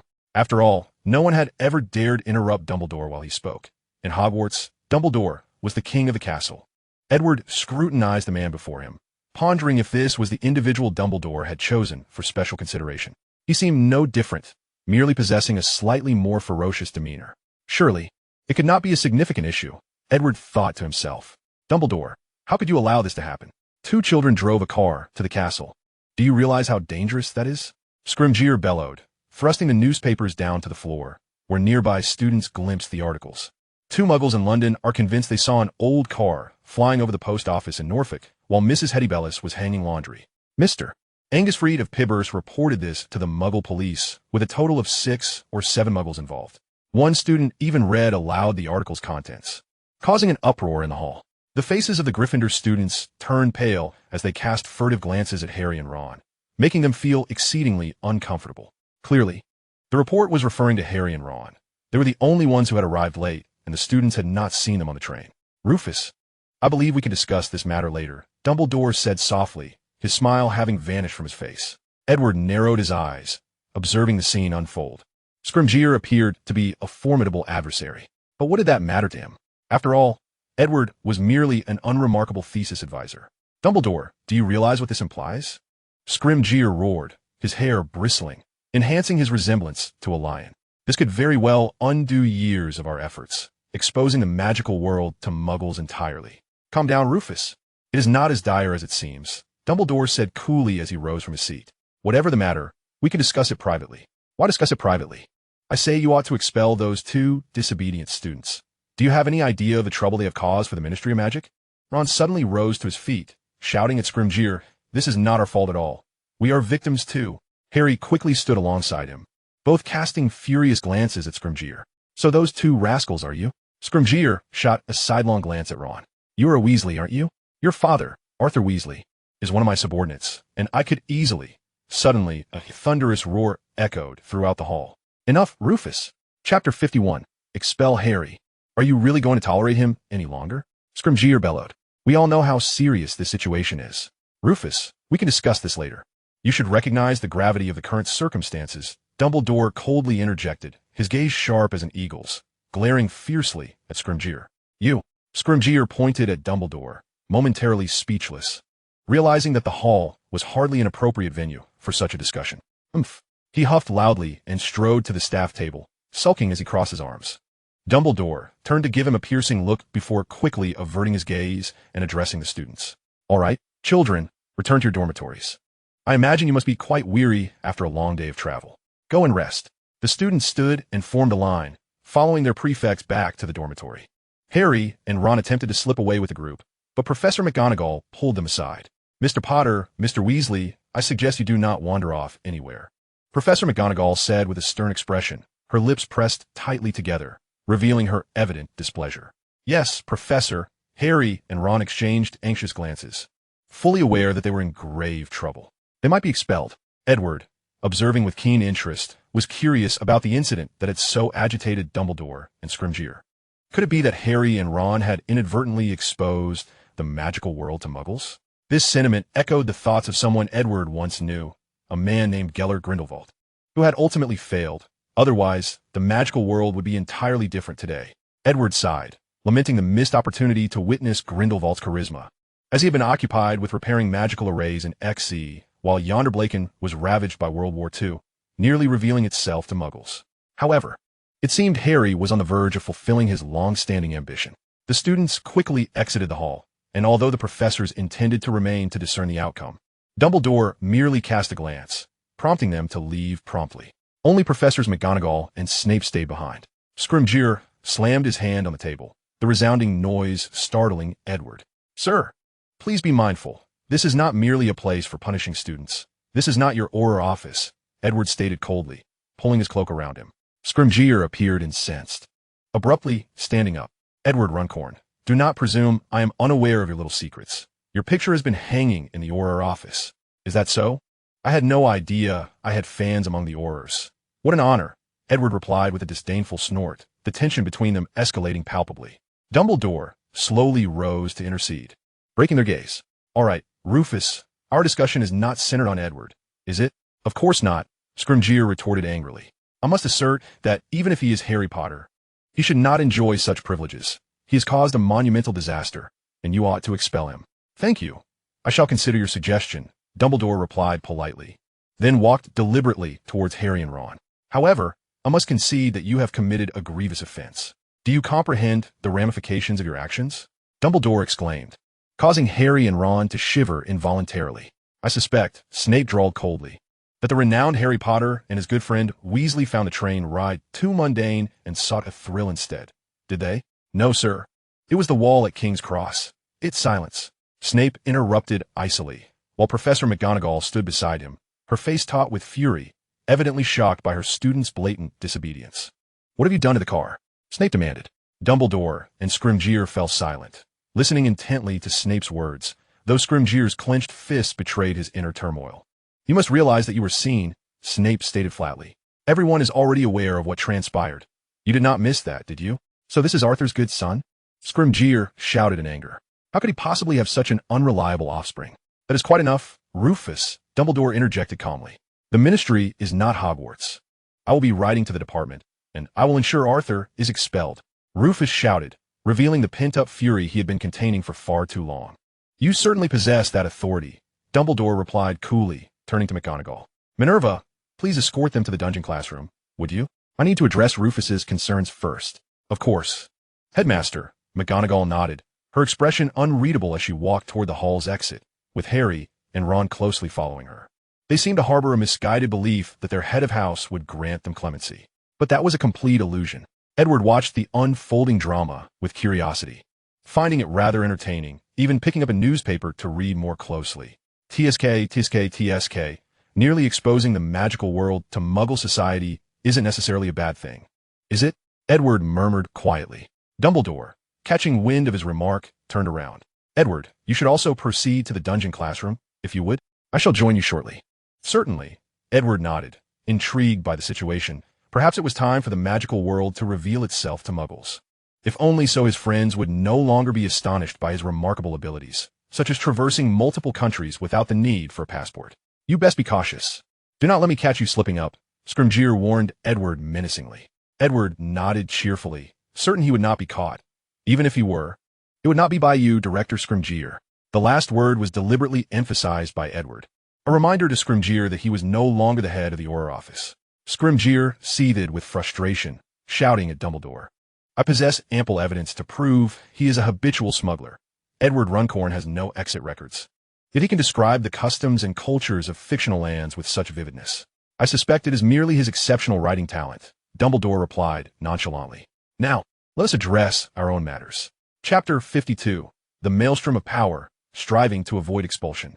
Very well. Let us have a thorough discussion. Scrimgeour spat at Edward's retreating figure, turning back to Dumbledore with a menacing glare. You and I both understand why you have come to Hogwarts. Dumbledore appears to have the upper hand. And this statement noticeably drained the color from Scrimgeour's face. The department would hardly wish to see your report. He has violated the statute of secrecy. Scrimgeour took a small step back, speaking weakly. Connolly is my dear friend. I possess an intimate understanding of his thoughts. Dumbledore has delivered a fatal blow. Your report shall not garner any attention. Rather, it will serve to facilitate my concealment of the entire affair. No, this cannot be. Scrimgeour's face has drained of all color. My words have been laid bare. You may ponder your stance with great care. Dumbledore once again donned his characteristic smile. Scrimgeour remained rooted to the spot, his countenance shifting through a myriad of expressions in mere seconds. Ultimately, he appeared utterly drained, as if all strength had fled from him. Albus, you must assist me. That fool Fudge will only lead the Ministry to ruin. The decision rests with you. Dumbledore smiled, assuring him that should he be willing, all would become effortless. In a year's time, he could reclaim his position as head of the Auror office. Scrimgeour's mouth fell agape, yet no words emerged. Through Dumbledore's discourse, even he, despite his sluggishness, grasped the reality of his failure. In the power struggle against Fudge, he had been utterly vanquished, which was why he found himself teaching at Hogwarts. Should he submit a report to the department? Although Harry Potter had indeed transgressed the wizarding laws and caused significant damage, Fudge would undoubtedly undermine Scrimgeour's chances of returning to the Ministry, erasing all traces, downplaying the situation. In doing so, he would not only win the favor of Dumbledore and Harry Potter, but also eliminate Scrimgeour's prospects of rejoining the Ministry, a double-edged sword. Furthermore, Fudge would incur virtually no losses. By forgiving Harry's transgressions, he would cultivate an image of leniency, thereby solidifying his position as minister. Realizing the full scope of the situation, Scrimgeour closed his eyes and took a deep breath. He needed to make the right choice, to return to the Ministry and re-engage in the struggle against Fudge. I believe you've come to a conclusion, Dumbledore remarked with a smile, extending a goblet from the table to Scrimgeour. Let's toast to our accord. Scrimgeour accepted the goblet with a stoic expression. Dumbledore, I must concede, you are indeed exceptional. Thank you for the compliment, Dumbledore replied with a smile. If there is nothing further, I hope you will return to your office and meticulously draft a report, accurately chronicling the events of this evening. I shall. Scrimgeour managed to muster a grim smile. Good night, Dumbledore said. Good night, Scrimgeour responded as he departed, sighing as he walked, seemingly mourning the compromise he had made. Bewildered by how he had become such a person, Dumbledore watched Scrimgeour leave, then hurried towards the staircase. It was time for him to assume the role of a benevolent elder before Harry. As he pushed open the door to the underground classroom, he found Snape and McGonagall sternly chastising Harry and Ron, who had buried their heads deep in their chests like ostriches. Edward was munching on fruit of unknown origin. Dumbledore chose to remain silent, intending to wait until Snape and Professor McGonagall finished, poised to rescue Harry from his predicament. I have heard of your connection with Grindelwald, Edward whispered. You were once good friends. Indeed, Dumbledore replied without a hint of surprise, as if it were only natural for Edward to possess such knowledge. We were the closest of friends. Then why do you seek to thwart him? You must understand that exposing the wizarding world is not inherently detrimental. The longer we delay, the worse it will be for the magical community, Edward asserted, taking a sizable bite of his apple. I find this quite intriguing. Time, Dumbledore replied gravely. The wizarding world requires time. Muggle development has surpassed our expectations, and wizards need time to learn about muggles. Are you concerned that the magical world cannot contend with muggles? If this were the last century, I would wholeheartedly agree with Grindelwald's perspective, but this is the 20th century, and muggles possess weaponry, Dumbledore stated impassively, his voice low as if whispered, his lips barely moving, yet Edward could hear him clearly. Muggle weaponry? It is formidable, but cannot harm us, Edward remarked, glancing at Harry and Ron. Yet magic will ultimately wane, while muggle weaponry is inexhaustible. Dumbledore sighed deeply. When I learned from Grindelwald that muggles had developed a weapon capable of cataclysmic destruction, I realized how naive our previous thoughts had been. Nuclear weapons, perhaps. Indeed. They are quite powerful, Edward nodded, recalling nearly losing his progress at Xe due to a child's explosion. The immense tremor had almost caused the magical configuration to collapse. Had it not been for Edward's extensive experience, years of effort might have come to naught. What do you intend to do? Edward quietly inquired. Do you truly plan to expel these two children? Although Edward had no particular fondness for Harry and Ron, they were among Hermione's few friends, and their expulsion would undoubtedly plunge her into despair, perhaps leading her to weep in the office for hours. Enough of this noise. You will find out soon enough, Dumbledore replied with a cryptic smile. At that moment, Snape addressed Dumbledore. Professor Dumbledore, these two students have disregarded the restrictions on underage wizards using magic, causing significant damage to a rare ancient tree. Such behavior warrants. Let Professor McGonagall decide on the punishment for these two students, Severus, Dumbledore calmly interjected. They are her students and thus fall under her jurisdiction. Perhaps you should return to monitoring your cauldron, yes? He turned to Professor McGonagall. I trust you will impose a reasonable punishment on these two students, will you not? Snape glared menacingly at Harry and Ron before reluctantly exiting the office. Professor McGonagall nodded, her gaze fixed on Harry and Ron like an angry hawk. Explain yourselves, she commanded, her spectacles glimmering ominously. Ron hurriedly began to recount their story, starting with the barrier preventing them from accessing the station. Chapter 53, The Curtain Rises. We had no other option, Professor. We couldn't board the train. Why not send an owl to write to us? I trust you possess an owl, do you not? Professor McGonagall coldly remarked to Harry. Harry and Ron were left speechless. The suggestion of using an owl to send a message seemed so obvious in her mention. I hadn't thought of that. It is quite an obvious solution, Professor McGonagall retorted. Dumbledore took a small step forward. Please clarify why you chose to act in this manner. Harry and Ron felt despair wash over them. They would have preferred Dumbledore to roar at them rather than regard them with such disappointment, which provoked a profound sense of failure. Harry could not bear to meet Dumbledore's gaze and directed his words towards the floor, confessing everything to Dumbledore, leaving out only the detail of the car belonging to Mr. Weasley. Yet, it was undoubtedly futile. A moment's contemplation would reveal the car's ownership. After all, not everyone fancied mingling with muggles and enchanting their automobiles. This was a blatant violation of wizarding law. However, Dumbledore did not inquire about the car. Once Harry finished speaking, he simply continued to regard them through his glasses. At that moment, Edward had switched to a different type of fruit, as he had come to witness the spectacle and could not possibly do so without snacks. We need to retrieve our belongings, Ron lamented. What are you saying, Weasley? Professor McGonagall exclaimed. We have been expelled, haven't we? Ron inquired. Not today, Mr. Weasley, Dumbledore replied, but I must impress upon you the gravity of your actions. I shall write to your family this evening.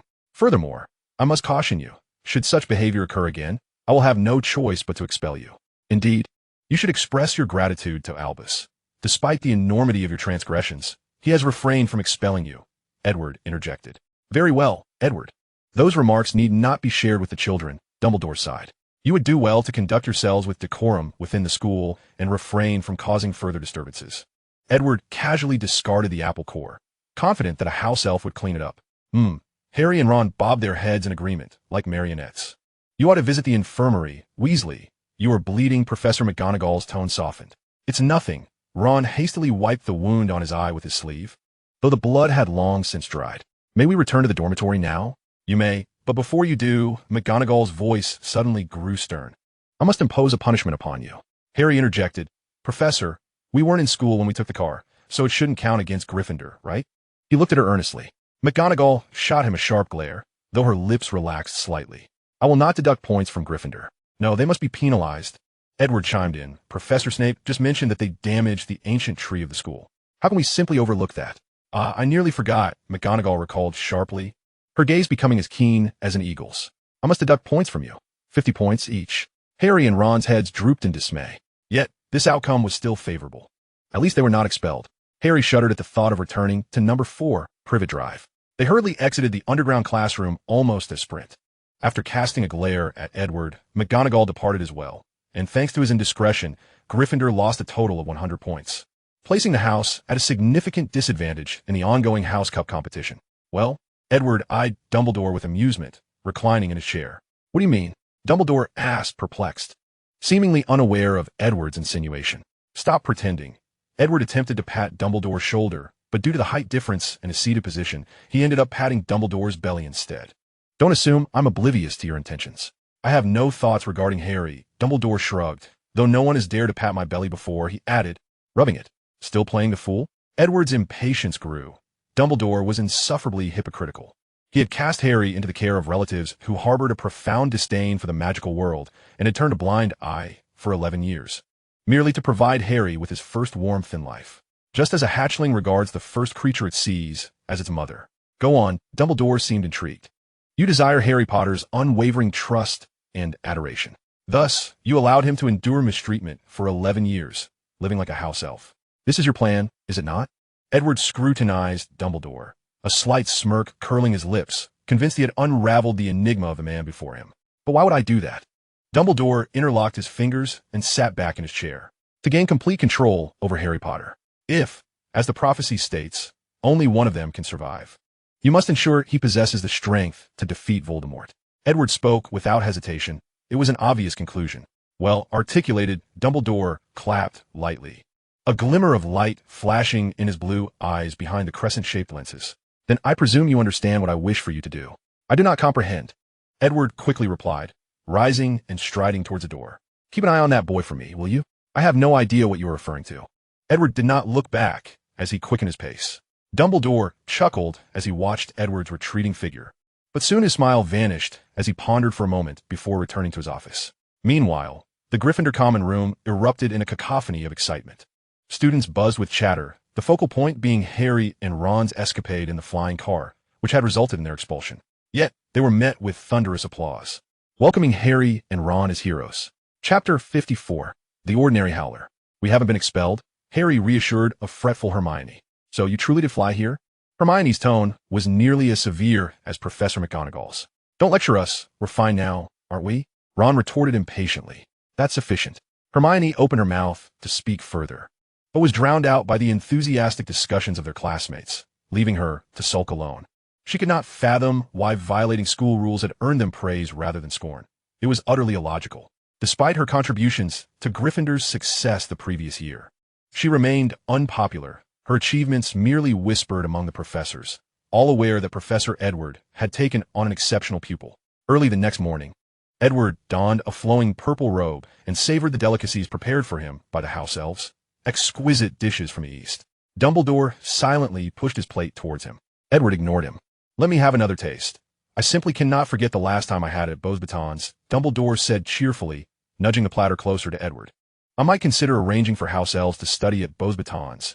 Edward leaned back, expressing his impatience. Dumbledore wore a sly grin. Will they be permitted to return? I've heard Beauxbatons is in disarray. They have endured a decade of turmoil. Though it is in the Muggle world, I suspect it has greatly affected them. Then you should continue to enjoy your English breakfast, Edward replied, shaking his head, taking a large sip of soy milk, and piling pastries on his plate, completely denying Dumbledore the chance to reach for any. Dumbledore's words were interrupted by a tremendous crash. You stole a car. If they expel you, I would not be the least surprised. Just wait until I deal with you. You likely never considered how your father and I felt when we discovered the car was missing. Scrimgeour at the staff table wore a rather unsightly grin as he gleefully speared a piece of roasted salmon and popped it into his mouth, despite ultimately spitting it out in disgust. This was all anticipated a howler? Edward inquired softly. He noticed that most professors feigned ignorance regarding the howler, engrossed in their breakfasts. Dumbledore momentarily paused, leaning closer to Edward, and in a hushed tone remarked, in truth, I had not anticipated that Molly would resort to howler letters. I had expected a more tempered approach. As he spoke, he discreetly pilfered a slice of meat pie from Edward's plate, while the latter was momentarily distracted. I must concede, this is far more delectable than pizza, Dumbledore declared with evident appreciation. Edward shot Dumbledore a pointed glare, but chose not to comment further. He was indifferent to the pie, aware that this was a subtle contest of wits. Dumbledore's desire for the pie symbolized a hope that Harry might follow Edward's tutelage, much like Hermione had done.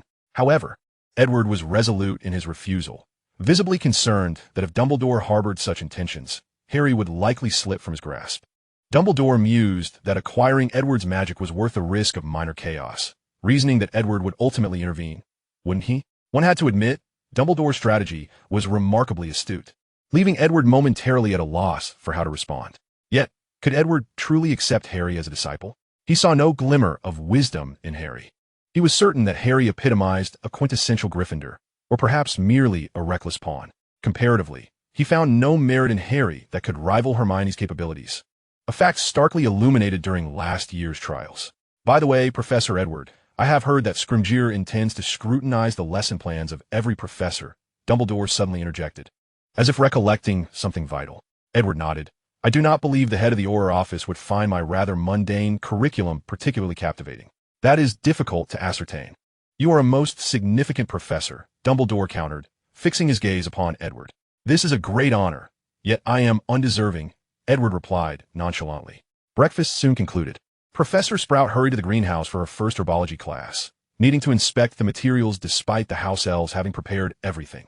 It was essential she verify the number of ear protectors, lest the student succumb to the deafening screams of a mandrake due to negligence. Scrimgeour trailed closely behind her, clutching a notebook as they made their way to the greenhouse. Observe, he is a hand of the Ministry infiltrating Hogwarts, Dumbledore remarked gravely, watching Scrimgeour's retreating figure. I have dedicated my life to Hogwarts. I hope it remains steadfast. Well, this is not my concern, is it? Edward interrupted Dumbledore. If there is nothing further, I shall return to my office. My pupil may be awaiting me. Very well, Dumbledore nodded, having grown accustomed to Edward's demeanor. One could not deny that Edward was indeed a man of distinct character. Upon returning to his office, Edward found an owl perched on the windowsill, appearing to have endured a rather distressing journey, its feathers soiled and disheveled.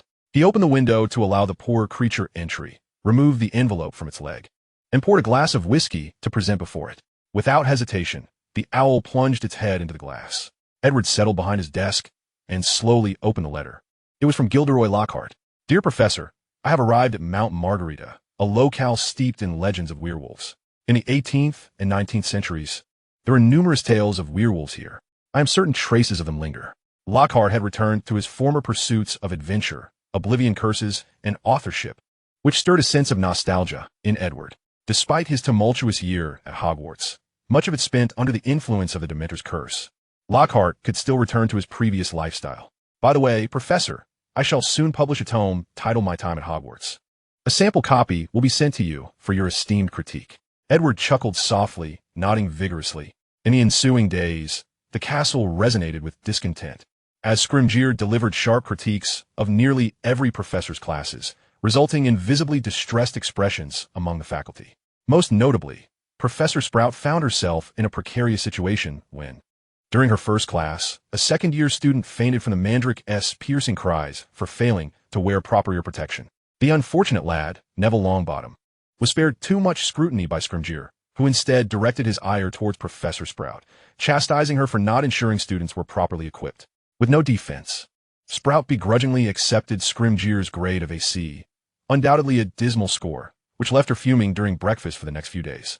In stark contrast, Professor Trelawney, the divination instructor, bore the brunt of Scrimgeour's scrutiny as he mercilessly challenged her during class.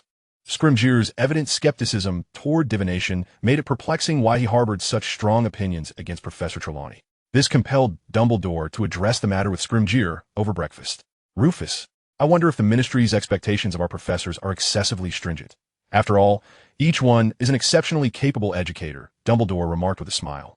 It did not elicit a grin from Scrimgeour. He stiffly articulated, "I am merely adhering to the evaluative recommendations of the ministry's educational experts.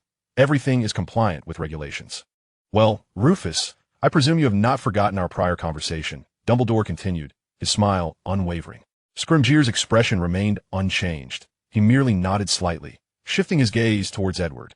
"Your gaze is rather unappetizing," Edward commented, not even glancing at Scrimgeour. "Mind your own affairs, Director Scrimgeour." Scrimgeour clenched his fists, as Edward's remarks about his expulsion from the ministry always provoked him. "I shall uncover your weaknesses, Mr. Longbottom. I am quite adept at it," Scrimgeour replied through gritted teeth, leaving Dumbledore caught in an awkward middle ground. "Albus, I have heard there is a first-year student named Colin Creevey, who seems to be a fan of Potter." "Ah, you mean that boy who is always wielding a camera?" Dumbledore inquired. Edward nodded. "I recall that Hogwarts prohibits the use of electrical devices, does it not?" "Indeed.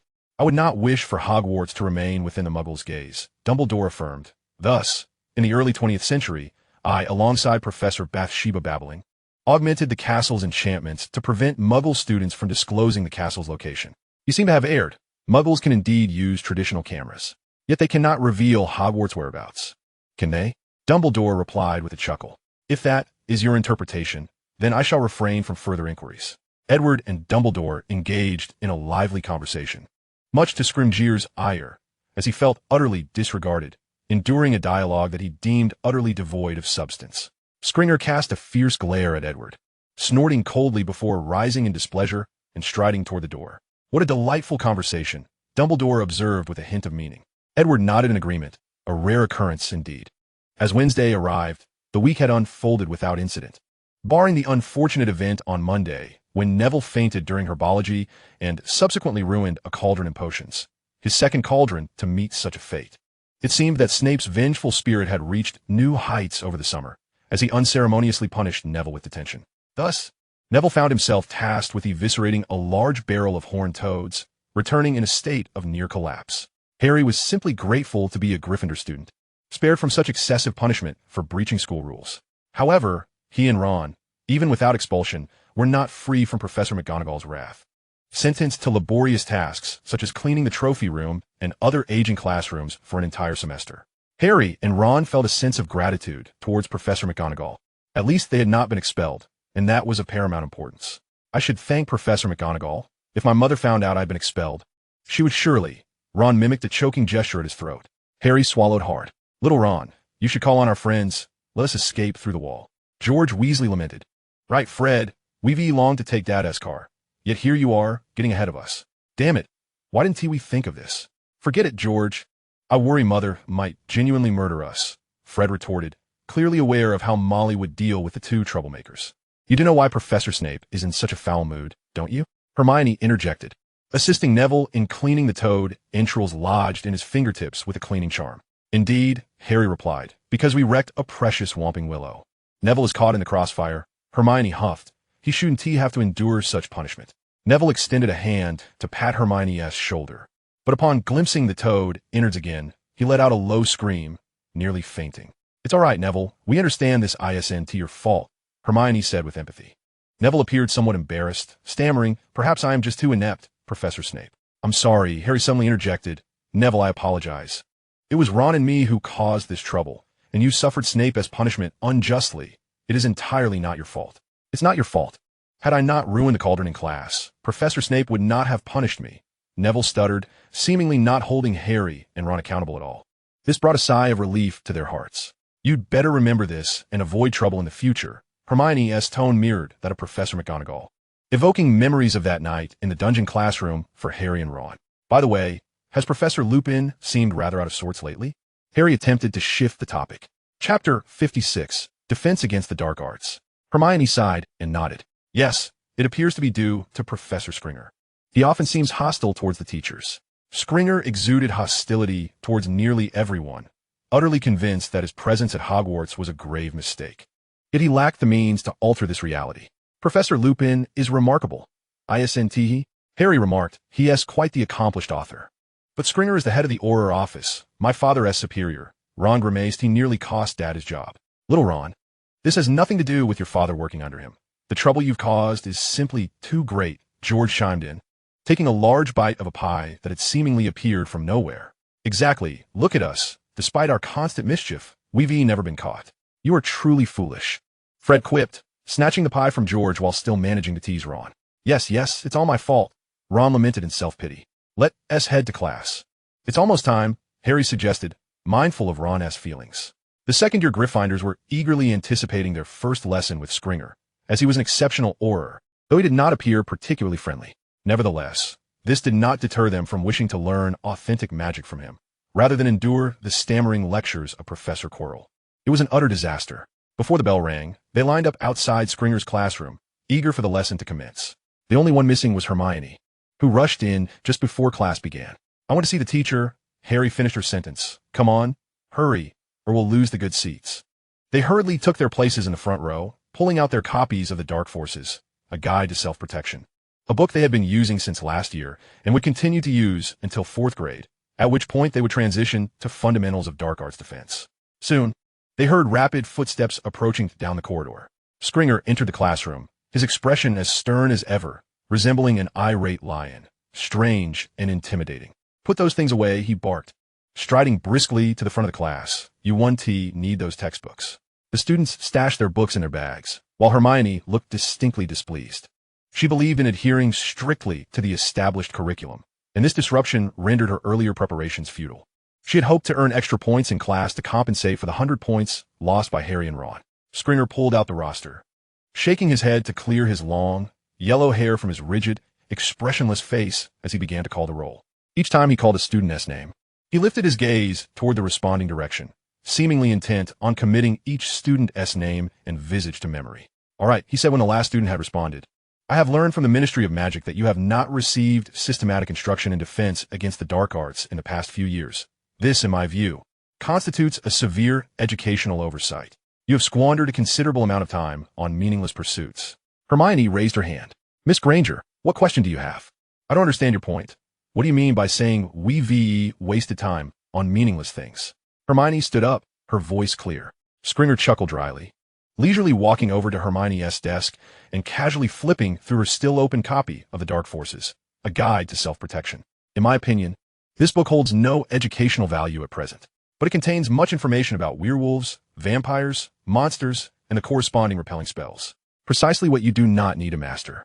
Scringer's remarks incited a stir among the students, compelling him to slam the textbook down on the desk to regain their attention. Silence. The raucous classroom finally quieted once more. "I understand that this fact may be difficult to believe." Scrolinger raised his voice, resonating throughout the classroom, a cacophony that was almost painful to the mind. "Yet, without a shadow of a doubt, I shall impart to you the most invaluable skills in the art of defending against the dark arts, genuinely equipping you to safeguard yourselves, rather than confronting the nearly mythical threats of werewolves and vampires." Hermione gradually took her seat, contemplating that Scrolinger had a point. The various creatures mentioned in the texts, banshees, monsters, vampires, and werewolves, had indeed evaded her experience over the past 12 years. After all, she would hardly venture into some primeval forest and in a gathering of wizards. How could such nefarious beings possibly manifest? "I am certain you have grasped a considerable amount of foundational knowledge," Scrolinger declared loudly, "but this is far from sufficient when it comes to countering spells.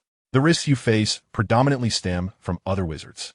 Yet, I have not encountered any curriculum addressing this matter at Hogwarts, which is, I must say, quite disappointing."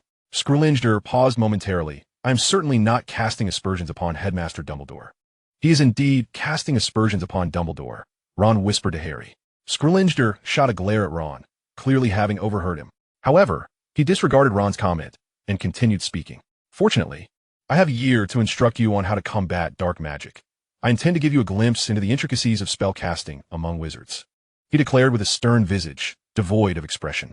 By the way, I must mention that the dueling club has been reinstated at my strong recommendation, and the time and location for the gatherings will be posted on the notice board shortly. I hope to see your presence there, as the end-of-term examinations will require your spell casting skills. I do not wish to see anyone fail the exam. As Scrooge's words settled, the classroom fell into an instant hush. Yet, soon after, a fervent discussion erupted. Silence. Silence. Edward, what do you suppose Scrooge is plotting? Dumbledore inquired absently. Sucking on a scarlet lollipop, Edward lowered his gaze to inspect his meticulously manicured nails and replied with equal distraction. It's obvious. He seeks to build his own influence. I think he has realized the importance of forming alliances since being ousted by Fudge. But how many students would even venture into the Ministry of Magic? Is he not being foolish? Chapter 57. The New Unfortunate Souls. Time swiftly carried us to Thursday, and after lunch, the first-year students awaited their essay guidance class with eager anticipation in the Great Hall. The older students, particularly the second years, wore expressions of gleeful schadenfreude as they stifled their laughter, observing the first-year unfortunate souls. They had finally escaped Edward's clutches, no longer burdened by the necessity of crafting lengthy essays each week, a relief beyond compare. The first-year newcomers beamed with enthusiasm as they gazed at Professor Edward at the staff table, eagerly awaiting the forthcoming essay guidance class. On the Express, they had heard much from their upperclassmen about Professor Edward Renpo's lessons, always being told, "You will gain immensely from this. It is a course that will far exceed your expectations." Yet, whenever they sought to inquire further, their seniors would don mysterious smiles. This might become one of Hogwarts' traditions, akin to the sorting hat. "I believe the little wizards are all looking forward to your class," Dumbledore remarked softly, turning his head. "This is a good thing. I trust the professors have sensed the remarkable improvement in the essay standards of last year's little wizards." "I merely did what I was supposed to," Edward humbly replied. In truth, Edward had merely fulfilled the bare minimum of a professor's responsibilities by conducting each class for the requisite duration. However, there is no denying that this course has indeed aided the professors, at least sparing them from sifting through essays that read like mere accounts. The students had learned how to inflate their word counts, writing significantly larger and citing numerous phrases from library tomes, which greatly diluted the substance of their assignments. Nevertheless, compared to previous years, the quality had improved remarkably. Particularly in Gryffindor, their essays were finally of sufficient length. This brought great satisfaction to Professor McGonagall. After lunch, a little over 10 minutes passed, and students began returning to the common room or classrooms, awaiting the next lesson. Professors also returned to their respective offices. Edward strolled out from behind the staff table, delicately extracting his wand from his pocket with slender fingers. "You'd best vacate the Great Hall," Edward murmured, then stood with his hands behind his back, waiting for all the students to exit before he aimed his wand at the 4 house tables. The tables soared through the air. In mere moments, the 4 house tables had been relocated to the corners of the hall, leaving a spacious area in the center. With a decisive flick of his wand, a platform approximately 3 feet high erupted from the ground, abruptly appearing in the hall. "Excellent." Edward casually tucked his wand back into his pocket, clapped his hands, and beckoned, "Come in.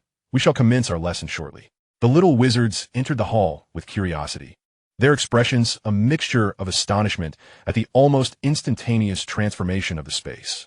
Of course, a few Slytherin students displayed disdainful expressions, as if dismissing it as a mere parlor trick, yet their eyes betrayed a glimmer of envy. If only they could learn a few tricks from Edward Renpo, they would surely reign supreme among their peers. Most of them had also heard of Hermione's apprenticeship and eagerly awaited to see who the next fortunate soul to study under Edward would be. Yet, each time they encountered Edward's aloof demeanor, a sense of trepidation welled within them. "Very well, children, if you are all prepared, we may commence our lesson at any time," Edward announced as he ascended the platform, his voice still a whisper. "The sooner we begin, the sooner we conclude." His voice resonated clearly in the ears of each little wizard, amplifying their astonishment. What manner of sorcery is this? They had never before encountered such a technique. While there are spells utilized in the magical realm for amplification, they tend to lean toward booming incantations. The technique employed by Edward was undoubtedly rare in the magical community. Edward picked up the roll from the side, nodded, and declared, "If you are all ready, we shall begin our lesson now. First, let me become acquainted with you." Edward started calling the roll, pausing momentarily when he reached Ginny Weasley. Mr. Weasley has been quite the talk of the school lately. He made a most profound impression on me last year, Edward murmured, causing Ginny to feel a wave of embarrassment, wishing to find a crack in the ground to hide. Very well. Once the last student had responded, Edward closed the roll book and tossed it aside. I now have a basic acquaintance with you all. I should also introduce myself, although many of you may already know me from before the term commenced. With a flick of his finger, his name materialized in the air. Edward Renpo, your professor for the essay guidance course. Now let us begin our first lesson. You have come here to learn how to compose essays or to conjure written pieces from thin air. This year's introduction bears no difference from last year's. The indolent and perfunctory Edward had no desire to expend excessive effort in the classroom. After all, his job was merely to coast along. Surely, no one genuinely believes that Dumbledore's concern for the young wizard's inadequacies in essay writing was the reason for Edward's invitation. Does one? In this lesson, after assigning tasks, Edward allowed the students to express their creativity, granting them ample time to compose their essays. Notably, he paid particular attention to Ginny Weasley. Despite her vibrant red hair, a hallmark of the Weasley family, it must be said that she was strikingly different from her mischievous brothers, showing no signs of their playful antics. This led Edward to ponder. Could it be that Ron is the true anomaly within the Weasley lineage, always eager to engage in skirmishes with Slytherin? Alas, such matters require further observation. Ginny seemed to sense Edward's gaze upon her, and in her flustered state, she mistakenly penned several misspelled words on her parchment. Edward gently shook his head. The state of this child's education was indeed concerning. Even the most fundamental and commonly used words eluded her grasp. The educational standards within the Weasley household warranted scrutiny. Not wishing to linger too long on Ginny, Edward traversed the aisle, scrutinizing the content inscribed by the students on their parchment. Almost all of them appeared utterly flummoxed by the essay prompt, which allowed for self-chosen topics, various writing styles, and a length of 3 feet. Indeed, not everyone possesses Hermione's prowess, Edward mused silently. The class passed swiftly, as Edward concluded it half an hour early, eliciting a collective sigh of relief from the students. The following Monday, they were to submit their assignments to Hermione Granger of Gryffindor House. Those who failed to do so punctually would incur a deduction in their regular points, given that this course did not have a final examination. Chapter 58, A Clash of Wills. Professor Scrimgeour, it seems we are encroaching upon class time, are we not? Just as Edward prepared to depart, the grand doors of the hall were abruptly thrust open. Scrimgeour stormed in, brandishing a hefty notebook. My apologies, Professor Scrimgeour, but the class has already concluded, Edward replied, approaching him with a measured calm.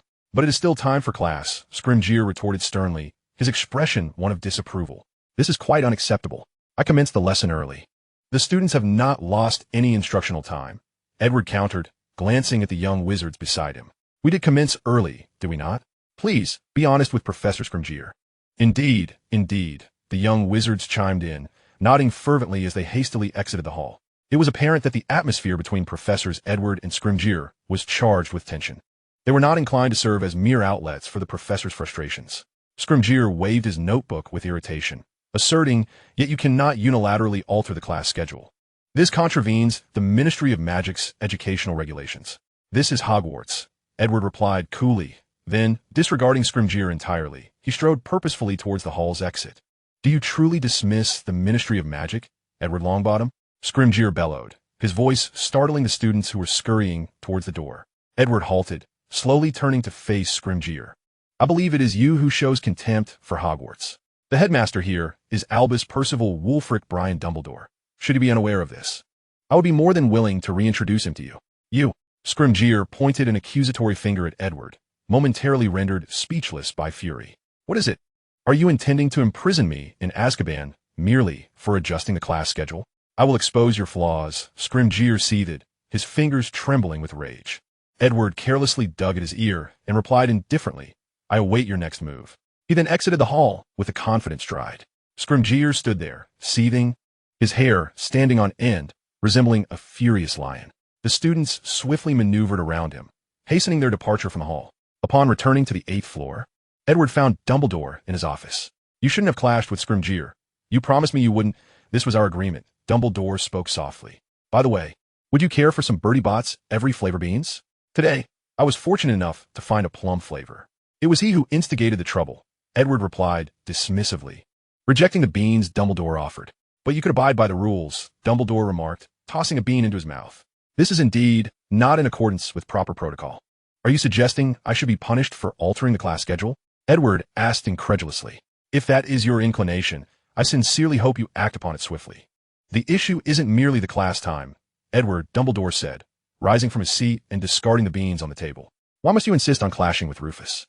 He is but a failed individual, ousted from the ministry by Fudge. The problem has never resided with me, Dumbledore.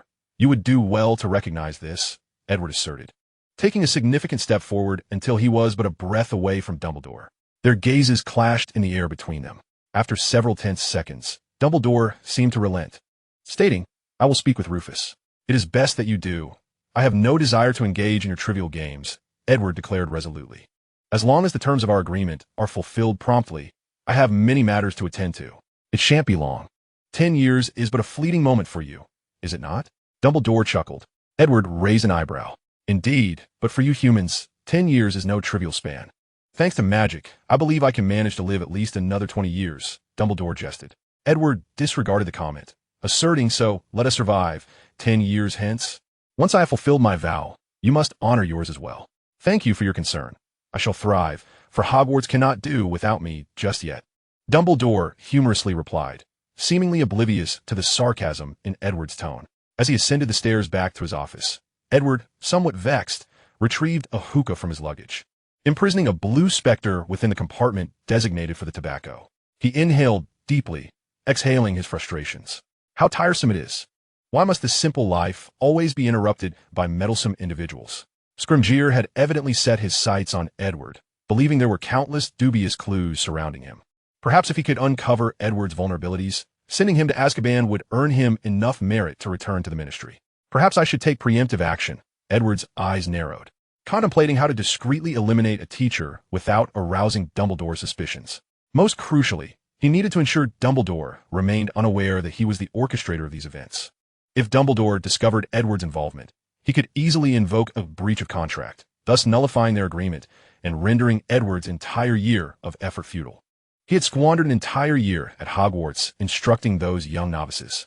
After the essay guidance class, Edward's reputation among the young wizards became a blend of admiration and disdain. While many lamented the dreariness of the essay session, they simultaneously revered Edward for daring to confront the formidable Scrimgeour. On Friday afternoon, they learned of yet another development when a notice was posted on the common room bulletin board. They were to establish a dueling club. Seymour announced, the inaugural gathering set for Saturday evening.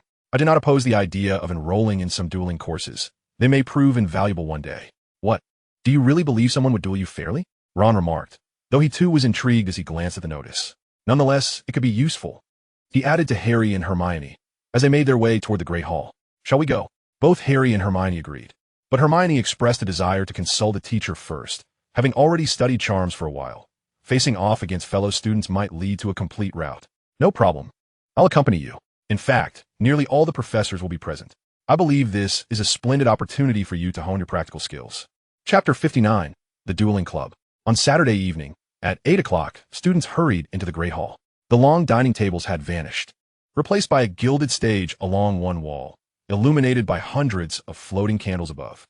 The ceiling once again transformed into a velvety black, and nearly the entire student body had gathered, jostling together, each clutching their wands, their faces alight with excitement. The decor bore a striking resemblance to that of the essay guidance lessons, the only notable difference being the ornate gilding adorning the stage. Dumbledore, I fail to see the necessity for such ostentatious decorations, Snape stated with a stern expression. Dumbledore, however, appeared quite pleased. These were specially prepared by the house elves for you. Can you bear to see them disappointed? Bear it? Well, if that is your wish, I shall ensure they remember to remove these decorations next time, Dumbledore replied, a hint of regret in his voice. Meanwhile, the students buzzed with chatter. I wonder if Professor Snape will be teaching us. They murmured as they squeezed into the bustling crowd. He is just so incredibly cool, isn't he? Harry exclaimed. Indeed, especially when I recall how he reprimanded my father. Ron grumbled, his face drawn. He and Harry held starkly different views on Snape. Harry admired him, acknowledging that Snape had indeed impressed the students of Hogwarts with his formidable abilities, a sentiment that even Ron had to concede. However, due to the incident involving the car, Ron could not muster any fondness for Snape. The thought of nearly causing his father to lose his job filled Ron with dread. I heard the teacher mention it was Professor Snape, Hermione began, but her words were interrupted as Snape ascended the stage, clad in his sharp black robes, flanked by none other than Professor Flitwick, who was, of course, as he usually was. Snape waved his hand to signal for silence, then bellowed, "Gather round, gather round.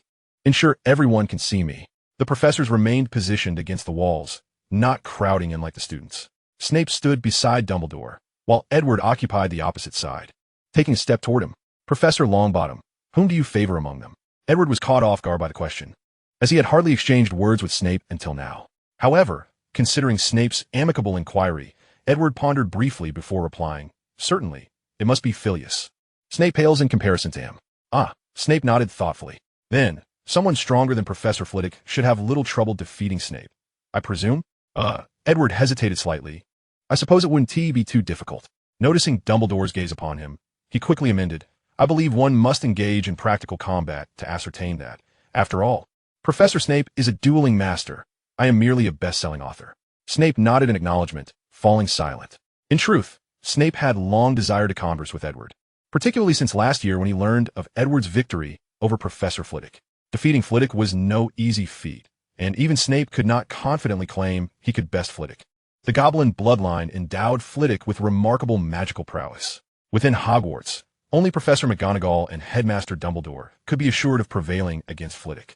Originally, Snape had little interest in Edward, but upon discovering that Edward utilized charms, and that he had composed them from scratch, his curiosity began to stir.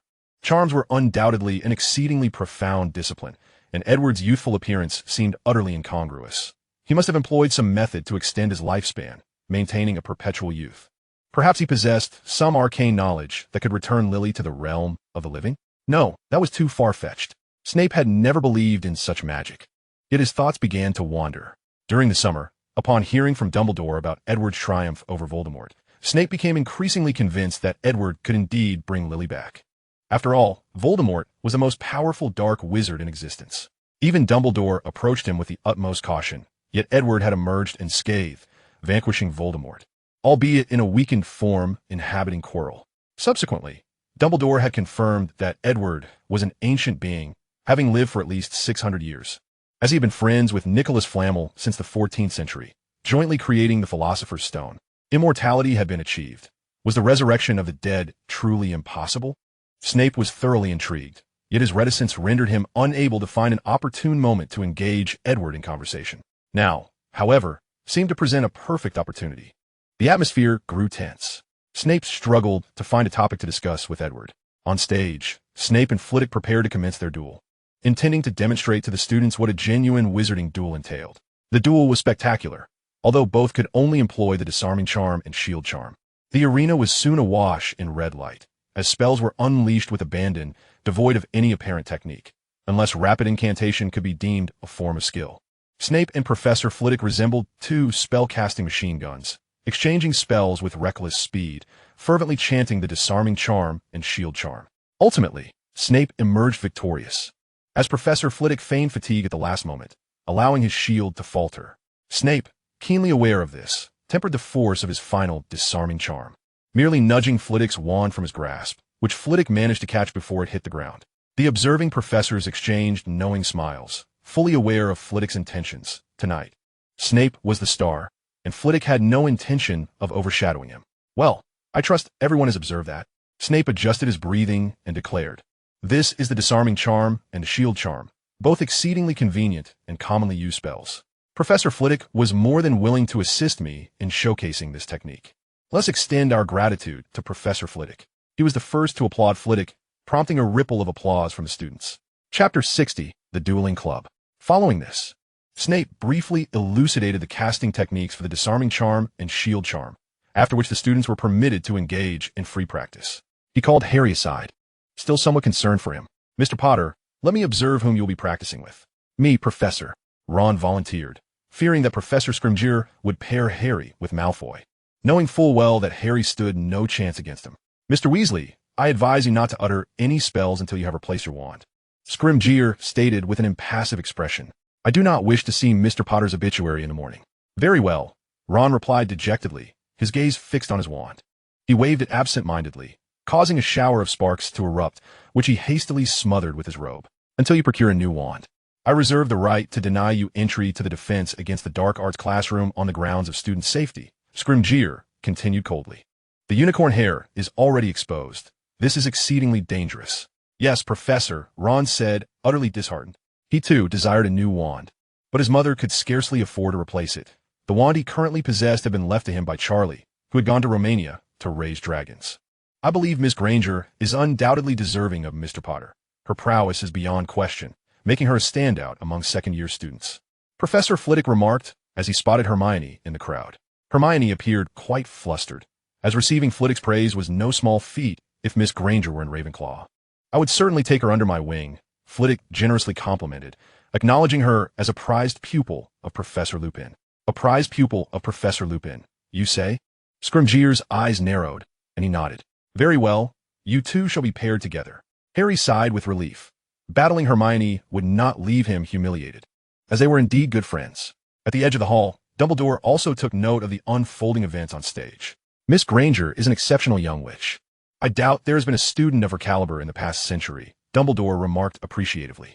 She is my protégée, Edward remarked casually. I await to see how much she can grow in a single summer, Dumbledore replied. Soon, the duel between Hermione and Harry commenced, with both standing on stage for all to see. Face your partner, Scrimgeour commanded Bow. As it was merely a simulated duel, the formalities were to be observed. Though in a real duel, no one would bow to you. Hermione and Harry nodded almost simultaneously, their gazes locked onto one another. I shan't hold back. The teacher is watching, Hermione whispered, though many classmates overheard her and turned to glance at Edward. Of course, I won't hold back either, Harry said, a hint of nerves evident in his voice. Raise your wands and prepare, Scrimgeour announced. When I count to 3, cast your spells. The only purpose of disarming your opponent is to avoid any accidents. 1, 2, 3. Harry raised his wand over his shoulder, but Hermione's movement was swifter. Her spell struck Harry hard, making him feel as though he had been struck on the head by a cauldron. He staggered, yet everything seemed to still function. Seizing the moment to point his wand at Hermione and shouted, Expelliarmus. Is that a rapid casting technique? Teaching her such skills so early is rather dubious, Dumbledore mused, observing Edward with intrigue. Edward merely shook his head. I have not taught her. I haven't imparted a single spell to her throughout the entire holiday. Dumbledore looked somewhat astonished. Then how did she accomplish that? Through self-study, Edward replied softly. She discerned the magical circuitry within the disarming spell and optimized it, enabling her to cast it more smoothly, approximately 3/10 of a second quicker than Potter, successfully rendering his spell ineffective. She developed rapid casting on her own? She truly is a gifted child, Dumbledore sighed, though his eyes sparkled with a glimmer of excitement as he pondered. Do not set your sights on her. You understand her background, Edward warned. The heir of Yambulacan is a legacy I have bequeathed to her.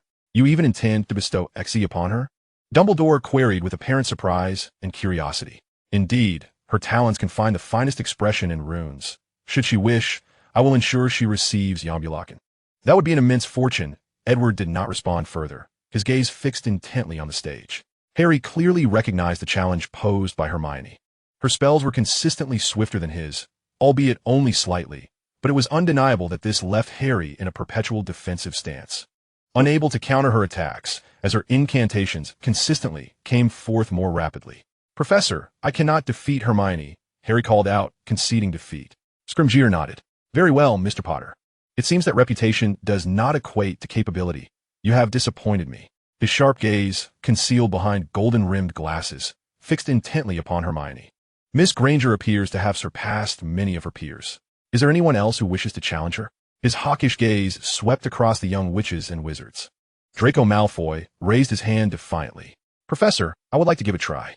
Very well, you are Malfoy, are you not? Scrimgeour's eyes flickered with a hint of disdain. He had no fondness for dark wizards. Yes, Draco Malfoy, he replied, a faint flush of pride crossing his pale features. Good. Step forward, Scrimgeour instructed Draco. You may only use the disarming spell. Any other spells are strictly prohibited. You would do well to remember this. Of course, Professor.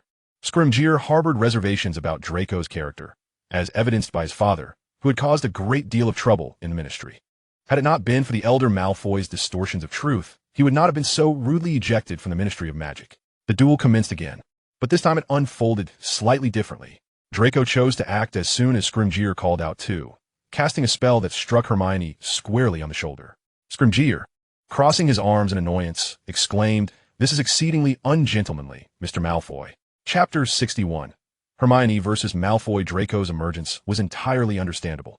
As a member of a pure-blood family, he faced severe reprimands from his father for not securing the top spot in the previous year's academic standings, especially being bested by Hermione, a Muggle-born. This is utterly intolerable. Even if she is a pupil of Edward Lupin, it does not matter. This was a matter of pure-blood honor.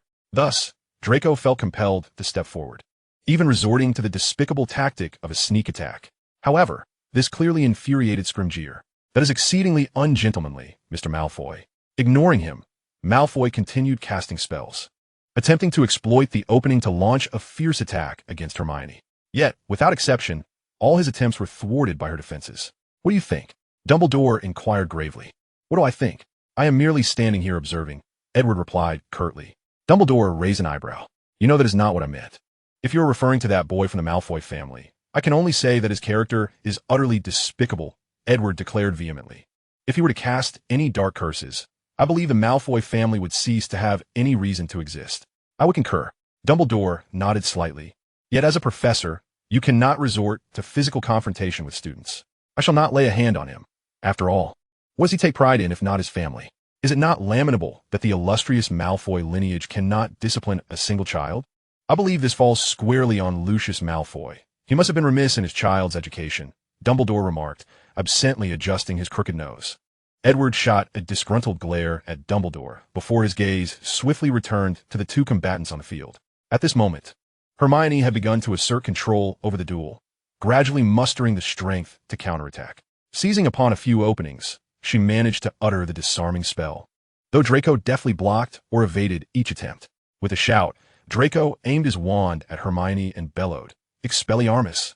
His incantation was evidently swifter than Hermione's, leaving her no time to react. She had adapted to the rhythm of Draco's disarming spell, but this new incantation disrupted the equilibrium. A silver flash struck Hermione in the abdomen, causing her to double over, gasping for breath. "I said just disarm her." Skiving Snout roared in anger, brandishing his wand with a flick that easily sent Draco crashing against the wall, where he slumped helplessly to the ground. Hermione collapsed to her knees, the impact of Malfoy's spell rendering her completely immobilized, her laughter intermingled with exhaustion. "Are you all right, dear child?" Skiving Snout inquired with genuine concern.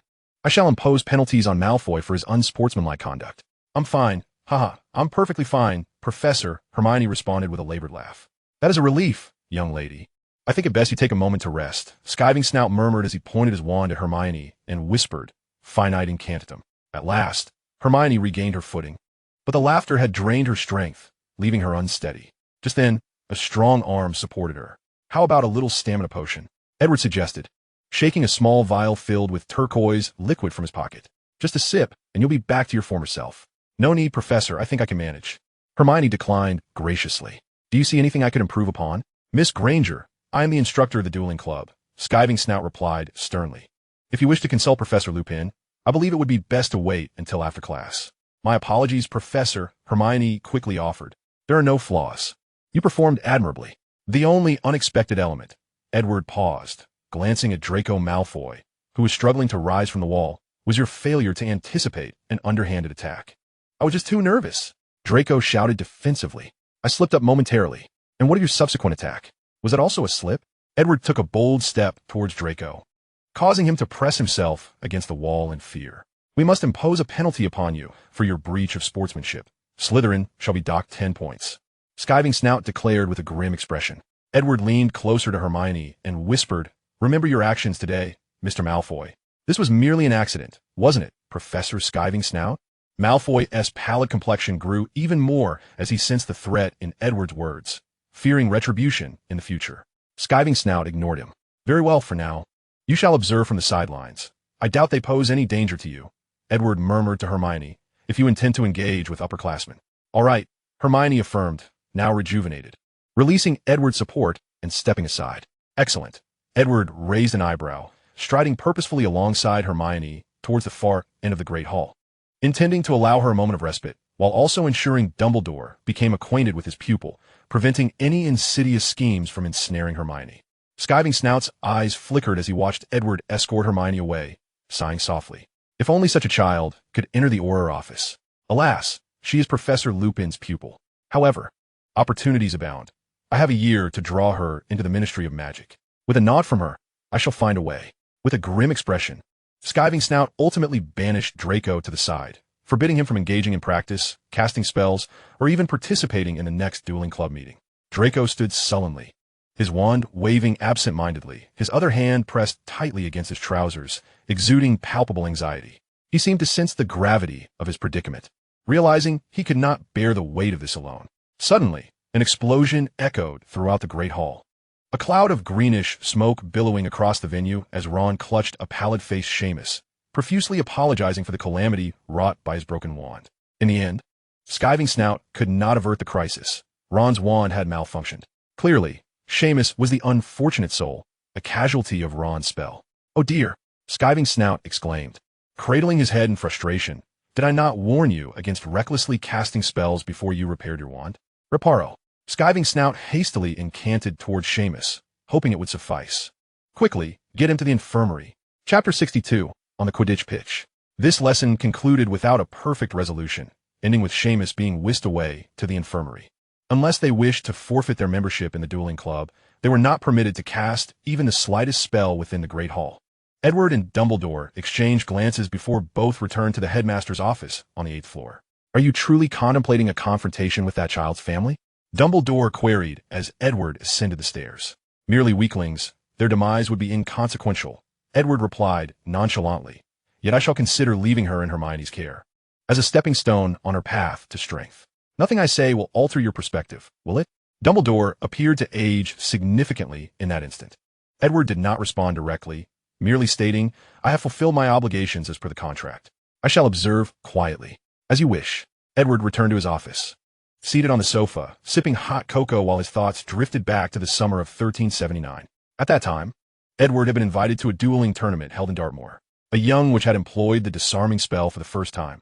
Her name was Elizabeth Smacklin, a promising sorceress. As a judge of the tournament, Edward witnessed the inaugural emergence of the disarming spell from the spectator's stand.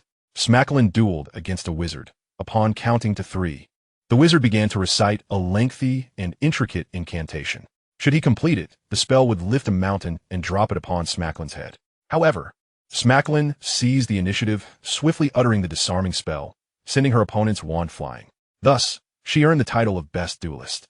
Since then, the disarming spell has become one of the most practical spells for duelists. It also marked the moment when the Wizarding World veered onto a misguided path, prioritizing the speed of spell casting over its potency.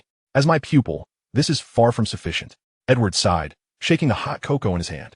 Time passed swiftly, and in the ensuing days, the primary focus of the first-year students became Professor Scrimgeour, as a spectacular duel with Professor Flitwick captivated the attention of the majority. However, the second-year wizards who had witnessed the duel between Edward and Flitwick dismissed it with disdain, often condescendingly remarking, "If you had witnessed the duel between Professor Lupin and Professor Flitwick, you would truly comprehend what a duel entails." Naturally, the first-year wizards were incredulous, for they had not seen the duel between Edward and Flitwick themselves. They could only trust what their own eyes beheld. Scrimgeour was impressive, truly impressive. The head of the Auror office was no trifling matter. This incited great frustration in Hermione, who was acutely aware that her teacher was hardly inferior to Scrimgeour. Yet he perpetually presented himself in a lethargic manner, which vexed her greatly.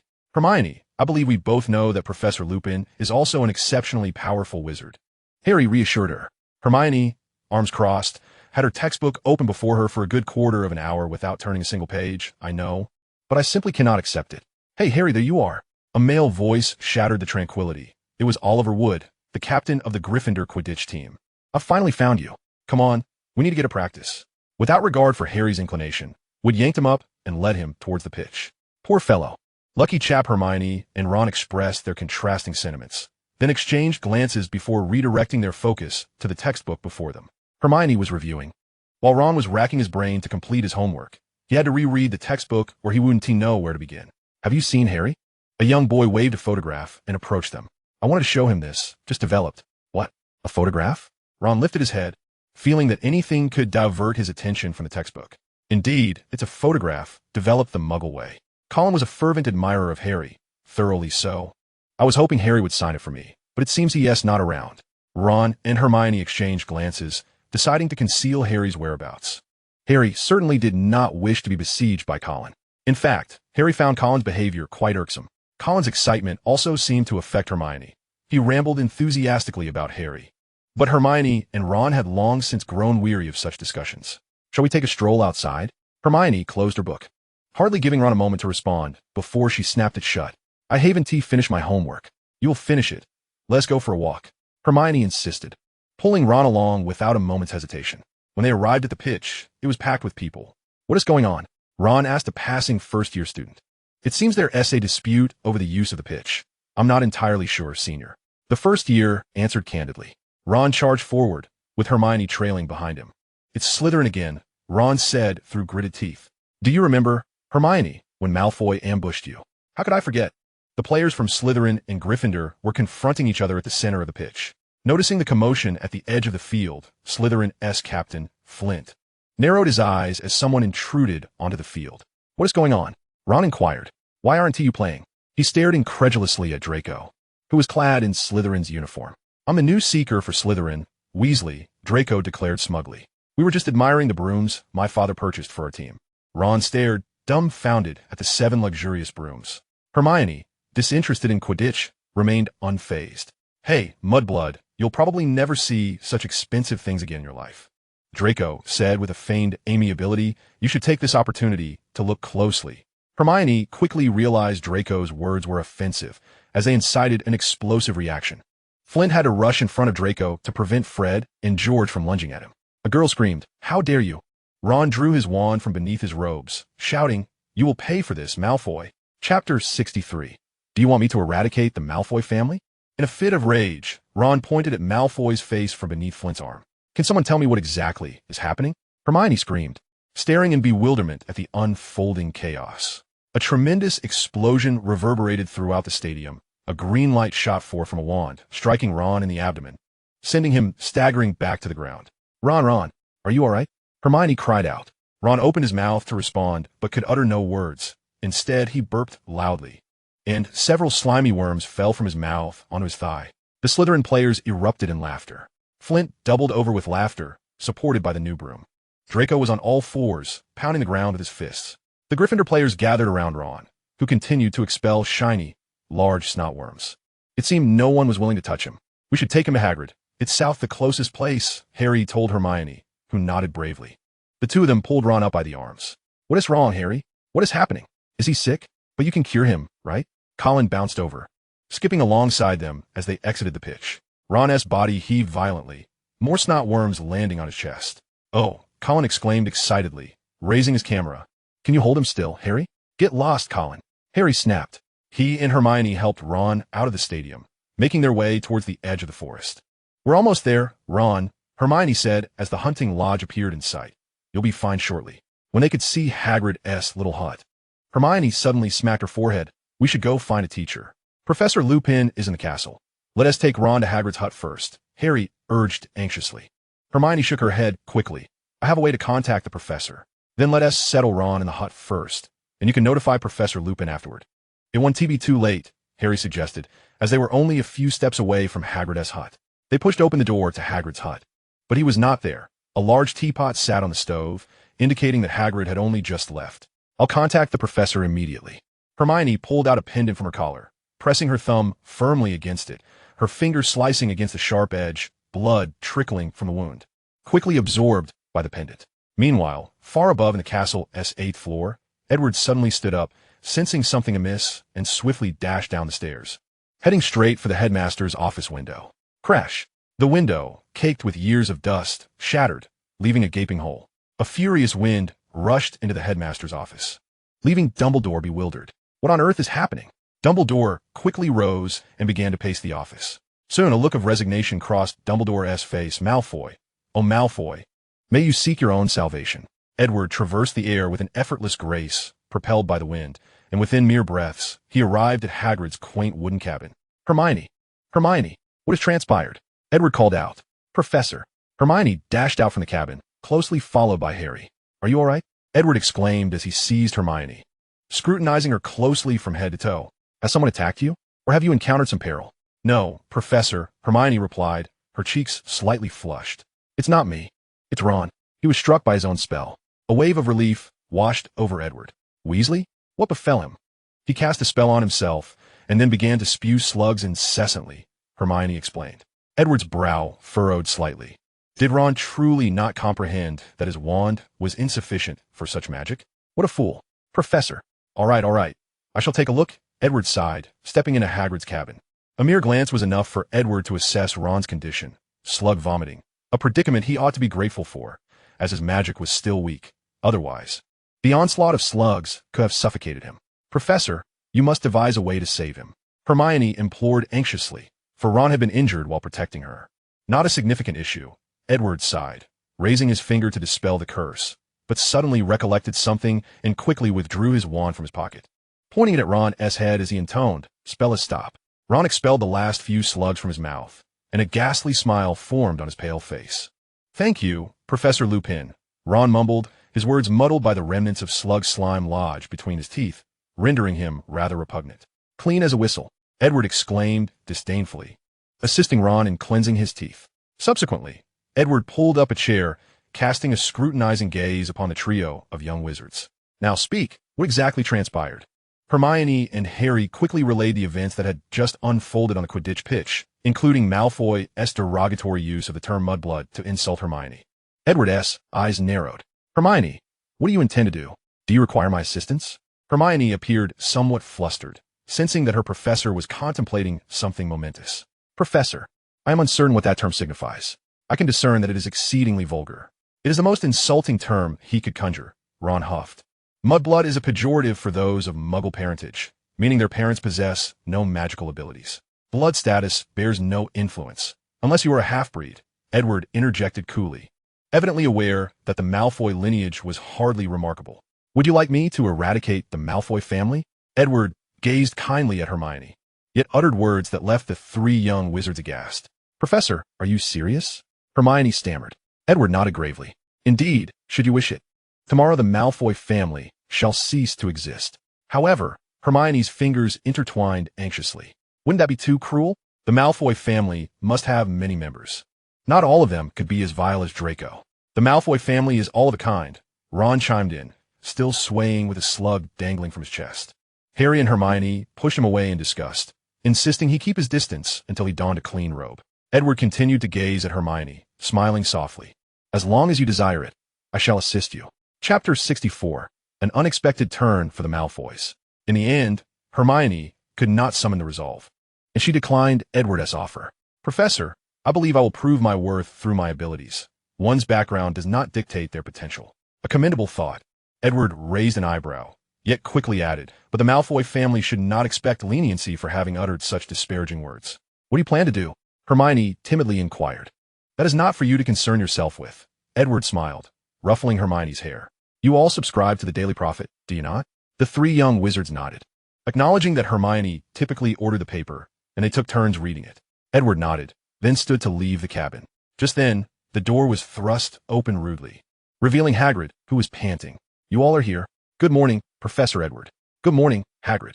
Not planning to stay for a while?" "I must return to assist Dumbledore in mending the glass," Edward said with a frown, envisioning Dumbledore's reaction. Upon returning to his office, Edward found, as expected, that a large hole had been smashed in the glass, with Dumbledore pacing back and forth. "Professor Edward, what have you done? What could be so urgent?" Dumbledore sighed incessantly, shaking his head as if Edward had committed some heinous act. "Is it not a matter easily resolved with a single spell? Would you rather endure an hour of wind than make the repair?" Edward pressed his lips together. Dumbledore nodded.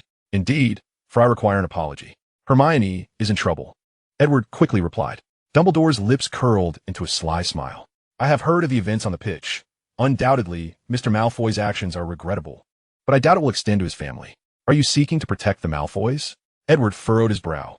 "I merely wish to safeguard a member of Hogwarts Board of Governors, who contributes a substantial sum of galleons each year," Dumbledore chuckled.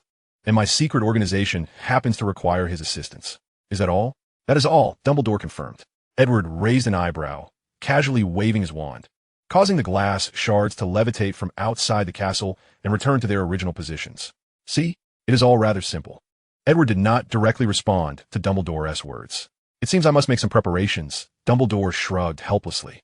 Perhaps I should remain in my office and enjoy the latest delicacies from Honeydukes.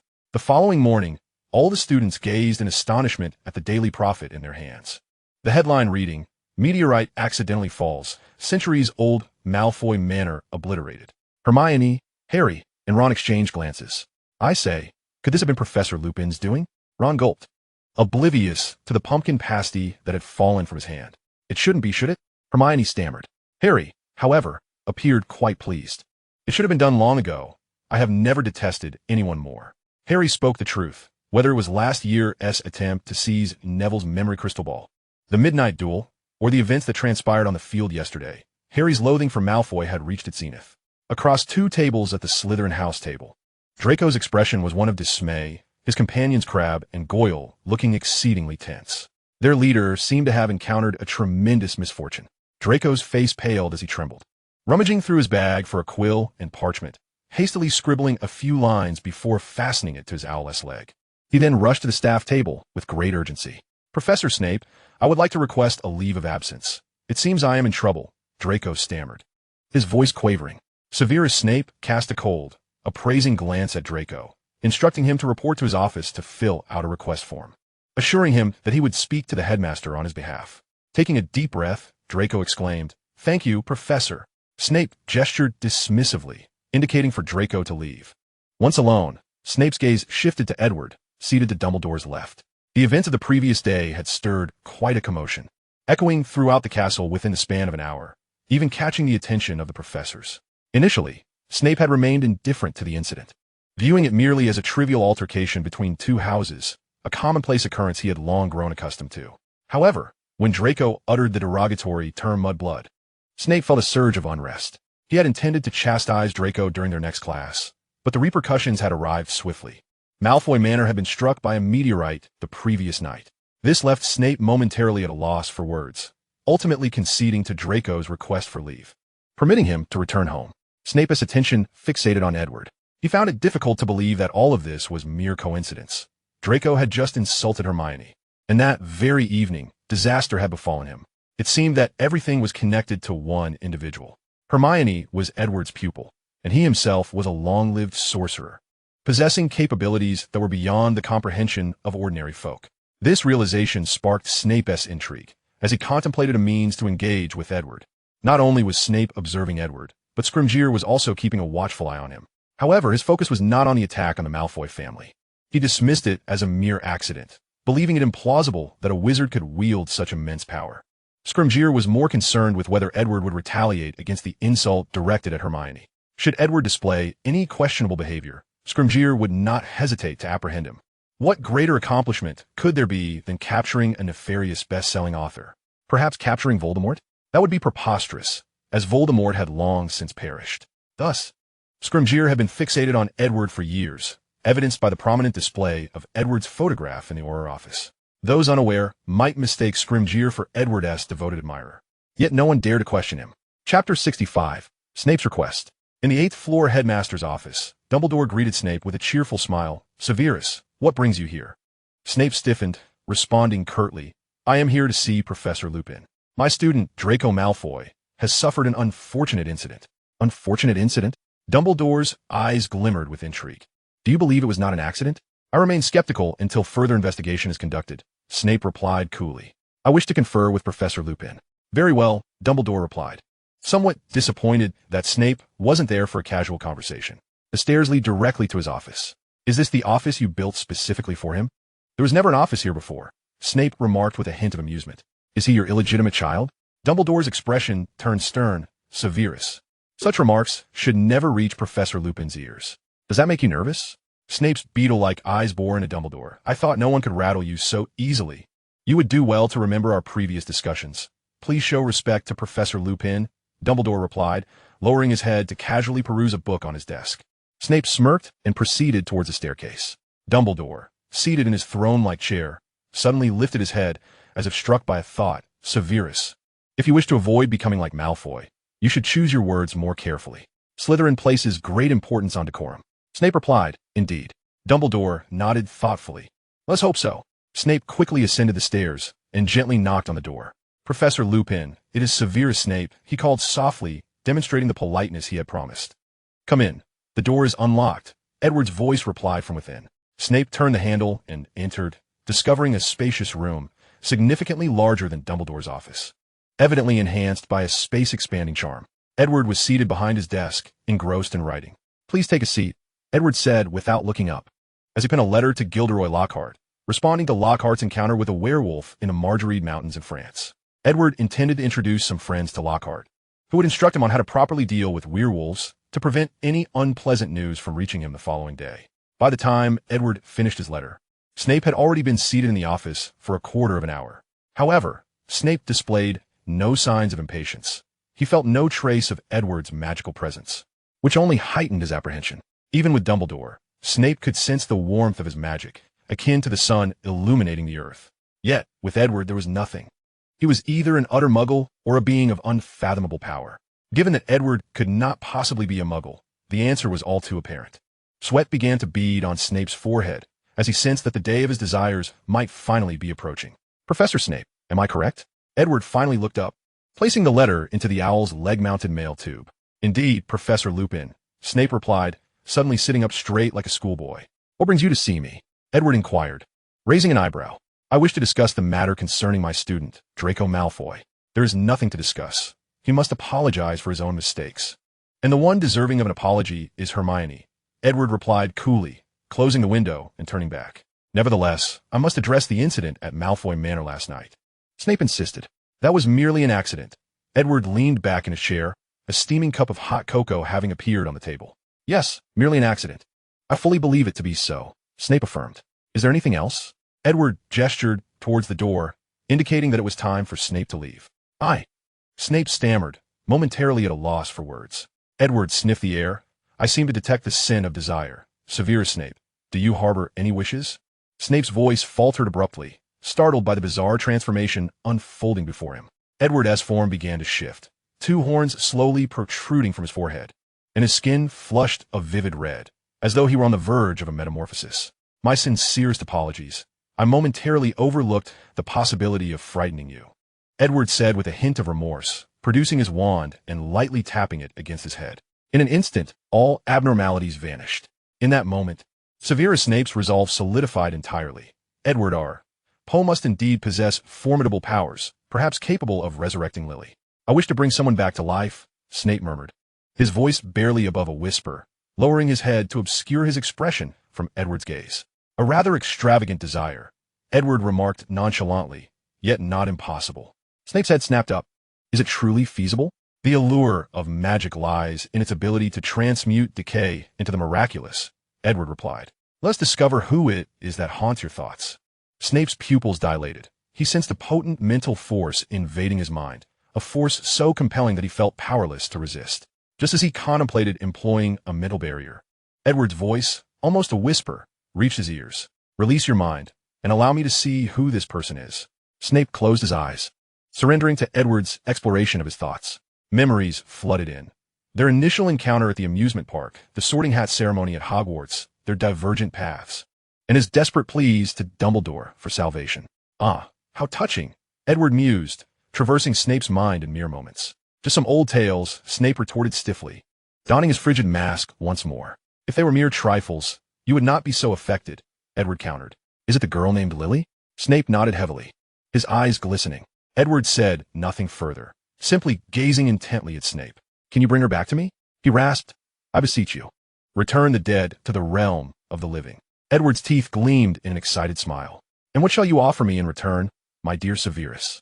Chapter 66. The Transformed Professor Snape. In return? Snape stammered, momentarily at a loss for an adequate offering. After a prolonged silence, he declared, anything. What a poignant love story. Edward sighed. Very well, I believe you need to see this. With a flick of his finger, a brilliant flame erupted in the air, revealing a dark parchment inscribed with fresh, crimson blood. Snape sprang to his feet, nearly snatching the parchment from Edward's grasp. The words upon it were unmistakable. Edward Poe and Severus Snape hereby enter into a contract, witnessed by the god of oaths, Horcus. Edward Poe shall restore Lily Evans to Severus Snape, while Severus Snape shall offer his all. How we sign this? Snape asked, his voice trembling. Quite simply, Edward replied with a mischievous grin, my dear Severus.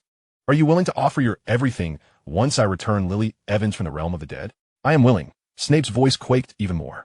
He sensed that his long-cherished wish was on the verge of realization, that he would soon behold Lily once again. A slender, radiant flame erupted from the contract, entwining around their right wrists like a heated, crimson thread. The contract is successful, Edward declared, a satisfied smile gracing his face. He had felt Snape's soul was intriguing, extremely intriguing. Despite the chaos and traces of dark magic, it leaned towards the light, which was quite fascinating.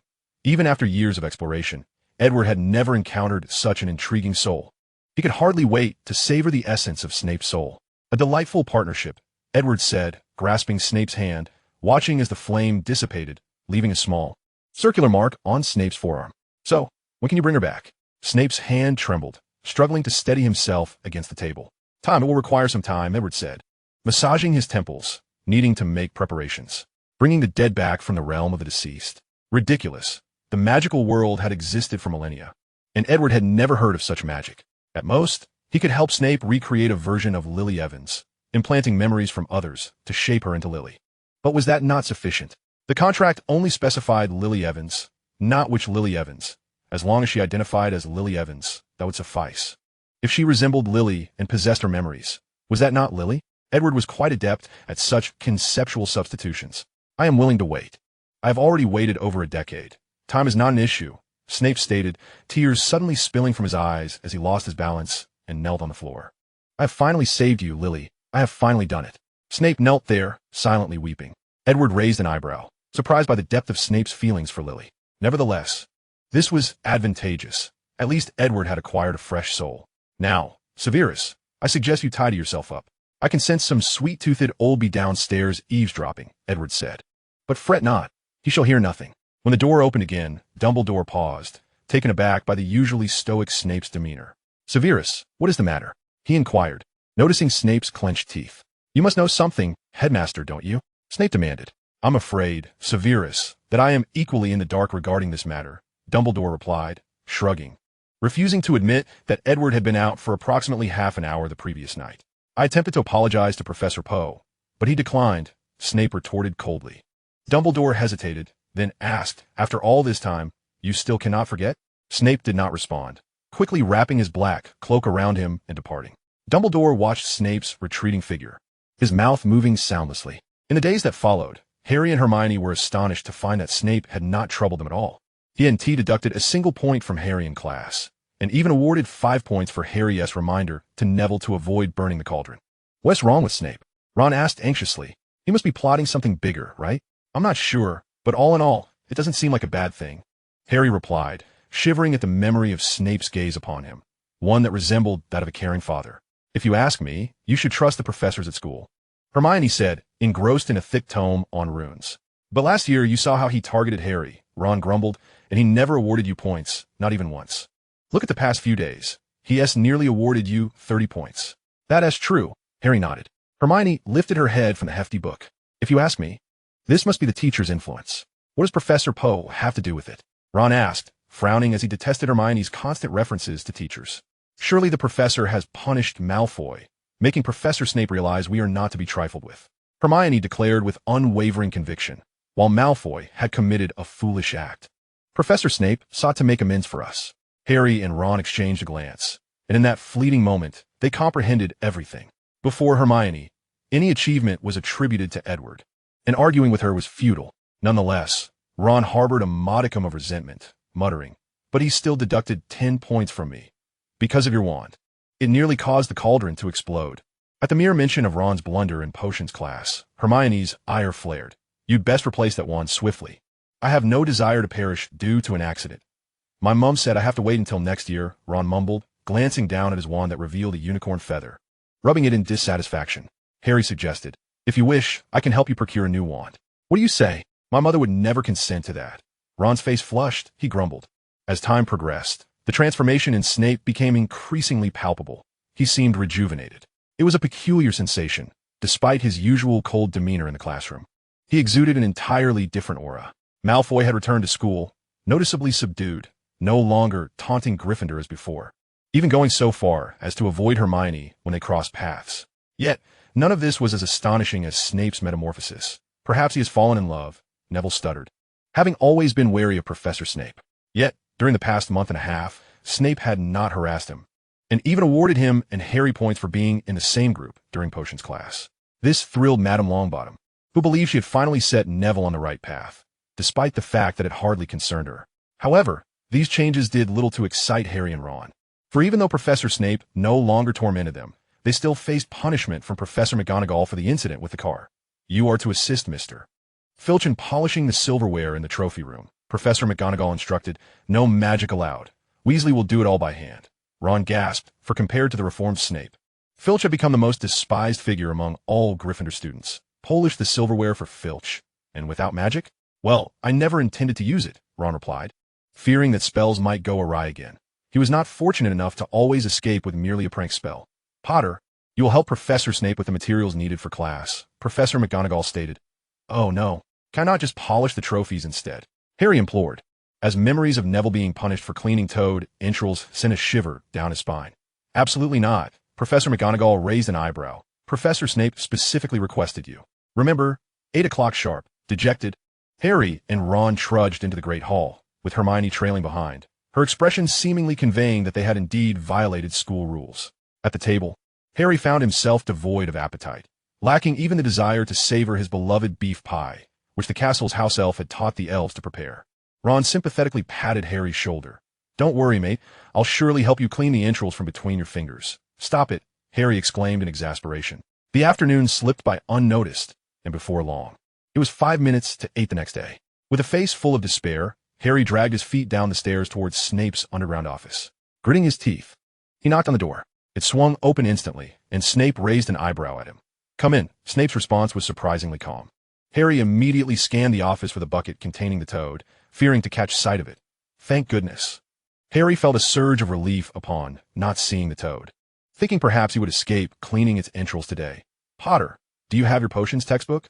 Snape resumed his position behind the desk, his gaze fixed intently on Harry, a look that was unexpectedly intense. No, Professor, Harry replied earnestly, having only brought a pair of gloves for the entrails cleaning. Very well, Snape said. There are textbooks left by previous students in the cabinet behind you. Find one. Given your recent performance in potions, I intend to provide you with advanced tutoring. Advanced? Harry's expression was one of bewilderment. He had indeed been performing well in potions lately, no longer turning in a murky concoction each time thanks to the absence of Snape's harassment and even nearing Hermione's skill level. Indeed, advanced, Snape interlocked his fingers. Speaking with gravity, I believe you have reached a level that necessitates individual tutoring. But Professor McGonagall said I was in detention. Harry's mind struggled to comprehend. It was entirely different from what he had envisioned. The content of the detention involves studying potions with me. If you wish to achieve a commendable score on your OWLs, it is best to start preparing now, Snape stated, tapping the desk with his knuckles to signal Harry to retrieve a textbook. Yes, sir, Harry thought to himself, relieved that he would not be cleaning toad entrails after all. It was akin to merely adding an extra potions class each week. At that moment, Harry finally took the opportunity to observe Snape's office. It was a dimly lit room, cluttered with hundreds of glass jars, sticky specimens of flora and fauna floating in vibrant potions. A cabinet in the corner brimmed with ingredients. That cabinet. Potter, hurry up, Snape urged. All right, Harry replied, opening the cabinet and rummaging until he unearthed an old copy of magical potions and elixirs. Upon returning to the desk, Snape appeared quite pleased as he nodded. Excellent. Let us commence our first lesson, Potter. We shall begin with the preparation of a sleeping draft. You need to gather your materials. Time seemed to crawl as Harry listened to Snape elucidate the intricacies and focal points of potion making, responding with occasional murmurs of acknowledgement. He pondered whether this was what Hermione enjoyed. She had always been eager to learn more, but Harry found no enthusiasm for potions. Had it not been for Snape's relentless targeting of him the previous year, Harry might not have developed such a distaste for the subject. Yet, he remained baffled by the stark contrast in Snape's demeanor towards him, as if suddenly treating Harry as if he were his own son. Heaven forbid. The mere thought sent a chill down Harry's spine. Did the greasy old bat of Slytherin wish to adopt him? As the candle wax dwindled, Snape's pace slackened, lulling Harry into a drowsy state, likely due to the warmth of the office. Time must be nearly up, Harry thought painfully, desperately wishing for it to conclude, yearning to escape this monotonous potions lesson. Suddenly, he heard a voice, one that was completely different from the crackling of the dying candle or Snape's lecture. It was a voice, chilling and malicious, sending shivers down his spine. "Come here. Let me tear you apart. Let me kill you." Harry jolted awake, startling Snape. He drawled languidly, "What is it, Potter?" Chapter 68. The joys and sorrows of people do not intersect. Harry swallowed hard, uncertain whether he should confide in Snape about the disquieting voice he had just heard. However, upon meeting Snape's eyes, which resembled those of a black beetle, Harry felt an inexplicable surge of trust. Perhaps the past month had significantly improved his perception of Snape. Previously, he would have certainly been reluctant to divulge the truth. A voice, cold and cruel, spoke of tearing something apart. Harry conveyed this faithfully. Snape's expression immediately hardened. "Potter, that jest is not amusing." "Professor, I speak the truth." Harry insisted loudly. "The voice." "What voice? Are you feeling drowsy?" Snape glared frostily at Harry, causing him to momentarily doubt whether he had merely imagined it. Perhaps he had simply misunderstood? "Very well, Professor, perhaps I misheard," Harry murmured, lowering his gaze. Snape curled his lip in disdain, seemingly unimpressed with Harry, then glanced at the clock hanging in the office. "All right, Potter, I believe we shall conclude today's lesson here. You need to utilize your time outside of class to review what I have taught. I shall assess it in next week's lesson." "Yes, sir. You may leave now." Harry nodded, intending to return his textbook to the cabinet. "Oh, Potter, you may keep that textbook. Remember to bring it with you next class." Snape's voice called from behind him. Harry did not respond, straining to hear that voice again, but it was gone. Ultimately, he departed, laden with confusion. In the Gryffindor common room, few remained, save for Hermione, who sat nearby engrossed in a book. "How is it? Did Snape give you a hard time?" Hermione inquired. Setting her book aside, Harry shook his head. "No. Let me see your fingernails," Hermione declared, seizing Harry's hand. "Did Professor Snape not make you clean toad entrails?" "Not only did he not, but he even provided me with private tutoring," Harry replied, puzzled. "Isn't that strange?" A peculiar expression crossed Hermione's face, deepening Harry's bewilderment. "What is it? Do you know who Snape is?" Hermione asked. "Are you daft?" "He's our potions teacher," Harry retorted, ruffling Hermione's hair. Hermione pushed his hand away. "He is one of the most powerful potion masters in the world. To receive his personal instruction, do you realize how many would envy that?" "I would gladly trade places with Ron," Harry said lightly. "At least I'm quite adept at cleaning. I've had plenty of practice at the Dursleys." Hermione glared at him. "If I had the chance for Snape as private tutoring, I certainly would." "Then go speak to Professor Lupin. I'm sure Snape would agree." "I was planning to do just that," Hermione responded earnestly. "If I wish to excel in my OWLs, I must prepare in advance." "But we're only in second year," Harry exclaimed, having already heard that term twice today. "But OWLs are the final exams for fifth year, aren't they? Why the rush?" Hermione ignored him, busily packing her books to return to the dormitory. "Tomorrow is Monday. You'd best get to bed soon. And Ron, who knows what time he'll be back?" Harry shrugged helplessly, trudging upstairs to the dormitory, changing into his pajamas, and lying in bed waiting. An hour later, Ron entered, rubbing his right arm, bringing with him the scent of a cleaning agent.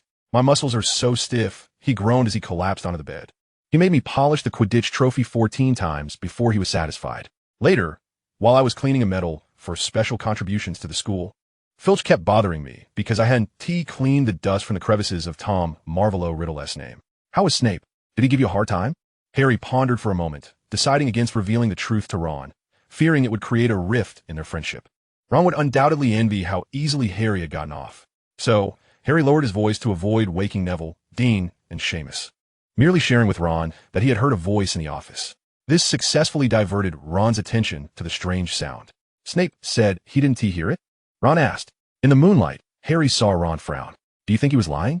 "But I can't fathom how even an invisible person would need to open a door." Indeed, Harry lay back, staring at the canopy of his four-poster bed. "I can't make sense of it either." In the second week, Harry was astonished to find a familiar figure upon opening the door to Snape's office. It was Hermione. "Harry, Professor Snape has graciously allowed me to join you for private tutoring," Hermione explained hurriedly. Harry shot Snape a bewildered glance. How had he become so popular? Nevertheless, this did not hinder Snape from commencing the lesson. Yet, in comparison to Hermione's diligent focus, Harry felt like a slacker, soon succumbing to yawns. Snape, visibly irritated, poked Harry's forehead with a finger. Hermione observed the interaction with a complex expression, hesitating on whether to share with Harry what Snape had confided to her. "I promised Snape I would help him resurrect someone." "Oh, right. Lily Evans, although you might be more familiar with her by her other name, Lily Potter." "My mother." "Indeed, that would be accurate. Best not to divulge such matters to Harry just yet," Hermione thought to herself. refocusing on Snape's explanation of the key points in brewing a sleeping potion. As October arrived, a damp chill enveloped the grounds, seeping into the castle. A cold seemed to sweep through both staff and students, leaving Madame Pomfrey in a fluster. Her invigorating potion had immediate effects. However, those who consumed it would find their ears smoking for several hours. Ginny Weasley had been feeling under the weather, and Percy had forced her to drink some of the invigorating potion. Consequently, steam rose from her vibrant hair, making her head resemble a flaming torch.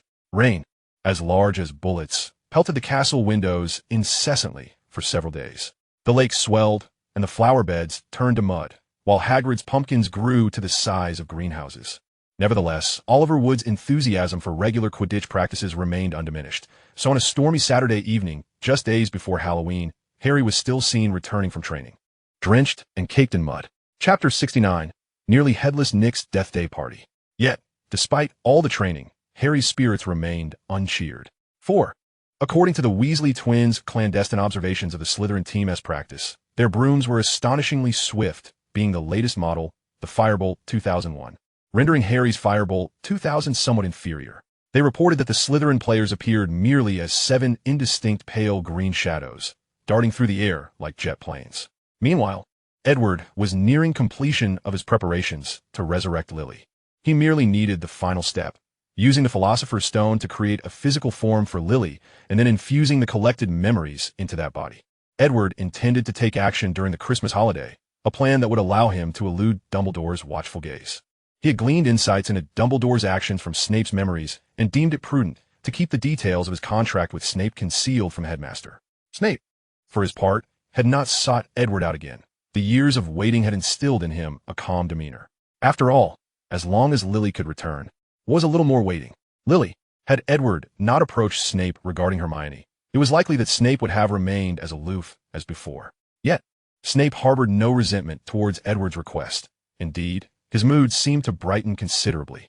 Edward's willingness to entrust his pupil to Snape perhaps signified a form of trust, unbeknownst to Snape, who thought it stemmed from Edward's disinclination to teach. However, in stark contrast to Hermione's remarkable progress, Harry's lackluster potion-making skills were glaringly apparent. This reality led Snape to question his own teaching abilities. Could it truly be that his instruction was subpar? He had never doubted his expertise in potions. After all, Snape's name resonated throughout the Wizarding World, known by all. Yet, this reputation appeared ineffective in Harry's case. The only solace Snape found was that Harry had finally managed to brew a potion. Time sped by, and soon it was late October. Hermione and Harry had been receiving individual tutoring in Snape's office for a full month. Compared to Hermione's rapid advancement, Harry had merely reached a commendable level among his peers. Nonetheless, Harry was quite satisfied, as he no longer faced the embarrassment of presenting a cauldron filled with a murky concoction in class. On a day when torrential rain lashed against the windows, casting the world outside into darkness akin to ink, the interior was bright and cheerful. The flickering firelight illuminated countless soft armchairs, where people sat engrossed in books, chatting, or completing homework. I haven't finished my potions assignment. I fear I won't be able to attend Nick's Death Day party, Ron lamented. Harry exchanged a glance with Hermione before responding. It's all right. I can help you with your potions assignment. We should go. Nick invited us. I'd actually prefer to stay here and work on my assignment, Ron mumbled. Though Hermione and Harry seemed not to hear him, they were fervently discussing the details of the Death Day party. The Death Day party, Hermione exclaimed with enthusiasm. I bet there are very few living people who can say they've attended such an event. It must be quite extraordinary. Why would anyone celebrate the day of their death? Ron retorted angrily, feeling overlooked by his friends. I find it rather dull, he added, but still, no one acknowledged him, deepening his gloom. Wouldn't it be better to attend the Halloween feast? Ron shouted. I heard Professor Dumbledore has booked a skeleton dance troupe. Harry immediately looked embarrassed. There was no doubt he was intrigued by the idea of a skeleton dance troupe. Once spoken, words cannot be taken back. Hermione admonished Harry, reminding him that he had expressed a desire to attend the Death Day party. Thus, at 7 o'clock, Edward arrived in the Great Hall, only to find no sign of Hermione. Just as he pondered this, Dumbledore remarked casually, I heard from Nick that she and Harry were invited to his Death Day party. The Death Day party? What is the point of attending such a dreary affair? Edward queried, perplexed. Perhaps they wish to experience it, Dumbledore smiled. But let us not dwell on that. Let us enjoy tonight's festivities. I have invited the skeleton dance troupe, and they are notoriously difficult to book. The Great Hall was adorned, as usual, with live bats. and Hagrid's enormous pumpkins had been carved into lanterns large enough to seat 3 people inside. What a splendid Halloween feast, Edward marveled, reflecting that this year, without Voldemort, it should be a most enjoyable experience. Last year, Edward had been forced to deal with a troll in the restroom, a truly dreadful ordeal. However, Scrimgeour's relentless gaze upon Edward made him increasingly uncomfortable. His heightened senses felt more like a burden at that moment. "Rufus, let me enjoy the feast, will you?" Dumbledore said, patting Scrimgeour's shoulder. "Stop staring at our Professor Lupin, unless you wish for me to write a complaint to the Ministry of Magic." Scrimgeour began. But Dumbledore's strong arm pulled him aside, denying him the chance to continue observing Edward. A small boy with grayish-white hair dashed to the staff table, clutching a photograph and beaming with delight. "This is for you, Professor Lupin," Colin Creevey exclaimed as he handed the picture to Edward. The image captured Edward teaching, standing on a great hall stage with arms outstretched, framed by Hogwarts' colorful, stained glass windows. The entire scene exuded grandeur. "You will make an excellent journalist. Keep it up, Mr. Creevey," Edward praised. Colin left a profound impression on Edward, being one of the few students who took genuine pleasure in his assignments, earning Hermione's admiration as well. He had a knack for infusing his essays with charm and wit, which delighted Edward, a lover of literature. Edward felt certain that Colin would one day surpass Rita Skeeter and become a renowned journalist. "Thank you, Professor. I'm glad you like it." Colin shyly ruffled his hair before scampering back to the Gryffindor table. "Isn't it heartening?" Snape's elongated voice cut through Edward's reverie as he carefully tucked the photograph into his pocket. "Dear Severus, do you not wish to partake in this soiree?" Edward inquired with a smile. "I find it tedious. No dance troupe could compare," Snape replied. "Not even a lily, I presume?" Snape shot Edward a cold glance, offering no response. He was aware that Edward was jesting. "Instead of making light of my sentiments, perhaps consider how to comfort your beloved pupil, who I hear has gone to attend the Death Day party," Snape remarked, his tone devoid of emotion. It seemed that the professors were already aware of Hermione and Harry's attendance at Nick's event. Edward scratched his head, somewhat exasperated. "I advised her, but she simply wouldn't believe it would be that dull." "She will soon realize you were correct," Snape replied. "There is nothing more tedious than a ghost Death Day party." "Indeed, I share your sentiment." Edward reflected on his previous experiences at Death Day parties, which only brought him a headache. The maggot-riddled food, the ghastly frosted cakes, and the music reminiscent of sawing wood were torturous to Edward's senses. Fortunately, none of that was present at the Halloween feast. In truth, Hogwarts' Halloween feast was quite enjoyable, and Edward had to admit it was far more entertaining than watching the Misfits perform on XC, where they always sang and danced in celebration, leading Edward to aesthetic fatigue. The feast concluded amidst jubilant revelry, and students began to depart the Great Hall, preparing to return to their respective common rooms, each house showcasing its own unique traditions exclusively in their common areas.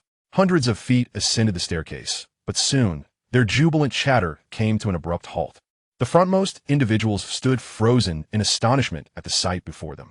The once vibrant cacophony faded into silence as Harry, Ron, and Hermione stood alone in the corridor, the students pressing forward to witness the horrific scene.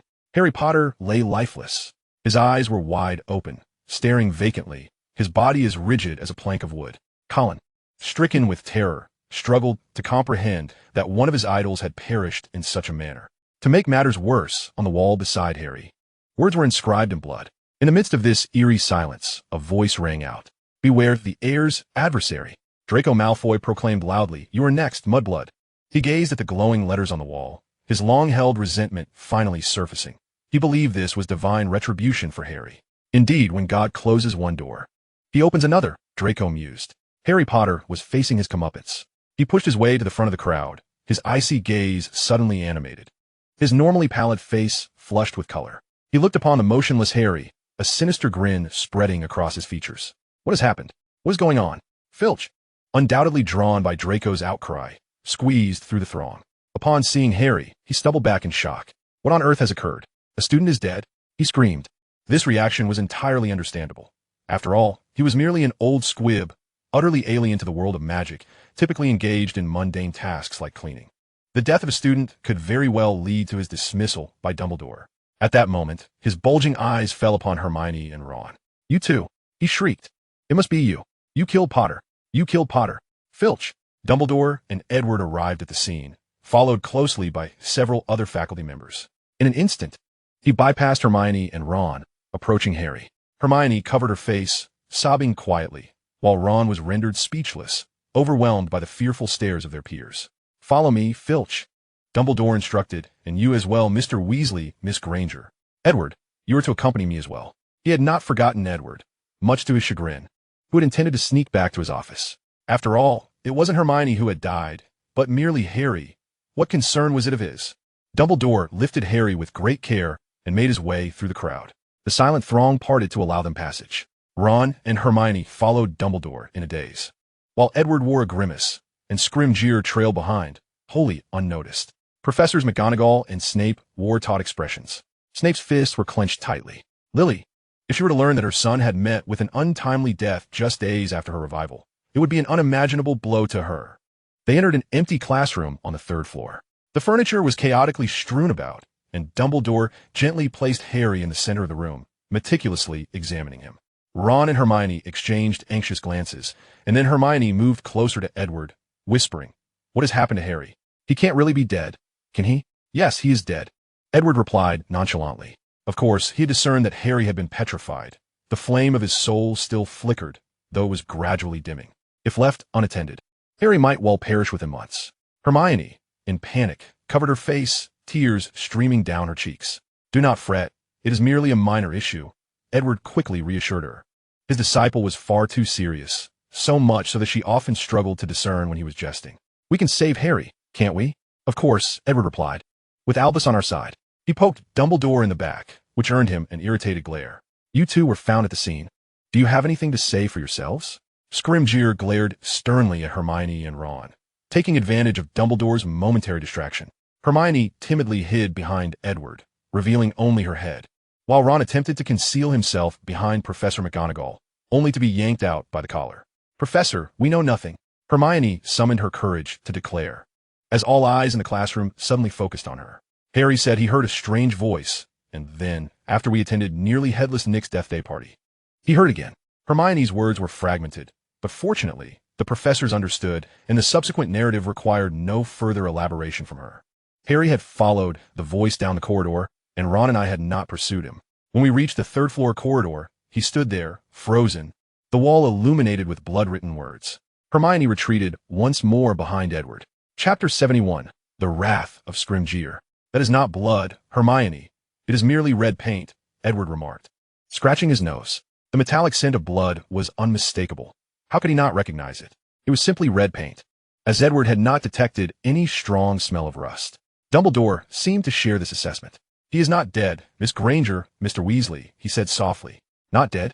Scrimgeour's expression turned peculiar. "Then why is he completely petrified?" "Indeed," Dumbledore affirmed, "but exactly how this effect was achieved remains unclear to me. You must ask them." Scrimgeour snapped angrily. If the renowned savior Harry Potter had encountered an accident while at Hogwarts, it would severely call into question his competence, and he might never return to the ministry, let alone his beloved Auror office.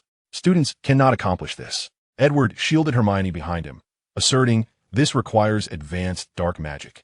You did it.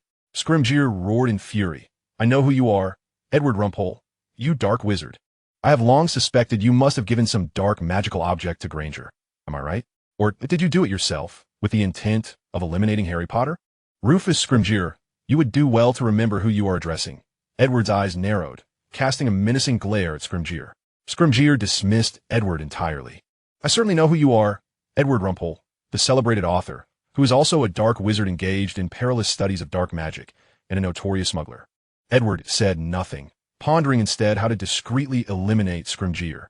Perhaps a midnight incursion into his office to quietly cast the killing curse would suffice. Yet that felt too merciful, allowing him to die painlessly in his sleep.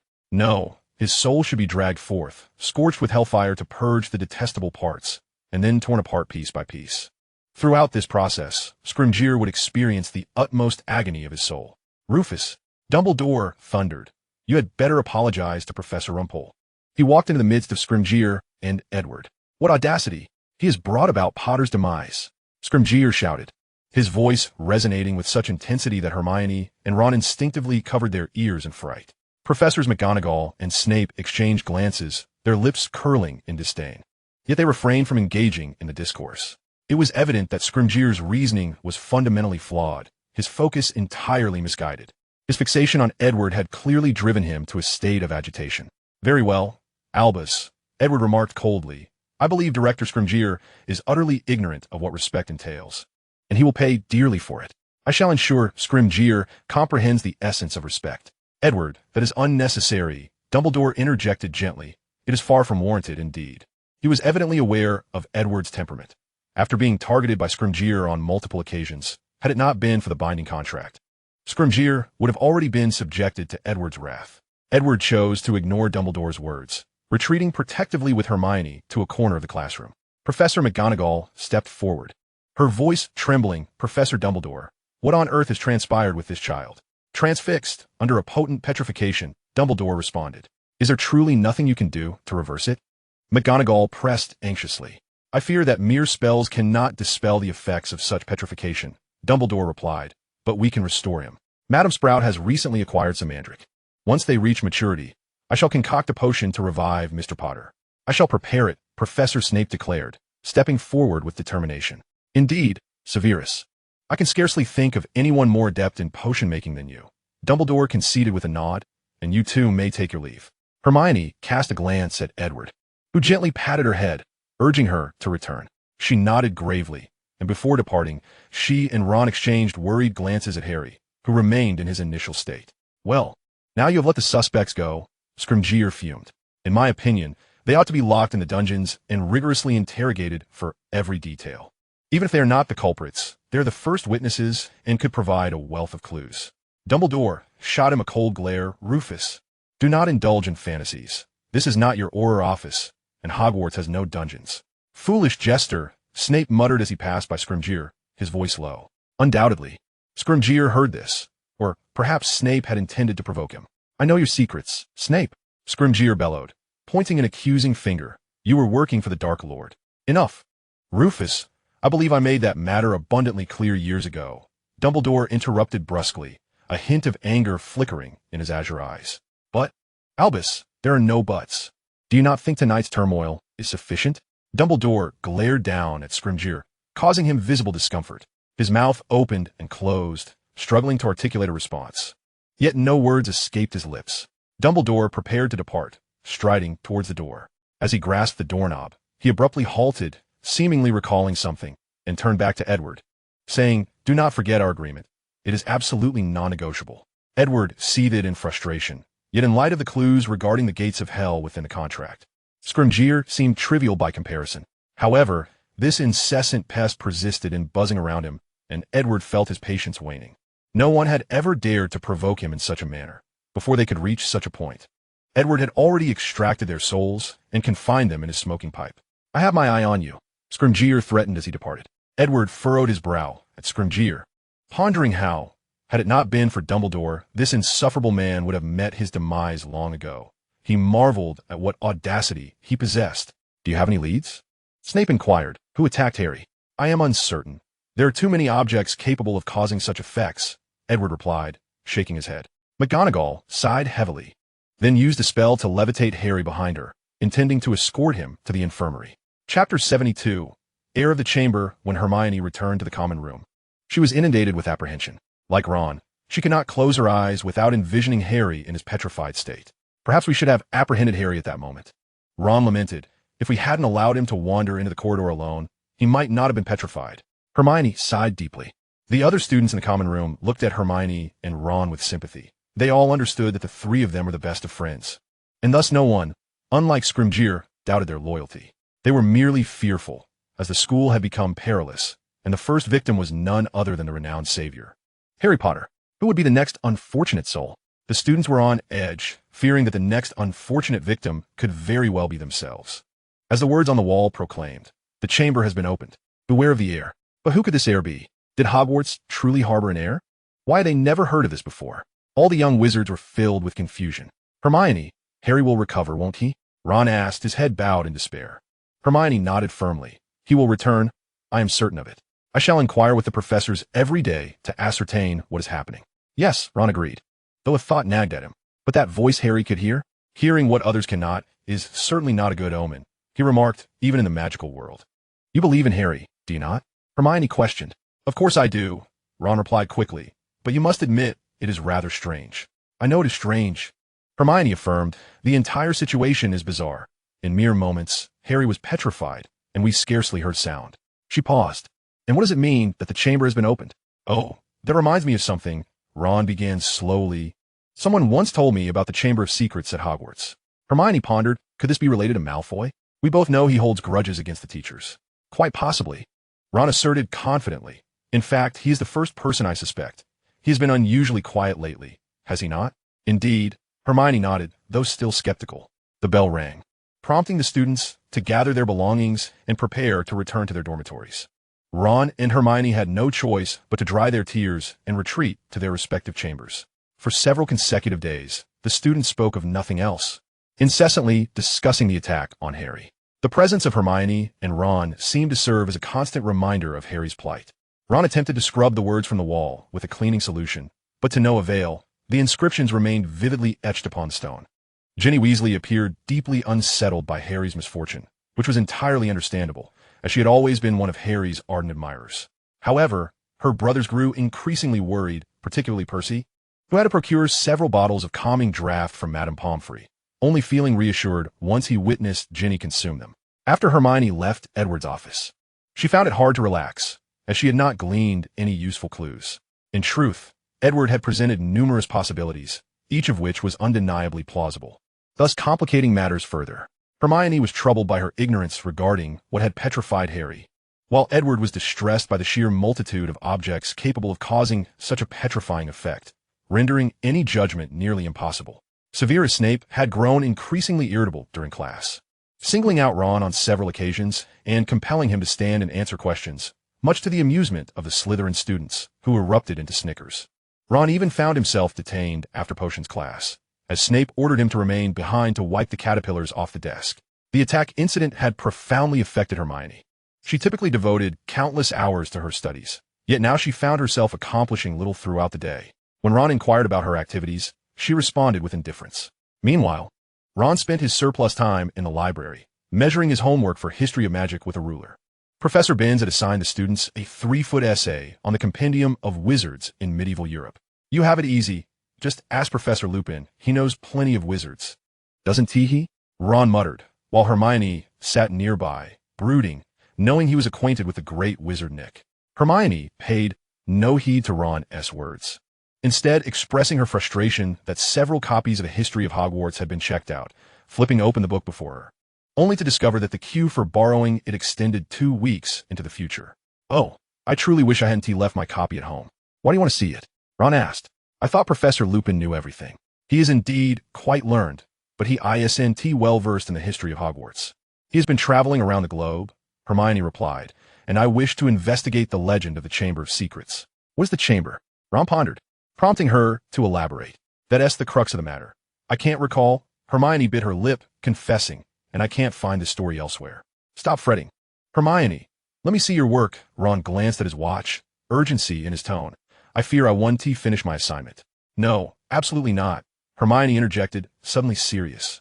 You originally had 10 days. You have ample time to complete it. I'm only 2 inches short. I just need a bit of inspiration to finish. The class bell rang. The next lesson was History of Magic, and Professor Binns was undoubtedly a rather dull figure, or rather a ghost. He always recited the textbook in a dry, monotonous voice, resembling an antiquated vacuum cleaner buzzing incessantly. However, following Harry's incident, this class was destined to be anything but ordinary. Hermione entered the classroom with eager anticipation, intending to inquire of Professor Binns regarding the Chamber of Secrets. As Hogwarts' oldest professor, she believed he must possess a wealth of insider knowledge. Thus, as the lesson approached its conclusion, Hermione raised her hand, a gesture that had never before occurred. Professor Binns appeared quite taken aback, as he was in the midst of discussing the International Wizarding Conference of 1289. I am Granger, Professor. Hermione announced clearly. Ah, you are a student of Mr. Lupin, are you not? Professor Binns adjusted his spectacles, resting on his nose, peering intently at Hermione, though such actions were utterly superfluous, for he had long since passed away. Chapter 73. The Legend and Hagrid-esque Connection. Professor Binns had been teaching history of magic since the founding of the school, making him a living relic who had witnessed a millennium of Hogwarts history. And Hermione believed he must know something substantial. Indeed, Hermione inhaled deeply. I wonder if you could enlighten us about the Chamber of Secrets? Professor Binns blinked slowly, My course is History of Magic. Miss Granger, he replied in his dry, wheezy voice. I study facts, Miss Granger, rather than myths and legends. But since you wish to know, he cleared his throat, producing a sound akin to chalk snapping, and continued, I can share a few words with you. All the students were astonished. They had assumed Professor Binns would disregard Hermione entirely. They were convinced that no student, alive or deceased, had ever interrupted him in such a manner. Let me think, Professor Binns said slowly. Yes, let me consider. He lowered his head. I must clarify that what you are referring to is an exceedingly sensational, even ludicrous tale. Now, the entire class was rapt, hanging on every word spoken by Professor Binns. Even Ron, who had been drooling on his desk, lifted his head. Professor Binns, with his feeble, bleary eyes, surveyed the students, noting that every face was turned toward him, which caused him to feel somewhat flustered. Such attention had not occurred since he transformed into a ghost. You all surely know that Hogwarts was founded over 1,000 years ago. Professor Binns' voice remained as dry as ever, yet the students listened with exceptional seriousness. He began recounting the history from the establishment of Hogwarts to the discord among the four founders, Slytherin's departure from the castle, and the legend of the chamber. The tale concluded swiftly, leaving the room in profound silence, yet not the usual drowsy silence typical of Professor Binns' classes. Everyone continued to gaze at him, hoping he would elaborate further, creating an unsettling atmosphere, and Professor Binns appeared slightly vexed. Of course, the entire affair is a fabrication, he stated.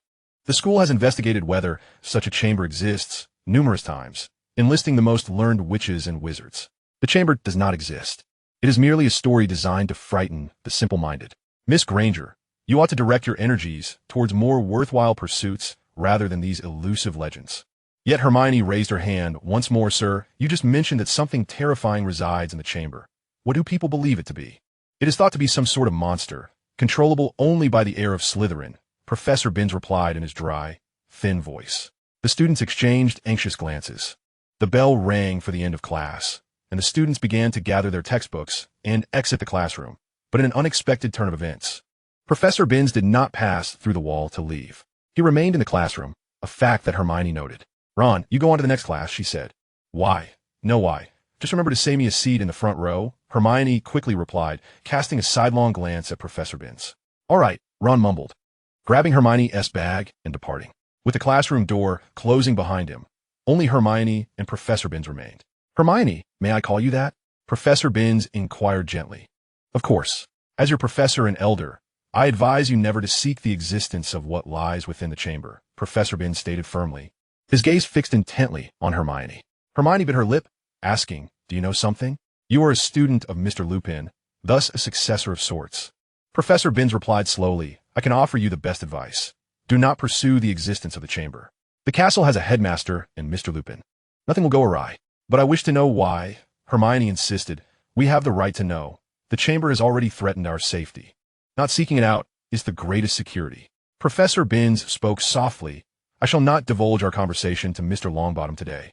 But should I hear of any peculiar behavior from you through other professors or specters, I will certainly relay the truth to Mr. Longbottom. Are you also a friend of the teacher's? Hermione gazed intently at Professor Binns, feeling as though she had underestimated her instructor once more. It seems my corporeal matters are still at play. Professor Binns sighed deeply, casting a fleeting glance at Hermione. However, until I have Mr. Longbottom's permission, I shall not utter a single word. Very well. Another secret, Hermione muttered through clenched teeth. Why are there so many secrets surrounding our teachers? You have chosen a rather commendable instructor, Hermione, Professor Binns replied softly, and without further regard for Hermione's reaction, he vanished into the wall, leaving the classroom. I abhor secrets, Hermione muttered under her breath as she hurried off to her next class. In the headmaster's office on the 8th floor, Dumbledore inquired while cradling a steaming cup of tea. Edward, are you aware of the chamber's secrets? Edward raised an eyebrow, having heard whispers of it. I knew this would not escape your notice. Dumbledore smiled, though the expression swiftly faded. The chamber has been opened once more, and this is undoubtedly an ominous sign. Open again? It has been opened before? Edward asked, puzzled. Indeed, Dumbledore affirmed gravely, 50 years ago. Who was responsible? Did you fail to apprehend him? Hagrid, Ruby is Hagrid, Dumbledore replied in a solemn tone. Incredible, isn't it? It is indeed hard to believe, Edward nodded. But how could Hagrid possibly have opened the chamber? Is it due to his giant lineage? Clearly not. Hagrid is innocent. Dumbledore sighed. That was half a century ago. I was not yet headmaster, merely the Transfiguration professor. Armando Dippet was the headmaster then. A snoring, white-bearded wizard in a portrait on the wall blinked awake momentarily before returning to his slumber, evidently feigning sleep while eavesdropping on the conversation between Dumbledore and Edward. Not just him, but other portraits were similarly attentive. This is a blatant oversight, isn't it? Edward questioned with a sharp tone. Yes, Dumbledore admitted, but the Ministry believes otherwise. And they possess evidence. Evidence? Hagrid could not possibly have opened the chamber. What evidence do they have? Edward raised his voice. I cannot believe you did not vouch for Hagrid. I tried, but to no avail. They found a nest of acromantula spiders in Hagrid's quarters, and someone reported that he opened the chamber and released them. Chapter 74. Tom Riddle. Do you think Slytherin would keep acromantula? I would sooner believe he would nurture a brood of snakes, Edward declared decisively. The decision to expel Hagrid is utterly foolish. It is hard to disagree, Dumbledore mused, casting a sidelong glance at Armando Dippet's portrait, who quickly shifted position to feign sleep, avoiding Dumbledore's gaze.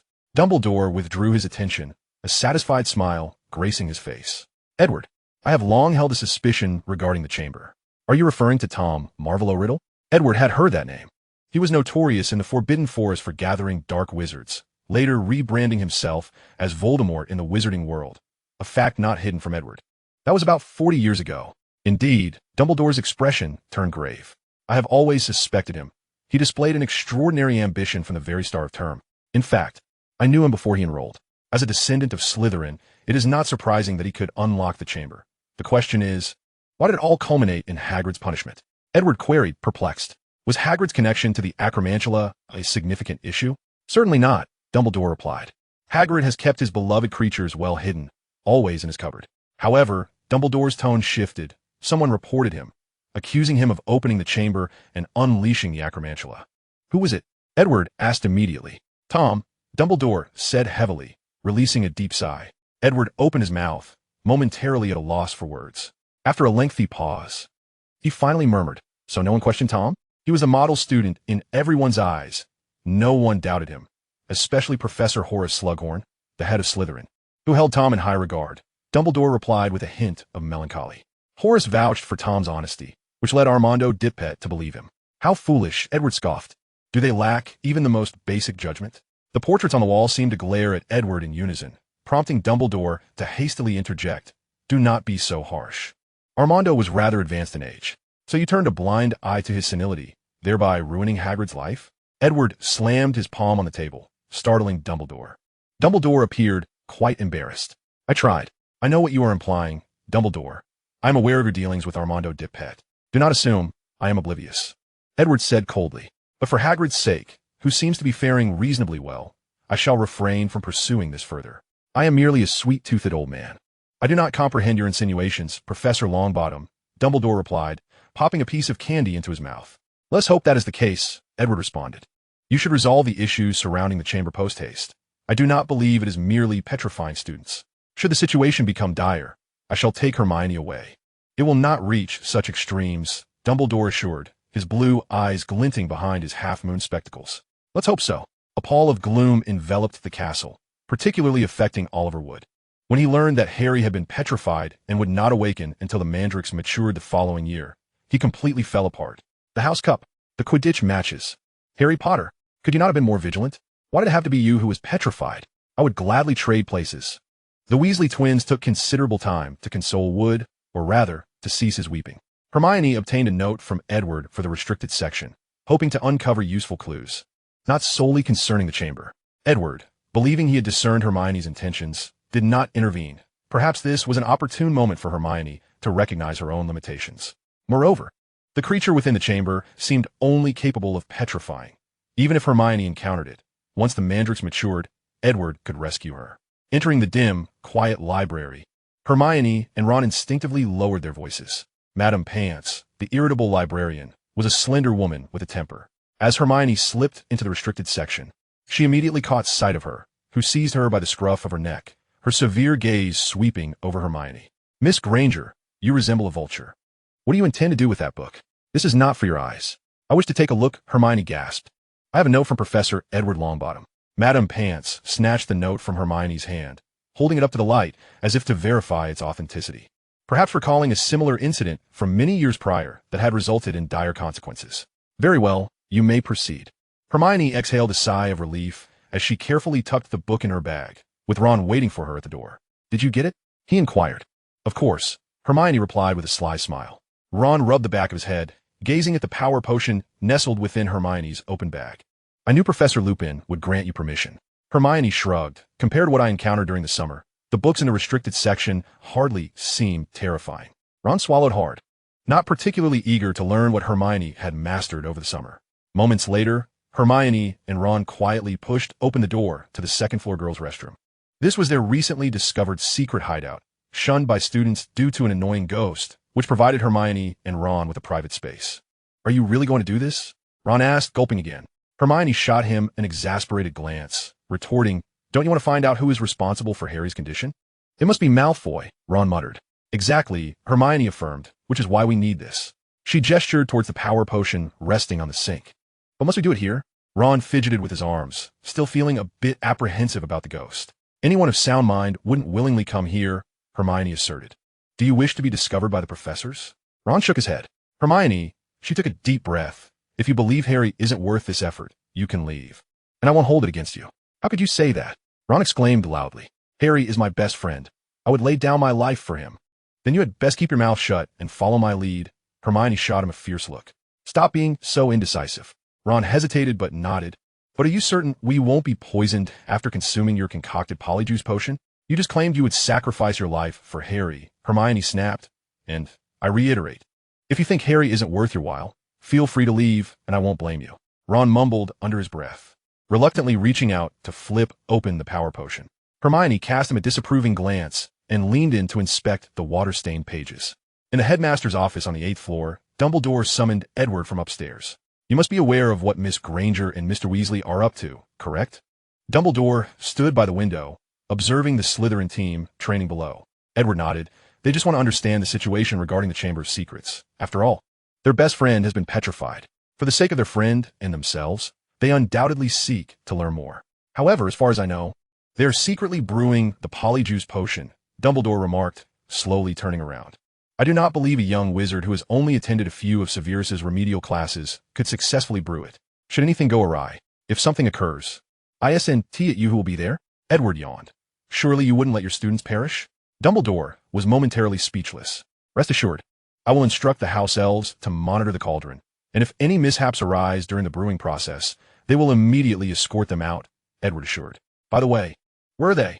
The abandoned girls' restroom on the 2nd floor, Dumbledore replied. Edward nodded, expressing his disdain. What a choice of location. If you knew why it was abandoned, perhaps you wouldn't be so dismissive, Dumbledore said as he took a large step ahead to his desk, retrieving a newspaper and handing it to Edward. Confused, Edward accepted the newspaper, asking, What is this? Dumbledore gestured for him to take a look. Edward opened the paper and saw the headline boldly proclaiming, A girl murdered at Hogwarts. What dark clouds hang over the castle? He continued reading, and the report clearly stated, when the unfortunate moaning Myrtle was shunned by her friends, weeping alone in the girls' restroom, she was unaware that danger was looming.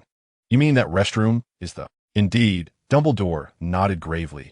It is precisely where the chamber was opened 40 years ago. You did this on purpose. Edward's voice darkened, coldly stating. They sought out that location themselves. Dumbledore shrugged helplessly, but I think this may not be entirely unfavorable. It might deter that individual from opening the chamber again. Ha, Edward remarked. We must exercise caution there to prevent any further student attacks. Dumbledore resolutely stated. An assault has already occurred. I do not wish for the Hogwarts community to be engulfed in fear. Then you should prepare in advance. Edward retorted before turning to leave the office, intending to find Hermione. In the girls' restroom, Hermione had just stealthily brought the cauldron from the common room and set it up in the center of the restroom. Suddenly, the door swung open violently. Hermione and Ron barely had time to react as Edward burst in. Oh, let me see, Edward said. What are you two up to? Hermione's face turned pale with fright. Ron, mustering his courage, stepped forward. Professor Lupin, this is all my doing. Hermione is not involved. You? Edward squinted at Ron. I had no idea, Mr. Weasley possessed such ingenuity. Ron staggered back a step. Edward's words struck him deeply. I apologize, Professor. I should not have brewed potions in secret, Hermione mumbled, her eyes brimming with tears as it was the first time she had witnessed Edward so furious. Is that the crux of the matter? Edward said darkly. Mr. Weasley, please leave. Ron cast a sympathetic glance at Hermione before slowly moving towards the door, reluctant to leave her alone. Both of you broke school rules and should face punishment together, shouldn't you? Edward observed Ron's slow retreat, speaking in a sharp tone. I recall now. Gryffindor loses 50 points due to Mr. Weasley violating school rules and disregarding the professor's orders. Ron and Hermione covered their faces in despair. Edward continued, noting Ron's lingering presence.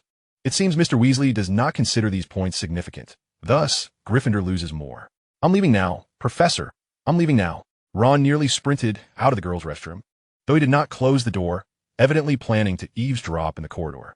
Edward waved his hand, and a golden light burst forth from him, expanding outward until it vanished about a meter behind Hermione.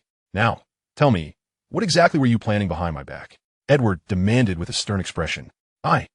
I just wanted to find out who the heir of Slytherin is, Hermione stammered. Professor McGonagall told us the story of the chamber. I thought it might be Malfoy. She added, sniffling. Edward burst into laughter. Malfoy? Draco Malfoy? Are you truly my student? He is merely a pampered brat who runs to his mother when wronged. A bully who thrives on the weak. How could you possibly link him to the heir of Slytherin? Edward scrutinized Hermione, attempting to grasp how she had arrived at such an absurd conclusion. In Slytherin, it is most likely that Malfoy is not the only one, is it? We can think of no one else. Edward raised his hand to interrupt Hermione's words. I must inform you, Hermione, that the matter of the Chamber of Secrets is beyond your involvement. It would be wise for you to focus on your classes, should the situation become dire. I will escort you back to London or XC, and there shall be no room for rebuttal. What about Harry? Hermione sobbed. There are those who care for Harry more than you do, so your concerns are unnecessary, Edward replied coolly. Furthermore, do not conceal anything from me about anything. I despise deception. Chapter 76. Did Scrimgeour intrude upon the girls' lavatory? I apologize, Professor. It was not my intention, Hermione stammered. Is the issue with what you did? Edward stepped forward, emphasizing, the crux of the matter is that you deceived me. I am sorry, Professor. Never utter apologies to me again, Edward replied sternly. I grant you but one chance, one opportunity to err. Should you dare to deceive me again, you need not refer to me as Professor any longer. Understood. Hermione's sobs grew louder, tears streaming down her cheeks. I do not blame you, Hermione. You must grasp this. Edward pointed to the cauldron in the center of the empty space. I do not wish to hinder your brewing of Polyjuice Potion. I comprehend your concern for Harry that led you to these actions, but I abhor deceit. Understood, Professor. I will not deceive you again. Hermione raised her head, biting her lip resolutely. It is best that way. Edward nodded. Also, the noise you make while brewing potions is rather excessive. Have you considered what will transpire when you wish to attend potions class? Having moved the cauldron from your dormitory here, Hermione appeared somewhat flustered. You have committed numerous errors in this matter. I can interpret them as your concern leading to confusion. But your adversaries will not be so lenient. They will seize upon your vulnerabilities and tear you apart. What should I do? Hermione's eyes sparkled as she gazed at Edward. It seemed she had been led down a slightly misguided path by Edward, certainly not the direction Dumbledore would have desired. You know not the peculiarities of this place. Edward sighed. Regardless, you may not brew potions here. Hermione's light dimmed slightly. It would be wise to relocate the cauldron to my office. Remember to keep it from Dumbledore, and I shall assist you in taking the cauldron. Edward raised an eyebrow, gesturing grandly. The cauldron vanished into thin air. There is no rule against students using Polyjuice Potion to disguise themselves as other students, is there? Professor, are you not going to reprimand me? Reprimand you for what? Brewing potions without permission? Edward chuckled lightly. That is hardly a grave matter, but you must remember, I detest deceit and betrayal. I shall not deceive you again. Hermione finally smiled. Edward's expression grew serious once more. Next time, should I discover it again? There will not be a next time. Hermione wiped her tears away. Edward ruffled Hermione's hair gently. Remember what you said today? Hermione nodded earnestly. Now, go find your friends. Edward patted her back lightly. Do not worry excessively. Potter will be well. You need not concern yourself with the Chamber of Secrets. You have located the chamber? Hermione asked in astonishment, noting the confidence in Edward's voice. Edward nodded slightly. Far away, yet close at hand. He pointed to the floor beneath them. Here. Hermione gasped. Indeed, Edward affirmed. Thus, you cannot brew potions here. If you encounter the heir, it would spell disaster. Yes, yes, Hermione nodded vigorously. After Hermione departed, Edward sighed as he watched her retreating figure. Having such a kind-hearted disciple is truly a headache. Why could she not care for herself like Gellert? Even though Gellert had been under the control of the Cruciatus Curse for half a year last year, Edward soon left the girls' lavatory, as the odor there was quite unbearable. On Saturday, as 11 o'clock approached, All faculty and students began making their way to the Quidditch pitch. The weather was hot and humid, with thunder rumbling faintly in the air. Edward and Dumbledore sat in the front row of the professor's section, with Professor Snape on Dumbledore's other side. After delivering his address, Dumbledore's expression suddenly changed. He lowered his voice and addressed Edward and Snape. "Someone has intruded into the girls' lavatory on the second floor. Is it the heir?" Snape asked quickly. Since Harry's attack, Snape's change of disposition had become evident to nearly everyone, so Dumbledore felt no surprise. He merely shook his head gently. "It is Scrimgeour. I suspect he is genuinely seeking clues to the chamber. Why could he not be the one to open the chamber?" Edward remarked casually. "He requires a suitable justification to eliminate Scrimgeour. Opening the chamber is undoubtedly a fine excuse." However, Dumbledore clearly believed Edward was jesting. "He is a Gryffindor," Snape asserted.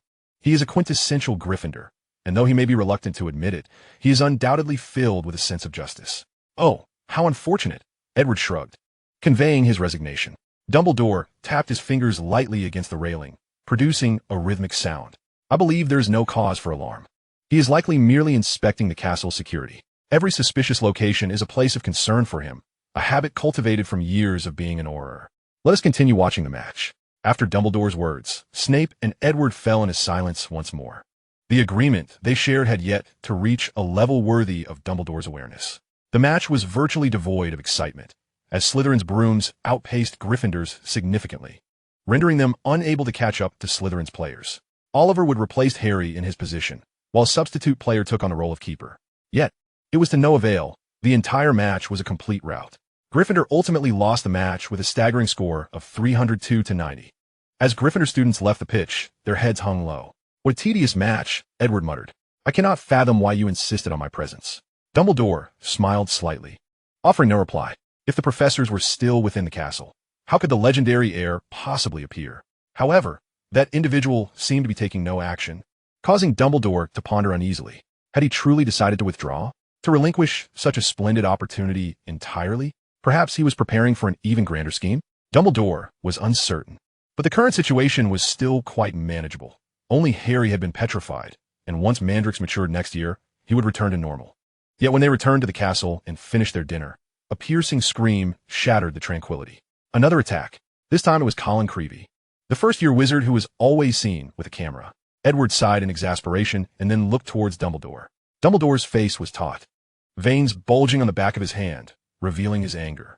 Chapter 77, Another Attack Incident.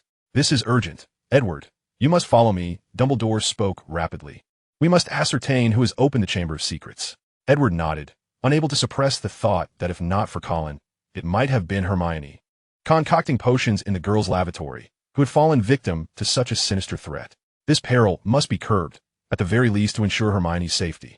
Colin had already been escorted to the infirmary by Madame Pomfrey. The poor child had likely been preoccupied with his camera, as it had taken considerable effort for Madame Pomfrey to pry it from his grasp. Edward, along with Professor McGonagall, entered the infirmary behind Dumbledore. Madame Pomfrey led the way, her desperation palpable as she drew back the bed curtains to reveal Colin's pitiable face. Beside Colin lay Harry, still frozen in the position he had assumed during the attack. Professor McGonagall gasped upon seeing Colin's condition, clearly moved, for not everyone attends classes with a camera slung around their neck. "What has transpired?" Dumbledore inquired. "Another attack." Madame Pomfrey responded. "I found him on the staircase and brought him directly here.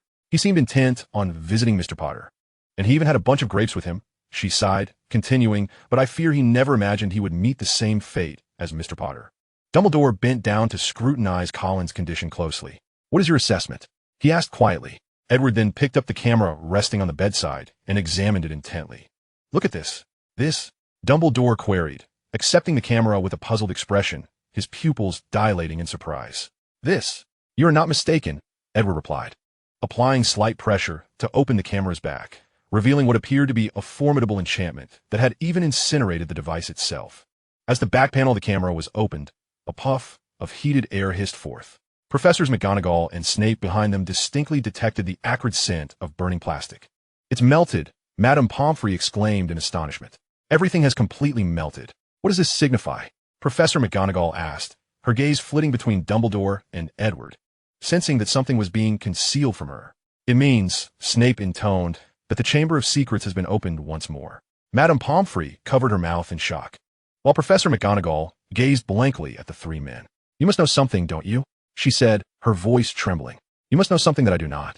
Madame Pomfrey edged closer to Professor McGonagall. "We ought to know the truth." Snape turned to look at Dumbledore, seemingly disregarding Edward's presence entirely. Dumbledore shook his head gravely. Snape fell silent. "Two students from Gryffindor have already been attacked, Headmaster," Professor McGonagall said sternly. "I believe, as head of house, I have the right to know what is threatening the safety of my students." "Minerva, the events of years past are shrouded in suspicion," Dumbledore reassured her. "I do not wish for you to involve the suspects of that time in our current predicament. This is certainly no secret. But I do not believe now is an appropriate time," Dumbledore added. The infirmary door was abruptly thrust open, and a furious Scrimgeour stormed in, resembling a raging lion. "Dumbledore, what has happened?" he bellowed. "Another student has been harmed?" "Not harmed, merely attacked and petrified," Dumbledore corrected. Scrimgeour stormed to the bedside. "What difference does it make? He is in this condition regardless." "We can heal him," Dumbledore asserted. "I believe it is best to let the Ministry handle this matter," Scrimgeour retorted angrily. "I now question your suitability as the head of Hogwarts School of Witchcraft and Wizardry." "You possess such authority," Dumbledore replied with calm composure. "Yet that remains debatable. At least until we ascertain who is behind these nefarious acts." "Behind these nefarious acts?" Scrimgeour queried, his brow furrowing. "Are you suggesting it is a student?" "That possibility cannot be dismissed," Dumbledore acknowledged, "but it is not confined solely to students." His gaze fixed intently on Scrimgeour. "Are you implying I'm a suspect?" "I trust the faculty I have chosen," Dumbledore said pointedly. Scrimgeour's expression shifted several times before he spat quietly.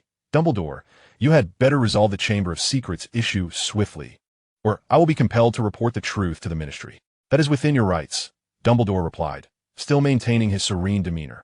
Scrimgeour stormed out in a fury, slamming the door with a resounding crash. "What do you think of Scrimgeour?" Dumbledore asked in a low voice, squinting at Snape. "As I previously stated, a quintessential Gryffindor," Snape replied. "Indeed," Dumbledore nodded thoughtfully. They conversed in the infirmary for a while longer, primarily discussing how best to eradicate any potential threats lurking within the school. Edward, however, hardly listened, his mind occupied with devising a scheme to frame Scrimgeour, ensuring he bore the brunt of the blame. This, evidently, was a formidable challenge. For as Snape had observed, Scrimgeour was a man of integrity, and Edward could find no flaw in his character. Had he not been so upright, he likely would not have been ousted from the Ministry. By the following morning, news of yet another attack echoed throughout the castle, with students anxiously discussing the events, each fearful of becoming the next victim. Hermione and Ron sat at the Gryffindor table, utterly devoid of appetite for breakfast. Colin was their junior, and while Harry found Colin's constant attention bothersome, Hermione and Ron held him in high regard. He was a diligent and eager Gryffindor, though they wished he would not burden Harry so much.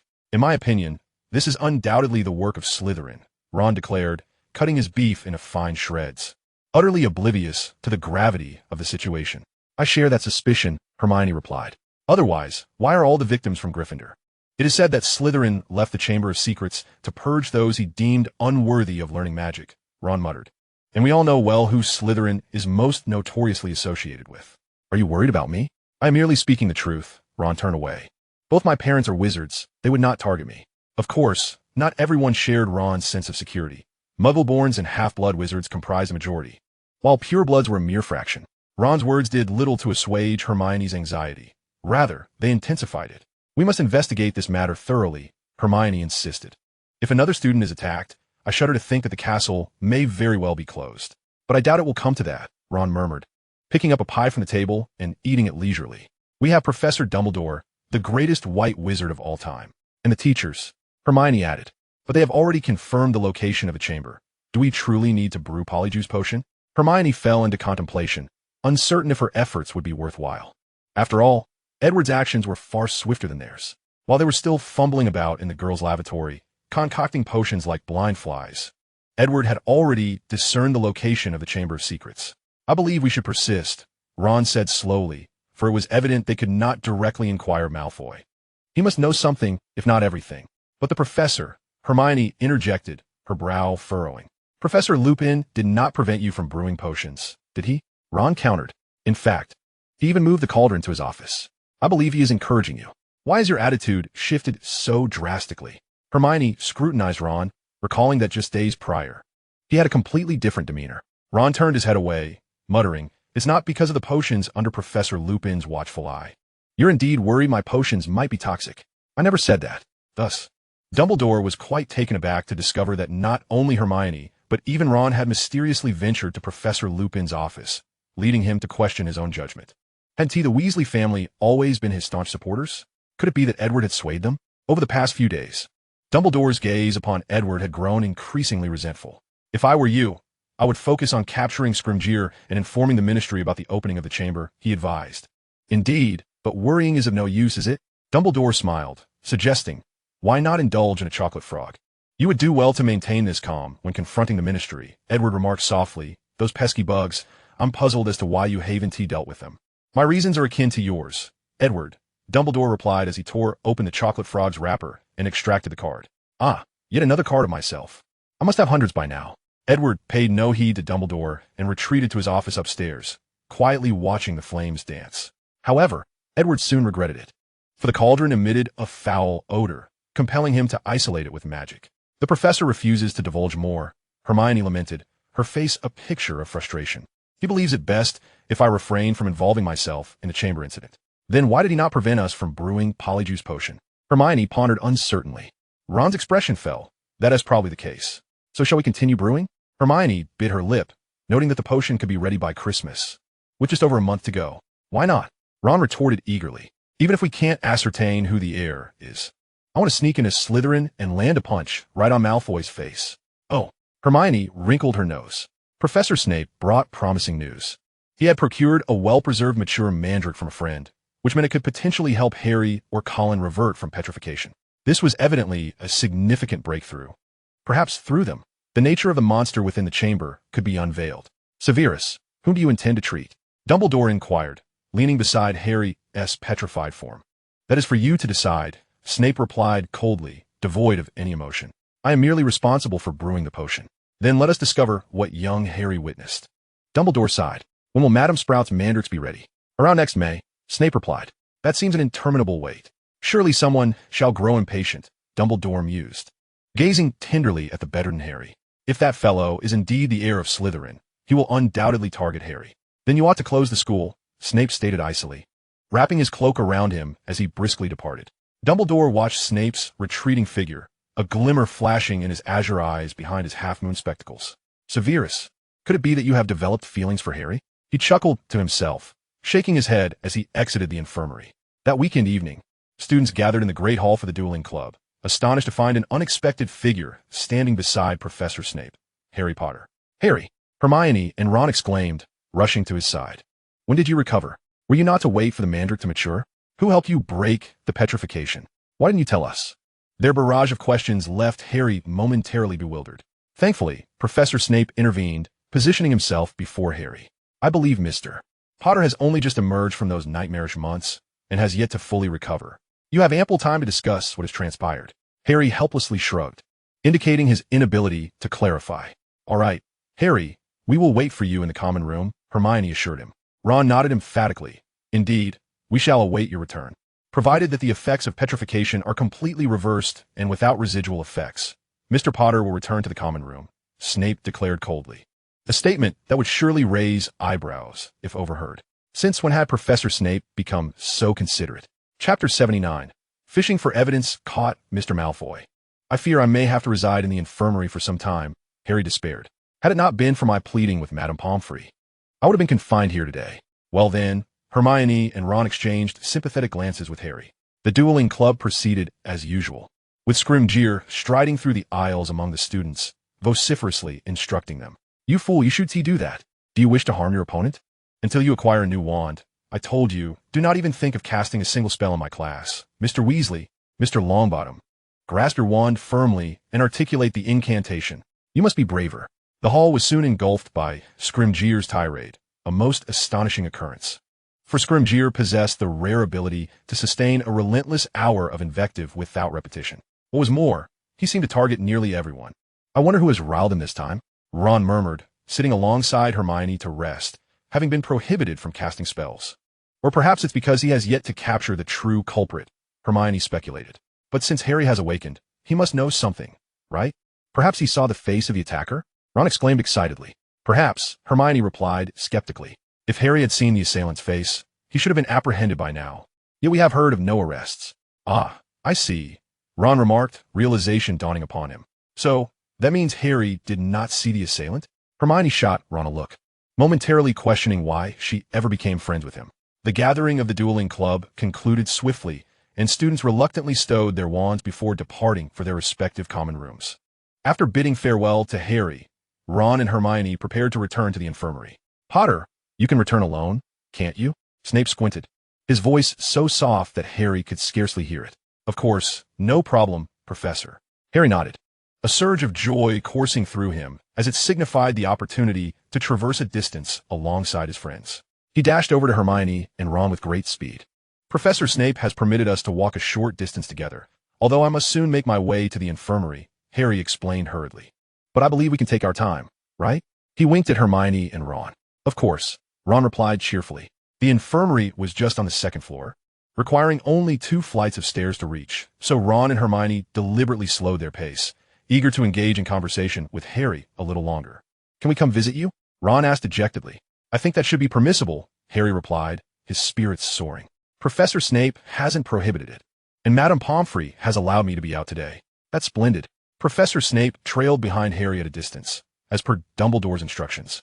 If the heir's target was indeed Harry, he would surely take action against him. Even if Harry were not the target, his recovery would certainly provoke the heir's wrath. After all, the ominous words inscribed on the wall still shone ominously.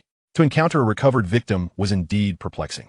Thus, it was evident that the individual must have revealed a flaw, a blatant conspiracy. I hope your conjecture proves incorrect, Snape sighed, tightening his black cloak, his invisibility charm still firmly in place as he continued to shadow Harry. If the heir did not appear and Harry remained unscathed, it would undoubtedly dispel the rumors surrounding the Chamber of Secrets. Should anyone attempt to assault Harry, Snape would seize the assailant, thus alleviating the crisis of the chamber. It must be said that Dumbledore's plan was exceptionally well crafted. Snape's brow furrowed slightly. He had faintly heard a sound, the rustling of fabric. Yet he refrained from speaking out, slowly extracting his wand from his pocket, crouching down, and stealthily advancing towards the source of the disturbance. Against the wall, a vague shadow moved slowly, and Snape squinted. The figure was employing the invisibility charm, albeit not very adeptly. It was clear that this individual was not particularly skilled. Perhaps a student who seldom used such a spell. At this thought, a slight smile crept onto Snape's lips. His wand aimed at the figure's lower back, he declared, "Reveal yourself, or I shall be compelled to incapacitate you and ascertain your identity personally." Professor Snape? Professor McGonagall? The two stared at each other in astonishment, simultaneously dispelling their invisibility charms. How could this be? Snape inquired, perplexed. I learned from Headmaster Dumbledore that Mr. Potter had returned to normal. Professor McGonagall brushed her hair back, explaining, I suspected that the heir might attempt to strike at Potter once more, so I came to follow. Indeed, Snape replied, his brow furrowing. The headmaster and I share the same concern. That can only confirm the likelihood that the heir plans to attack Potter again today, McGonagall stated, observing Snape scrutinizing her with an appraising gaze. You aren't suspecting me, are you? Of course not, Snape retorted, concealing his wand behind him. Should Professor McGonagall exhibit any peculiar behavior, he was prepared to subdue her immediately. McGonagall was undoubtedly trustworthy, yet the McGonagall before him could very well be an imposter. Was it not possible that she was disguised using Polyjuice potion? Snape had heard that Granger was secretly brewing the potion, yet he refrained from intervening, as it was evidently Mr. Longbottom's intent, and he chose to comply silently. Thus, he had watched as Weasley intruded upon his private collection to pilfer the skin of an African snake. Very well, Professor Snape, we ought to follow Potter, lest someone attack him or he inadvertently stirs up some trouble, McGonagall suggested. I really don't advise bringing him out. Madame Pomfrey is in the infirmary.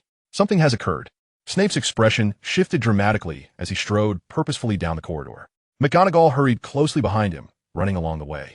The infirmary door stood ajar, revealing Harry sprawled on the floor, conversing with a jet-black serpent. At least it appeared to be a conversation. Harry was emitting hissing sounds. Before him, a pale young boy sat slumped on the ground, wand in hand. Chapter 80. A Stupefied Malfoy. The scene before them was utterly shocking. Draco Malfoy of Slytherin House clutched his wand, his expression one of defeat as he beheld the unfolding chaos. A furious black serpent slithered towards Harry Potter, hissing vehemently, rearing its head to reveal venomous fangs, poised to strike. Just as it was about to launch its attack, an unexpected twist occurred. Harry stumbled and collapsed onto the floor, his body moving forward in a serpentine manner as he hissed incoherently. The more terrifying turn of events unfolded as the serpent fell to the ground, pliable like a thick, dark garden hose, its eyes fixed intently on Harry. "Who are you?" Malfoy stammered, swallowing hard, terror etched across his face. "It cannot be you." "Absolutely not." Harry raised his head, bewildered. He was uncertain as to why he was behaving thus, yet a voice within urged him that this was the path to safety. "What trickery do you think you're playing at?" Snape's thunderous voice echoed from the far end of the corridor, and in mere moments he had reached Malfoy's side. Bang! Snape delivered a powerful kick to Malfoy's abdomen, distorting his face into a hue reminiscent of liver. "Professor, I was just—" Malfoy attempted to explain, but Snape offered him no opportunity. Without hesitation, Snape lifted Harry from the floor and placed him onto a bed in the infirmary. "Professor, I'm fine truly," Harry protested. "That is not for you to determine," Snape replied coldly. "You shall remain here and go nowhere until I have dealt with Mr. Malfoy and return for you." Professor McGonagall rushed into the infirmary, her expression urgent. "Professor Snape, what is the situation?" "I believe we have encountered a rather unpleasant incident," Snape responded, internally relieved as he continued. "Mr. Malfoy attempted to assault Potter. I think he needs to understand the gravity of attacking a fellow student, especially one who is unwell." "That is a despicable act," McGonagall said, her face taut. "Is Potter unharmed?" "I'm fine, Professor," Harry interjected, just quite startled. "That is good to hear." McGonagall sighed with relief. After ensuring that Harry bore no injuries or curses, Snape felt reassured enough to stride toward the infirmary door. "Professor McGonagall, I believe we should summon the headmaster regarding Mr. Malfoy's punishment," Snape said, his gaze icy. "After all, the headmaster does not possess the authority to expel students." "You cannot do this," Malfoy shouted in despair from the floor. "My father is a board member." "My dear boy, even board members cannot contravene Hogwarts regulations, particularly in the case of such egregious assault," McGonagall admonished sternly. Malfoy, in a daze, sat on the ground, silent tears streaming down his face, oblivious to his own emotional turmoil, as though the immense shock had left him disoriented. "I shall seek out Headmaster Dumbledore," calmly asserted Snape, yet anyone could sense the fury simmering beneath his tranquil demeanor. Professor McGonagall nodded, drawing forth her wand. "I shall keep a vigilant watch over Mr. Malfoy." As Snape departed, his footsteps echoed down the corridor, gradually fading into silence. Finally mustering his courage, Harry ventured. "Professor, I shall not entertain any of your inquiries until the headmaster arrives." "Mr. Potter," McGonagall replied. "It is for the headmaster to determine whether you are privy to the details." "But I was attacked twice," Harry exclaimed, frustration evident in his voice.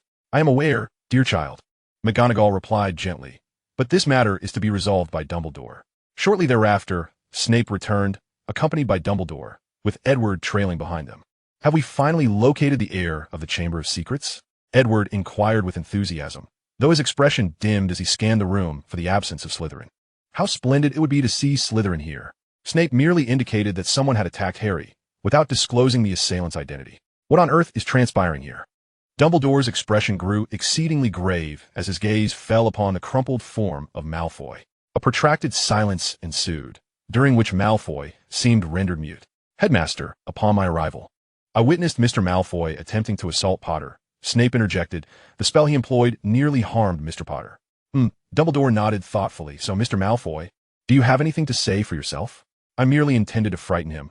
I didn't consider it so serious," Malfoy stammered, his pallor stark against his usual complexion. "Oh, is that so?" Dumbledore's sharp gaze bored down on Malfoy, as if seeking to unveil his very soul. Another silence lingered before Dumbledore declared, "I shall write to your father, Mr. Malfoy, and your fate will be determined after our discussion." Malfoy's complexion drained further, his face turning ashen like plaster. "Albus, if I may suggest, expelling such a morally deficient student would be prudent," Edward remarked, boredom lacing his tone. "Why impart magic to one unworthy of being a wizard?" "Professor Lumpy, please, let us not rush to conclusions," Dumbledore sighed. "Shall we discuss this in my office?" "Minerva, your office is on the second floor, correct?" "Indeed," McGonagall acknowledged, her office being a modest study at the end of the corridor, not far from the infirmary.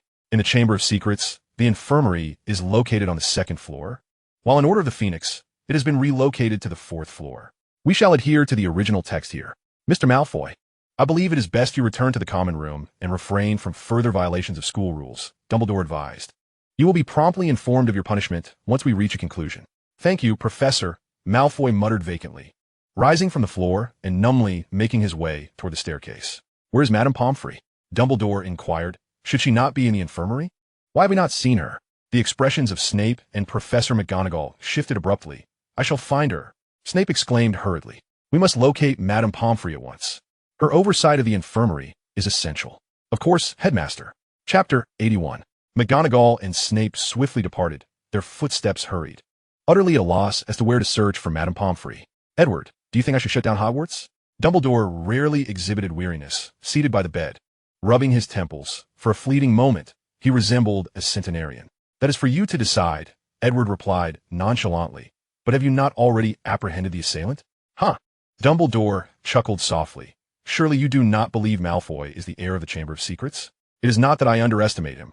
He simply lacks the capability. So, you still suspect that fellow has somehow returned to the castle? Edward insinuated, glancing at Harry. Dumbledore evidently noted this. Shall we speak outside? I think it best you remain here to recuperate, for today has been rather overwhelming for you. Very well, Professor, Harry nodded. Dumbledore and Edward stepped into the corridor beyond the infirmary. You know what concerns me, Dumbledore sighed. Of course, I do, Edward acknowledged, a hint of amusement in his tone. So, who do you suspect that unfortunate soul is? Which hapless individual is hosting a Dark Lord in the back of their mind? I have no inkling. Dumbledore's frown deepened. It is well known that the only position that has changed this year is that of the defense against the dark arts professor. Are you suspecting Quirrell? Edward remarked, a trace of delight in his voice. Let me have a go at him. I shall extract his soul and make him understand the consequences of crossing me in Hogwarts. I do not suspect him, Edward, Dumbledore replied. I know too well what sort of person Quirrell is. He is a man of integrity, albeit with a fiery temper. But that does not render him a villain akin to Quirrell. Well, that is quite unfortunate. Edward raised an eyebrow, disappointment evident. That is the very point that perplexes me. The only remaining newcomers are first-year students, yet they possess neither the audacity nor the time to uncover the Chamber of Secrets. Dumbledore paused. Remember, even Tom discovered the Chamber's traces only in his later years. First-year students lack the opportunity to unearth it. Then perhaps you should investigate the possibility of it being an upperclassman. Edward yawned, boredom evident. He had long grown weary of intellectual endeavors, preferring to resolve matters with brute force rather than tedious reasoning. Over the course of many years, Edward had become accustomed to utilizing power to obliterate all obstacles. I have commissioned a friend in the department to help investigate the students' summer travel records. I believe there must be some clues to uncover, Dumbledore stated gravely. But as of now, I have yet to receive any information. You aren't considering involving my people, are you? Edward raised a leg to depart, for he was not a generous individual. Dumbledore waved his hand dismissively. No, my staff is more than sufficient. That is splendid to hear. Edward retracted his leg. By the way, how do you intend to punish Malfoy? I was thinking of a probationary period. Dumbledore suggested tentatively. Edward shook his head at the very least. His wand should be snapped, followed by expulsion. That seems rather harsh. Dumbledore's brow furrowed. After all, young Malfoy is still a governor. That is not my concern. But I believe his punishment should be more severe than what Hagrid received years ago, considering he genuinely intended to assault Potter, Edward stated earnestly, his gaze fixed on Dumbledore. Dumbledore's brow knitted tighter, momentarily at a loss for words. I think this is a reasonable compromise, for had Professor Snape not intervened in time, we might now be busy preparing Mr. Potter's obituary, Edward added. Perhaps you have a point, but this requires consultation with the governors, Dumbledore remarked gravely. Expelling a student is no trivial matter. But I believe Mr. Malfoy has proven himself deserving of such a fate, Edward continued, not having forgotten Draco Malfoy's previous affronts to Hermione. I shall consider it, Dumbledore replied. Soon, Professor Snape returned with Madame Pomfrey, who had completely lost consciousness. I found her in the greenhouse, that of Professor Sprout. Snape, his expression as frigid as ever, remarked that the assailant must have lured Madame Pomfrey to the greenhouse before attacking her. Clearly, a second-year wizard could not have achieved such a feat, could they? Dumbledore inquired. It was a particularly potent, stunning spell, with telltale signs of a memory charm. I fear she may lose a portion of her memories. Snape's voice was as cold as frost. Can we ascertain who was responsible? Dumbledore's tone mirrored the chill, as he rarely displayed anger. This was an egregious incident, and it only served to underscore Mr. Malfoy's innocence. Merely a fool tricked into attacking Potter. A diversion to capture our attention? Snape questioned. Indeed, Snape's lips twitched. as if he wished to voice something further, but ultimately refrained, casting a fleeting glance at Edward. Very well, I believe we must remain vigilant. Even poor Bode has been attacked, which is undoubtedly a dire omen. Dumbledore concluded with finality. Severus, keep a close watch on the students of the house. Should anyone exhibit unusual behavior, inform me immediately. Also, prepare a restorative potion and a calming draught. I suspect poor Bode will require them. Of course, Headmaster, Snape replied promptly. The news of Harry's attack spread swiftly throughout the castle that very evening, isolating Malfoy completely. Even his usual lackeys, Goyle and Crabbe, despite their foolishness, were not devoid of sense. Attacking Harry Potter, the boy who lived, a hero of the entire wizarding world. What could have possessed Draco to contemplate such an assault? When Draco returned to the common room, an immediate silence enveloped the space. A first-year student rose to speak, only to be restrained by the prefect beside him, who gently shook his head. Draco Malfoy could no longer endure at Hogwarts. He would face the scorn and hostility of the other three houses. The wisest course of action would be to withdraw from Hogwarts voluntarily. In other words, Draco Malfoy had lost all value at Hogwarts. As for Slytherin, it was solely about self-interest. Chapter 82, The Death of Scringer. That night, Edward did not remain obediently ensconced in his office. Seizing the opportunity, while Dumbledore scoured the castle, he stealthily ventured to the third-floor corridor, the very level housing Skringer's office. I must devise a means to frame you, Edward muttered to himself. For your existence is utterly repugnant. One could only blame your utter lack of competence. Edward gently pushed open the office door, which was surprisingly unlocked. Yet upon entering the room, he found no trace of Skringer. Holding his breath, Edward concealed himself in the shadows. It was highly likely that Skringer had gone to assist Dumbledore in the search for the heir. Once he returned, Edward could simply incapacitate him, then employ a memory charm to alter his recollections, compelling him to attack Dumbledore or Edward himself. This would afford Edward a justified pretext to eliminate Skringer and conveniently attribute the Chamber of Secrets incident to him. As for whether this would be discovered, surely it could not escape Dumbledore's notice. However, with Skringer deceased, would Dumbledore truly trouble Edward over a corpse? Edward, hidden in the corner's shadow, could remain there for a lifetime if he so desired. This was a power bestowed upon him by his half-demon bloodline, Master Shadows. Eventually, the door to the room was pushed open, and Skringer stumbled into the office, utterly oblivious to the fact that the door had not been locked. How peculiar, Edward murmured. Observing Skringer's disoriented state, his essence seems quite delectable. Edward inhaled deeply. He could almost perceive the unmistakable aroma emanating from Skringer. Truly intoxicating, Edward whispered. This scent is reminiscent of last year's Dark Lord. With a swift incantation, Stupefy, Edward rendered Skringer unconscious before he could even react. Emerging from the shadows, Edward pondered whether Skringer had employed a method of immortality akin to that of Voldemort. How curious.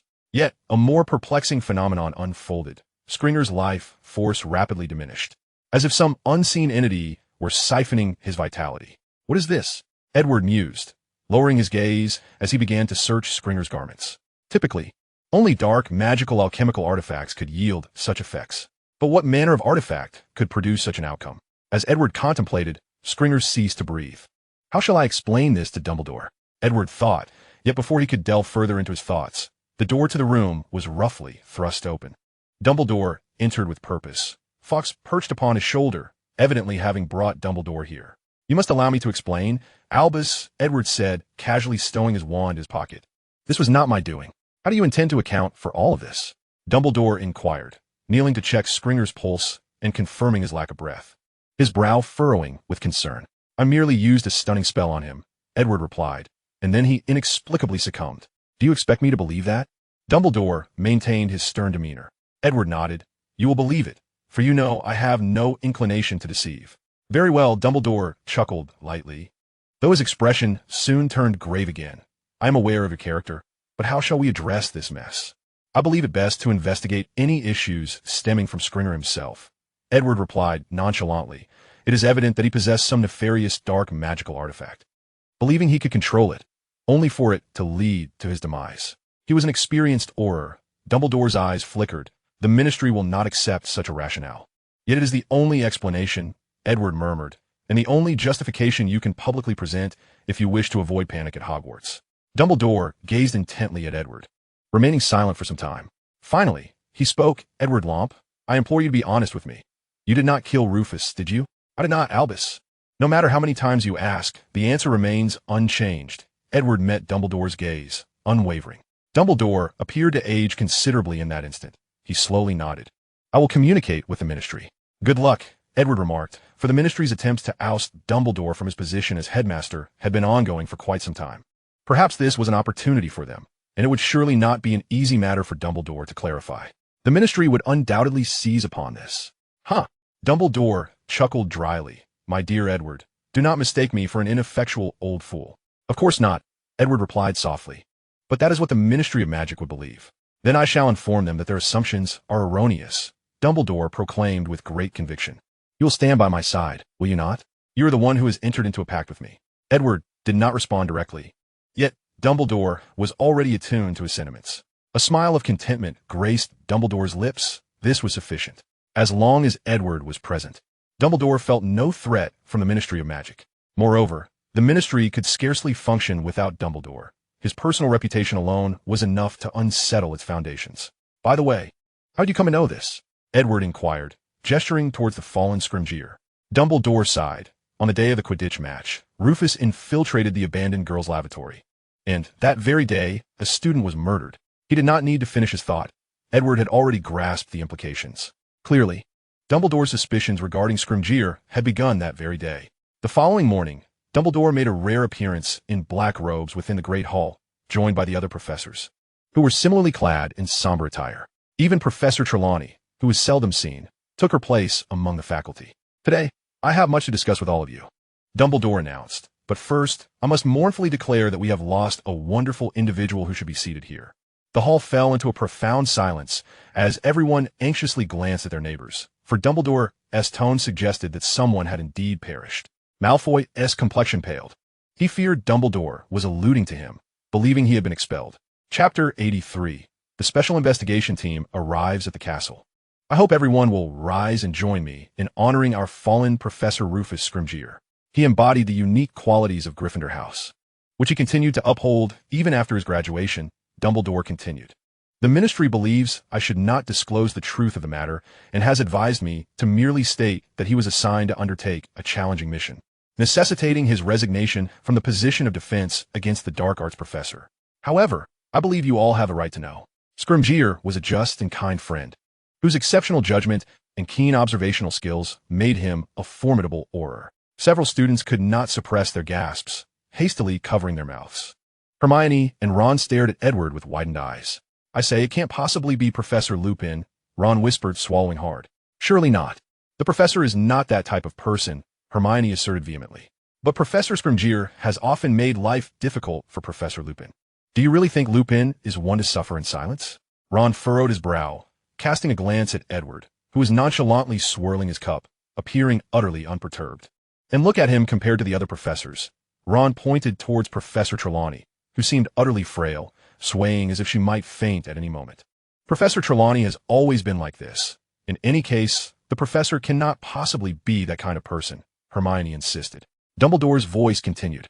Yet the young wizards found it increasingly difficult to absorb his words. Although Dumbledore did not specify the cause of Scrimgeour's demise, it was undeniable that it evoked thoughts of the recent rumors surrounding the Chamber of Secrets, especially with 2 victims still recovering in the hospital wing, despite Harry having already reversed their petrification. Suddenly, the students in the Great Hall became acutely aware of their own vulnerabilities. Until now, it had merely been fellow students who had been petrified, and while fear had gripped them, there remained hope for healing. Yet now, the first victim had succumbed, and he was a professor with considerable combat experience. Breakfast concluded swiftly, with everyone leaving the hall in a daze, save for Professor Trelawney, who clung to Dumbledore's arm, unwilling to let go. Headmaster, you know I am not adept at magic nor combat. If that creature finds me, do not worry, Sybil, Dumbledore reassured her gently. We shall apprehend that individual post-haste. In fact, we already possess some leads. Indeed, Dumbledore and Edward had successfully unearthed clues from Scrimgeour's belongings the previous night, a diary. The diary itself was unremarkable, yet the name inscribed on its cover sent a shiver down Dumbledore's spine, for it bore the name of Tom Riddle. This name was one Dumbledore knew all too well, one he would never forget. 50 years prior, if his deductions were correct, it was Tom who had opened the chamber and unleashed its monster, resulting in the death of a student, Moaning Myrtle, who had wandered into the girls' lavatory. It seemed they had found the true culprit. Edward yawned as he remarked, "You think this is the mastermind?" Dumbledore countered, "At the very least, it currently appears to be the most suspicious. Although the diary seemed merely an ordinary journal. Its owner was anything but."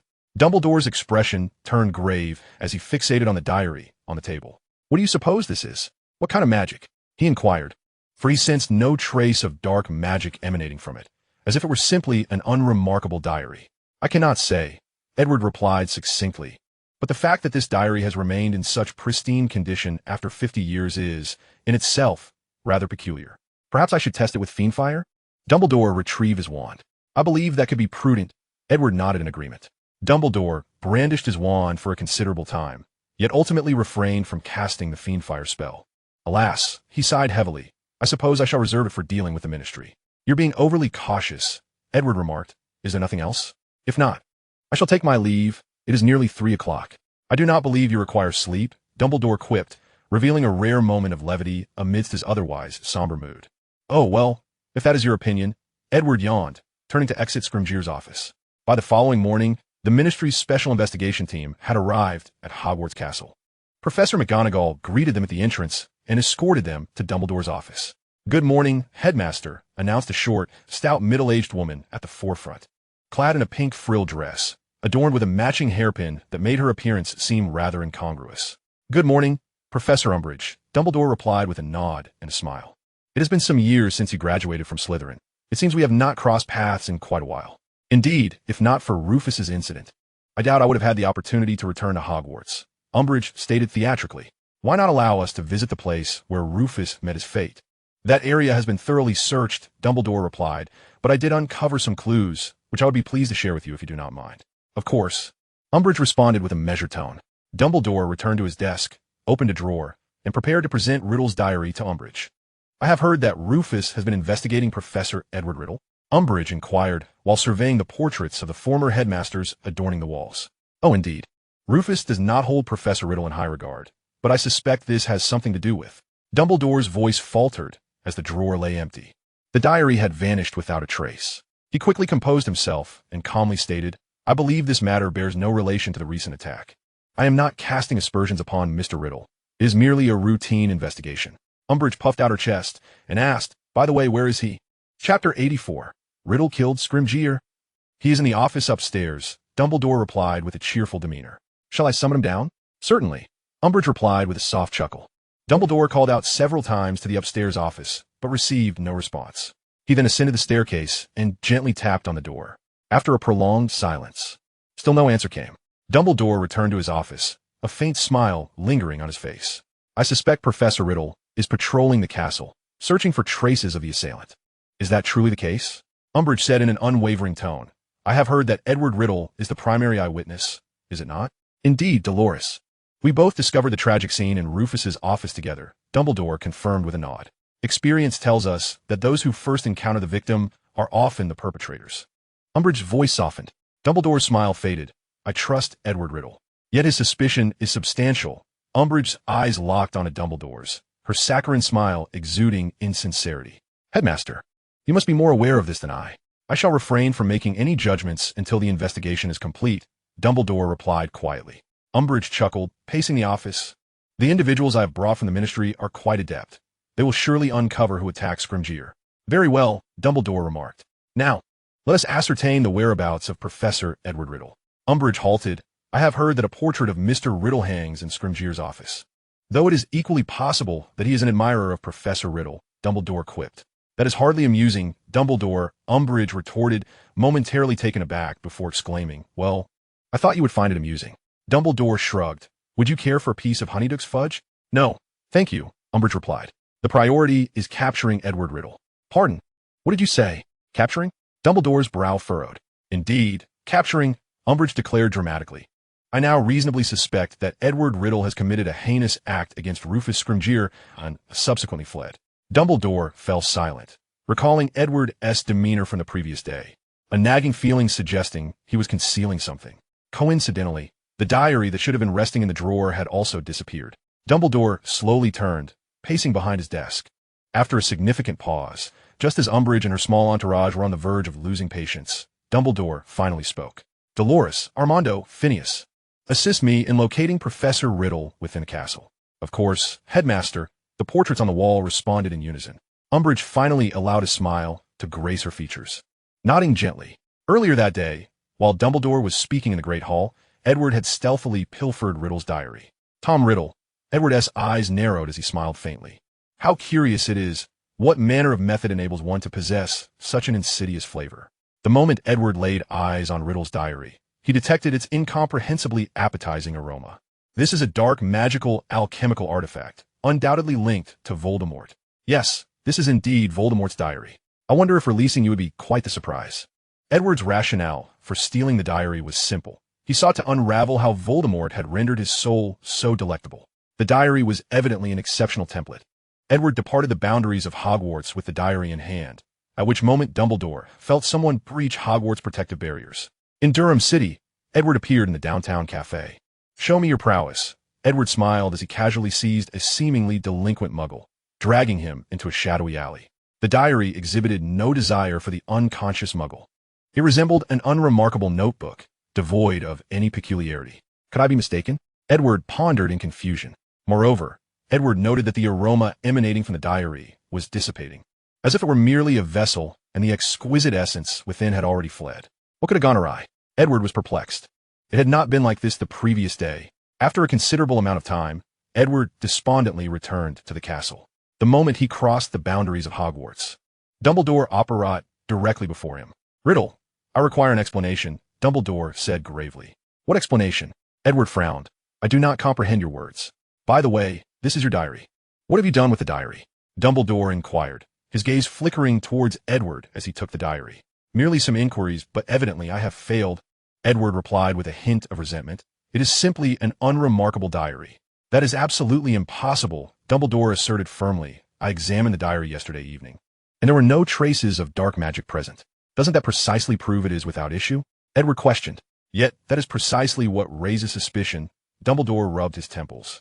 I employed the Fiendfire curse, yet it sustained no damage whatsoever. Enough, this is your concern, Edward yawned. Why not allow me to return to my office for some much-needed rest? If possible, I would prefer you remained in your office, behaving yourself. Dumbledore's blue eyes sparkled behind his half-moon spectacles. But I wish to clarify one matter, Edward said flatly. Have you succeeded in clarifying it? As I just stated, I have failed, Edward replied impatiently. Dumbledore apologized. Very well, you must forgive an old man's lamentable memory. Chapter 85. Umbridge's Whistleblowing. Upon returning to the headmaster's office, Edward immediately spotted Umbridge waiting within the room. Is that Pink Toad? Edward mused internally as he ascended the stairs, intending to return to his office. You are Edward Riddle? The Pink Toad inquired in a high-pitched tone. Indeed, he replied. Edward halted his steps, warning, you would do well to leave this place swiftly, or I shall not hesitate to impart a lesson upon you. Do you even comprehend with whom you are speaking? Umbridge retorted angrily, her voice laced with exasperation. I have never encountered such a discourteous individual. If you cannot even manage to evoke a modicum of pleasantness, then I hardly deem you a person of refinement. Edward scoffed, for his mood was already sullied due to the matter concerning the diary. You, Umbridge fumed, pointing an accusatory finger at Edward, momentarily at a loss for words. You had best vanish before I reopen this door, for I cannot guarantee what I might do to you. Threateningly, Edward pulled the door open and returned to his chamber. Meanwhile, the students within the castle were astonished to see a number of adult wizards milling about, most clad in dark robes adorned with various insignias. It's Aurors, Ron murmured. My father's one as well. Are they here to investigate Professor Scrimgeour? Hermione inquired, not overly concerned as it bore no relevance to them. I believe so, Ron nodded. After all, Scrimgeour was previously the head of the Auror office. They surely cannot abide by his untimely and ambiguous demise at Hogwarts. As they attended potions class, Ron and Hermione were paired together, while Harry stood beside the podium, relegated to mere observation without the opportunity to engage. In Harry's words, Snape has been keeping a hawkish eye on me, not allowing me a moment's respite from his gaze. Malfoy, with a brooding expression, glared at Harry from the side of the podium. Presently, he had yet to be expelled, as the circumstances surrounding Scrimgeour overshadowed all else. Yet it was likely that by this time next year, he would no longer be a student at Hogwarts. Malfoy dared not dwell on such thoughts. Fearing he might end up like Hagrid, expelled from Hogwarts, his wand snapped in two, only to be granted a position as a gamekeeper due to Dumbledore's good nature. The very notion of patrolling the grounds in a coat akin to Hagrid's, made from the same mole fur, filled him with dread. He would undoubtedly become a disgrace to the Malfoy lineage, his name forever etched in infamy, and it was highly probable that the family legacy would cease with his generation. For who would wish to wed a mere gamekeeper? A glance at Hagrid would suffice to illustrate this. Wait, are they here to apprehend a teacher? Hermione mused, adding snail slime to the cauldron when her hand trembled, causing the substance to splatter all over Ron. Oh, that feels dreadful, Ron grimaced, the memory of a rather unpleasant experience on the Quidditch pitch flooding back to him. I think they are merely suspicious of Professor Umbridge. Ron hastily wiped the slime from his trousers, irritation creeping into his tone. Does Professor Umbridge strike you as someone who resembles an assailant? Hermione pondered, recalling her summer experiences. Edward Umbridge could hardly be deemed a dark wizard, yet he was certainly not a paragon of virtue either. What he had revealed to Hermione was, at the very least, somewhat acceptable, save for the pale blue soul that wailed in despair from within the water pipe. I still cannot believe that Scrimgeour met his end at Hogwarts, Ron murmured just as Snape passed by him. I trust the professors, Hermione asserted with conviction. Well, I suppose I believe Professor Umbridge too, despite his seemingly irritable demeanor. He is clearly a good man, Ron shrugged. All right, Hermione, you ought to stir that.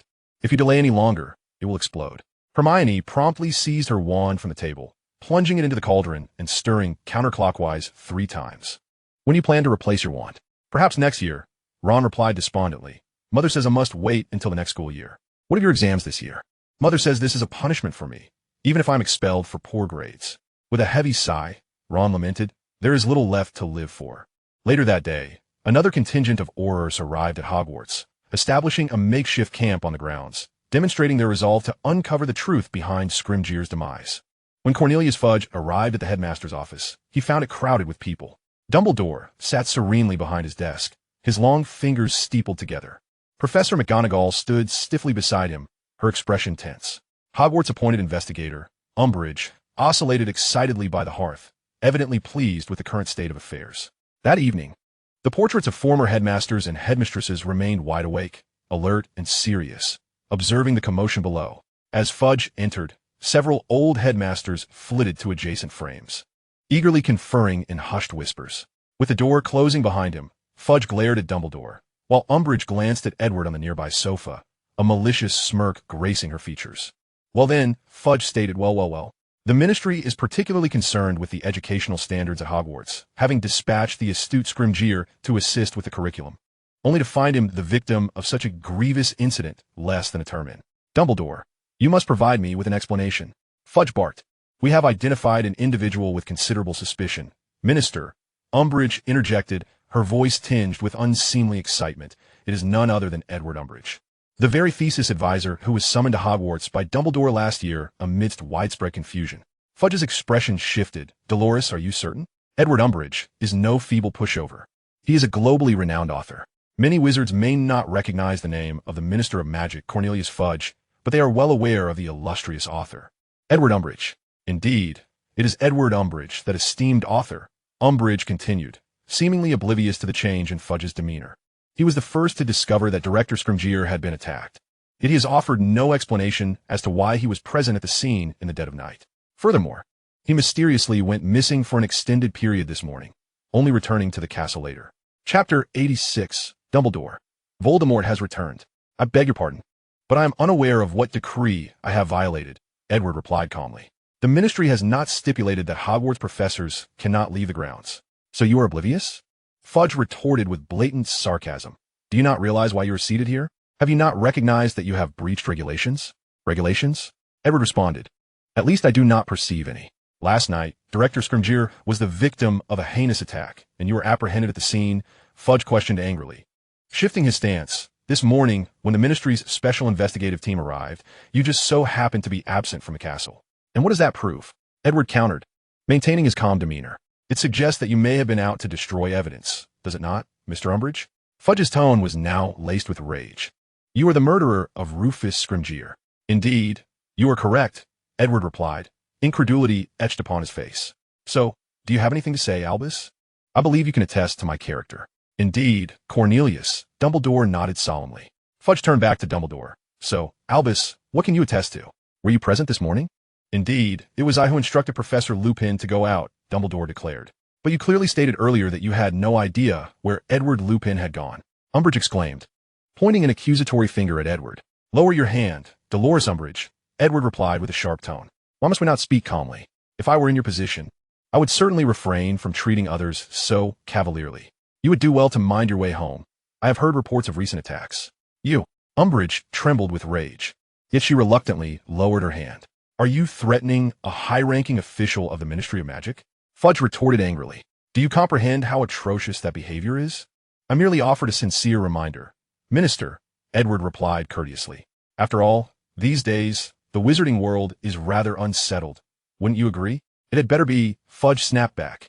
Albus, you would do well to clarify what you had Edward Lupin do, or perhaps everything that transpired last night was orchestrated by you. Fudge's gaze was locked onto Dumbledore, his anger burning in his eyes. I regret to inform you that I cannot disclose that, Dumbledore replied in his usual somber tone. Are you even unwilling to concoct a reason, Dumbledore? Fudge was now seething with rage, no longer addressing Dumbledore as Albus. It is precisely because I know you, Cornelius, that I refuse to deceive you, Dumbledore said as he slowly rose from his seat, retrieving a journal from his drawer. You would do well to examine this. Fudge took the journal with skepticism, lowering his head to leaf through a few pages. A blank old journal? Fudge laughed incredulously. Are you jesting with me? This is Tom Riddle's journal, Dumbledore stated matter-of-factly. Edward lightly tapped on his coaster, interrupting, if there is nothing further, may I take my leave? I do not believe this matter pertains to me anymore. One moment, Edward, I require your presence to clarify this matter with the Ministry, Dumbledore said softly. I do not wish for you to bear any unjust blame. Very well, Edward shrugged, his arms sweeping over the armrest, and a cup of hot cocoa appeared before him. Thus, a rather comical scene unfolded in the office. Fudge and Dumbledore stood face-to-face in confrontation, while Edward Lupin, at the center of this conflict, casually perused the latest issue of Transfiguration today, a steaming cup of cocoa at his side. The name Tom Riddle may not be familiar to you, Cornelius, Dumbledore said quietly. But his other name, I believe, will be well known to you. What? Lord Voldemort? Fudge gasped, as though he had received a staggering blow. He blinked in confusion, staring at Dumbledore as if struggling to absorb what he had just heard. His speech faltered, his eyes still fixed on Dumbledore. The Dark Lord is nonsense. Do not jest. Dumbledore, he has been dead for a full 12 years. Then I must unequivocally inform you of a fact, Dumbledore stated. We encountered Voldemort last year. He manifested through Professor Quirrell. It was Professor Lupin who noticed the flaw and repelled Voldemort. Listen to me, Dumbledore, Fudge said, a strange smile spreading across his face. You cannot truly believe all of this. The Dark Lord? Do not jest. This is impossible. You surely did not witness it firsthand, did you? You must have been swayed by Lupin. This is a genuine occurrence, Dumbledore asserted. I do not know what magic Lupin employed. Perhaps you are simply growing senile, Fudge said, his tone wavering, evidently disturbed. Do you take Lupin's word at face value, Dumbledore? A moment of silence ensued, punctuated by the crackling of the fire in the hearth. I certainly trust Professor Edward Lupin, Dumbledore replied, his eyes shining with conviction. I have long harbored suspicions regarding Quirrell, and Professor Lupin's experiences corroborate this. It all makes perfect sense.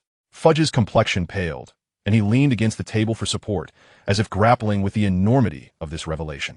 Another silence fell. But what does this have to do with the matter of Director Scrimgeour? Umbridge inquired. Dumbledore nodded appreciatively. That is precisely the crux of the issue, Dolores. Tom Riddle opened the Chamber of Secrets 50 years ago, and now his journal has resurfaced in the castle. The chamber has been opened once more. I trust you understand what this implies. Dumbledore gazed at Fudge, Umbridge, and the Aurors standing behind them. Fudge wore an oddly bemused expression as he glanced once more at Edward, who remained indifferent on the sofa. Before responding, you intend to believe the Dark Lord has returned. Trusting the words of an obscure individual?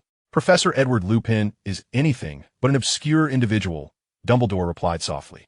But the Ministry cannot uncover a single lead on him. It is as if he appeared out of nowhere years ago. Fudge exclaimed, his face flushed. We cannot find his school records, his travel history. We cannot even ascertain his nationality. He speaks at least 12 languages. Chapter 87. Who are you really? Oh, I believe Professor Lupin will reveal that to you when he is ready, Dumbledore said gently. Perhaps you can inquire with Nicholas Flamel. They're good friends. Are you insinuating he is some sort of immortal or possesses the Philosopher's Stone? Fudge shouted. But that is different. I have met Mr. Flamel, and the stone does not preserve one's appearance. I have said nothing, Dumbledore replied. Perhaps we should invoke the regulations from the Vampire Management and Punishment Act to apprehend Lupin, an unrecognized vampire at Hogwarts. I imagine parents would be quite concerned, Fudge shouted, fearing that the room's occupants might not hear him. Enough, Edward waved his hand dismissively, and Fudge's mouth became glued shut. In the blink of an eye, his mouth vanished entirely. Where his mouth had been, smooth skin now lay in its place.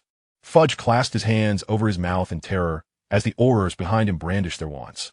Albus, I must say, you have been far too lenient with them. Any fool feels emboldened to challenge you, Edward remarked, still not lifting his gaze, a purple light flickering in his eyes. A fierce wind howled through the office, wreaking havoc. In an instant, the Auror swans flew from their hands, clattering onto the floor before Edward. What kind of magic is this? Umbridge screamed. Oh, almost forgot about you. Edward slowly lifted his head, bestowing the same fate upon Umbridge and Fudge. Edward, you should not be doing this, Dumbledore said with a bitter smile, plopping down on his desk. How do we resolve this? Professor McGonagall whispered. Dumbledore shook his head with a pained expression. It had spiraled out of control. Albus, taking over the ministry should pose no problem for you, right? Edward placed the transfiguration today aside. I believe the ministry would fare better under your leadership. Not at all. I am but an old man now, wishing to enjoy my retirement, Dumbledore sighed. Very well. Then it seems we can only hand the ministry over to Gilderoy. This is about all I can do for him as his mentor. Edward felt a sense of satisfaction. Otherwise, he truly would not have known how to concoct an excuse to hand over the Ministry of Magic to Gilderoy Lockhart. Professor McGonagall's eyes widened in disbelief. Gilderoy Lockhart? That incompetent fool? Fudge pointed desperately at his own mouth, gazing at Edward with despair. You wish to speak? Edward inquired, rising to his feet with a playful glint in his eye. Albus, do you think I should allow him to voice his thoughts? What if he begins to shout again? I doubt he would dare, came the reply. Very well, let us see what he wishes to articulate. With a snap of his fingers, Fudge's mouth was restored. He gasped for air, collapsing onto the floor. You can't do this, Fudge bellowed, his face turning a deep shade of crimson. Edward arched an eyebrow. I beg to differ. I absolutely can. Professor McGonagall turned her head towards Dumbledore, but he merely shrugged helplessly, having no effective means to counter Edward's actions. The contract did not stipulate that Edward could not intervene with the ministry. Dumbledore suddenly grasped the situation. Since the inception of the contract, Edward had seemingly adhered to his directives, likely only because everything remained within Edward's tolerance and had not truly captured his concern. Once Edward became serious, it appeared the contract could not restrain his actions, at least for the moment. Dumbledore was devoid of any recourse. Listen to me, Cornelius. You would be wise to heed Professor Lockhart's advice. Otherwise, I cannot assure you what he might do. Dumbledore cast a sympathetic glance at the prostrate Fudge. You have betrayed us. Fudge shouted at Dumbledore. What gave you the audacity to do this? You have broken the trust one placed in you. You relinquished your power of choice. Edward retorted scornfully. I offered you opportunities, yet you refused to accept them. Fudge, lying on the ground, managed a miserable smile. If you possess such power, why have we never heard your name before? My name? Edward raised an eyebrow. I assumed you had recognized me long ago. I recall, there should be a statue of me in the central square of the ministry. It is rather unfortunate that so many of you have failed to notice. Fudge's eyes widened in shock. He could not utter another word. He was well aware of the central square of the ministry, passing through it daily on his way to work. But the only statue there was that of the Fountain of Magical Brethren, situated in the very heart of the ministry. A group of pure gold statues comprised of wizards, witches, centaurs, goblins, and house elves stood in a circular pool. Among them, the tallest was a noble-looking wizard, raising his wand skyward. Surrounding him were a beautiful witch, a centaur, a goblin, and a house elf, all of whom gazed with unwavering admiration at the two wizards. Streams of sparkling water erupted from the wizard's wand, the centaur's arrow, and the house elf's ears. Of course, in reality, centaurs and goblins could not hold such reverence for humans. This was merely the wizard's fanciful imagination, a dream of an ideal society. Thus, Fudge had always believed it to be the whimsical creation of a sculptor. In truth, not just him, but nearly everyone in the ministry shared this belief. They had never considered that everything depicted in that statue might actually exist. Who are you? Fudge asked, his voice trembling, as fear completely overtook his heart. The Golden Hall of the ministry had existed for centuries. Yet this man before him was far older than the very history of the ministry itself. How terrifying that was. I possess many names, Edward spoke softly, gradually rising from the ground, his magical aura enveloping the room and rendering them breathless. Professor McGonagall struggled to maintain her stance, fighting the urge to kneel. Dumbledore fared little better, his frail hands gripping the desk tightly. Meanwhile, Fudge and his subordinates were far less fortunate, collapsing to the ground with a thud. The earliest among them called me Merlin. I aided Arthur in establishing a kingdom on the English peninsula. Later, I was known as Michael Scott, assisting Muggles in advancing the world. Centuries later, they referred to me as Paracelsus, becoming a distinguished physician. And now, you must know that I am Edward Runcorn. Chapter 88. The Ministry's collapse. Fudge and his team, now all kneeling on the ground, strained to lift their heads, seemingly wanting to express their discontent. Yet, even this one simple motion proved impossible to accomplish. Enough, Edward, Dumbledore shouted, pushing the desk aside and trembling as he approached Edward. This is not their fault. They ought to learn how to respect the mighty. Edward declared haughtily, I have merely taught them this lesson. They're the backbone of the Ministry, Edward. The magical world cannot afford to lose them. What concern is that of mine? Edward replied, returning to the sofa and taking a small sip of his hot cocoa. Edward, I fear I cannot allow you to do this, Dumbledore stated gravely. The contract requires your cooperation with my actions, and your behavior today has severely impacted my plans. It seems I must, you dare, Edward whispered, the room falling silent save for the crackling of the fire.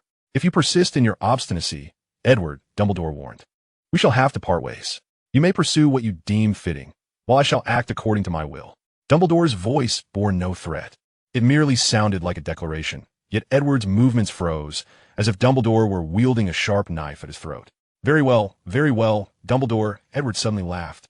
Waving a finger, you have always known that I might not agree with some of your decisions, yet I have remained silent, acquiescing to you. But today, so what is your choice? Dumbledore interjected, his blue eyes fixed intently on Edward. Edward appeared at a loss for words, sitting on the sofa and gently swaying the porcelain cup. Finally, he spoke, his tone laced with resignation. I must concede, you are a clever man. The dark magic that enveloped the room dissipated, and those prostrate on the ground gasped for breath, casting terrified glances at Edward before huddling closely together on the floor. This man was utterly terrifying. Ah, it seems you have reached an understanding, Professor McGonagall feigned delight. Now let us consider how to resolve this mess, shall we?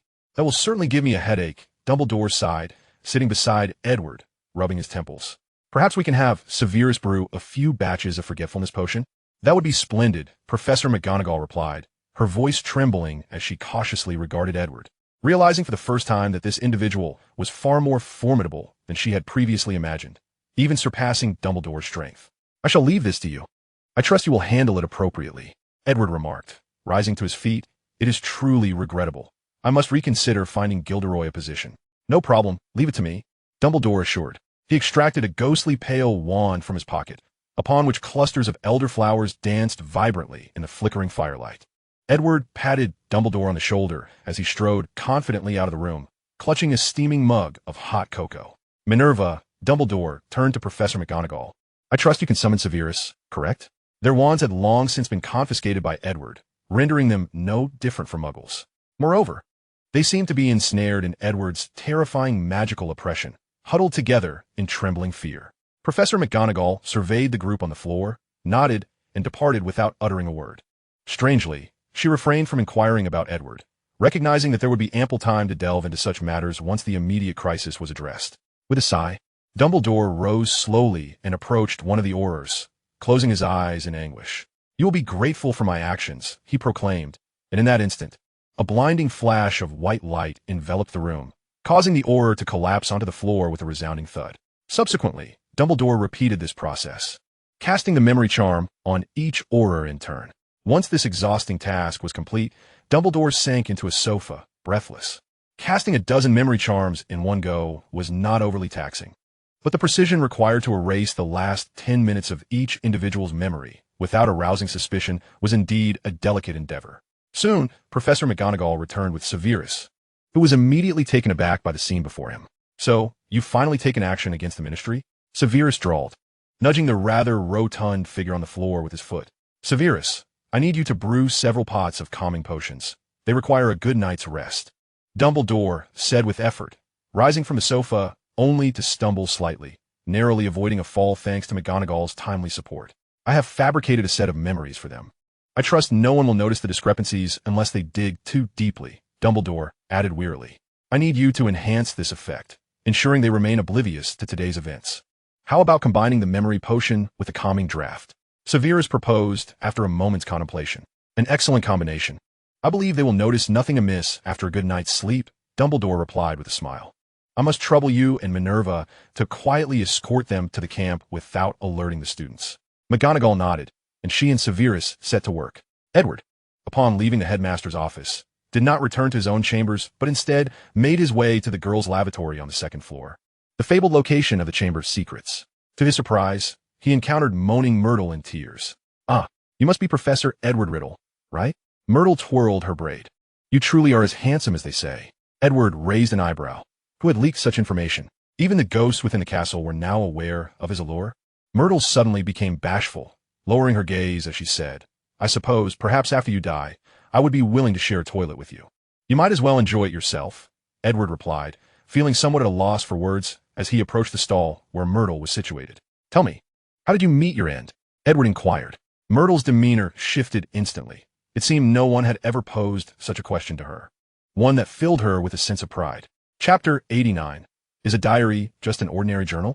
Oh dear, how terrifying, Myrtle said with delight, as if discussing her own death was a most fascinating topic. It all happened right here. I died in this very bathroom. I remember it vividly. At the time, Olive Hornby mocked me for wearing glasses, calling me Four Eyes, so I hid in here. I locked the door and cried, but suddenly I heard someone come in. Their words were quite comical. I thought it must have been in another language. But what truly infuriated me was hearing a boy's voice saying, live. So, I opened the door and scolded him to go away to his own boys' bathroom. And then you died? Edward asked impatiently. Why did Myrtle enjoy dragging out her stories? Indeed, I died, Myrtle proclaimed proudly, puffing out her chest, glowing with self-importance. How did you die? I don't know, Myrtle retorted defiantly. I was merely a student then, and I couldn't even see the face of my assailant. So that's why Hagrid was expelled, Edward pondered aloud. Hagrid? That big oaf? Myrtle appeared despondent. I knew him. He was a good fellow and one of the few who would befriend me. Then why didn't you testify for him? To prove he didn't kill you? Edward pressed. Myrtle offered a wry smile, sir. A ghost's words hold no weight. The ministry does not acknowledge my testimony.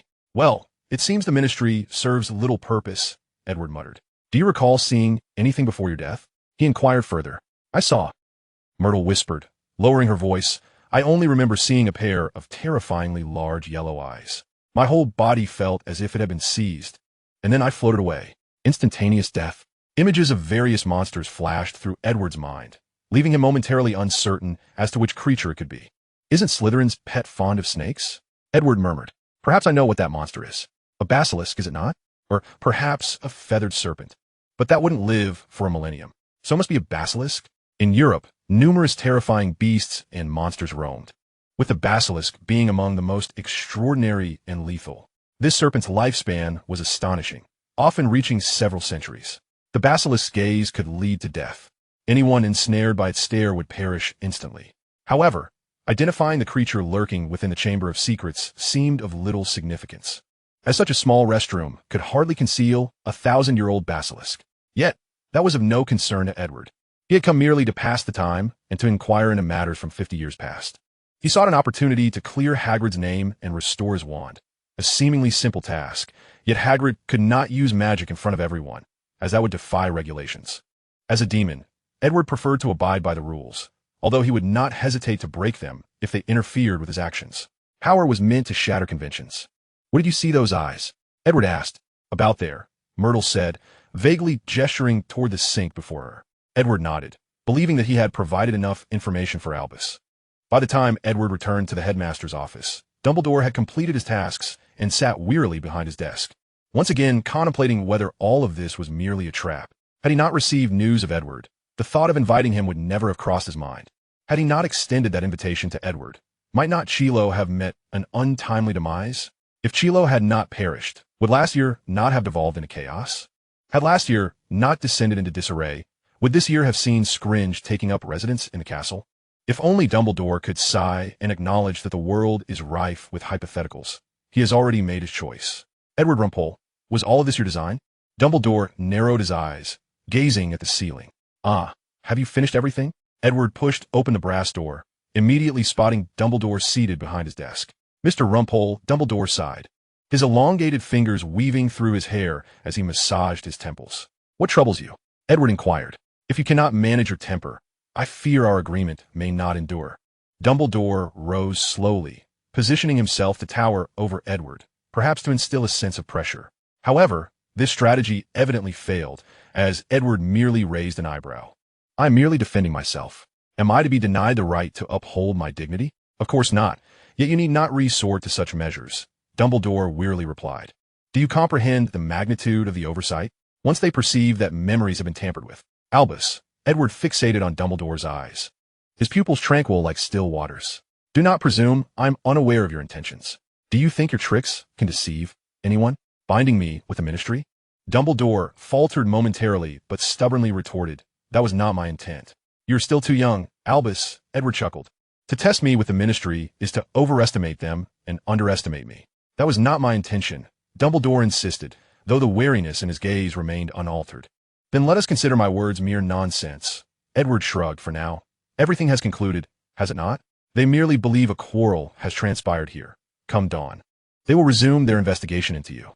I do not wish to repeatedly erase their memories," Dumbledore stated. "If they dare to continue." Edward uttered a cryptic remark before turning to ascend the staircase. "What does that mean?" Dumbledore murmured in confusion. "Are they afraid to trouble him further?" Dumbledore retrieved the diary from the floor, his brow furrowing once more. Flames roared. This time, the diary did not remain intact amidst the fire as it had before. Rather, it swiftly transformed into a pile of ashes. Dumbledore stood, staring blankly as the flames dissipated into the air. Chapter 90. Fear will never be escaped. Meanwhile, on the other side of the castle, two young wizards were secretly concocting their little scheme. "Do you really think we should do this?" Hermione asked anxiously. "Why not?" Ron replied. "Even though Harry has recovered, that does not absolve Malfoy of suspicion. But Professor Scringed has been murdered. Can we truly contend with him?" Hermione suppressed her growing anxiety. "The Ministry has already intervened. I suspect the truth will soon surface." "When did you become so fussy?" "This is not fussiness. My concern is entirely justified," Hermione argued. "Do you wish for your mother to receive your obituary?" "That will not happen," Ron mumbled. As time passed, the common room grew increasingly sparse until only the two of them remained. "Harry still will not return today, right?" Hermione asked. "They do not allow us to visit him. We can only see him during potions class." "Indeed, but I sense that Snape is making things difficult for Harry. He would rather humiliate him in class than allow him to rest in the infirmary." "Difficult?" Hermione whispered. Recalling what her teacher had once said, Edward intended to assist Snape in reviving Harry's mother, Lily.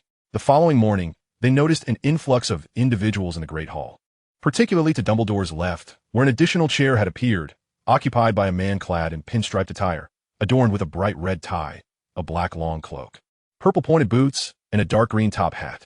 Cornelius Fudge, the Minister of Magic. Ron quietly introduced him to Hermione, of course. "He is also my father's boss's boss." "That is truly impressive," Hermione remarked. "By the way, how much longer until the polyjuice potion is ready?" Ron inquired, holding a croissant in one hand and a piece of ham in the other, devouring it heartily. Hermione pondered briefly. "It should be ready by next week. The professor has accelerated its preparation. He mentioned having business during the Christmas holidays and worries that the potion may encounter issues before then." "How considerate," Ron mumbled. "So what should we do?" "We still need some belongings from the people we intend to transform into," Hermione stated casually. "Needless to say, if we could procure something from Crabbe or Goyle, that would be ideal. They are Malfoy's closest friends. He would divulge anything to them. By the way, I heard that Malfoy is about to be expelled." Fred suddenly interjected, eager to share this delightful news with his younger brother. "Indeed, the detestable Malfoy is about to have his wand snapped and be expelled from Hogwarts." George chimed in excitedly. Their voices were so loud that nearly every gaze in the hall shifted toward Malfoy, who sat at the Slytherin table. His pale face appeared so helpless at that moment, and in an instant, his entire visage turned crimson. "Albus, is that Lucius's son?" Fudge inquired, seated beside Dumbledore, knife and fork in hand. "Indeed, he is the son of Lucius Malfoy," Dumbledore replied without lifting his gaze. "Edward, would you care to sample this? I wager this is the most earnest effort they have made all term." "All right, I shall give it a try." Edward nodded, spearing a piece of German sausage with his fork, though its flavor proved rather overwhelming. "Mr. Rumpole, I believe you might enjoy some of this," Fudge offered, scooping a generous spoonful of mashed potatoes to share with Edward. Yet, as his gaze fell upon Edward, his voice faltered. Dumbledore, keenly perceptive, discreetly nudged his plate toward Fudge's spoon. "Cornelius, I would certainly like to have a taste. Of course, certainly, no problem, Fudge awkwardly chuckled, before pouring a hefty spoonful of mashed potatoes on a Dumbledore's plate. Fudge sat down, disgruntled, focusing on his meal while avoiding any glance in Edward's direction. What have you done to him? Dumbledore inquired, a look of perplexity crossing his face. Edward offered a faint smile, his fingers gently tapping on the table. Memories may be erased, yet the fears within one's heart would accompany him throughout his life. Is there no way to alleviate it? Unless his power surpasses mine. Then it seems there is little hope. Edward shrugged. You should be aware this is not my issue. They provoked me first. I'm not blaming you. Do you have any plans for the Christmas holiday? Dumbledore blinked. I heard from Nick that you intend to visit him. Indeed, I do. Edward narrowed his eyes, realizing that Nick had evidently been quite communicative with Dumbledore. It seemed necessary to report this to Perenelle. Perhaps only Perenelle could rein in Nick Lamy. I intend to conduct an experiment that requires Nick's assistance. After pondering for a moment, Edward decided to divulge a hint, if only to silence the old man's incessant inquiries. Oh, what kind of experiment? Dumbledore asked with keen interest, but Nick is indeed a remarkably talented alchemist. The finest alchemist in 6 centuries, Edward corrected. Quite right. Dumbledore replied with a cheerful nod. Breakfast soon came to a close, and the Aurors commenced their search throughout the castle, determined not to overlook a single corner in their quest for clues related to the murder of Scrimgeour. I doubt they will uncover anything, Edward remarked, observing them with a hint of sarcasm. Dumbledore nodded gravely. By the way, are you aware of the diary situation? The diary? What about it? It was ignited by flames. Ignited? Indeed. Chapter 91. Excluding the possibility of homicide. Dumbledore's words rekindled a sensation within Edward. He had previously thought it merely a figment of his imagination. Yet it had indeed transpired. Albus, I took the diary to a Muggle city. Edward hesitated briefly before continuing, but I found it seemed just an ordinary diary. Yet it did not appear so beforehand. At least, the fire spell was ineffective against it. I am certain it is anything but an ordinary diary. Dumbledore's gaze bore into Edward's. Are you questioning me? Edward blinked. I simply wish to clarify what you have done to it, Dumbledore replied. His tone as calm as one might exhibit while purchasing toilet paper at a Muggle supermarket, pondering what had stripped it of its magical properties. Unfortunately, I do not know. Edward confessed. I merely took it outside the castle to see if it would attack Muggles. And the result? A failure. I will inform you of the details upon my return. Edward shot Dumbledore an exasperated look. You would do well to pay more attention to your precious Harry. I have no doubt the Ministry will not spare him. Dumbledore's eyes behind his crescent-shaped spectacles blinked. This presents a fine opportunity. To instill a dislike for the Ministry in him? Edward shrugged. It is indeed a commendable opportunity. In truth, it was not only Harry. Nearly all the young wizards in the castle harbored negative sentiments towards the Ministry. They had barged into classrooms, completely disrupting the professor's lessons, repeatedly inspecting ordinary items within the classrooms. Though the professors pointed out that they should not behave in such a manner, the Aurors merely retorted, "It is ministerial orders." In response, the professors suppressed their fury, intending to report this egregious incident to Dumbledore after class. Meanwhile, Fudge and his deputy Umbridge reveled in their triumph. Dorellos, I believe this is an excellent opportunity, Fudge remarked with a merchant's grin. Umbridge also donned a hypocritical, saccharine smile, her voice seemingly constricted. Indeed, Minister, this is undoubtedly a prime opportunity. We could seize this chance to interfere in Hogwarts administration. Once we control Hogwarts, no one shall threaten your position. Silence. Are we acting out of self-interest? Fudge glared. But soon enough, he exhibited a greedy smile. We are doing this for the future of the magical world, to ensure the educational standards of Hogwarts, and to promote and enhance the abilities of young wizards. Precisely. Umbridge chimed in with a high-pitched voice. We are merely concerned for the young wizards. Dorellos, where's my latest educational decree? Fudge inquired, raising his hand. Umbridge hastily opened her pink handbag, rummaging through it. Here it is, Minister. Fudge took the parchment, scanning it quickly to confirm its authenticity before instructing. Have Kingsley and Delir distribute this decree to every professor. Of course, Minister. Thus, each professor was astonished to find a ministry educational decree placed upon the lectern after class, left by the Aurors during their inspection of the classrooms. What are they doing? Professor Flitwick queried, struggling to lift the parchment from the table. Do they intend to reform Hogwarts? Hermione, trailing behind, caught Flitwick's murmured words. Excuse me, Professor. What did you just say?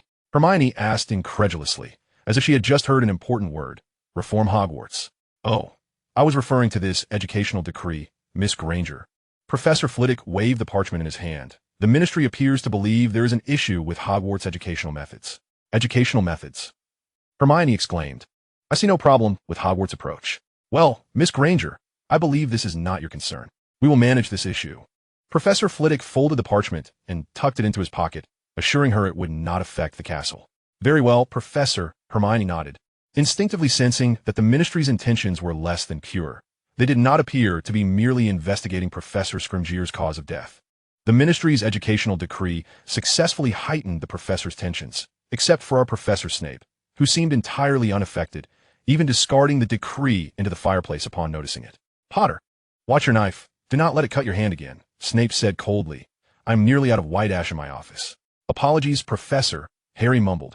His head bowed in shame. Curiously, after spending considerable time with Snape, Harry found himself gradually perceiving Snape in a more favorable light. Should Ron hear this?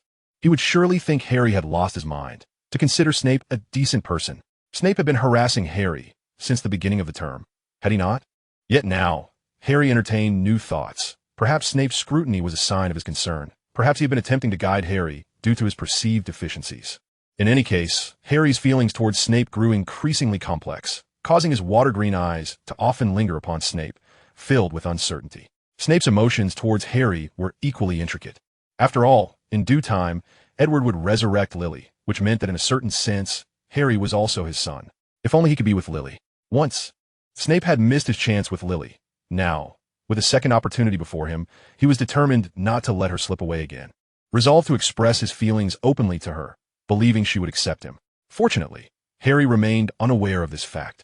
Had he comprehended the magnitude of Snape's sudden shift in demeanor, he would undoubtedly have been incensed. You are my potions professor, yet you aspire to marry my mother? This is utterly outrageous. However, the day held even more shocking revelations. During dinner, Fudge announced that he considered the entire incident a tragic accident, attributing Professor Scrimgeour's untimely demise to the unreasonable educational order at Hogwarts, which had led to his sudden death. Sudden death? How could this be possible? Hermione exclaimed in astonishment. Ron murmured that, according to Fred and George, the Ministry of Magic had found no signs of injury on Scrimgeour, nor any indication of the killing curse. The only plausible explanation was indeed sudden death. Chapter 92. The New Defense Against the Dark Arts Professor. The matter regarding Scrimgeour's death seemed to have reached a conclusion. Yet the Ministry's special investigation team evidently had no intention of concluding their Hogwarts sojourn. They remained camped on the grounds, indifferent to the grumbling of students and professors alike, showing no signs of returning to the Ministry. Are they planning to stay there indefinitely? Neville remarked, peering out the window at the tents. It certainly appears so, Seamus replied, idly toying with his wand. The defense against the dark arts class was temporarily overseen by the Ministry's Undersecretary, Dolores Umbridge, who had outright prohibited students from using their wands during class. Thus, Seamus could only surreptitiously fiddle with his wand beneath the desk. Umbridge stood at the front of the classroom, adorned in the same fluffy pink cardigan from the previous day, her head crowned with a black velvet bow. One might describe her appearance as reminiscent of a large fly alighting on an even larger toad. Classmates, your course has been disjointed and lacking in structure, has it not? Umbridge declared, her hands clasped primly over her chest. Teachers have changed incessantly. Not a single professor has been able to instruct you for more than 2 years. But we are only in our second year, Seamus whispered to Neville, incredulous at her absurdity. Yet over the years, the school has consistently changed the defense against the dark arts professor, Neville stammered. Last year's Professor Quirrell, this year's Professor Scrimgeour. It is said the position is cursed. I refuse to believe such nonsense, Seamus retorted dismissively. In any case, Harry was not present, having been advised by Professor Snape that his health had not yet fully recovered, and it would be unwise for him to return to school life immediately. Despite Harry's protests, knowing his body best, he felt entirely fit. However, Snape denied him any opportunity for rebuttal, merely mentioning it to Dumbledore, who acquiesced to Snape's recommendation. This left Harry in a state of frustration, with no choice but to spend his days with Snape in the underground classroom and return to the hospital wing each evening. Hermione and Ron were also engaged in hushed conversations, not solely Seamus and Neville. In fact, nearly every table was murmuring quietly. This incited Umbridge's ire, prompting her to rap the blackboard forcefully, causing a series of words to appear. Course objectives: 1. Understand the fundamental principles of magical defense. 2. Learn to identify situations in which the use of dark magical defenses is permissible. 3. Apply these principles practically. Why aren't you writing this down? Umbridge inquired, her voice gratingly sweet. The only sounds in the classroom were the scratching of quills on parchment. This class is becoming exceedingly tedious, Ron complained. I preferred Professor Scrimgeour.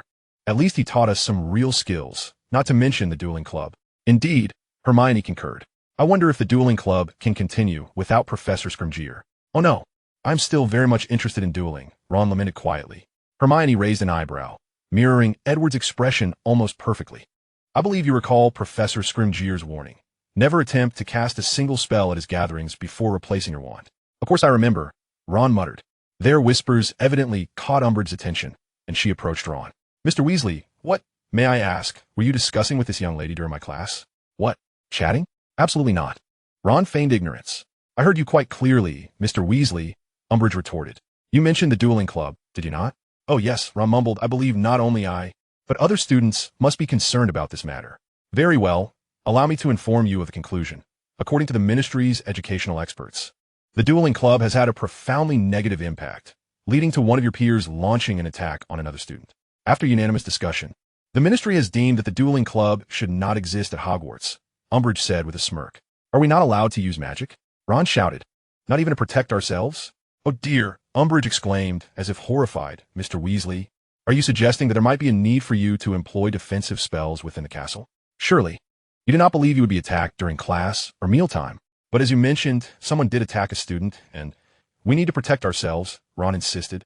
Rising from his seat, his words resonated with the majority, even though the defense against the dark arts class was shared between Gryffindor and Slytherin. The Slytherins were compelled to admit that Ron's statements held merit. What dreadful things are you speaking of? Umbridge's expression shifted instantly. That was merely a misunderstanding. We have already conducted a thorough investigation. So what was the outcome? Hermione stood, asserting, Malfoy opened the Chamber of Secrets and attacked students. If you conducted a proper investigation, you would know this to be true. Umbridge took a small step back. Miss, in my class, students must raise their hands to speak. You are? Granger, Hermione said, promptly raising her hand. Umbridge forced a rather unsightly smile, her beady eyes lingering on Hermione for a moment before addressing her. What is it, Miss Granger? Do you have a question? Yes, Hermione replied. I would like to know the results of the Ministry's investigation. Who opened the Chamber of Secrets? And have you apprehended him? Are you a member of the Ministry, Miss Granger? Umbridge asked in a sickly sweet tone. No. But, then I fear you lack the qualifications to be privy to our investigation's findings. This is a matter for adults and involves confidential documents. I shall not disclose a single detail to you until you enter the employ of the Ministry. But we should know, Ron interjected loudly. If the person who opened the chamber has not been caught, we are all in danger here. That person is bound to strike again. Raise your hand, Mr. Weasley. Umbridge snapped. Chapter 93. Expulsion? How could that be? Ron quickly raised his hand high, but Umbridge turned her back on him, pretending not to see his gesture. Very well. It appears you have no further questions, Umbridge declared in a sing-song voice. Victory in spirit. As long as she remains unseen, no one dares to pose a question. However, this tactic has evidently lost its efficacy. It is no longer merely Ron and Hermione raising their hands, but several students have joined in. What is your name? Umbridge inquired of Dean. Dean Thomas, he replied. Speak, Mr. Thomas. I believe Ron and Hermione have made compelling points. Why do you refuse to heed their words? Dean continued. If the heir of the Chamber of Secrets has not been apprehended, then Hogwarts is clearly unsafe. You are responsible for ensuring our safety, are you not? I shall reiterate. Umbridge stated, smiling at the students in that particularly irksome manner. This is a matter of Ministry confidentiality. You have no right to know. But Dean's voice was drowned out by Umbridge. I am reluctant to criticize certain operational methods of this school, she said, her face adorned with a false smile that widened even further, but it is evident that you have lost your most basic judgment. The Ministry will undoubtedly ensure the safety of the students. You need not worry on that account. Moreover, the Ministry merely guarantees that you are not subject to external assaults, and it is clear that they have been performing admirably. Umbridge's words were laden with implications, which even the young wizards, including Neville, understood. An air of indignation enveloped them all. Throughout the remainder of the lesson, Umbridge continued to utter a series of infuriating remarks, inciting considerable anger among the students as she clearly accused the Hogwarts staff of failing to care for the students properly. Among them, Hermione was most incensed. She was frustrated with herself for having held any hope for this class, having initially thought Umbridge might be a wizard akin to Scrimgeour. Instead, she was so predictably duplicitous that Hermione felt she had squandered an entire lesson. I will request a waiver from the professor, Hermione declared angrily. incredulous that Professor Dumbledore would consent to let her take over Professor Scrimgeour's position. How splendid. May I also obtain one? Ron enviously chimed in, for there was a distinct advantage in having someone to shield him, despite having several older brothers in the house who merely overshadowed him. I will convey that to the professor, Hermione said, tidying her unruly hair. However, in truth, Dumbledore had never intended to assign the defense against the dark arts course to Umbridge. His intention was to appoint Edward, but Edward had firmly declined, unwilling to seek further trouble. Later, the students congregated in the entrance hall, gathered around the notice board, reading the text on a newly pinned parchment. "They are expelling Malfoy," exclaimed Seamus, beckoning Hermione and Ron over. "Tomorrow, he will pack his things and leave. I always knew he was the one who opened the chamber." "What?" Ron appeared astonished. "Isn't his father a governor?" For reasons unclear, it was evident that Malfoy was indeed implicated in the opening of the chamber. "It seems Hogwarts can return to its former glory," Dean exclaimed excitedly. Meanwhile, in Dumbledore's office, Headmaster, "I do not believe Mr. Malfoy is the one who opened the chamber. He has clearly been deceived," Snape pronounced in his oily tone. "Or perhaps this is the Ministry's stance." Indeed, Dumbledore, seated behind his desk, appeared exceedingly weary. "This is Cornelius's intent. He insists that someone must be held accountable, even if Mr. Malfoy is not the heir. I thought you only cared for Harry." "His father implored me," Snape retorted briefly, revealing that Lucius Malfoy had been a classmate and had looked after Snape during their school days. "Oh, I should have anticipated this. Within your little circle, you are among the few who know each other's true identities," Dumbledore remarked with a chuckle. "Does he have any plans?" "I suspect not," Snape replied after a brief pause. "He intends to send Draco to Durmstrang, where they are more lenient towards the dark arts and are unlikely to refuse him due to matters at Hogwarts." "Very well then," Dumbledore said, slowly straightening in his chair. "Please convey to Mr. Malfoy that if he wishes, I will write a letter of recommendation for young Malfoy to Karkaroff." "That is not your concern," Snape said, slowly raising his right hand to reveal the long robe covering it. "But you would do well to heed this." "What has happened?" Dumbledore's smile vanished. He was becoming clearer. "Hotter," and I sensed this was not a good sign. "The dark mark has darkened," Snape coldly stated, still raising his hand. Dumbledore stood, grasping Snape's arm, squinting. "When did the change begin?" "The night of Scrimgeour's death," Snape replied. "Thus, we can ascertain that the individual who killed Scrimgeour must be connected to Voldemort." Dumbledore's expression turned grave, perhaps even Voldemort himself. "It is highly probable," Snape nodded, retracting his hand and concealing it behind his back within his robe. The situation was becoming increasingly murky. "You haven't disclosed this to anyone, have you?" Dumbledore inquired. "Not yet," Snape responded. Dumbledore nodded. "The dark mark darkening is clearly not good news. I will have someone investigate." "It is best that way, Dumbledore. You promised me to protect Lily's child," Snape insisted. "Of course," Dumbledore replied softly. As Snape departed, Dumbledore sank heavily into his chair, exhaling a deep sigh. "Perhaps I should keep a close watch on Edward," Dumbledore murmured, for he was uncertain of what Edward had done with the diary. But it was evident that the diary Edward returned was merely an ordinary journal, not the one preceding it. Had Edward known, he would undoubtedly feel wronged, as he merely wished to ascertain whether the diary was indeed the reason for the soul's sweetness. However, the outcome exceeded Edward's expectations.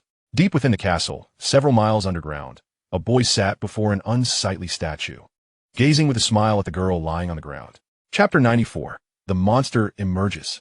In a long, dimly lit room on one side, numerous serpentine figures were intricately carved, towering to support the ceiling, which melted into the darkness above, casting long, eerie shadows throughout the room suffused with a mysterious green glow.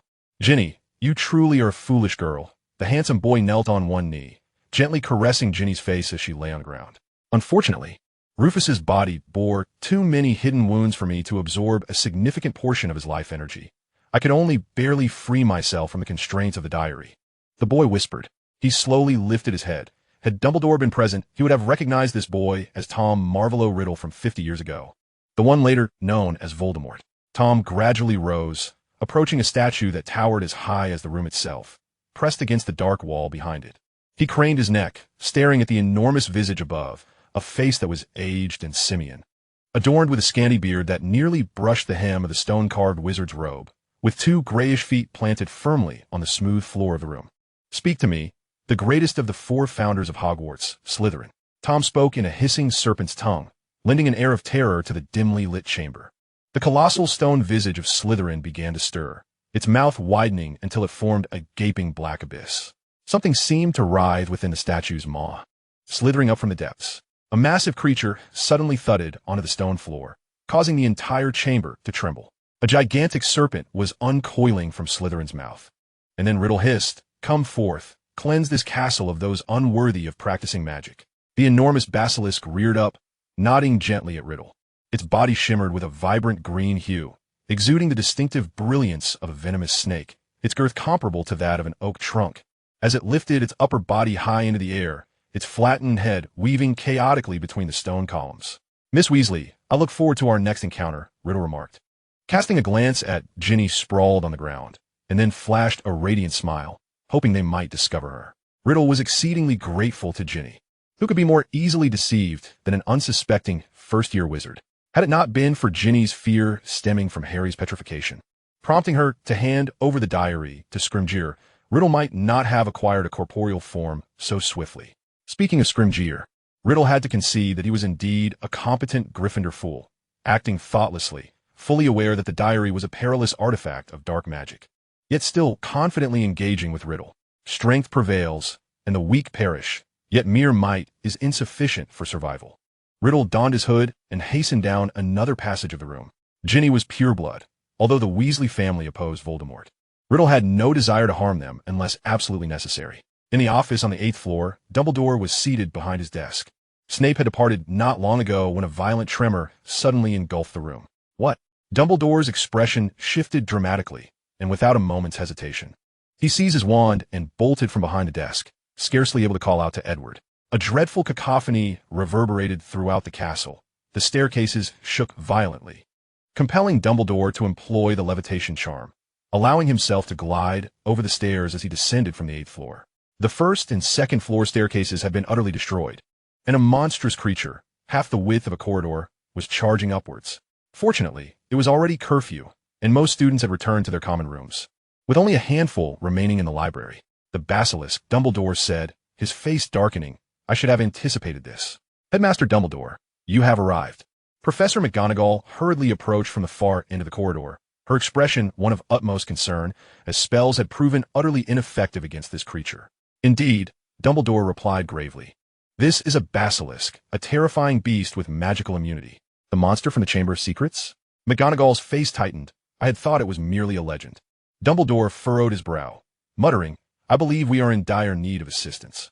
Subsequently, to Professor McGonagall's astonishment, Dumbledore abruptly raised both hands above his head, palms together. A dazzling golden light suddenly appeared behind him, and with a thunderous boom, the floor shook.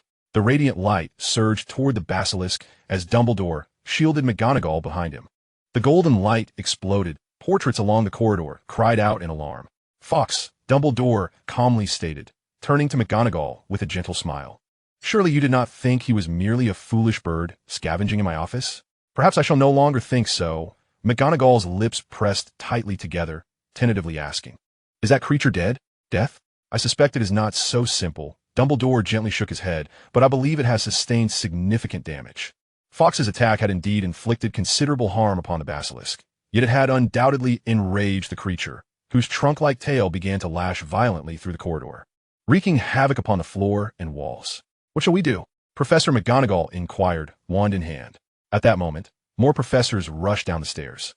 "We must contain it on the 2nd floor corridor as best as we can. Do not let it escape." Dumbledore assigned tasks to the professors. "Filius, you will feign an attack to draw the basilisk's attention. Minerva, assist Filius with transfiguration. Professor Sprout, you will, beware, keep an eye on its eyes. The basilisk's gaze is fatal and irreversible." The professors nodded. It was their first encounter with such a dreadful beast, a serpent that had lived for over 1,000 years. Just as Dumbledore finished outlining the battle plan, he sensed someone had breached the protective barriers of Hogwarts. However, he could not afford to dwell on it.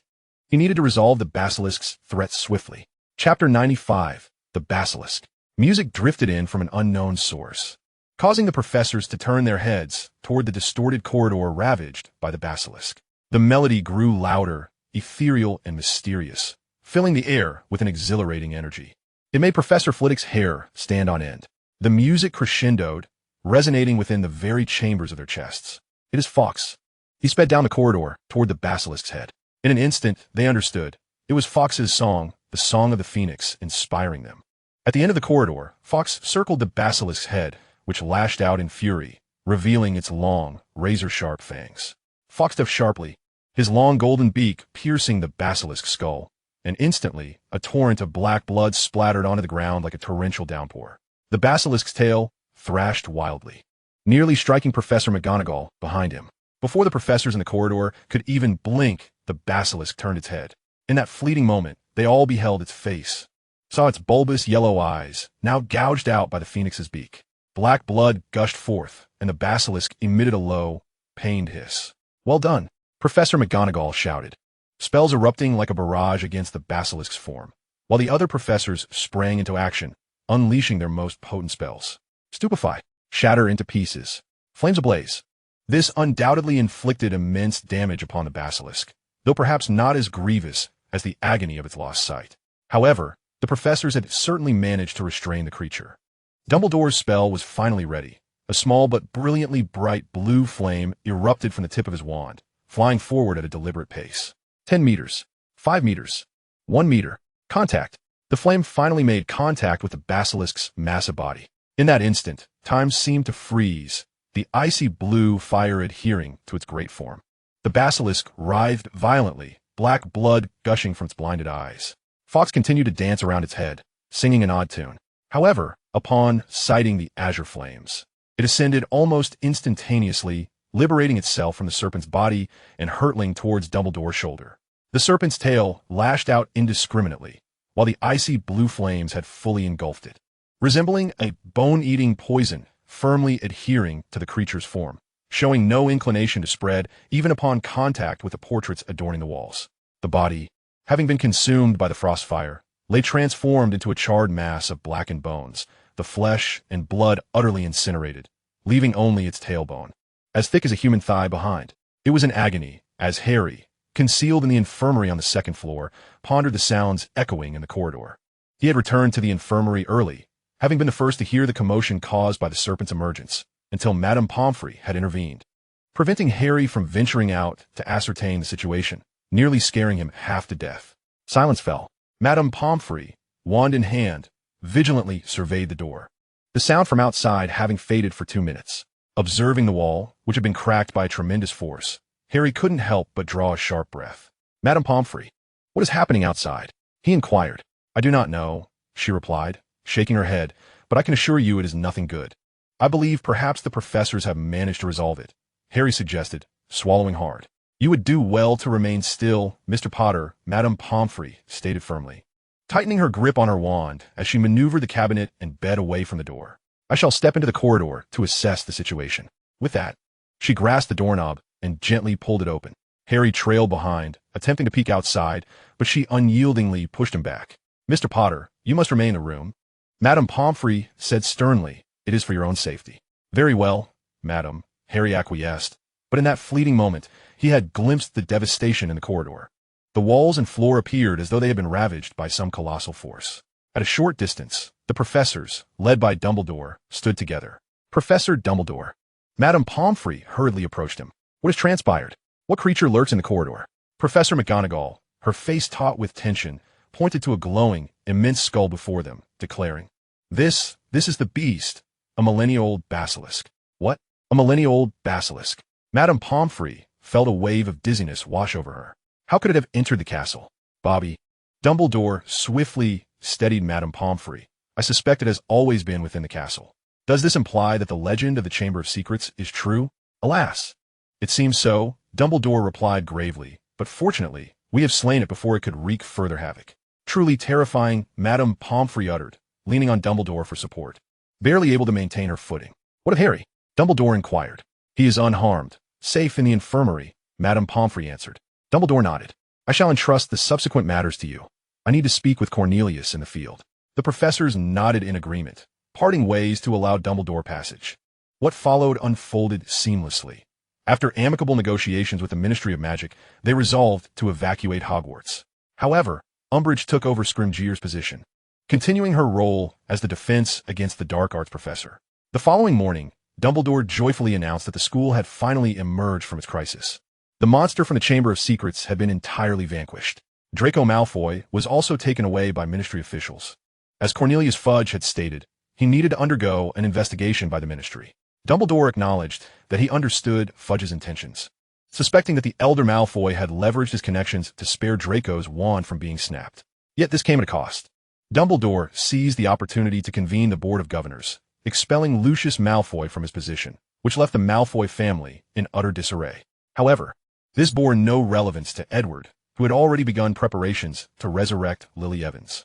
Unavoidably, Nick had retained a small fragment of the Philosopher's Stone, not out of distrust for Dumbledore, but rather out of a habit of keeping a contingency plan, which now proved fortuitous. If you intend to continue living, I shall not utilize this fragment of the Philosopher's Stone, Edward conveyed in his letter. Nick's reply was succinct, consisting of but a single line: "We have longed to embark on a new journey.